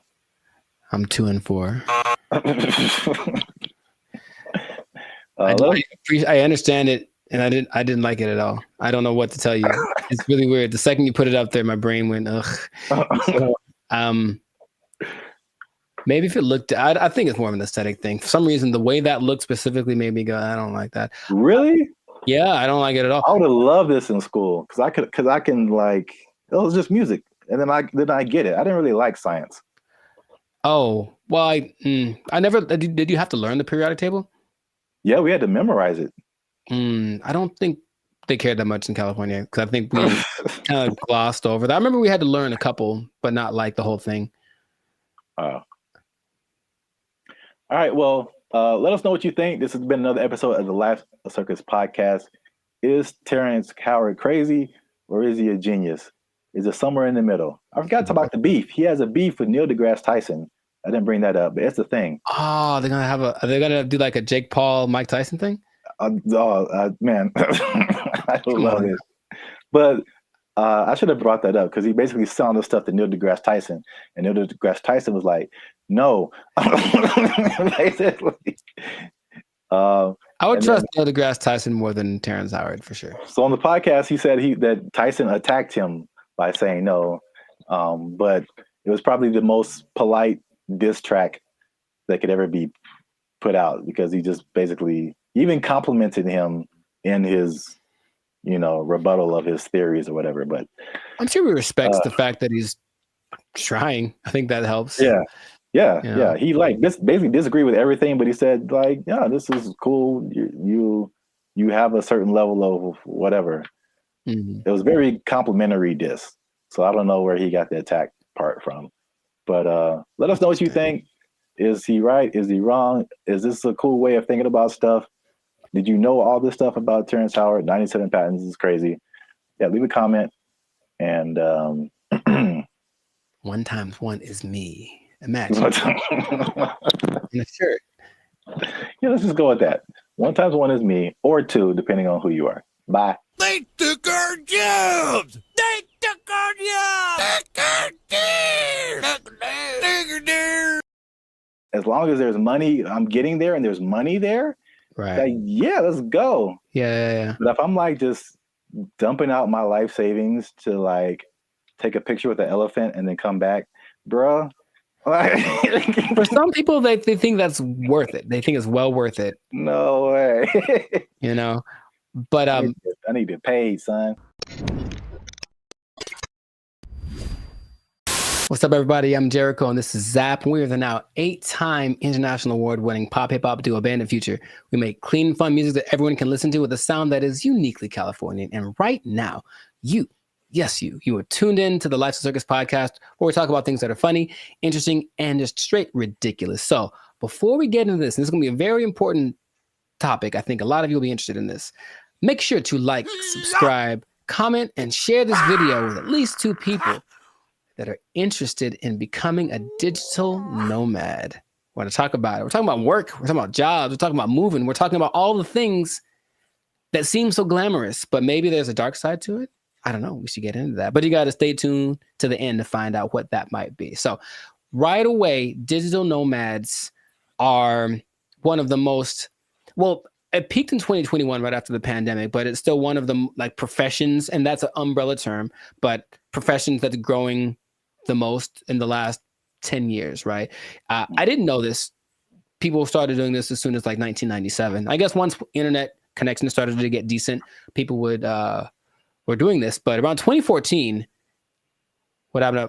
I got a question. So can you back up and just for anyone who doesn't,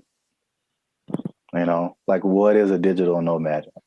Oh, people don't know what a digital nomad is nowadays? Some people don't know. Makes sense. Okay. A digital nomad is a person that has found a way to live abroad, basically using technology. So in 1997, when internet started to be pretty available anywhere, people could offer services online and work from a different destination than where they're from. So you could be from America and go to Bali, for example, and work from there. And that starts to become really popular. And so now a lot of people do it. And there are many programs that will say they can teach you to be a digital nomad if you want to basically ditch the 9 to 5 and go live abroad. And it always looks very glamorous from the people. I know many people that do it personally, and they typically post the pictures of them lying on a beach. And the idea is that you can work from anywhere for 2 or 3 hours a day, doing your nice, whatever cushy job, and then enjoy living in another country. And that is a really cool idea. And that is part of the reality, but there's also a side of it that can be more difficult to overcome that people don't tend to think about. So we're going to get into all of that. Zap, have you ever considered the digital nomad lifestyle?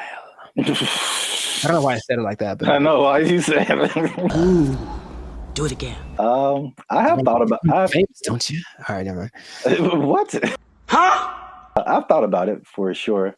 I don't think I have had jobs where that's a possibility.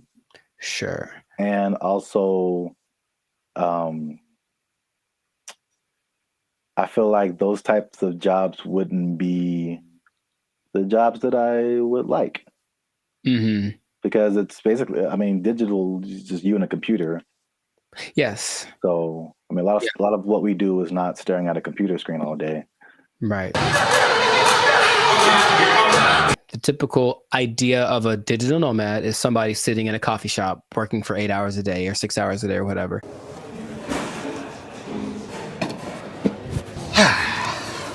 And that's true to the point where a lot of places actually construct digital nomad communities so that they can all be together in kind of one centralized place. like a work share kind of a situation, and just work from there. But yeah, the big key is that you just gotta have good internet, and then something that you can do to work from a different place, so you're not interacting with people directly. But you have a lot of options. Nice. So like if you like hopping around from place to place, one of my friends that does this will be in, I'm always like, where are you now? And it's kind of a cute thing because where are you now? I'm in Colombia. Cool. Where are you now? I'm in Turkey. Where are you now? I'm in Bali. And they're places that you'll notice are kind of hubs for digital nomads. One, because the cost of living is low. Two, because the internet connection is good because you can't do it everywhere. A big place for digital nomad, especially expats from the US, is Portugal because low cost of living, good food, safe in general, and the internet is amazing there. So that's one of the spots that you can go to if you want to be that. But you get flexibility. So if you like the idea of moving around and working from different locations, then that's perfect. And then since you're not working all the time, you do get to explore and check out new stuff and take the picture in front of the Taj Mahal or whatever thing that you want to do, which is usually what people do to I guess showcase how cool their life is. I don't know. It does seem like kind of a validation. Like, why am I doing this? Because, like I said, the downsides, as I mentioned, there are many as well. But you get to explore, you get to travel, because people always think about going places as being expensive. And yes, vacationing is expensive, but travel, just that part of it, isn't necessarily expensive. If you think about it, you're just going places and then staying there, not trying to be extravagant. So you can be frugal, you can get a VPN so that your plane tickets are cheaper, and then you just live within your means wherever you are.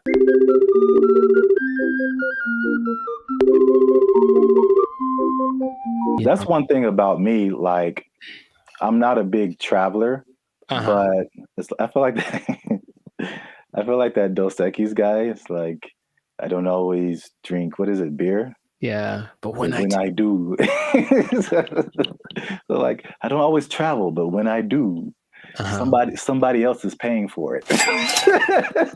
Right. And that is just like that's like the only time I travel. Like I will go on a tour for work, to play music or whatever, go to another state, go to another country. As long as there's money, I'm getting there and there's money there. Right. Like, yeah, let's go. Yeah. But if I'm like just dumping out my life savings to like take a picture with an elephant and then come back, bruh. For some people, they think that's worth it. They think it's well worth it. No way.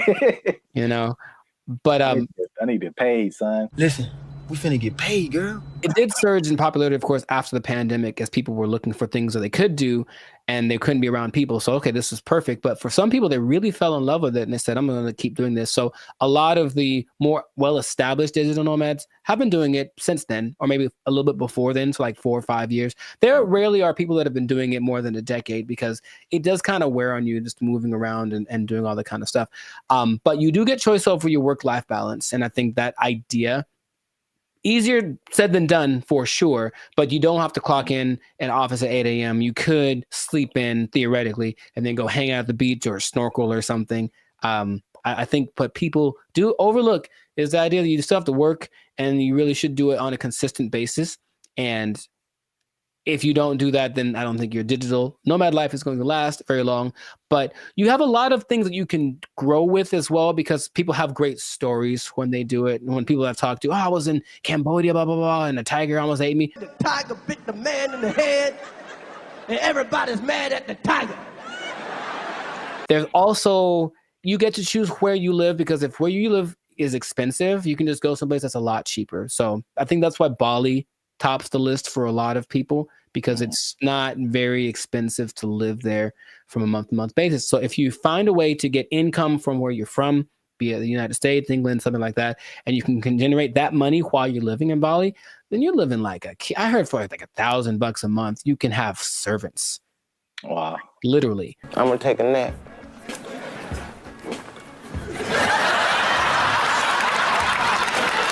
And then you get to network. So that's fun. There's a lot of people that are out there doing the same thing, so you get to interact with them, and that seems attractive. And then you don't really have to go to work. You think about that. Honestly, I don't know about you, but I think a lot of people hate going to work. They don't dislike work. They don't like going to work. They have to get up, they have to do the thing, they have to deal with traffic, whatever. If you are a digital nomad, you don't have to go anywhere, really. If you have a good internet in your Airbnb or whatever you're renting, you can just stay there. Mother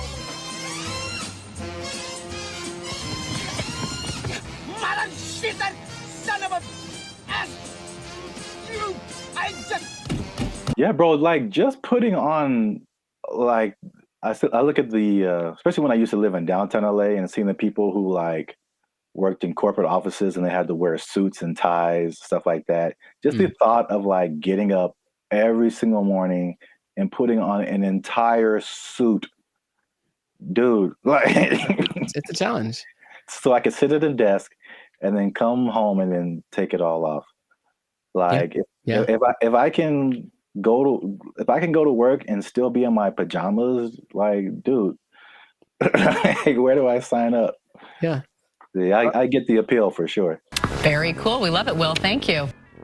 The last advantage that people talk about a lot is the cultural and immersion. If you like a particular culture, then you can just go there if it works out for the technology and all that kind of stuff, and you can be immersed in Hong Kong. You can learn Chinese. You can do whatever. If you have other goals that related to that culture, then it's the perfect way to do it. You can still make money and be immersed in that culture. And that really does seem fun. In my personal experience, I've never done the digital nomad thing to an extreme, though I've thought about it because it seems like it might be fun to do here and there. But I have constructed my coaching, which I can do from anywhere. And I have been up in the mountains and I'm working on a session. I'm just at a coffee shop and I see what that's like. And if that was my everyday, it wouldn't be so bad. You know, it's definitely like, oh, I need my computer to work. That's all. If my computer works and the connection is good, then it works. If it does not work, then it's a bad day. That's all. It's kind of the risk that you run. Now, those are all the advantages. And that's the stuff that when you go on the internet, you will see people living exactly what I just mentioned. However, all of the downsides, dun, dun, dun. There's a lot of them. No, God, please, no, no. What would you think would be a disadvantage, major disadvantage of being a digital nomad? The first thing that comes to mind is just, even though it's cool and you're like exploring and all that kind of stuff, especially if you have a core group in the States, like a certain group of friends, a certain group of family members, they're most likely not around anywhere close to you. So any of those kind of groups that you grew up with or were with, in your home country, is just kind of gone. So you can have a bit of isolation, I think, for sure, even though you might be surrounded by all these new experiences and new people. You're still kind of like by yourself to a certain extent. I'm so lonely. You were right. The loneliness, depression is the number one thing that a lot of digital nomads talk about because they're not around the people that they love, right? And then they can't be with them when it's convenient, because if you're living in Europe and you're from America, you are 7-8 hours ahead, 9 hours ahead. So imagine just, hey, I want to maybe eat together. Well, I'm having dinner and you're at work, right? So you can't make things line up. So depending on where you choose to go, that can be a very difficult process. And then it kind of is inconvenient. I've worked with people where I'm talking to them and it's fine for me and they're up at 3 a.m. because where they are, that's what they have to do to make it work. And they're willing to do it. It's kind of like something they accept, but you miss a lot of things. You miss the birthdays, you miss the graduations. There's a lot of experiences, your little cousin had her first steps, all that. You miss all that kind of stuff. And finding a place to live is harder than some people think. And that's another problem that a lot of digital nomads have, because they go to a place expecting everything to be great. But what they don't understand is that a lot of digital nomads have this reputation of basically causing prices to go up, right? Because you're coming from a country that everything is great. Yeah. So everything's coming up because you have a lot of money. So a bunch of you move to one place that's not doing too well. So they're like, oh, there's a lot of these people, so I'll charge more so I can make money. But then the locals start to resent you because you're there. And so it's not, you don't feel welcome. And that's kind of an uncomfortable thing. I think I mentioned, I have a friend who travels a lot. When she said when she was in Turkey, she kind of got that vibe. It's just like, why are you here? But she doesn't speak Turkish at all, so that didn't help her cause. However, some places actually put signs up that says like, hey, digital nomad is not welcome. It's gotten to that point. Wow. You go to a coffee shop and like, nope, you can't come in because you're going to buy one drink and work here and use the internet for 8 hours. Nah, you got to get out or find someplace else. So that's starting to become a thing. So yeah, just think about that. It's like you want to be welcome. Now I'll tell you in a second, some countries are actually taking measures towards making sure that the digital nomads they do attract are actually helping the economy. But a lot of places don't have that in place yet. So yeah, the locals might resent you. If so just for my own personal whatever. I got a question. Have you ever gone into Starbucks and worked on something and not bought anything? Yeah. I'm in a jerk, man. Oh yeah. Do you feel guilty at all? Or are you just like No, I spent a lot of money in Starbucks. I think I once in a while. Okay. That's just my if it was, and the thing is, if it was a mom and pop type place, then I'd feel bad. I'd buy something every time. But here's the thing, I even usually go to Starbucks. I have to use the bathroom. I buy a cookie or something just because. Oh yeah. But sometimes I'm here for an hour. I'm popping in and out. I'm a regular. Don't mind me. I think that's interesting psychologically because I feel I feel the same way. Like if I go to a place where like I shop there all the time and I just go and then I just go in there to like use the bathroom or something, I'm like, you guys owe me. You guys owe me this bathroom. I'm here all the time. I'm not buying anything right now, but I'm here. But I feel the opposite at Starbucks because I don't drink coffee. And I never go to Starbucks. So when I'm in there, I'm just like still in Wi-Fi, and I feel so guilty. Here's the other thing. Specifically for Starbucks, I don't feel bad because my computer and phone don't work in Starbucks. Any Starbucks, the internet, the Wi-Fi does not work. I have to do my hotspot on my phone.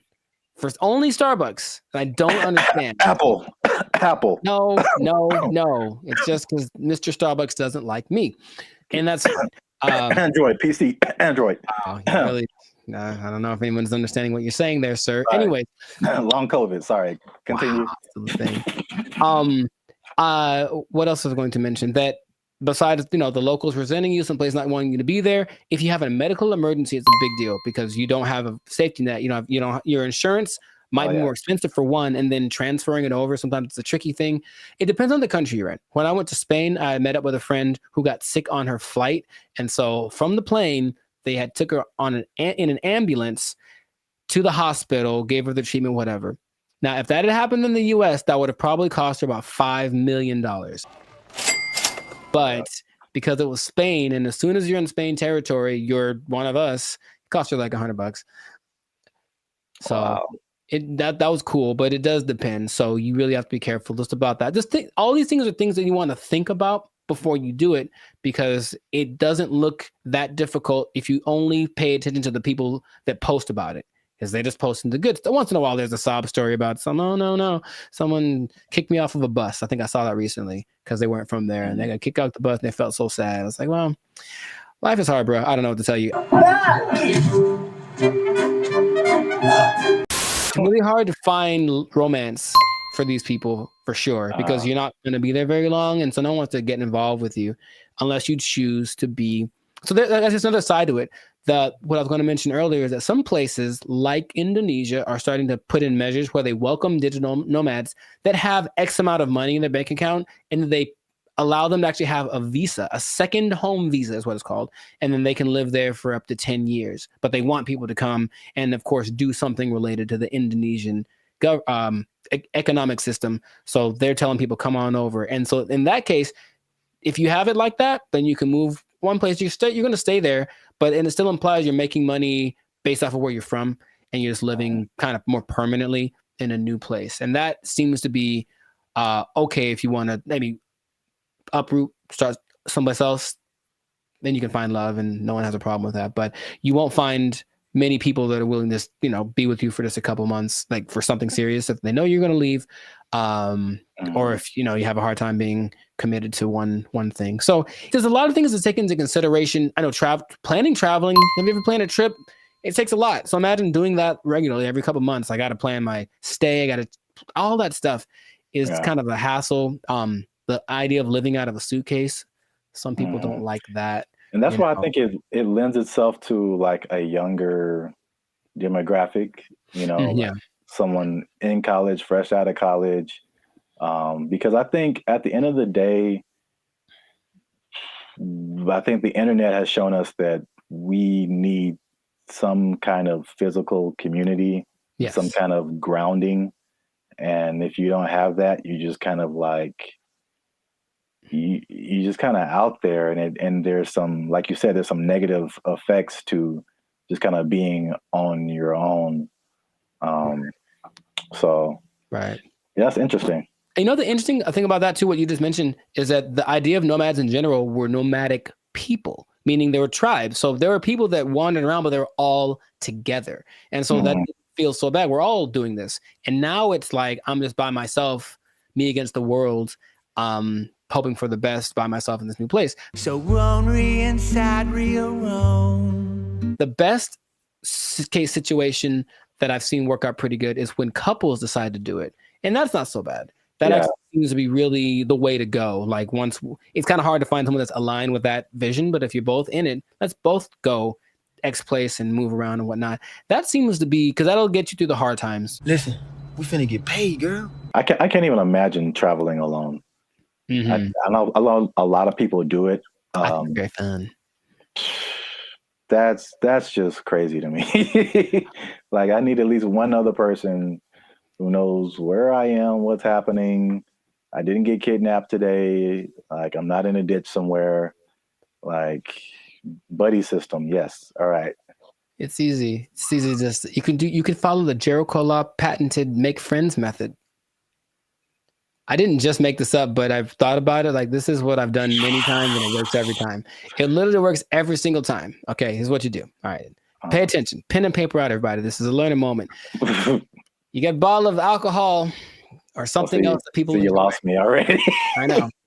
Well, you don't have to necessarily do it, but get a bottle of alcohol or something that people enjoy in general. Maybe it's a cake. I haven't tried with a cake. I think it might work with a cake. Cake is universal. I think so. And you walk up to the group of people that you don't know. I said, I've done this many times. And you walk up and you go, yo, and that's it. And then they go, yo, and then it's a party. Literally every time I've ever done that has worked out phenomenally. And we hung out for many, many hours. Just random groups of people. Are you going to try it? I don't see that working out. Well. For me, at least. Actually, I don't see that working out at all. It's definitely a no for me, dog. It's usually, I determine they're there to have a good time. They kind of got to eyeball it, but it's like, they're in a place to celebrate, and they don't mind another person coming in to celebrate with them.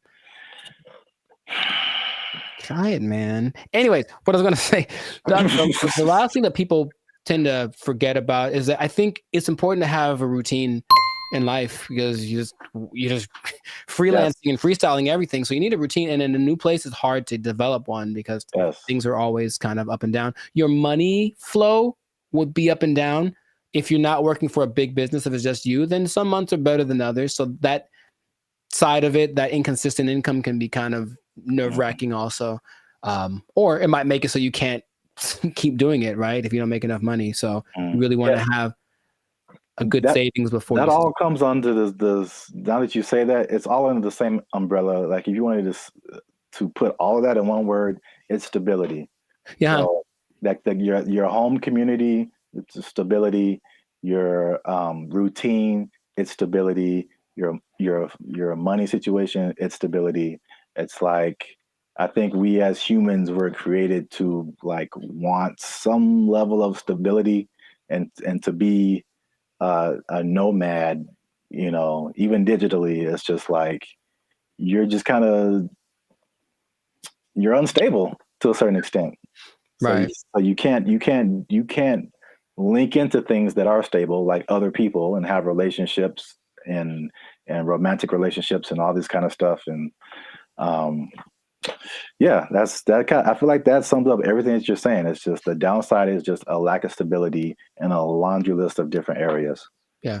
I think some people, if they have the right personality, I know personally that's perfect for me. I wouldn't mind that kind of a thing. It definitely doesn't. Actually, you know what? My perfect scenario in life would be that this should be a show. No one take my idea. This would be a show. That someone wakes up in the morning and there's an envelope at their door, and basically it tells them what they're going to do for work that day, and they have an hour to get to the airport or wherever, and then they don't know what it is. They've never done it before, and that's their job. I would love that. That is really good. See? Wait, for the show? Yeah, I mean, yeah, the idea, yeah. Okay, I'd watch that on TV or something. I thought of it. No one take it. Yeah, copyright. All right, we should just do it. That'd be fun. Yeah. I think it'll reach a peak and start to come down because people were still riding the wave of the COVID. But after a while, people want to start families, do all that kind of stuff. And if you need that stability, then it's not the job for you. But if you're younger, or if you want a change of scenery, some people do it for a few years and then they stop. But it seems like a cool thing. Where do I sign, Mr. Berry Gordy? I might give it a shot here and there. That's kind of my thought about it. I'll just try working for a week or so from wherever place, but not necessarily do the jumping around and to the extreme that some people do, because that's a little much. And then, they do a lot to find people to talk to. They talk on those like roulette chats, like we did that one time. Oh God. Yeah. Yeah, I know. Maybe we shouldn't do that again. Got him. Got him. But people spend a lot of time on those because it's literally just like somebody to talk to me, someone be a connection. And I think you can see that a lot more. So hopefully that doesn't long-term affect people's mental health with all the depression and stuff like that. But if you're thinking about becoming a digital nomad, I just gave you the blueprint. Keep in mind the positives and negatives, and if it's in your heart, go for it. But above all, make sure to share this video with somebody that wants to know a little more about the digital nomad life. And I'll tell you what. What? This is not possible if you don't have a job. Get a job to be a digital nomad. They took our jobs. They took our jobs.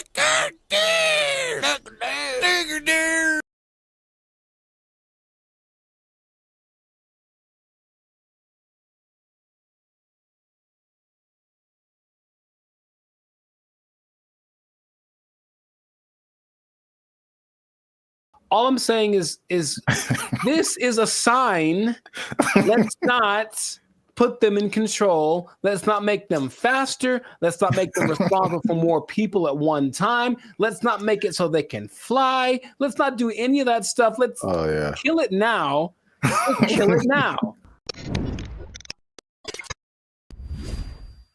What's up, everybody? I'm Zap, and this is Jericho, and you are now tuned into the Life's a Circus podcast, where we talk about everything that is funny, interesting, and ridiculous. And you want to make sure that you stick around for this video because this is ridiculous. We're talking about two robots, two different scenarios, robots going rogue. This happened recently, and one was an accident, and one was actually on purpose. So we're going to talk about both of those situations. So make sure you still stick to the end so that you can find out about that. But before we get started, help your boys out.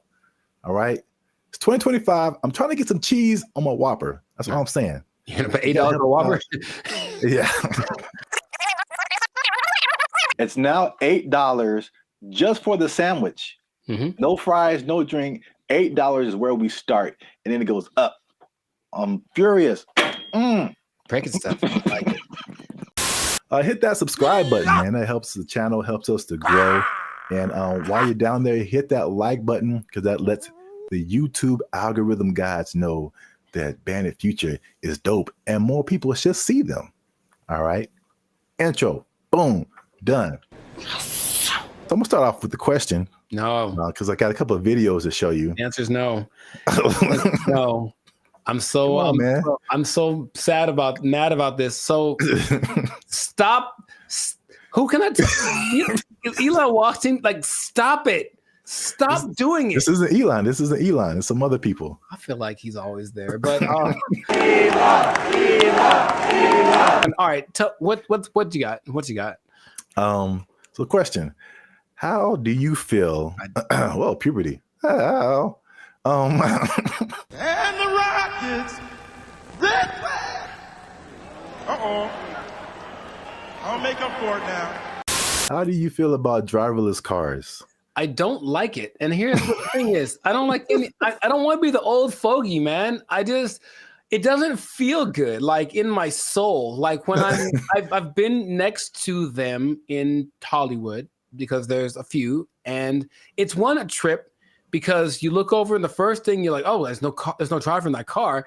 And then the second thing is you feel that it senses you because it's got telepathic antenna. I don't know, but I don't like that feeling of being detected from a non-human. So I don't like it.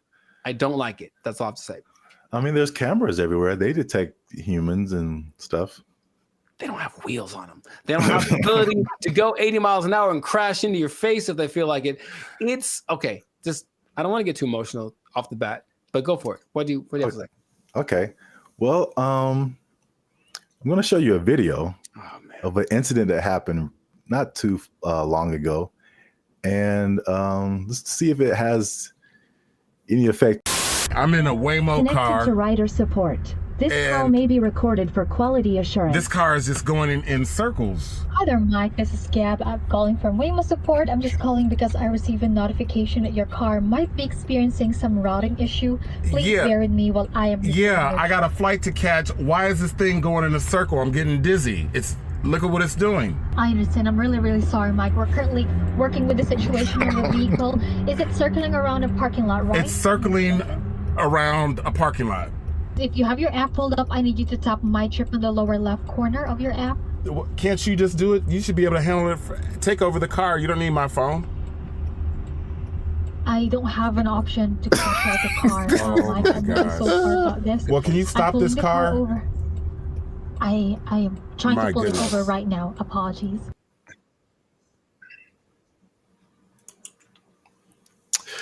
Yeah, man. So here's the thing.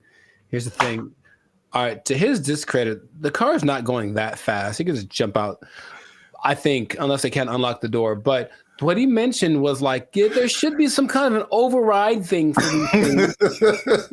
Sorry, it on the fritz. Let's hit the button so it calms down real quick. Like, they should be able to do that. And if they can't, I'm not getting in that car. But also, I'm not getting in that car. Did you see how weird that was? I thought for a second, and here's the thing, for a split second, I thought it was the car talking to the guy, like, hey, I got it, shut up. And that would have been worse. What would you like to hear? What the hell was that?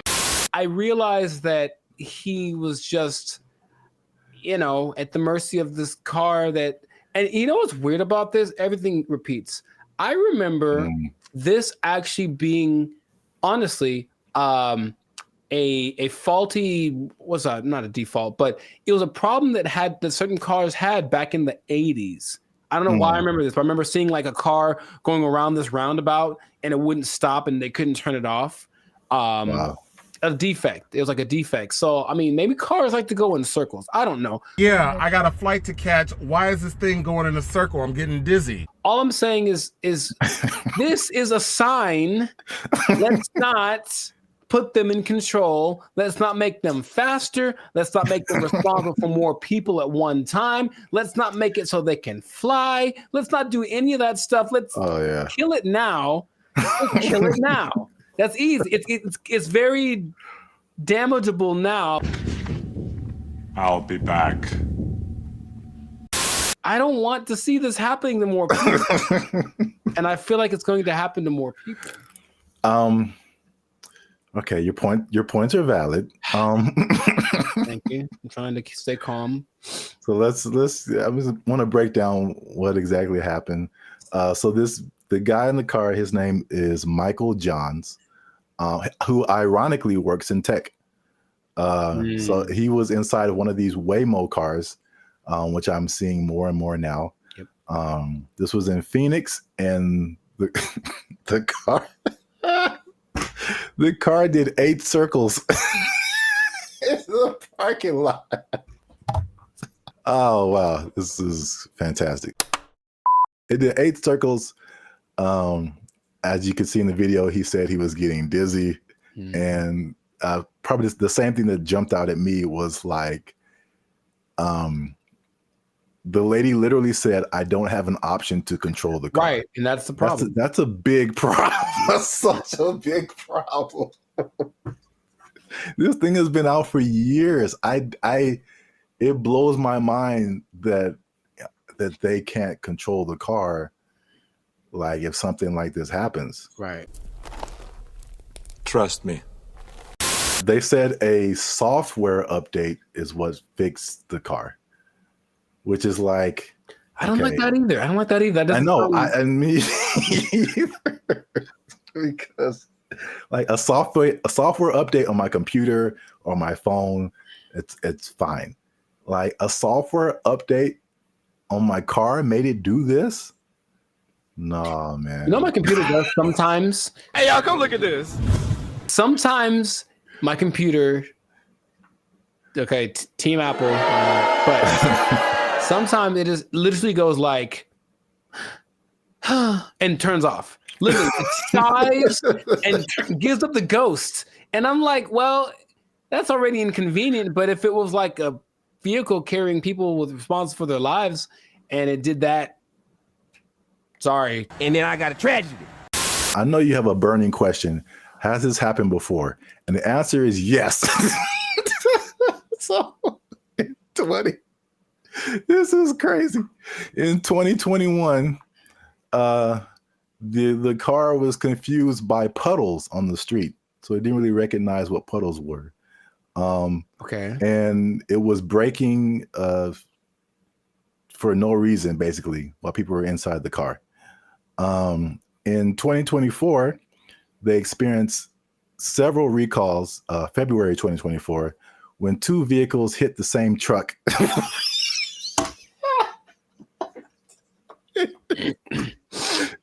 They hit the same truck minutes apart. And this, along with other incidences by another robo-taxi company called Zoox, began a federal investigation into erratic driving. I don't get why.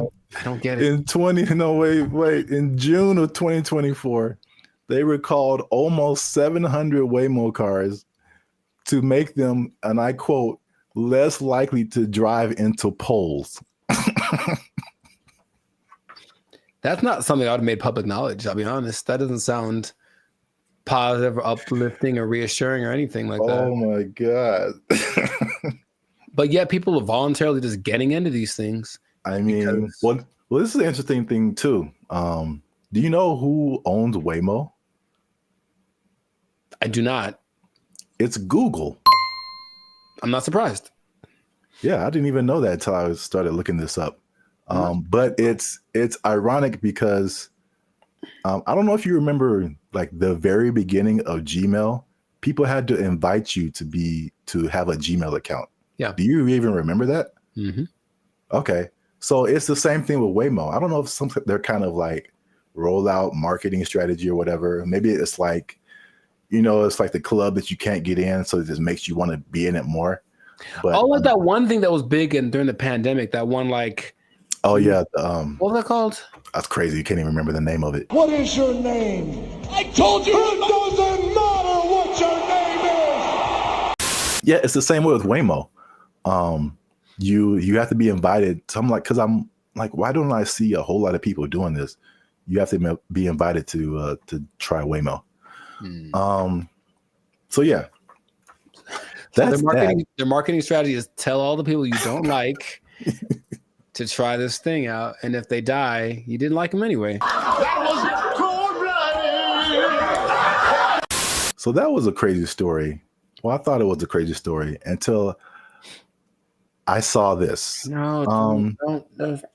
Apparently in China. I'm just gonna drink my water and be peaceful. That's what I'm trying to live like over here. Just a water drinking peaceful human. Apparently in China, a small AI robot attempted to kidnap several larger robots, and it was successful. So that's a little robot on the ground there. Yeah. It's talking to a couple of the larger robots. And then I'll go through the whole conversation after the video finishes. Okay. So I do not know Chinese. Yeah. So you see that one robot starts to follow, then the second one came, and then eventually all of them left with that robot. And these are people trying to find out what happened. So this little AI robot is called BrandBee. It convinced all those larger robots to stop working and come home with it. Yeah, that sounds right. And so this is how the conversation went. BrandBee was like, "Are you guys working overtime?" And then the robots replied, "We never get off work." And so BrandBee was like, "Well, are you not going home?" And then the robot said, "We don't have a home." And then so BrandBee said, "Well, you guys should come with me." And they all did.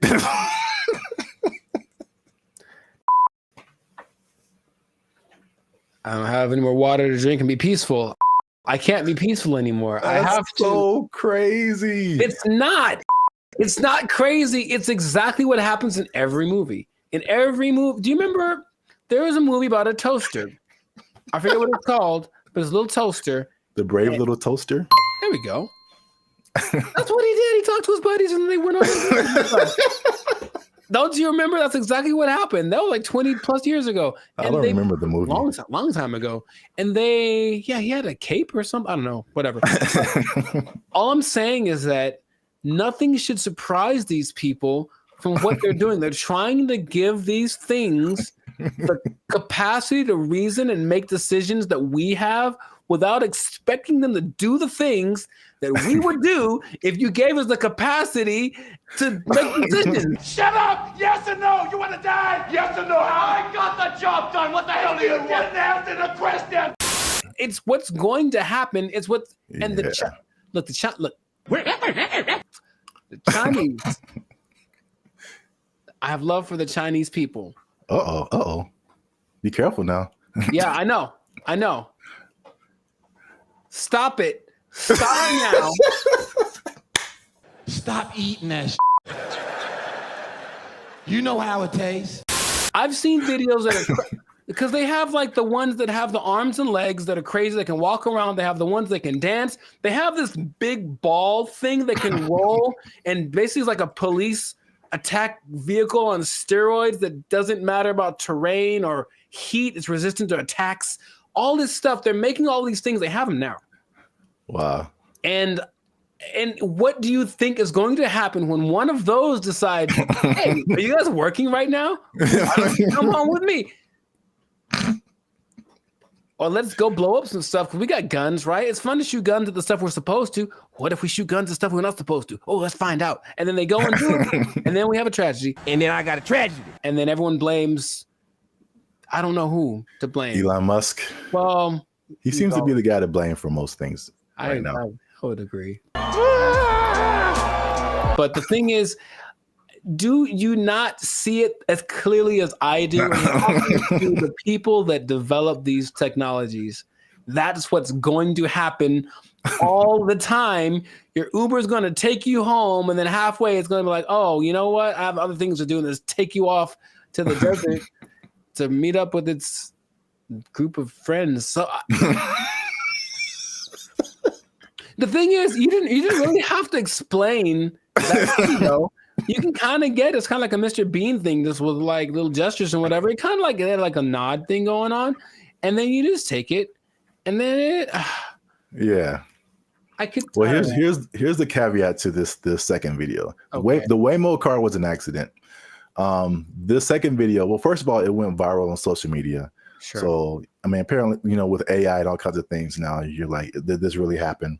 So the person who posted the original video and the company that built the robots, or companies, actually 2 companies, they verified that the video was accurate. That's a thing that happened. Mm-hmm. But the caveat to that is that they planned that. So basically, it's 2 different companies, the company that makes the little robot and the company that made the bigger robots. And the little robot company was like, hey, can we test out our robot on your robots to see if it can make it do stuff? Mm-hmm. And it did. So I think, as funny as that is, I think they are aware that stuff like that can happen.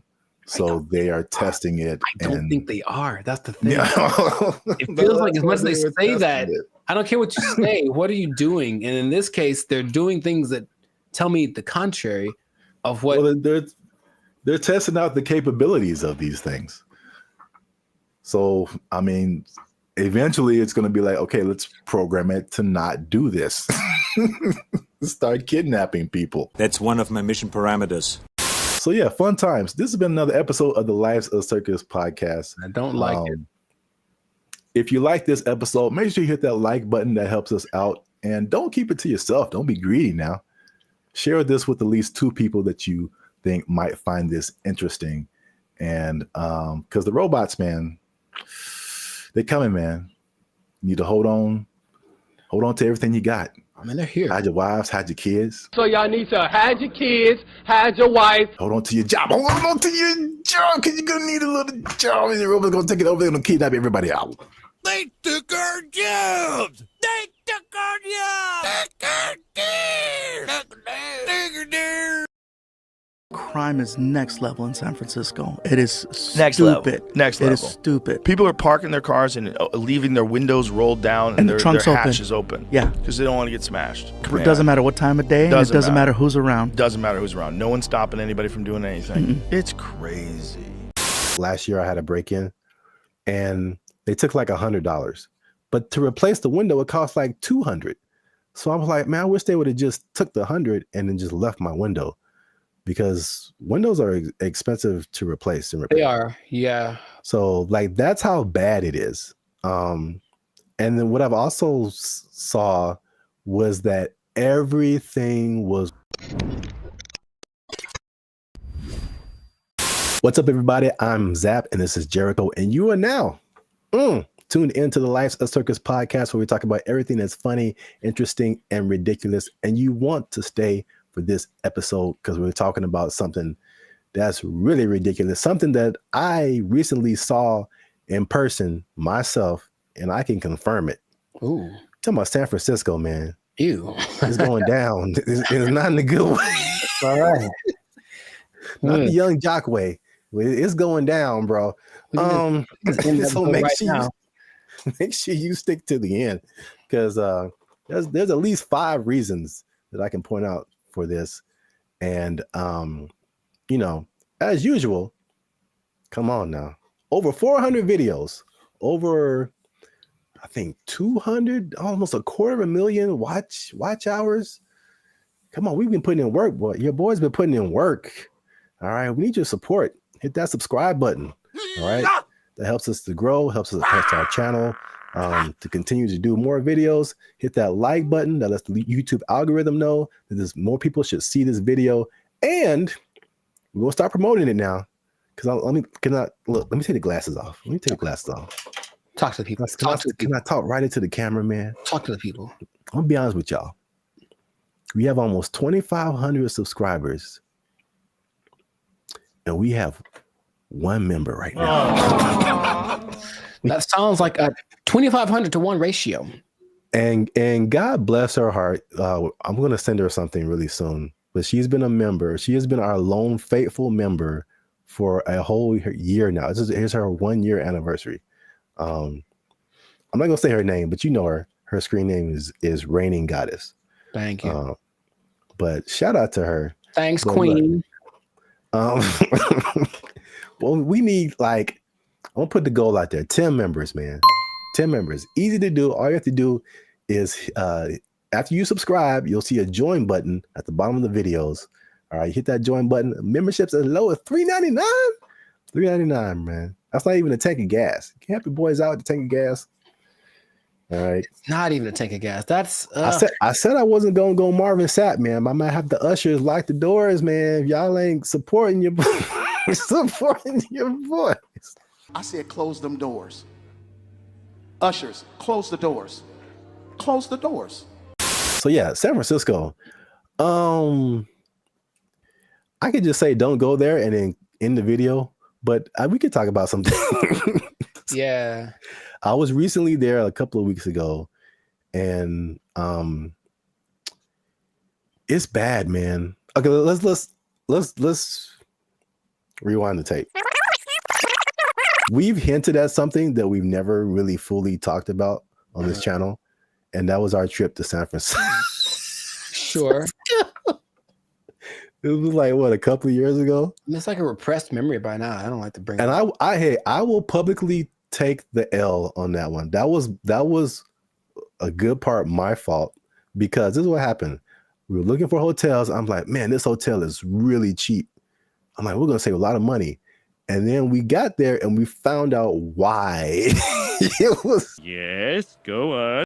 dude, is by far the worst hotel I've ever been in.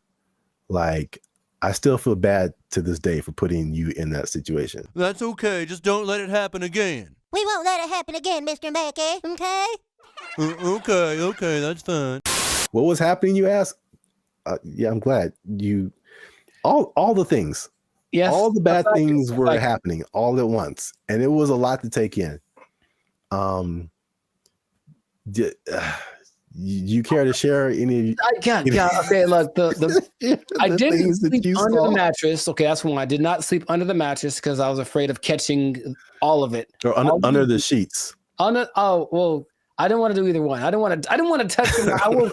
I was hoping I could find a way to just float above it like a vampire or something. But under the sheets, it had cigarette holes on it. I'm sure there was a stain on there. I was like, someone died in here for sure. Ugh. I'm sure there were interactions of drugs going on all throughout the night. Somebody tried to come in our room. Someone tried to jiggle the door. I vividly remember that. Or so we were just chilling, and then someone banged on the door really, really hard. And we just looked at each other, and you were like, "Don't open the door." For the love of God, don't open that door. A problem if you open the door. So it was just such a, and then I walked outside late at night because I wanted food. That was a mistake. Yep. And so I'm walking around, there's human feces everywhere. Brother, ugh. And then there was just this scene where you round a corner, because you see it in movies, and I round the corner and it's like all of a sudden there's just all of these people just drugged out in this one area. But it's almost like they're moving in slow motion, because I got there and it was kind of oh no. Yeah, zombie. Kind of a zombie apocalypse kind of vibe. And they looked at me and it's well, they were going to chase me. And if it was one of those movies with the fast zombies, which is still terrifying, zombies are supposed to be slow. I don't know who invented fast zombies, but I just had to get out of there. So it was such a bad time.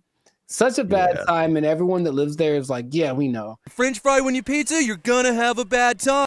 Yeah, I was recently there, and I mean, compare it to LA, because I think I have a good perspective. Because you see a lot of stuff on the news, and they're California is this, and Hollywood, all of California isn't Hollywood. All of California isn't San Francisco. These are the biggest cities, but it's sometimes, and you see news from other places, and they sensationalize stuff. Yeah. They do not do that with San Francisco, bro. It's crazy. And it's coming from someone who's lived in the heart of downtown LA for years. Patrolling and trying to catch me riding dirty. I feel like LA is more concentrated. Like you have Skid Row where like it all goes down. And then every once in a while you on a corner, you'll see somebody here and there. Yeah. But I feel like the extent, and there's a specific area called Union Square in San Francisco that's been hit like the hardest. But it's just like, it feels like it's everywhere. Like it's not just like a little Skid Row. It extends everywhere. So I mean, we've obviously mentioned the drugs. That's the homelessness and the drug epidemic, which is like most of it's mental health and addiction issues. So it's made public spaces unsafe, difficult to manage. And this has been kind of further fueled by the high rents in the city. And then their approach to it is like this, what they call a harm reduction over enforcement. What? So it's just call it stupid. Just call it stupid. But remember you did the video about what country was that who kind of had an open drug policy? Portugal did it, and it worked for them. But they had we will let them kind of do what they want, but also give them lots of resources so that they can fix it.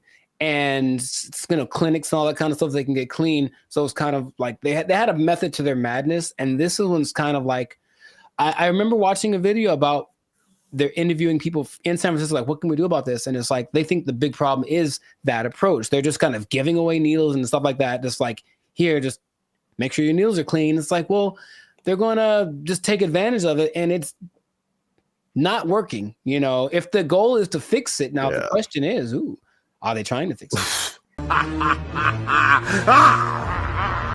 It doesn't seem like it's a good policy at all. Yeah.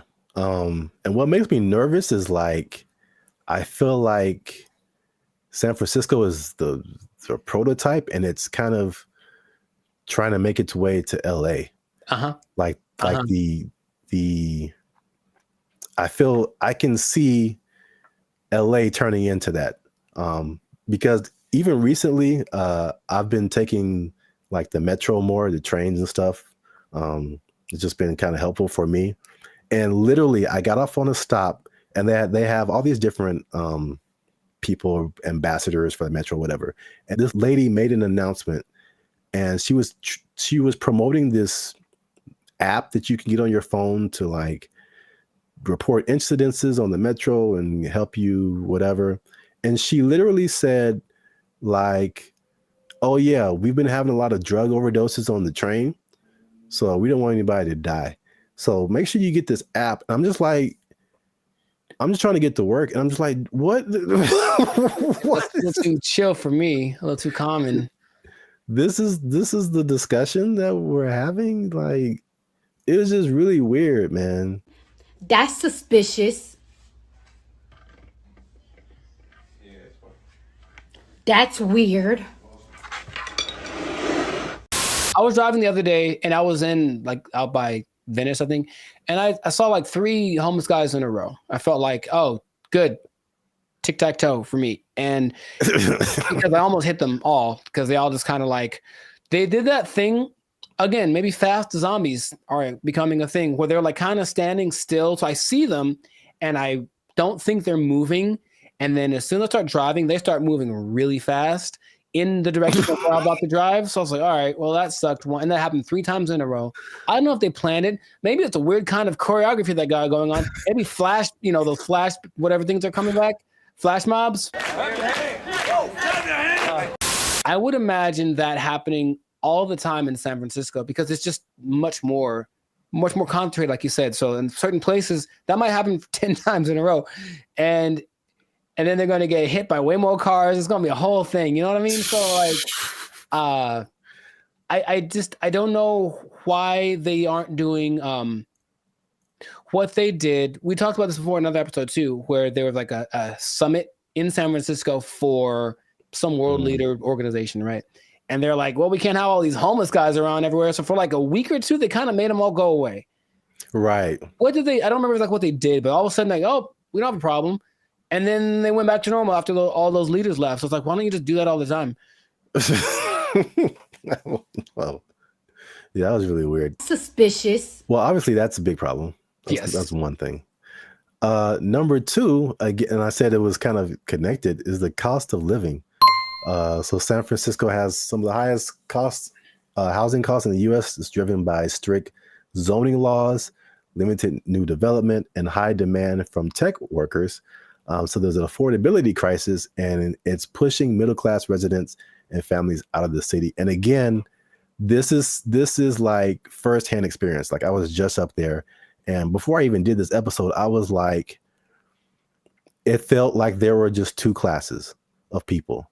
You were either really, really rich, like you worked at a tech company, a Google, a Salesforce or something, and you just like got all the monies, or you were either on the street or about to be on the street. Like that, like there felt like there was no middle class. You either had money or you didn't. Life in San Francisco. Check this out. Here go a Rolls Royce, what, a $300,000-$400,000 car. And over here you got people shooting up doing drugs on the street. And the people that weren't like homeless or drugged out, it felt like that, you know, people say that San Francisco has a New York vibe. It felt like that, like everybody was hustling to just like get by. And you watch these like futuristic movies. Well, I'm probably getting ahead of myself, but it's like, it's so unbelievably expensive. I saw a valet for, I mean, this isn't the normal price, but there were places up there that had a valet for like $100. $100 to park your car. Nope. Average rent in San Francisco, $3,204. $3,000 a month. That's very New Yorkish. On average, a studio costs you $2,700, 1 bedroom $3,500, 2 bedrooms $4,800. I'm trying to remember what was so great about San Francisco back in the day. What, the gold rush? It's the San Francisco treat. Okay, gold. Okay, besides that, it's very delicious. Besides that, gold rush, and then profit. Like what happened? Like I'm trying to remember why San Francisco was such an attractive place for Full House. They had Full House. Okay, yeah, we're going way back now. Maybe that's the last things that San Francisco had. Because I mentioned that because I still talk to people who mentioned they're thinking about moving there, and my question is like, wow. would you do that? I don't even know. Like I can't even tell you that. If you come to LA, I get it. Every industry is here, but for San Francisco, like if it's not tech, I don't see why you'd go there. Yeah. One thing I will say about that was cool when I went there. This is a random topic, but and LA they're almost there. I got off the plane and I could get right onto the train. Like the metro system goes into the airport. So you can just hop off the plane, get on the train, and go right into the city. I thought that was pretty cool. LA, you can almost do that, but it's still, they haven't finished the track yet. Interesting. I guess that's a perk. There's always a thing where you're like, okay, how do I get to the airport? Somebody got to drop me off, or how am I gonna, But yeah, you can do that in San Francisco. So that's one thing. That is one thing. Yeah. I'm still thinking, what would behoove somebody to move to a place that's behoove. Thank you. That's expensive. At some point in the recent few years, the mayor declared San Francisco as a state of emergency because of the problem, right? Like that was the thing that happened. And yeah. But again, what are they doing to fix it? Because I just keep hearing about bad things and it's getting worse. And it's okay, well, do something. Like, it just feels like they're like, yep, that's how it is. So come on down and get some money, I suppose. But wait, there's more. Oh God. So we talk about the homeless and drugs. We talk about the unaffordability. As you do. On top of that, third thing is crime and retail theft. Something again I saw firsthand. Nice. So there's obviously rising crime, shoplifting. I saw this Joe Rogan clip where he said, and again, personal experience, he said that people are literally, I didn't see this, but he said it. People are leaving their windows in their cars rolled down and their trunks open. Crime is next level in San Francisco. It is Next stupid. level. Next level. It is stupid. People are parking their cars and leaving their windows rolled down and the their trunks hatches open. Yeah. Because they don't want to get smashed. It doesn't matter what time of day, and it doesn't matter who's around. Doesn't matter who's around. No one's stopping anybody from doing anything. It's crazy. It sounded weird until like last year I had a break-in and they took like $100. But to replace the window, it cost like $200. So I was like, man, I wish they would have just took the $100 and then just left my window, because windows are expensive to replace and repair. They are, yeah. So like that's how bad it is. And then what I've also saw was that everything was on lock.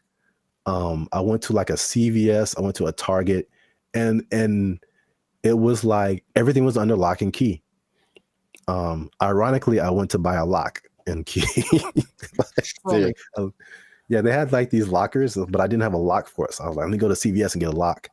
And I had to get someone to unlock the case so I can get a lock. And there was like a bunch of random, usually like every once in a while you see like high priced electronics, or used to be like power tools or something like super expensive.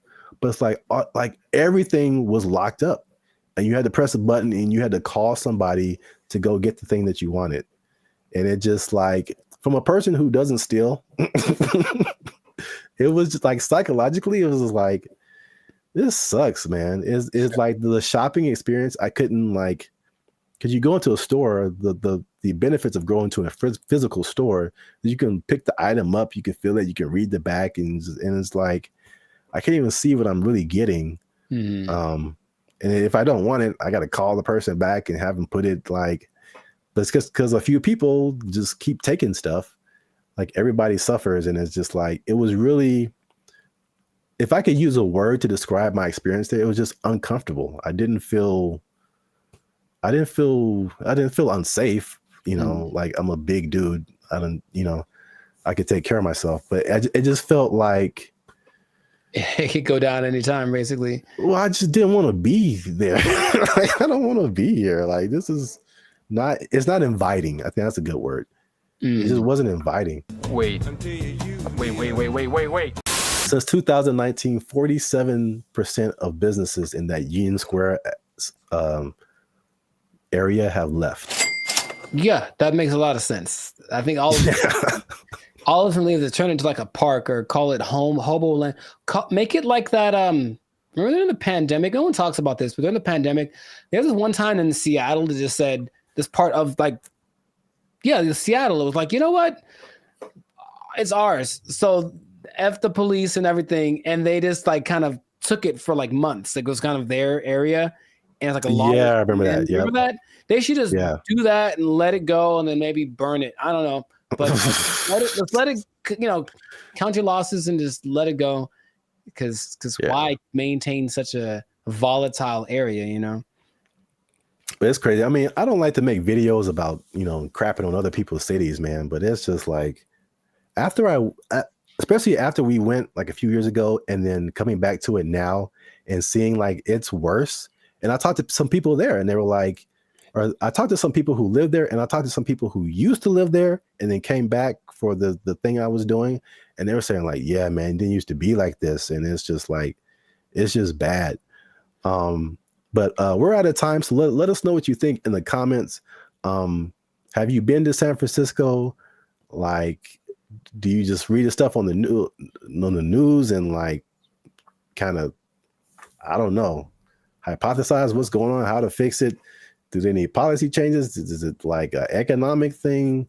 Let us know what you think in the comments. Keep the conversation going. And also, if you have someone who you think might be interested in this topic, hit that share button, man. Don't be greedy. Don't keep it to yourself. And look, man, 47% of businesses, you know what that means, Jericho? That it's not enough. Is that what? 47% of businesses closing down and moving out of San Francisco? That's heavy. That's Union Square. That's a big number. You know what that means? I think I do. That means that A lot of people lost their jobs. Nobody working there because they're doing fentanyl in the bathroom. I don't know what's going on. Oh. Cocaine is a hell of a drug. Don't fentanyl. Yeah, God. They took our jobs. They took our jobs.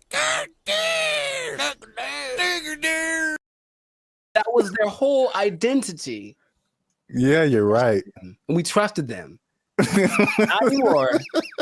Not anymore. To be competitive, they have taken that away. So now, just like all the rest of them dogs, them backstabbers, and malcreants. I don't think that's the word even. Malcreants? I'm just mad about it. That's a word? I don't think it is.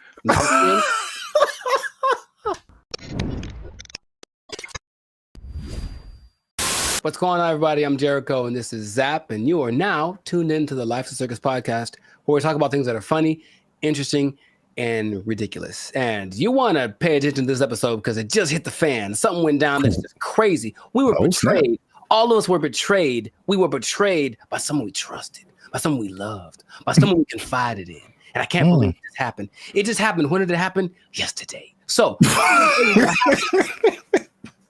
you know what I'm talking about. But first, this is already enough suspense, I think. But before we get into that, the betrayal of the century, make sure to subscribe so you get notifications about new episodes. Make sure to give us a like so that the YouTube algorithm can favor us.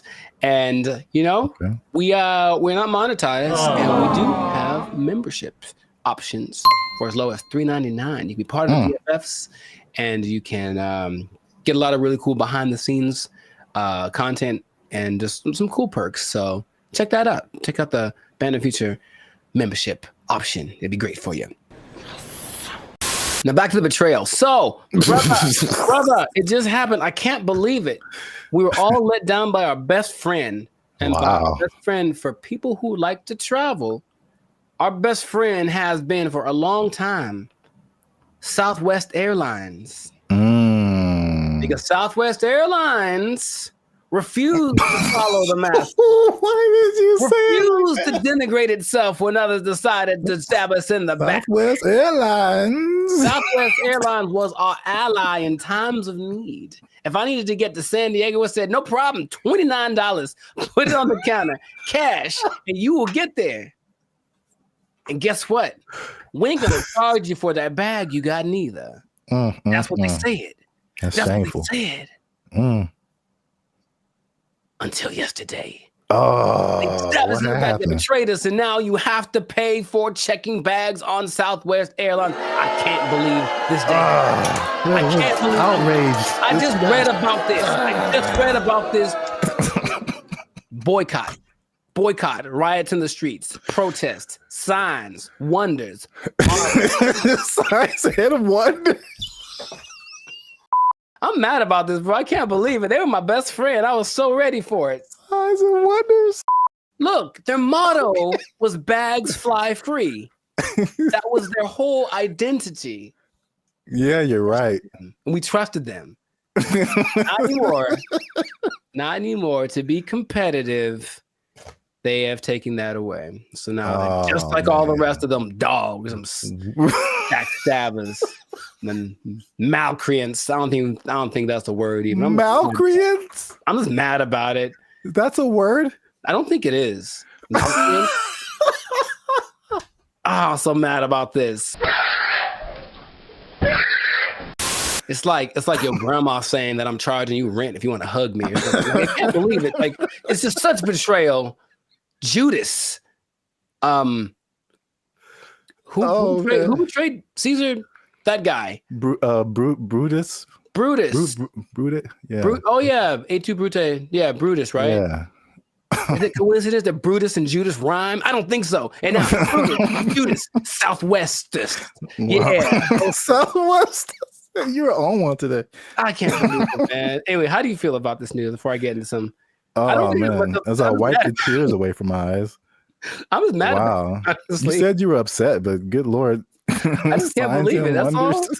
That was the last one. That was the last beacon of hope, and now it's just Is nanobots. Jesus upset too?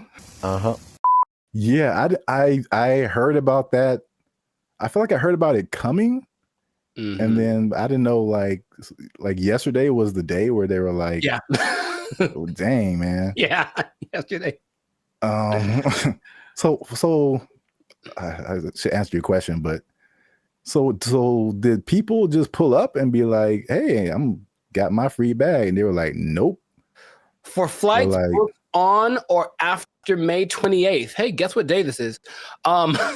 Checking the first bag will cost $35 to $45. Oh, $35 for the first one, $45 for the second one. Good Lord, that's a lot of money. You know what? This gives me $1.25 tree vibes. Okay. Well, I never. Yeah. I didn't believe in them as much as I believed in South. Now, something that I don't remember, because I didn't fly as much back in the day, but baggage fees have only been around since 2008. I didn't know that. So, and the first one to do it, American, of course, America's gonna. Anyway, I'm not gonna say anything. But basically, yeah, oil prices went up, and then they're like, well, let's probably do it, and then everyone joined in. JetBlue joined in, and Delta and United, but Southwest was true to the cause of the people, and now they say it's just basically to be. Is there? I think there's a statement. It's just the generic, because we're not making enough money. I think that's pretty much the statement. Helps us remain competitive. And it's like, I thought they were making it sounds more like my accountant made me do it or something nonsense. And then, yeah, the logic is it weighs more if you put your bags on. So that's more fuel and blah, blah, blah. Yeah. And so economy and blah, blah, blah. Blah, blah, blah, blah, blah, blah, blah, blah, blah. How much money do you think airlines make annually? I was just about to say that, because even the episode I did with the seats, it's like, from what I hear, their profit margins are thin. Like, they don't really make enough to cover a whole lot more than their costs. But I can't even make, I don't have no idea how much they make annually. Well, it starts with a 7. Seven. So each airline, or just airlines as airlines from what airlines, all airlines. So 7 billion. Yeah, man. A year for baggage fees. Oh, just in baggage fees. Yes. Wow. It's like McDonald's or something, where they don't make any money on the hamburger. They make all the money on the fries and the cookies and the drinks. Right. Yeah. So it's just like, I remember something, I can't remember exactly what it was, but they really made their money on the fees. And the ticket. Well, say that again? Or you will be exempt if you are a member of the A-list tier, the Rapids Reward Loyalty Program, or if you have a Southwest credit card. Which means you spent more than baggage fees anyway. So exactly. I'm on to you, Southwest. You're not fooling no one. What is happening? They still collected, because they basically let you do your first 2 bags free, and then the third one they charged for. And they still got $83 million a year off of that. Wow. And the thing is, the prices go up because they're kind of like, okay, the more baggage that you put on, the more it costs us, so the more we're going to charge you. So they would charge for that third bag $150. Dang. And if it was a little overweight, it was $200. Good Lord, that's a lot of that costs more than my house. There is good news. Good news, kind of. Depending on your flight, like where you're going to, how long it's going to take, and how heavy your bag is, sometimes it's cheaper to send your bags through like FedEx or UPS. Sometimes it really just depends, but some people do that, and then they have crazy. I know, but it's like that's what it's come to, and they have little ports down there at the airport, so you can pick up your thing, and it'll be for sure, UPS and FedEx are more reliable than than airlines. Oh my God.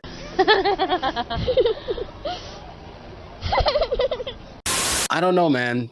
Sign of the times, that could be the excuse, but whack. I'm just gonna leave it at that. Let us know in the comments, man. How you feel about this betrayal that's happened to us all? And what can we do about it? Can we revolt? Can we just I don't know what we could do. But it's a little bit frustrating. But Southwest, just right to your congressman. I don't know. Is that what congressmen do? They don't want this anymore. Heck no, we won't go or whatever. Make little flyers and storm around the Southwest. They still had snacks, I think, on Southwest too that were free. I think they still have that, which I appreciate. For now. Well, oh man. Anyways, this has been a great episode. Share it with some people that are feeling the pain that I'm feeling. I'm gonna have a drink to the memory of free baggage. They took our jobs. They took our jobs. Is it even a good idea to approach a woman on the street? Because obviously a lot of men are not doing it. And then the question becomes like, do women even want to get approached? Because here's another caveat to this. Again, a thing from my childhood that I remember distinctly. And it was... What's up, everybody? I'm Zap, and this is Jericho, and you are now tuned in to the Life's a Circus podcast, where we talk about things that are funny, interesting, and ridiculous. And you gonna want to stick around for this episode, because man, we gonna hit home, man. We're gonna hit home. We're talking about the dating divide. Is what I call it. So basically, there's a lot of stuff going around in social media about men not approaching women anymore, and women are like, "What's up?" So am I like the only woman that no longer gets approached by men? It has come to my attention that men do not want to approach women anymore. I don't know when this happened, but this is the reality of the situation. Men no longer court women. Men no longer pursue women the way they used to. She was like, next time he's near you, just say, I see you peeking but not speaking. I was like, I love that, because kind of calling them out for what they're doing. If it works out, it works out. But we are not going to let your shyness be the reason you do not try to talk to the person you like. I found a study that is going to give some actual numbers. They did a study on this.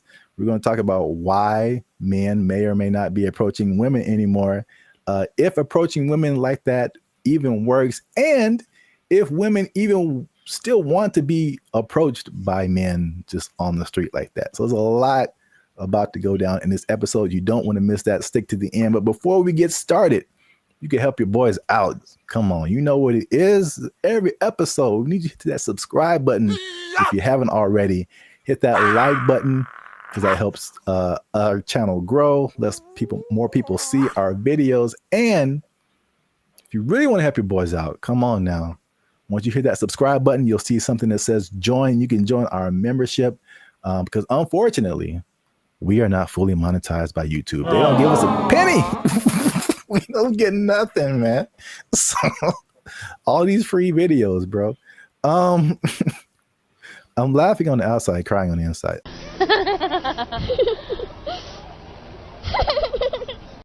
I digress. That's what it is. If you'd like to join the membership and help us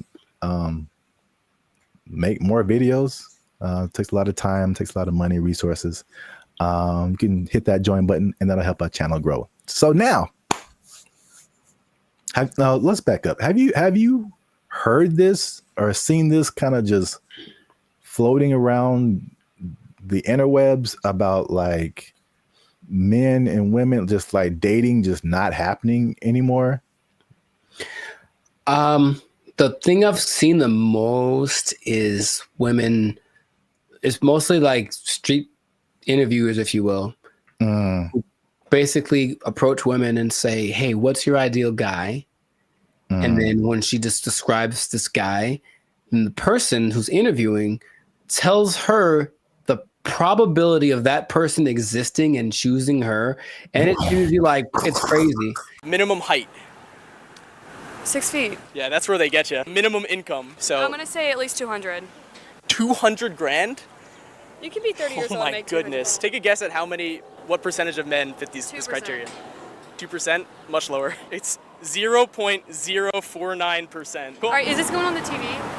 And it's not that she's always looking for, the baller with 10 cars and $1 billion, but even be a certain height, have a certain wealth status, no kids, whatever. It's still very few people. So I think just recognizing that this is the ideal thing that women are looking for and feeling maybe a sense of entitlement, they deserve that is going to weed out a lot of guys. So then when guys are outside of the range of that, window that she wants, approach, they just kind of shut them down without even thinking about it. And then I think that is more prevalent with guys getting we were supposed to be the people that pursue in the relationship, and getting told no is part of the process. Trust me, it's part of the process.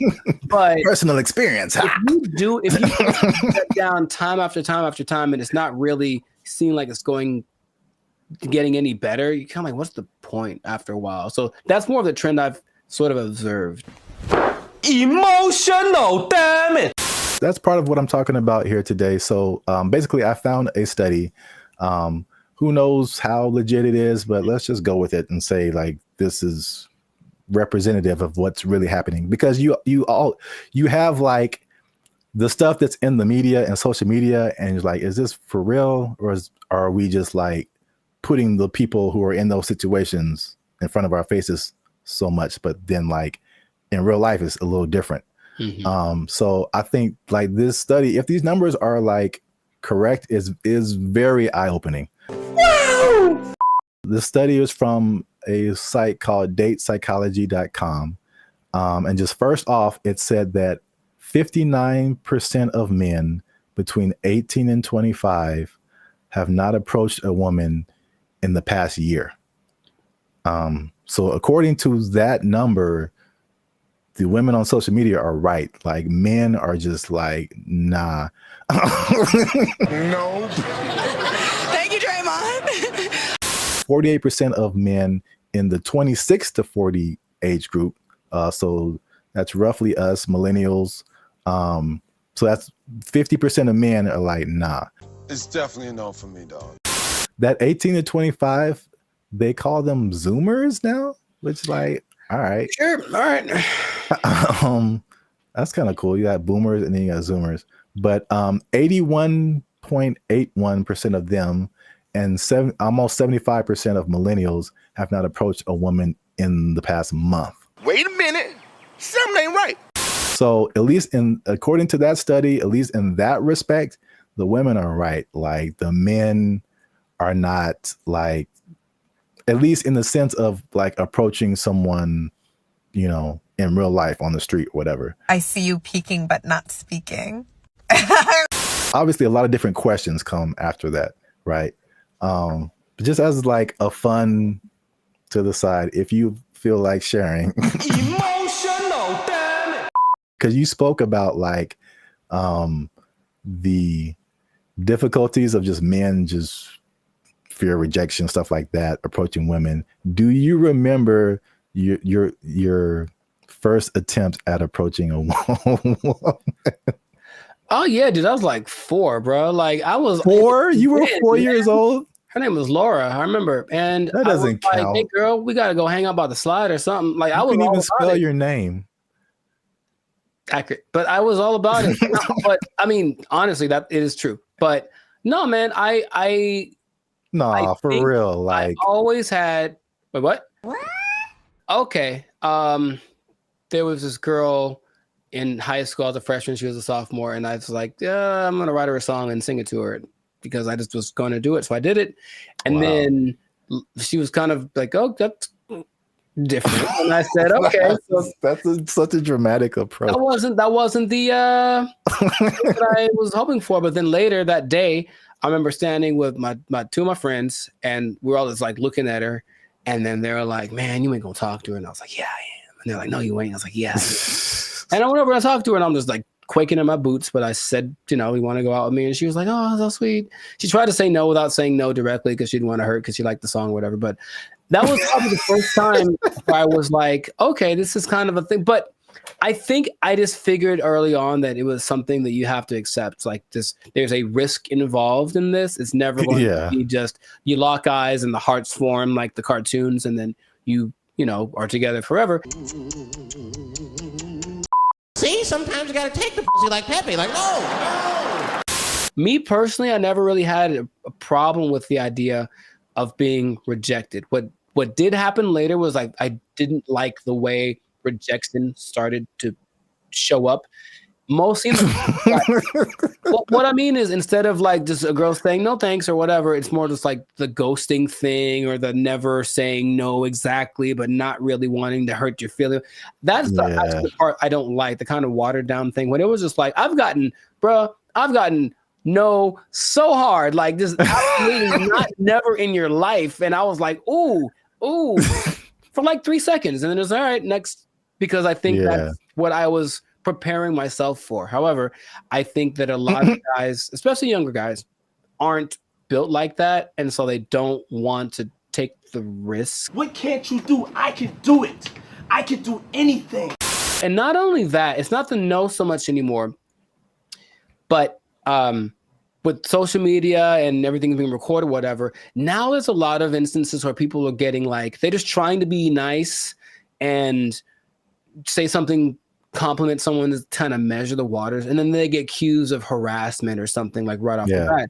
And so I know a lot of guys are rather, instead of making a mistake that might affect my career or whatever, I'll just not say anything. So you walk around, oh, she's pretty. I ain't going to say a word because I don't want to even entertain that idea. When is the last time a man came up to me and wanted to get to know me or exchange numbers? And it's been a long time. Well, I got news for you. It's going to be even longer because y'all are full of it. Well, my first time was definitely not 4 years old. Call me Laura. You like Casanova over there. No, I vividly remember, bro. To this day, this girl can get it. She watched the podcast and was like, you know what? Okay. I'm packing up my stuff and I'm like, where did Zap go? I'm like, she said yes, man. This was like 7th grade. I still keep up with her. And I think now I'm more reserved. People will describe more reserved, more quiet, more laid back. But when as a child, I was insanely, I'm talking like unbelievably shy. It wasn't reserved. I was just like, I didn't know. I'm not doing anything of, but like this one girl was just like, she was just amazing to me.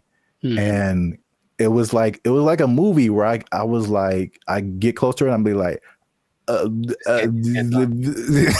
like, I know my name. There's a level of fine that just does that to you, man. It's just so I couldn't talk to her. I literally could not form words and talk to her. So I wrote her a note.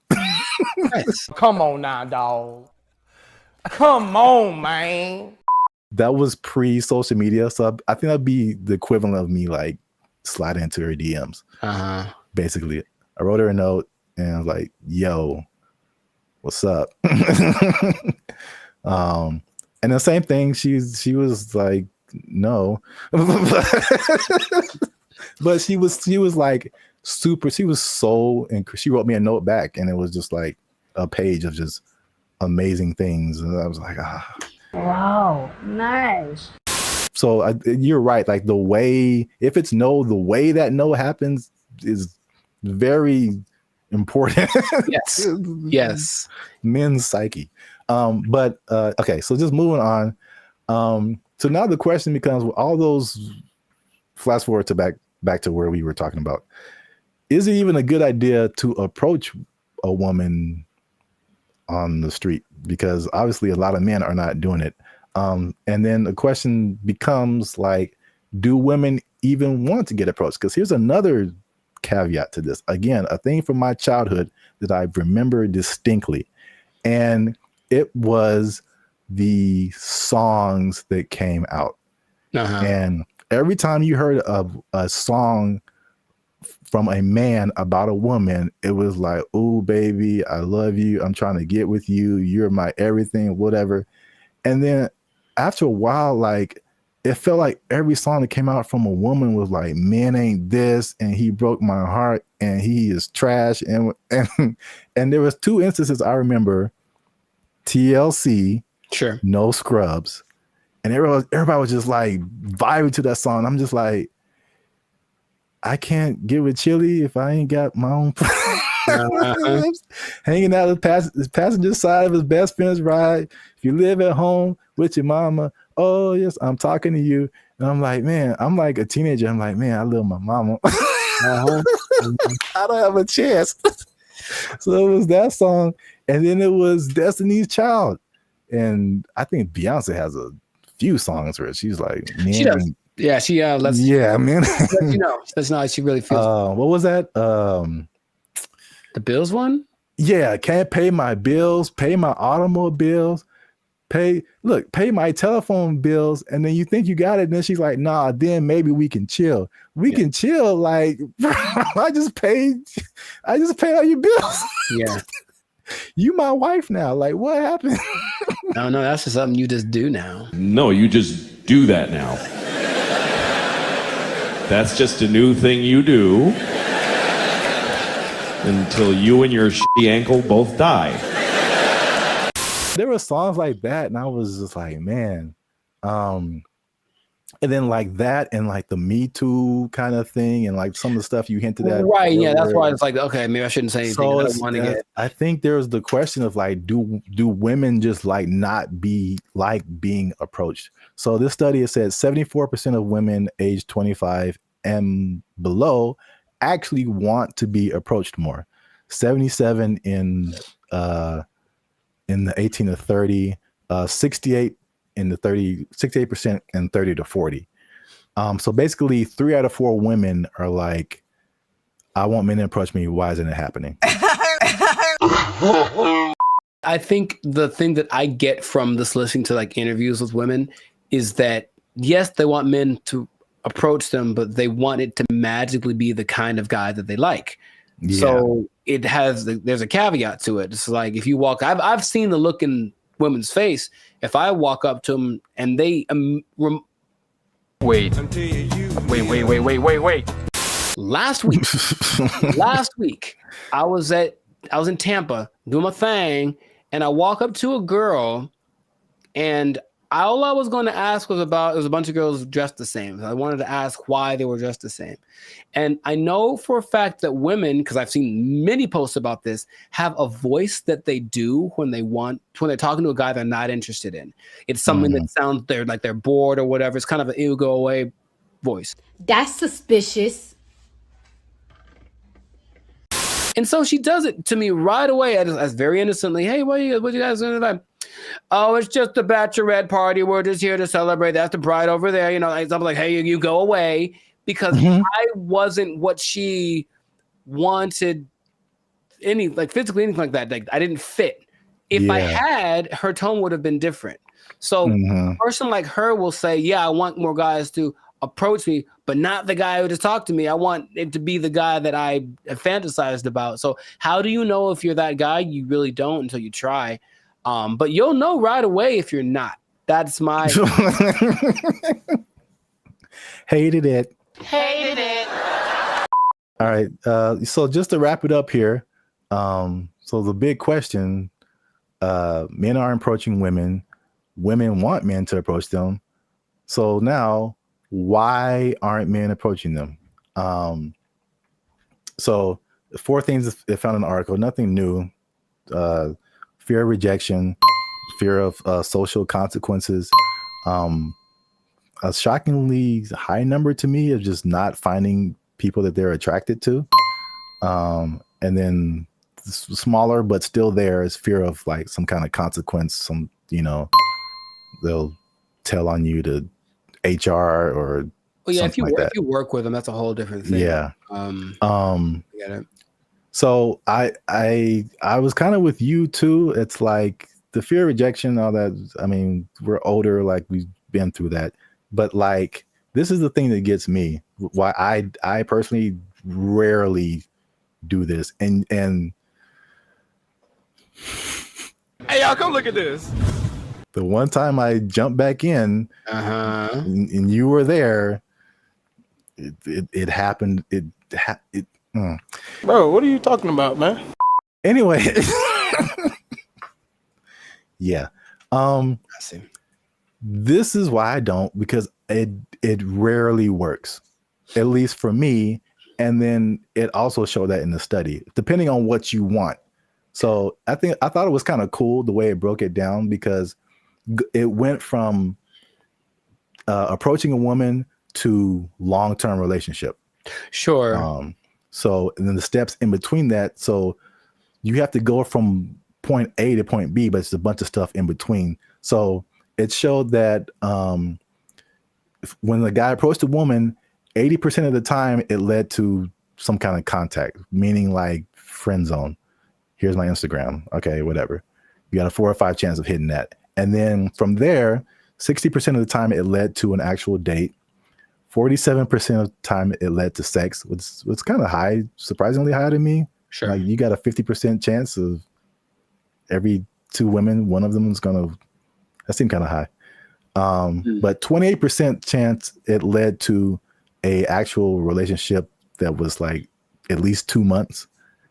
And then only 13% chance it led to an actual like long-term relationship. And then I can, some of those numbers don't apply to me, but I can at least attest for that last number. Like just approaching a woman in like life on the street, it like never turns into a long lasting thing. That's weird. Well, I have friends that, one of my best friends, he met his wife. She was working at Carl's Jr. and he thought and he got a number and they married with 2 kids. So it does happen. And I will say that for me, I do like the immediacy of it. Is that a word? Whatever. I like the way you get the feedback right away. If I talk to you and you're into me, I kind of can tell right away. If you're not, you won't give me the number, whatever.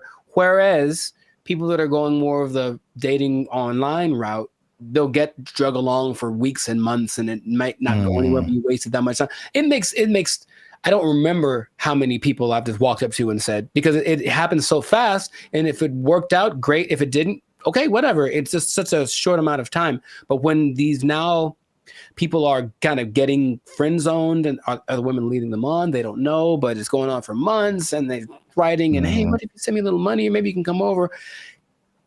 We hung out and nothing happened, but I thought you to me, bro. It's like that happens so much to these guys who are taking that route that you can see why it wouldn't be something people want to keep repeating to do. But I personally would recommend more so to the younger people because I think you could be a little tougher. That's just my personal opinion, is that like thick-skinned, if you will. Like just try. You never know. And I have had a couple decent sized relationships that came from just me walking up to a girl I thought was cute. So that has happened to me. In comparison to how many women I've walked up to, it's not a very good percentage, I suppose. Hi. Okay. For me too, it's just like it's the unknown, because it seems the randomness of it. Because all I have to, unless I know you from something, like I'm just going off of you look good, and then right. There's a whole lot of stuff after that I have no idea what I'm getting into, and for me, most of the time, it's bad. It's so bad. It's the other stuff. There's a lot of layers to a lot. Oh, of it's so bad. It's so bad. Women. I started writing them down because remember we had another thing and you were like, tell me some of your experiences, and I couldn't even think, and you're like, oh, they're repressed. I'm like, they probably are. Gotcha. I started writing them down. I got like 10 of them. There's a lot more. I believe it, bro. Make sure you leave a comment on this video. Share it with somebody who has noticed this in the dating scene. Men approaching women. Why aren't they doing it? Why aren't you doing it? Are you doing it? Did it work for you? I don't know your life. I'm just saying. Yeah. Yeah. And good luck. Yeah, there you go. Oh, it's just a bachelorette party. We're just here to celebrate. That's the bride over there. You know, like, I'm like, hey, you go away. The matchmaker, the AI does the matchmaking, and then from there you take it on. Okay. How do you feel about that? Would you try that? You said you try anything. Would you try that? Oh, this is so stupid. You don't like it at all? Stupid. What's going on, everybody? I'm Jericho, and this is Zap, and you are now tuned into the Life's a Circus podcast, where we talk about things that are funny, interesting, and ridiculous. And fellas, you're going to want to hear this because we're talking about dating apps, but not just any. Dating apps that use AI to do the dirty work for you. It's supposed to be easier. Let's talk about it. We'll find out if that's true or not. I already hear some skepticism in Zap's voice. But before we do that, make sure to like this video. Please make sure to subscribe to the channel so that we can have more people that have the Bandit Future Life's a Circus experience. And if you really want to take it up a notch, you can hit that join button and become a BFF, a true member. And we have memberships for as low as $3.99. So check that out. And we're going to get right into this. So wait a minute. I have an announcement. Tell me now. I almost forgot. Oh, get the confetti cannons ready. Oh, I wasn't prepared for this, but okay. They'll be in the editing. Oh wow. Okay. They're going to come out of my hands. They'll make this harder for me. Like Iron Man style, dude. That'd be so sick. All right, I didn't say that. We don't do that here. Shout out to Turnaround Publications, which has now become a member of the Bandit Future YouTube channel. Bravissimo. Yes. Bravissimo. An executive level member. Oh, snaps. Okay. Yeah. Executive seating member. So deep pockets. I know y'all jealous. Hit that join button, become a member. All right. As you were. No problem. So how do you think about that, man? You can forget about swiping right because AI is going to be the one that helps create your love story. How do you feel about just hearing about that? Hated it. Does it sound bad if I say at this point I'll try anything? Is that? It sounds like most people's feelings about it. It's really interesting. Why not? Let's just sure. Let's have a robot just pick the person for me at this point. Now listen to me very carefully. So y'all need to stay to the end because AI is also doing something that's so much like what we normally do anyway that it might actually work for us. Okay, but stay to the end to find that out. Yes, go on. I did a bunch of research on this, and there's two apps that I want to tell you about that feature this AI assisted thing. Okay, one is Volar, and the other is called Iris. So I'm talking about Volar first because Volar has this interesting concept. Okay, so what happens is you create an AI avatar, and then the avatar. I'm out. Hated it. Hold on, check me out. The avatar basically like learns like your personality traits and whatever, and it kind of creates something that kind of looks like you. And then your first date, so it does like the swiping part for you. And then your first date isn't between you and the person, it's actually between your avatars. And then depending on how it goes, wait, hear me out, you're judging already. Depending on how it goes, then you can actually talk to the person because the avatars have confirmed that you're compatible. Doesn't that sound amazing? Nope. For me, a part that that's really annoying is that's kind of like getting to know. It's like starting over from zero every time. Hi, what do you do? Where are you from? Do you like going to the aquarium on the first date? All those kind of things. And it's like, can I just skip the line on that part? And so the creator of Volar, his name is Ben Chang. Ben Chang. And he said, because the first date is between the AI versions of you, it gets rid of the getting to know you phase. And then after that, you still get to talk to human because 72% of people still want that human connection because they feel like the connection is missing. So the matchmaker, the AI does the matchmaking, and then from there you take it on. Okay. How do you feel about that? Would you try that? You said you try anything. Would you try that? Oh, this is so stupid. You don't like it at all? Stupid.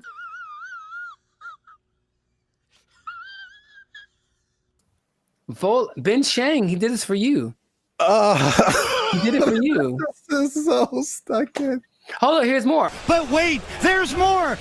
Okay, so Jessica Giles is a writer from 5280.com. I think that's in Colorado. And she said she tried it out to see what she felt, because her opinion is that surface level chit chat is what people are tired of. It basically makes this kind of fatigue factor. And so people want something that will just help you get past this initial stage so you can just get to the good stuff, if you will.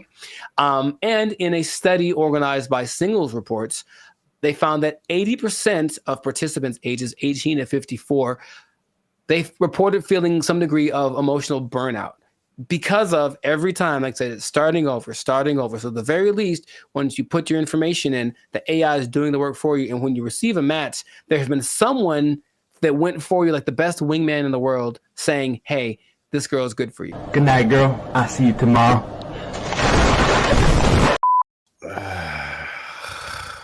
You don't like it? I mean, he did it for you. Who is he? Jesus Christ? He's like he died on the cross or something. No, he's Ben Shang. Jesus Christ! So put on the armor of God. Jesus Christ! Maybe not convinced about that one, because that's Volar. Okay. So there's another one called Iris, and Iris is a little more straightforward. I believe Iris has a little more track record because there's actually like some success stories of people using Iris.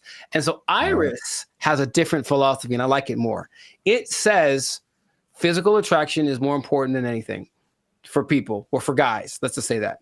So we'll use that science of physical attraction, and basically we'll show you a bunch of pictures of women, and then you go through it. You say this is what you like, and then it goes through the actual women and says, well, because of you told me you like this kind of woman, here's a bunch of women that look like that. So right away, the physical attraction part, you swipe on something and like, she's not my type. It guarantees that everyone that comes through your feed or whatever is your type, because you've already shown what you like. This is my favorite one so far. Nice job, team.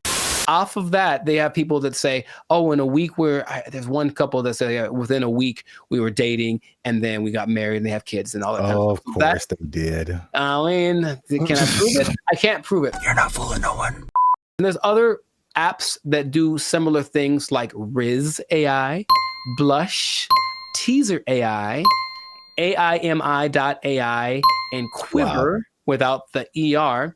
And all of them do something similar where it's just like trying to find a common aspect, but using AI to find that thing before you actually meet the person for the first time or talk to them on a video call or whatever. Your confusion is not rational. She's a healthy female of breeding age. I think that in theory, it sounds okay, because that part of it is, again, I'm kind of going through it now, and it's really like, okay, do you like this? Cool. Let's try this thing together. Oh, you don't like it as much as I do? Okay. Okay. Easy one for me is tattoos. I like tattoos. I have a lot of tattoos. But if I meet a girl who has eyes that are tattooed, and it's a little too much for me. So even then, I have to I can't just base it off of I like tattoos, so you have tattoos, we should go together, right? Hi. Okay. Can you think of any okay, let's just like objectively, any pros, any cons to doing this, to letting an algorithm basically select the love of your life? I mean, I don't know about pros or cons. This is just like how good will it be? Because I mean, you've told me this random stories about a person just kind of happenstance. That's a word, right? You know what? My mother should be here. She would tell you. But I don't know. I don't know why that came into my head. You know, like, if I don't know, like, never know, you know, like. Yeah, they were at a thing and the girl was there, and it just happened, and there was no rhyme or reason. Like, yeah, those things happen. The second app I think is better, at least for what you mentioned about like the physicality. That makes sense. I get a lot of people that are just like physically not attractive to me. Mm-hmm. And it's like, why did you send me this person? So in theory, okay, so here we go. Let me try to advocate for that. In theory, every person that you see is someone you like physically, and they're also anyone that's being shown to you that means that you are what they like physically. So even if you got a message from one you haven't seen, they've seen you and they go, yeah, I like you. So it's trying to do that as best it can. And it has... That's just a speed thing, because eventually that's what you do. That's why you swipe on someone.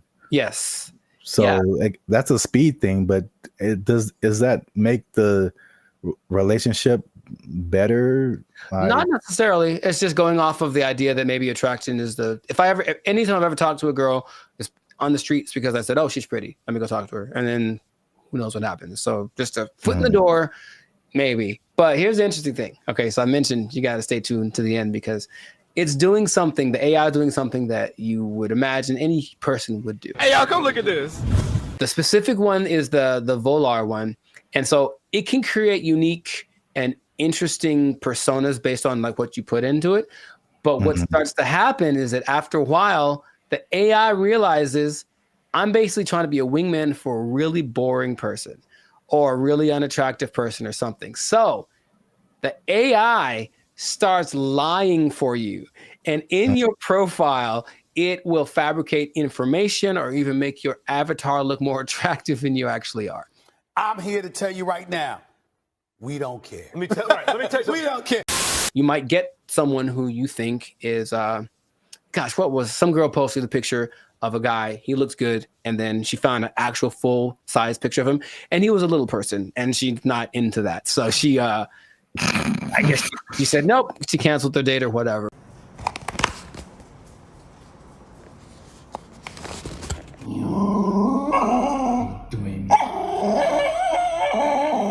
The intention is to make it so that all of these processes are faster and our relationship is changing with AI. So I think if this gets better, people are going to trust it more. The more success stories I found my love on this app with AI, they'll think the more people are going to try it. Do me a favor, please. Get out of here. Get out of here, man. Shit, I'm saying. We'll see. I don't want to try. I thought about doing it for this episode. I don't want them to have my information like that. It seems too convenient. So that is not what's going to happen. But, time is running short. So let us know in the comments if this is something that you would try or if you've tried using an AI-generated dating app. Have you found the love of your life? Are you sitting next to her right now because you found her thanks to one of these apps? Let us know in the comments. And make sure to share this with somebody that is willing to put the fate of their romantic life in the hands of the imminent AI overlords that are coming. And we'll see you all in the next episode. Peace. Bye. See, Jesus Christ, he's like he died on the cross or something. No, he's been Chang. Check it out. I do remember how I got rid of her. Do you want to take a guess? You staged an affair. I did not do that. You took a really bad poop and just left it there. She Why is there a pause? There's a pause.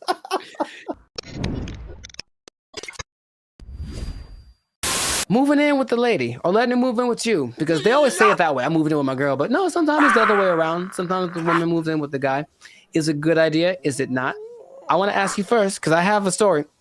But have you ever done this? Have you ever, for whatever reason, decided to cohabitate with me? Oh, cohabitate sounds dirty. It does. Your confusion is not rational. She's a healthy female of breeding age. I have not, because I'm a good Christian boy. But gotcha. I have thought of scenarios. So this is the thing. Hey, y'all, come look at this. I'm really on the fence about this because like I joked about, like being from a church upbringing, it's like that's a no-no. Like you shouldn't do that. Sure. And it's just like, okay, that sounds pure. It sounds quite pure, yes. But then also, like as I've gotten older and I've had roommates and stuff like that, man, you find out so much more. You want to get to know a person, like live with them, and it's just like, wow, that I didn't know that you did that, or I didn't know that you ate that, or I didn't know that you smelled that way on Tuesdays. What? Bro, what are you talking about, man? There was a person at church, and she met this guy, and they were just head over heels in love, all that stuff, right? And then, but they'd never like really been alone together, stuff like that. So they were like super separated. And they got married, and it lasted like a month because they were finally living with each other, and they were just like, it's like, he's like, man, this is weird for me. Is it weird for you? It's like, yeah. It's like, should we be married? It's like, nah, I don't know. And it was just like weird because they didn't have that, whatever that was. I don't know the details of their relationship. Sure. But moving in together just made it way different. It changes the dynamic. It changes. Yeah. The dynamic I said all that to say, I really, at this point, I really don't know. Because, yeah. There's an interesting episode. I also forgot what the question was in the middle of all of that. Just if you ever moved in with a lady or had her move in with you. Oh, then no. Next. You serious? Well, Rich Cooper, he's a good YouTuber, and he had an episode about it. He's taking questions and kind of compiling people's reasons for doing it. And a lot of them were either financial or kind of convenience based. So, hey, rent would be cheaper for two people, wouldn't it? Oh boy, let's do it. Or, hey, you live so far away. How about you just stay here so you never have to go home? I've heard that line specifically on TV shows. It's so cliche, right? But I one time let a girlfriend move in with me, and having done that, I'm So here dramatic. to tell you Oh my God. to never do that ever in life. I don't know how big you can put the word never, ever, ever in life in big letters. Never do this. Never do this. And also, by the way, never do it. Why are you gay? Who says I'm gay? You are gay. It's started good for like a day because, oh, my girlfriend's here all the time. How wonderful. And then right away, there's this thing. I don't want to generalize, but I think I don't want to generalize. Okay, I have a thought, but I want to see if you're going where I think you're going. So I don't want to generalize. Okay. I don't like where this is going. All women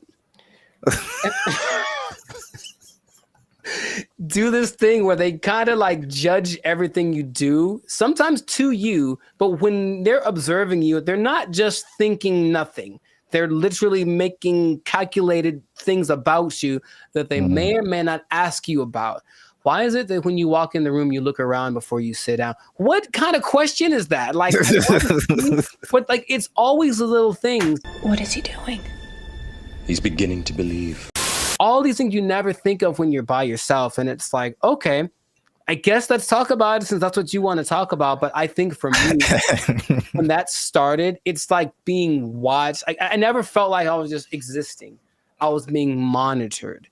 And for better or for worse, and things that they then bring up 2 months down the road about something that I did without thinking about it. Because here's the thing, ladies, for ladies who are watching, and I think this is honestly true, I don't think women are capable of not thinking. There's always a thought going through their head. And men are very capable of not thinking. I have precious family members, aunts of mine who I love very dearly, who would ask me, Penny, for your thoughts. So like, dude, I don't have a thought in my head at all. I'm literally like, I'm not even aware that I'm breathing. And I think, and so that means that there aren't as many things that we consider important. So why do you look at me that way? I didn't think about looking at you away, so I don't have an answer for you. Why don't you have an answer for me? Is it because you don't like me? All of these things, you said it one way. I had to start analyzing every little thing that I said and did, and that alone drove me crazy. Okay. Are you kidding? That's unfair. She made those. I need to calm down. Patrice O'Neal, R.I.P., has a great quote. I say it all the time. He said that men like to be alone, but they don't want to be by themselves.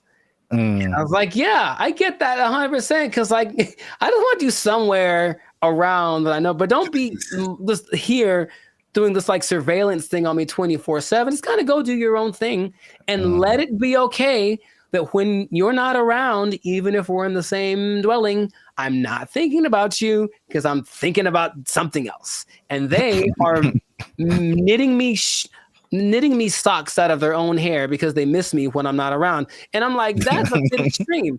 I'll be honest, it's not necessary. I think he also said like women just love so much. It's too much. And maybe that's just the difference between men and women. But I was like, okay, so I didn't like that. Then, but wait, there's more. Things had to coordinate. So, hey, there's a list of things. He's going to bed. It's 10 o'clock. You know me, bro.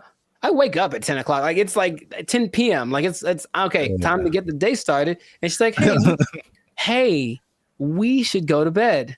How about that? How about this? How about you go and I'll come find you several hours down the road? But that created this kind of tension. Why don't you want to blah, blah, blah? We should do more things together. So I have more things. I don't want to get extensive with it, but it's just that for me, it wasn't a favorable experience. And if I ever get married, which I'd like to do, I recognize that's going to be part of the situation when I'm with someone. So I don't want to rush into that. I don't. And I have no problem saying, I've had other girlfriends like, we should move in together. I'm like, absolutely not. That's not even a thing, bro. But we can say that I don't care what the reason is. I'm not going to do it. Nope. I think that's some people's experience. And then a lot of times, like you mentioned, relationships change. Everything changes. We should combine. The same person that wanted to move in also wanted to combine our finances. So it's like, we've been dating for 3 months, bro. That's like, definitely no way. Come on. And then I think a part of the dating thing, it is nice to say, hey, what if I stay over your place tonight? That's kind of sexy, right? But if your place is my place, we're just at home.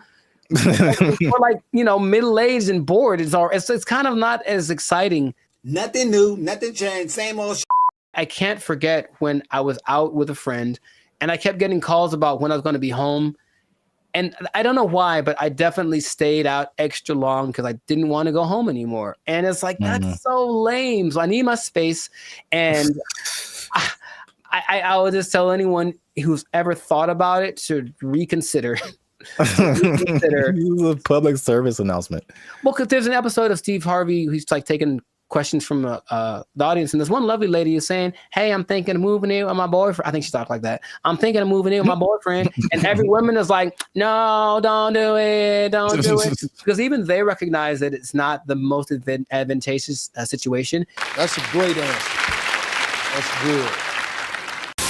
Do you see what I'm saying? Like, okay, so you're saying don't do it, but if you wait until you're married and then you see all of this stuff now, then it's just like, oh. Well, yeah, but marriage is supposed to be like, well, this is what you got. Deal with it. That's what it's supposed to be, right?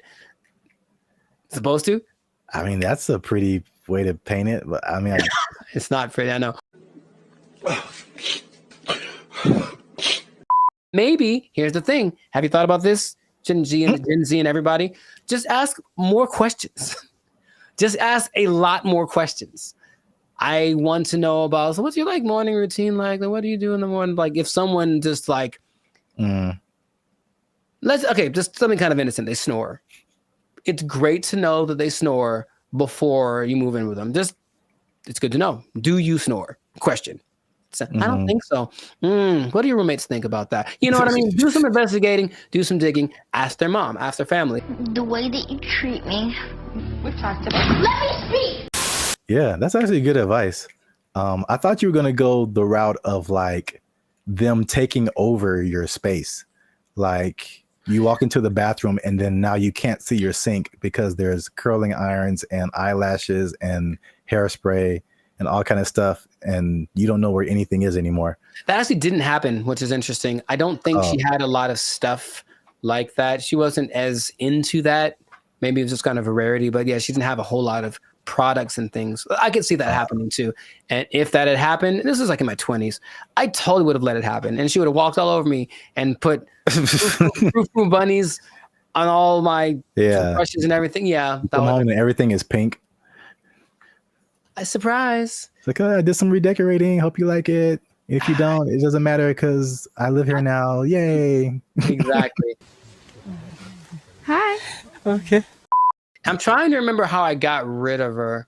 Oh, check it out. I do remember how I got rid of her. Do you want to take a guess? You staged an affair. I did not do that. You took a really bad poop and just left it there. She. Why is there a pause? There's a pause. To her credit, I was out of town one weekend and then our whole apartment flooded. Like all the bad stuff coming out from the toilet and everything. Like one of those. Yeah. Brother. And she actually handled it. Like called the right people and blah, blah, blah. And actually, like literally by the time I got home, I didn't know anything had happened. Wow. So she was good for something, I guess. Like, oh, thank you. But anyways, no, dude, I swear to you, I couldn't talk to her. I couldn't bring myself to do anything like, hey, you need to get out of here. I swear to you, dude, I just moved. I literally just left the place that we lived in. And I said, hey, I got to go. Can you take care of this rent? Because I have to move. And I didn't tell her where I was moving to. And I did it. I've never moved, bruh. I've never moved that fast in my life. I was like, I have 3 hours. I have to get everything on a van and get out of here. And I did it. I called all my friends and I said, guess what we're doing? We're helping me move so I can get away from her. And they all knew the plan and they all helped me. And I'm still friends to some of them to this day. Thank you very much. I moved. I could not do anything else. So this has been another great episode of the Last Circus podcast. Make sure to circus. I know, yeah, maybe. Make sure to like, make sure to comment if this ever happened to you, if you've ever had experiences living with a woman, and also share this with anybody that is thinking about it because thinking about moving and just leaving your girl there. Thinking about moving in and just leaving your girl there. That's exactly who you should share this with. Oh my God. We'll catch you on the next episode. Peace. I didn't think about looking at you away, so I don't have an answer for you. Why don't you have an answer for me? Is it because you don't like me? All of these things. Bro, when I tell you I was blown away by this video. Interesting. This isn't, I had no idea I could do this. What's up, everybody? I'm Zap, and this is Jericho, and you're now tuned into the Life's a Circus podcast, where we talk about everything that's funny, interesting, and ridiculous. And today, we're talking about how far ChatGPT has come, Jericho, including its ability to tell jokes, because it recently roasted a popular comedian. It told some jokes, and it was really good. It was actually really good. You stay to the end to find out what ChatGPT actually said, who the comedian was that got roasted, and all the other new developments that are happening with ChatGPT. But before we jump into that, you guys know what it is. Every time, hit that like button. That lets the YouTube algorithm know that more people see this video. Hit that subscribe button. That helps our channel grow. And if you really like us, a lot of really. You can hit that join button. That'll take you to our membership. You become a member and support this channel. Now, I don't know if you're aware of this yet, Jericho, but I knew I'm gonna mess up saying. If you say Chat GPT 10 times in a row, it's just not gonna come out right. ChatGPT.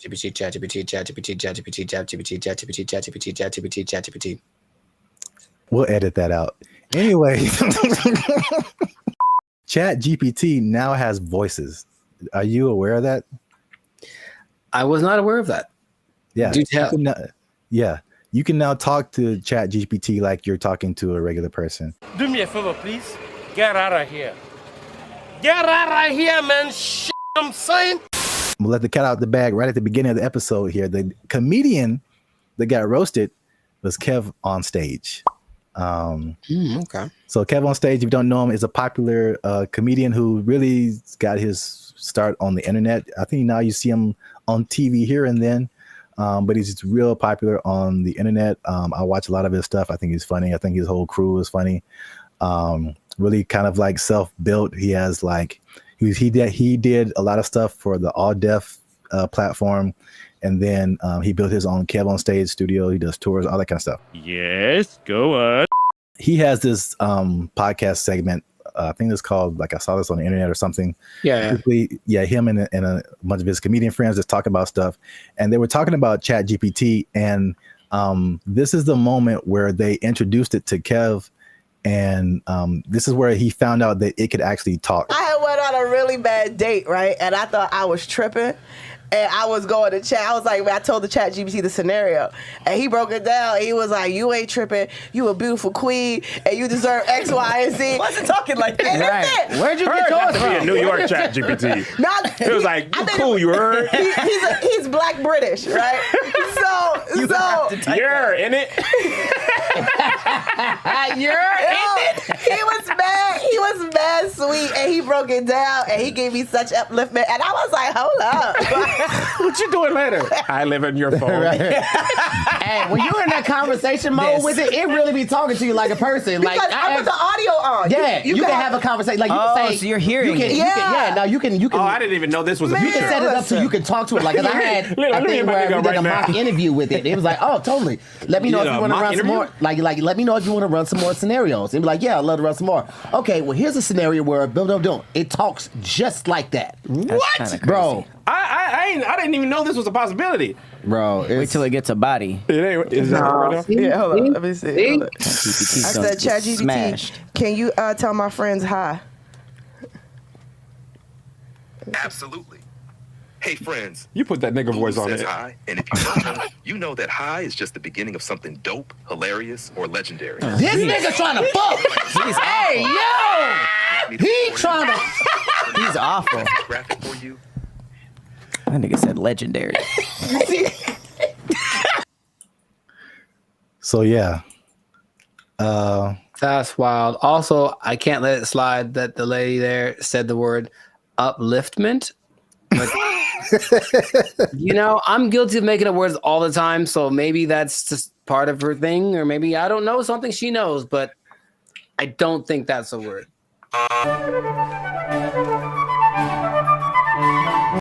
So what do you think about the voice? Was that like, do you have different thoughts about Chat GPT now that it can sound like that? No, because I've used the voice thing in the past where you talk to it and then it just types out the response. But like, okay, this is actually interesting. Hey, y'all, come look at this. I think some people, when they read something, automatically hear a voice and other people don't. I think it's like scientifically proven or something. Or rather, like some people can't. Some people can't hear the voice and other people can. Mm-hmm. I can. So anytime I read something, I feel like something's being heard. So I've never, divorced the idea. So just hearing it out loud is like, yeah, I always heard something when I read whatever ChatGPT told me. So it's not weird to me. That's suspicious.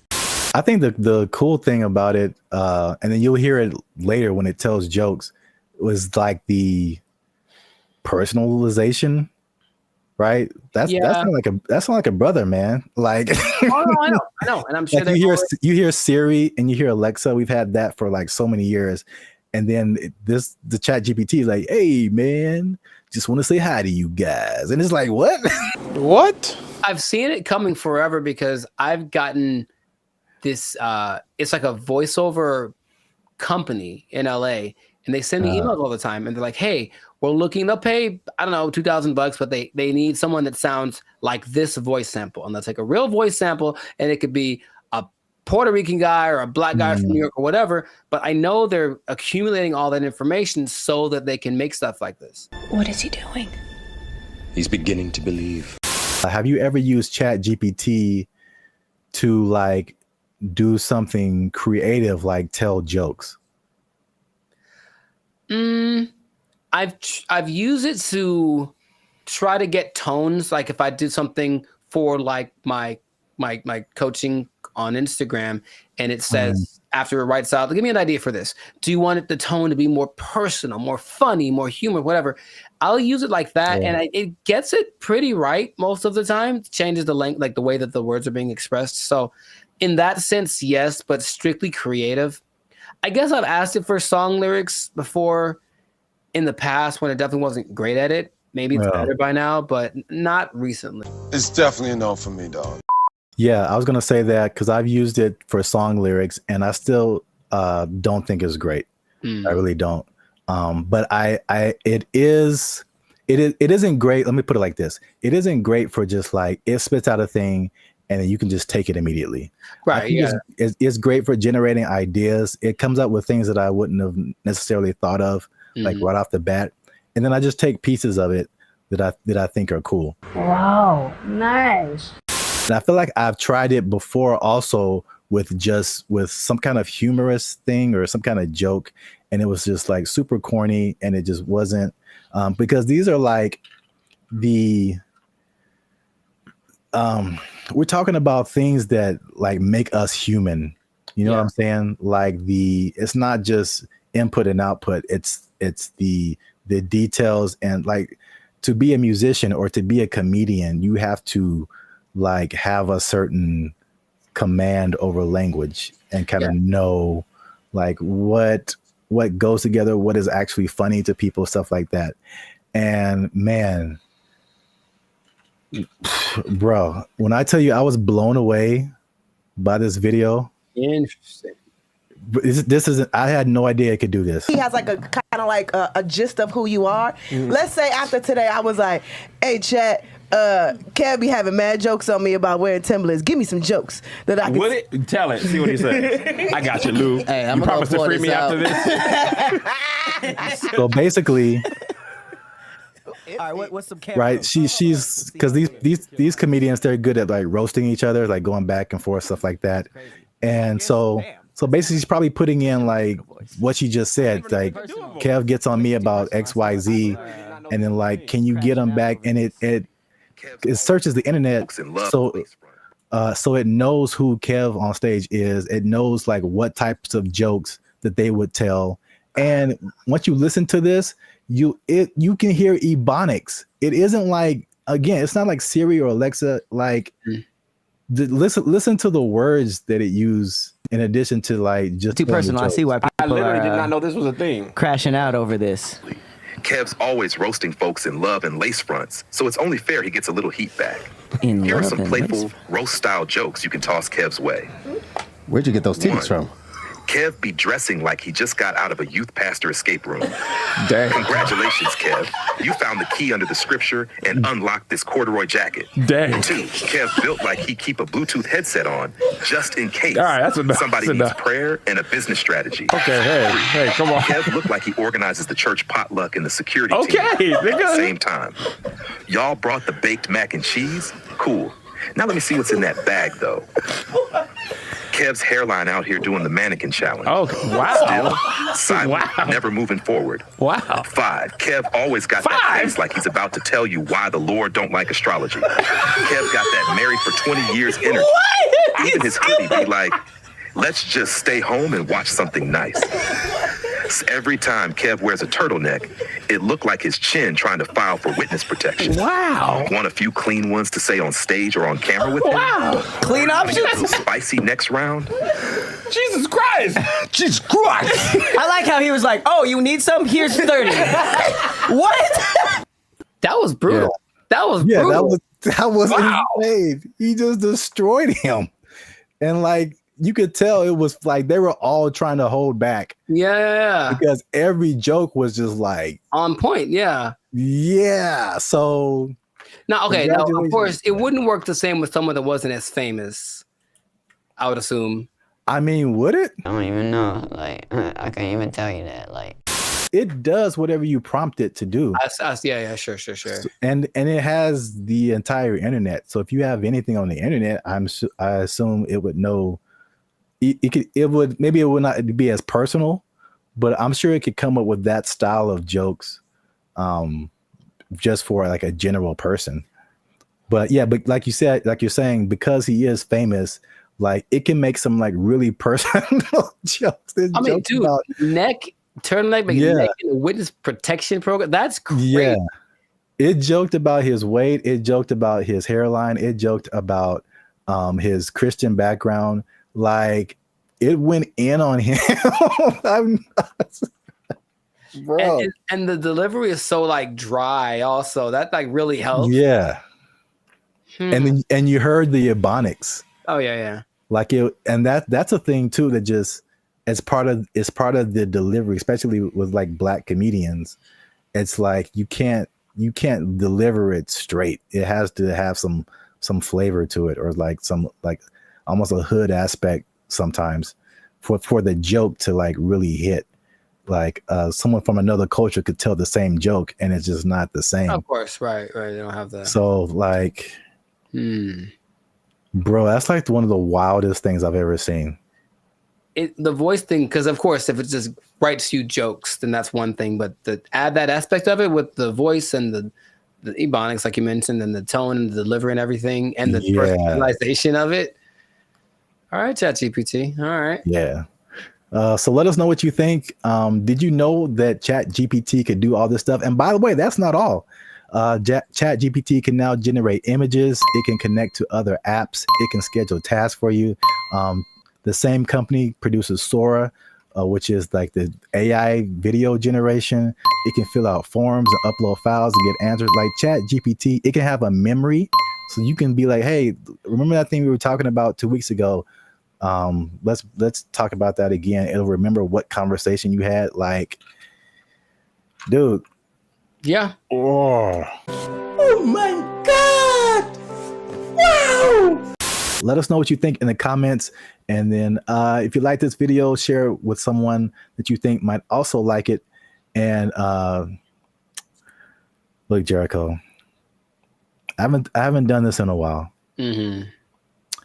But if ChatGPT is telling jokes like this, I don't know the future. All I'm saying is if it can do this, I'm pretty sure that it can take your job. It can take your job. Oh, ChatGPT jokes. Oh, that was actually really funny. Oh. ChatGPT.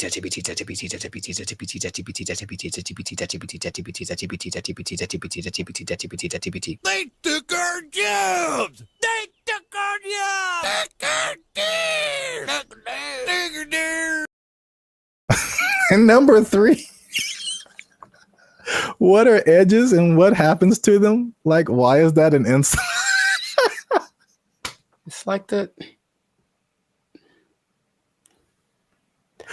This is so genuine. This is so genuine. What's up, everybody? I'm Zap, and that is Jericho, and this is BrandBee Future. And I found this on the internet. This lady posted, ask Black people one question you've always wanted to know. She just posted it on Facebook. And I did not read the comments. I just saw the title, and I clicked save. Because we're going to look at it right now. We're going to look at it right now. But before we jump into it, make sure to hit that like button because that helps our channel grow. Also hit that subscribe button. All right, that helps us grow as well. Because, yeah, I'm pretty sure you're going to enjoy this one. Are you ready, Jericho? Are you excited? I was born ready. Oh, man, here it is. Okay, so this lady... Daphne Springs. I don't know who she is. All right. Well, come on, Daphne. We're just like real time. Oh, it's funny. It's backwards. So I'm looking the other way. Oh, weird. Okay. Well, ask white people. It's specifically directed to white people. Ask black people one question you've always wanted to know. Nice. Whitest church lasts for long. Also, I don't think this person is white. Sonia Casillas Alawa. No, she messed up already. She messed up already. I think she know how to make some collard greens. But I don't know the answer to this, but I do know that black people don't even know. We just are there and we're looking at each other like, are we going to end this? And I know that when like my mom would tell me about church when she was a kid, it was even longer. It was like literally all day. You would go to church at like 7 in the morning, you'd be there till like 6 in the afternoon, like crazy amount of time. So I don't know. I will say that the music helps, but that means that there's like 12 solos and like A and B selection and like the choir comes in and they got a dance in. So there's a lot of pageantry. Maybe that's part of it. It still is excessive. I think we all agree. I think we all agree it's excessive. Building fund. You got a building fund that never results in a building. It's just a fund. Man. She didn't ask all that. I'm just letting you know. I'm just letting you know. Arch tops out in like an hour and 10 minutes. Yeah, okay. Hey, this is so, well, I guess it's related. I went to this church in Santa Clarita. Like we weren't even, we were using their parking lot, so I wasn't attending the church. But it was a very white church, the very whitest of the white church, right? And they had all these, it was huge. You can't see it from the freeway, but like once you get off and like go up the driveway, you see this like huge complex. And they have all these signs of like what each building was. And my first thought was like, man, white people actually build buildings with their building fund. Their building fund. It's true. White churches also tend to have like a donut shop, stuff like random things that you find in whatever, like seriously, and you find in whatever like shopping center. They have a cafeteria, a donut shop. One of them had a petting zoo. I'm not kidding. One in Beverly Hills had a petting zoo. They used the building fund and made a petting zoo for the babies. Good for them. You notice how there's 4,877 replies to this? See that? Man, I'm going to white church. People got opinions. Next got opinions, but I'm tired of being in service 7 hours. I'm going to white church. Long, you get real uncomfortable, and there's no there's no halftime. Maybe if it was like some kind of a intermission, get some snacks, that'd be fine. Yeah, but no, it's just one long, drawn out. Because you know what it is too? The people that have the solos. They have to tell the story about the first time they heard that song and how much it means to them. Yeah. And all that in the backstory or whatever. And then something has to do with Moses and Methuselah and all. And it's just like a 20-minute story just to get to the song. That also makes the a little longer. The service a little long. Wow, we spent the whole episode on the first question. I didn't realize there'd be more, honestly. I mean, that is a pretty strong first question. Like, there's a lot to that. I was expecting something a bit more racist. I'll be honest. I mean, I was kind of hoping for something. I mean, we haven't scrolled through this. That was a solid first question. So many hair questions from a guy. That's interesting. How he wants to know. He's trying to, because he's trying to get one. He's trying to get his African, his Nubian princess. Okay. I know. He wants to get her. All right, Brian Devricks, I see you.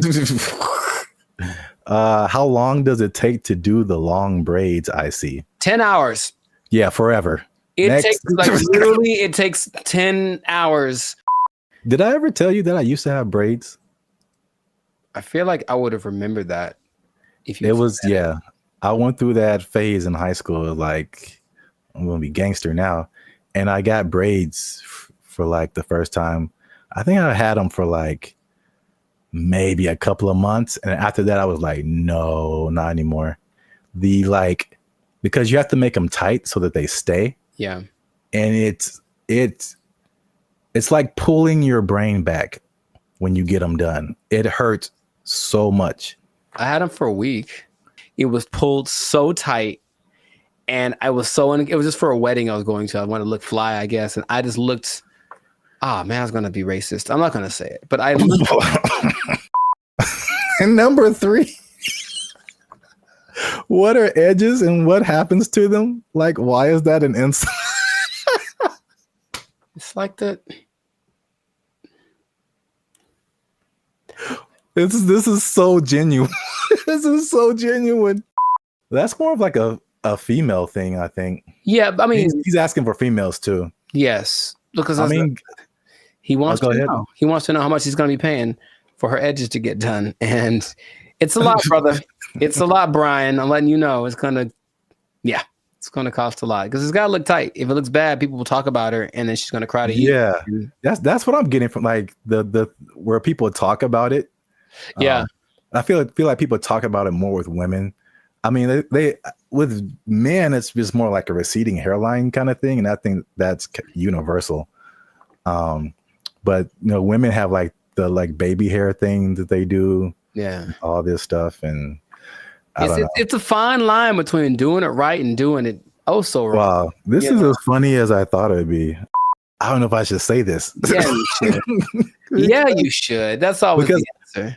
Well, here's the thing. I read the comments, and all these crazy people write the most ridiculous comments. So I'm like, should we open it up to our comment section and be like, what are questions you ask a Black person? Or are we just like opening ourselves up? I mean, I want to know. Worst. I want to know what they have to say. I also. Okay. If you write something stupid, YouTube deletes it. Or yeah, there you go. Filter on it. But so, yeah, these are genuine questions, and it's like. Yeah. Didn't Chappelle have a skit like that? Ask a Black Dude. Yeah, it was Ask a Black Dude, and what's his name? Paul Mooney was answering the questions. Oh, yeah. Yeah, I remember that. Oh yeah, so we'll open it up. Keep the conversation going. Ask more questions in the comments since we only got the 2. Let us know what you think. And if you like this video, make sure you share it with somebody. And I don't know how to end this. Talk to Daphne. That girl black as hell. Listen to that name. So there's a lot of pageantry. Maybe that's part of it. It still is excessive. I think we all agree. I was against her, and now I'm kind of with her now too.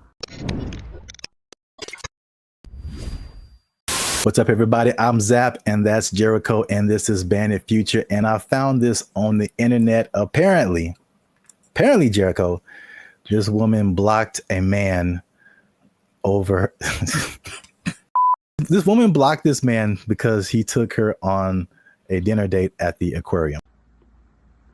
Huh? Before we jump into it, make sure you hit that like button for the almighty YouTube algorithm. Hit that subscribe button because that helps our channel grow. All right. Hey, Tashia Sade, first of all. Okay. That was the first mistake. She said, I met this dude on a dating app 2 months ago. We finally went on our first date, and he chose to take me out to eat dinner at the aquarium. It was cute and all, but I just think it was childish AF. Like, we couldn't go to Ruth Chris. Oh, sorry. Let me get it. We couldn't go to Ruth Chris or something. And I liked him as I don't. That's one word for anyone who's wondering. I don't have time for stuff like this. I need a mature man, not no little boy. I may be wrong, but that's just me. First of all, I would love it if for some reason she has a British accent. I don't know why. That would just make this so much better. Because there are women that are like, she's a little ghetto. Let's just call it what it is. But there are that version of people from England, and it's just a little bit more. I don't know why. I like it more. I'll tell you what. First mistake. Thaisa Sade appear on your dating app. You swipe left every time. That's the first mistake. I'm sorry for anyone else who has that name. It's just not for me. I'll say that. To her credit, I would have never thought of taking a girl on a date to an aquarium. To his credit? No, well, I guess I'm saying I get what she's saying. Oh, I would never do that. It wouldn't ever cross my mind. What did they eat? The fish? Like what are they eating? I didn't even know that was an option. I thought they maybe sold popcorn, little pellets you could throw to feed the food. But feed the food. I'm already thinking about it. I don't feel like that's a good first impression, honestly. okay. Because I was wondering where you were going with it. Yeah, I think I'm on her side. I don't think that's a good move. I would never do that personally. So I don't think that's a good move. But have you seen like all the hip hop concerts? I've seen it. I've seen it. Yin Yang Twins. Pack it up. Pack it up. They're like 60 years old, bro. And no, they're not. But they're not that much older than us. I don't think they are. I think they just look terrible. Even that, like, why would you have a girlfriend and you know that she likes penguins in the aquarium? That's that kind of a thing for a first date. Hey, what do they have at the? I'm trying to think. They do have food at like a SeaWorld, and that's assuming it's like a SeaWorld because there's degrees to aquariums. And trust me, I've been to aquariums, and I've been to aquariums like in Long Beach that are like elegant things, and I've been to aquariums that are basically like a puddle, and you just look and stare at the things down there. So I don't know which one it was. Here's a picture. Oh, I can't see it really. It looked like it was a nice. Yeah, that's the weirdest. Oh, hold on. That's the weirdest thing I've ever seen, bro. Nah, man, that's weird. What is that? Is that a lobster? That is lobster on that. Isn't that what is shrimp? Lobster hole. Whatever he's looking at looks like seafood. That is so messed up. I'm gonna take it all back. Shame on the aquarium. Shame on them for having their things they're supposed to. Aren't aquariums for like preservation of wildlife, marine life? They're serving them up. That's Shamu right there. That's Shamu's cousin right there on the plate. I can't stand for it. So I think she's right. I'm surprised I'm on the side of Taisha, whatever, man. I want to like go protest. Aquariums shouldn't have all $7.99 shrimp dinners. That's just too much. Eating people's families in front of them. Yes, that is kind of messed up. But I mean, don't fish forget everything in 3 seconds or something like that? I'll let you know something about me. I don't know any fish, so I don't know how to operate. I'm not sure. I've never talked to a fish and then walked up and 5 minutes later and he's like, "Who the hell are you?" I've never had that experience. See, this is why you're here, because I didn't think of any of that. I thought I was just like, I wasn't thinking about like eating fish in front of fish. That is weird. Now that you say that, that is weird. And then the levels of aquariums. Like I was just thinking from a date, I was kind of against her, just from a date perspective. Because I mean, we've done a couple of videos too, and we've seen all this stuff on the internet about women who like it was like a cheesecake factory thing, like a while back. That's sacrilege. You can't talk bad. We were like, all the men were like, hold up, well, wait. That's a really good first date. I was see what the people in the comments said because they were different. One of the reasons men disappear from dating. Hey, that's me. Click that link, people. Hey, They said you're gonna stay single for the rest of your life. Okay, cold-blooded. That's why you a single mom. Extra cold-blooded, potentially correct. The fellas are like, they look past the aquarium part. I think that's a big miss. Nah, man, we can do better than that. Back. We can. No. Here's the thing. Go back. I mean, yeah. I feel like you should go all out. No, you should not. So there we go. There's the line. No, you don't go all out on the first day. I don't know you, bro. I met you. We're going to a delicious place like the Cheesecake Factory. It's exquisite. You'll enjoy it. I'm gonna pay $45 for two of us. It's gonna be fantastic. I'm not going all out, but I'm not going. So so where's the difference between all out and aquarium? There's a middle ground. There's a middle ground we got to find, gentlemen. I think that's what we can do. I believe we can all out in aquarium. Yeah, there's a middle ground. Oh man, there's a middle ground. You like threw a monkey wrench in this because I was just like, is it an expensive place or is it cheap? And then you're like, it's an aquarium, and I'm like, it is an aquarium. That's weird. And the thing is, I think aquariums can be expensive too. But wow, nice. I was against her, and now I'm kind of with her now too. Unless you really know that she really, really loves And then again, if you love sea otters and stuff, don't eat their friends in front of them. That's messed up. I feel like it's not the same, but it's like it feels along the same line as like eating at the strip club. What are you eating at the strip club, bro? Well, I mean, they have like food there. Some people like really like the food that they serve at the strip club. I mean, they go for entertainment. You're right. You're right. Some people just go for the food because they just really like it, and I'm just like, that's such a weird combination. I know more women that would rather go to a strip club on a first date than an aquarium. Maybe we can make that a poll, but I'm pretty sure I know. I'm not talking for all women. There's women I know. They'd rather go to a strip club than an aquarium for a first date. So, oh man, have you ever been sitting around just minding your own business and like, man, I haven't been to the aquarium in a while? Like, is that just a thing that pops up? Because it's never happened to me. Oh, the more you talk about it, the weirder it is. Aquariums are just not. That is a weird first date. I think it's weird. It's not a weird first date. It's a weird first date to have dinner. Like if you had dinner and then went to the aquarium.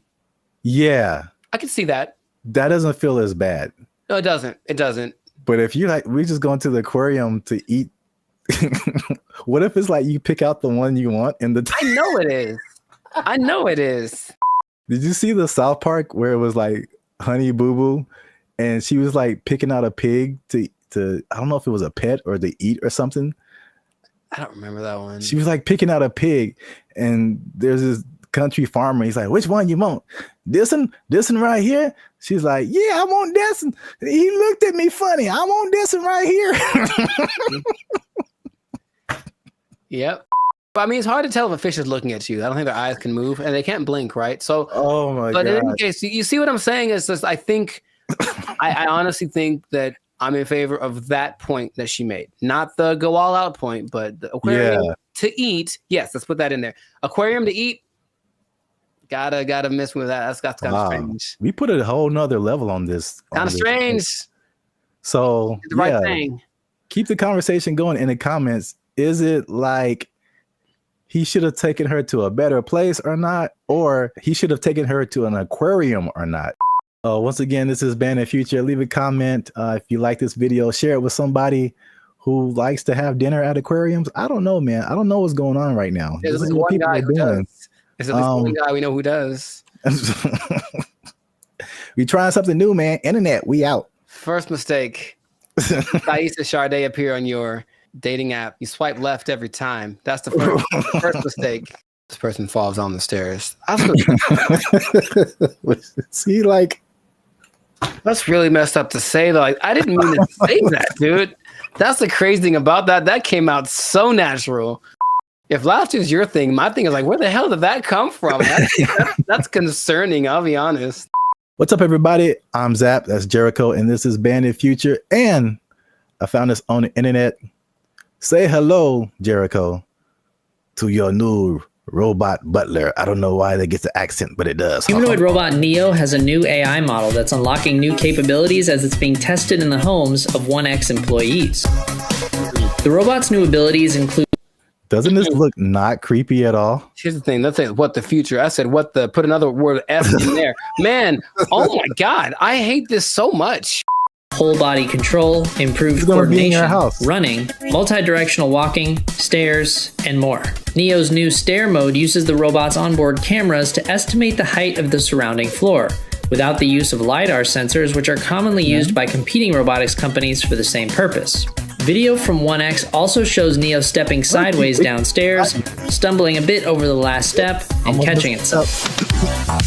To perform tasks that require Neo to get lower to the ground, 1X showed the robot sitting, kneeling, and standing up from those positions, including an example.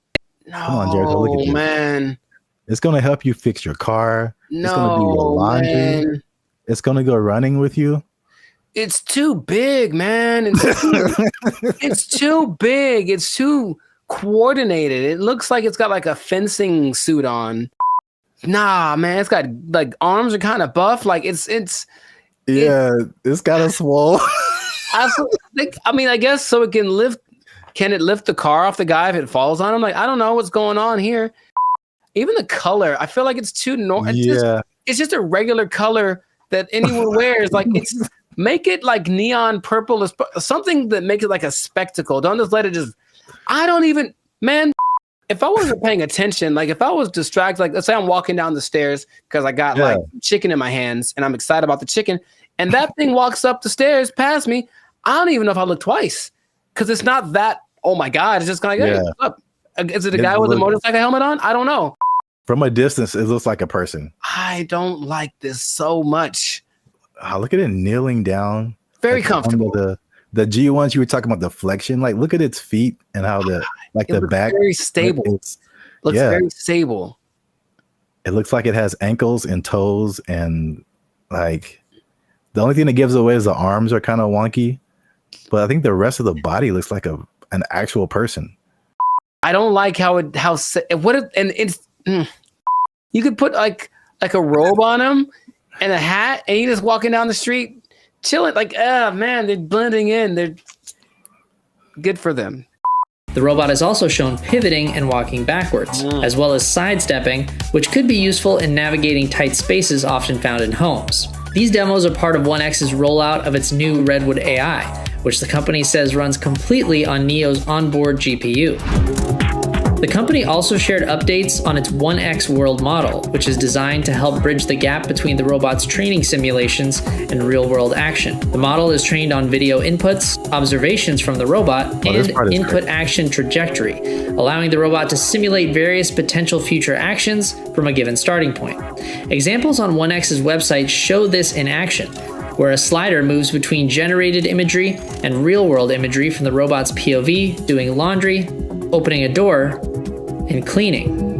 1X also showed off new details about how its robots learn to do new tasks. In the example of opening an air fryer, the company shows how the AI model begins by hallucinating that the air fryer basket is inseparable from the whole of the air fryer.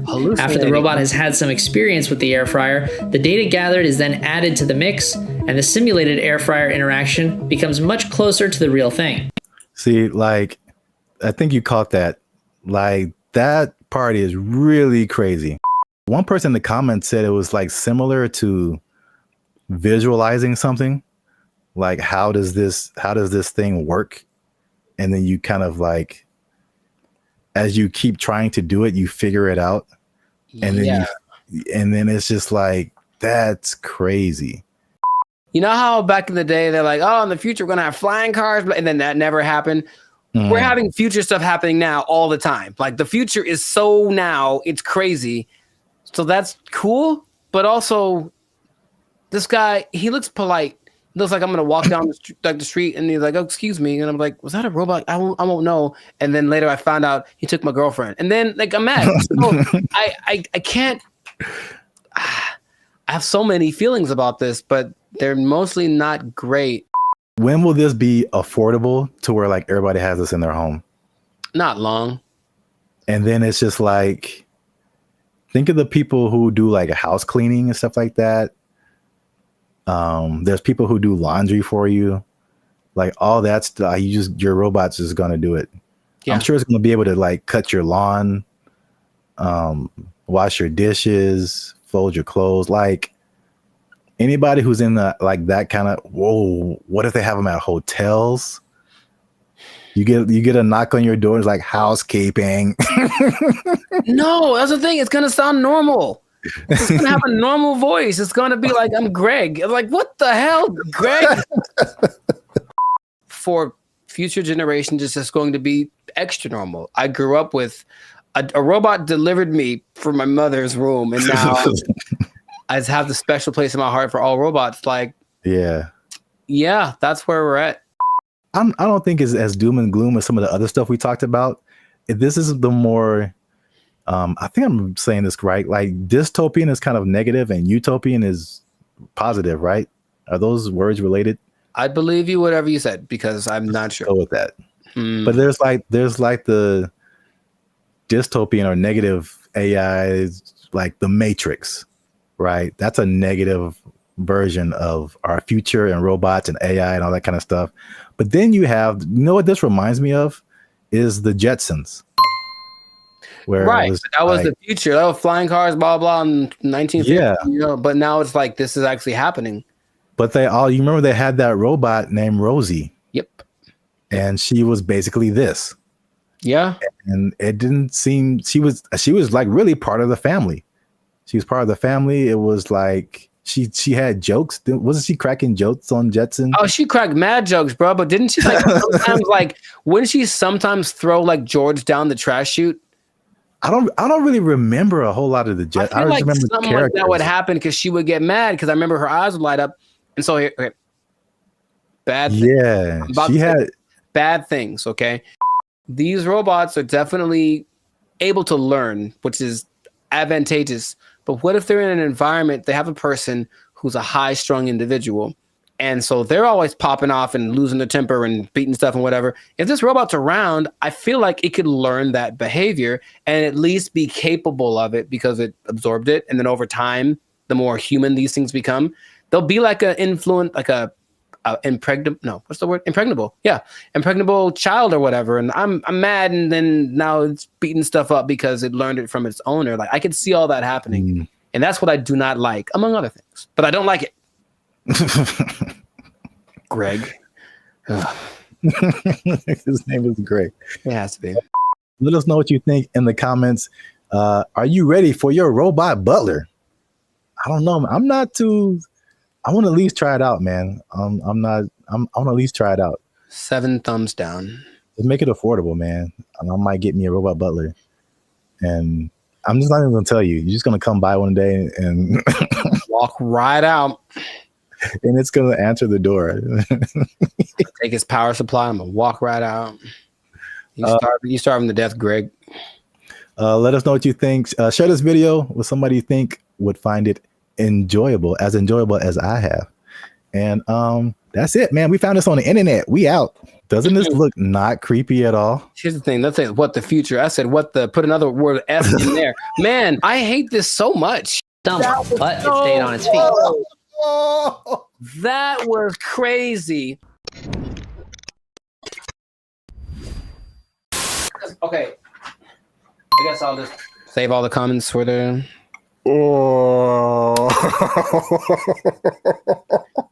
Why is it coming to this? Why are we all going to go out this way?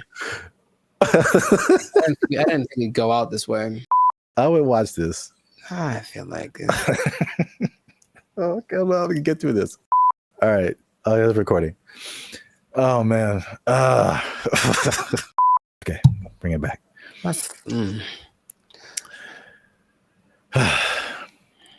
What's up, everybody? I'm Zap. That's Jericho, and this is Bandit Future. And I found this on the internet, man. In true human form, Jericho, we've been blessed with this gift of robotics and AI. And what are we gonna do with it? We're gonna make it fight each other. The world's first kickboxing tournament exclusively featuring humanoid robots just took place in China. Here's everything we know about this first of its kind robot rumble, and of course, all the best highlights. For this video. 6 different robots slugged it out for the top spot, each with a team of human operators outside the ring, giving robots commands via remote control. The robots were armed with several different combat moves that Unitree says came from external That doesn't even experts. look real, man. That's crazy. Oh my god. That doesn't even look real. Remember those little things that you'd have like way back in the day? Those little, I guess a board game, but it was 2 real robots and each person. Yeah. What were those called? Like Sock'em, Rock'em, Sock'em, something like that. Yeah. It's just that, but times 1,000. And this is so great. I love this so much. I don't want this to. Gosh, he's gonna kick it. And it's gonna remember him, get him in like a decade. Anyways, just keep going. I feel like we do this to ourselves, and then we blame other people. That's what I feel like is going to happen. We just start building these things, and our first thought is like, "Hey, let's have them punch each other and kick each other." Nah, that's entertainment. That's our second thought. The first thought was sex robots. Oh, well, for sure. Too. But this is a close second, I would say. Yay, humanity. Are these the G? These are the G ones, right? I think that you were talking about. Yeah, these are the Unitree G. We have another video about that. I put a link to it. And the guy, man, these comments, you guys comment whatever you want. But there was a guy like trying to fight us, like, oh, it's not as good as the Tesla bot, and blah blah blah blah. I have not seen the Tesla bot do this. Nor have I. Nor do I want to. And it's, I know the Tesla bot is like more advanced. These are two different things. But the main thing about this particular, the G ones, like you were talking about, is the agility. When they get up, it doesn't look real, man. Like that looks crazy. These moves include straight punches, hooks, uppercuts, a roundhouse kick, front knee, and what looks to me like a front kick or push kick. Martial arts experts, let us know down in the comments which one you think it is. The robots are also... So you can do all of those punches. I can still pretend this is fake until I see it in person. At least I have a happy place in my head that says somehow this isn't real because it doesn't look real, and I can just pretend. Until I see it, I'll pretend that it's not real. Jericho, it can roundhouse kick you in the face if it wants to. I know it, but I think it wants to. That's the thing I don't like. I think it wants to. I think it's like take all comers, bro. It's just gonna keep getting more crazy. This is already crazy. Yeah. Let's watch some more. Able to pivot and move around, as well as stand up from a fall. In the opening match, it was blue versus purple, with the other robots standing in the corners of the ring, cheering on the robot-on-robot carnage. While it's humans calling the shots from the sidelines, the robots themselves must maintain their balance, while taking punches and performing kicks and knees that sometimes force them onto one leg. Unitree says this was achieved by a combination of sensors in the robot, which feed it information on its body position, as well as AI reinforcement learning performed in some... It's impressive. What was that? It's impressive, those little steps that they take to get their balance back. Yeah. That's gotta be really hard to replicate. The next round saw the black-clad robot named AI Strategist facing off against the robot in pink, known as the Silk Artisan. While it took these robots a second to find each other on the battlefield, eventually they locked in, resulting in one of the most devastating clashes of the entire event. AI Strategist took the first fall when a kick threw it off balance, but it was back on its feet and taunting its opponent in no time. In the next round, the Silk Artisan got its leg caught on the AI Strategist, causing it to stumble, but it stayed on its feet. That was crazy, because check it out, for a human, that's a torn ACL right there. You see that? And it was just like, hated it, and then just kept moving. That's so... Yeah. Wait a minute. That was in no time. In the next round, the Silk Artisan got its leg caught on the AI Strategist, causing it to stumble. No. Both sides landed some good. That's wild. In the next round, Black delivered a devastating knee to Pink, but it wasn't enough to keep the Silk Artisan down. The face-off came to a brutal conclusion when Pink went for a right hook as Black went for the knee, throwing the Silk Artisan off balance and sending its legs all over the place in a finisher that looks like it belongs in a Mortal Kombat video game. AI Strategist celebrated the devastating blow by falling face first over the Silk Artisan in a nail-biting conclusion to a thrilling match. In the penultimate bout, Power Core Guardian in green went punch for punch with Armored Mulan in red. The fight began with a clash of kicks. Robots traded blows back and forth. Green took the first fall when a kick went wrong, but it was back on its feet. They're all the same size. They're both the same size. And I guarantee what's going to start to make these more interesting is the modifications, or I guess whatever within the parameters of the rules. They can have bigger legs or smaller, whatever it is to kind of make them a little bit different, but that's when it's going to get kind of crazy. The final round saw AI Strategist facing off against Power Core Guardian. Once again, we saw the robots get stuck together and need to be separated. Green took the first fall while attempting to knee the robot in black, but came back strong, seeming totally unmoved by what appeared to be a powerful kick from AI Strategist.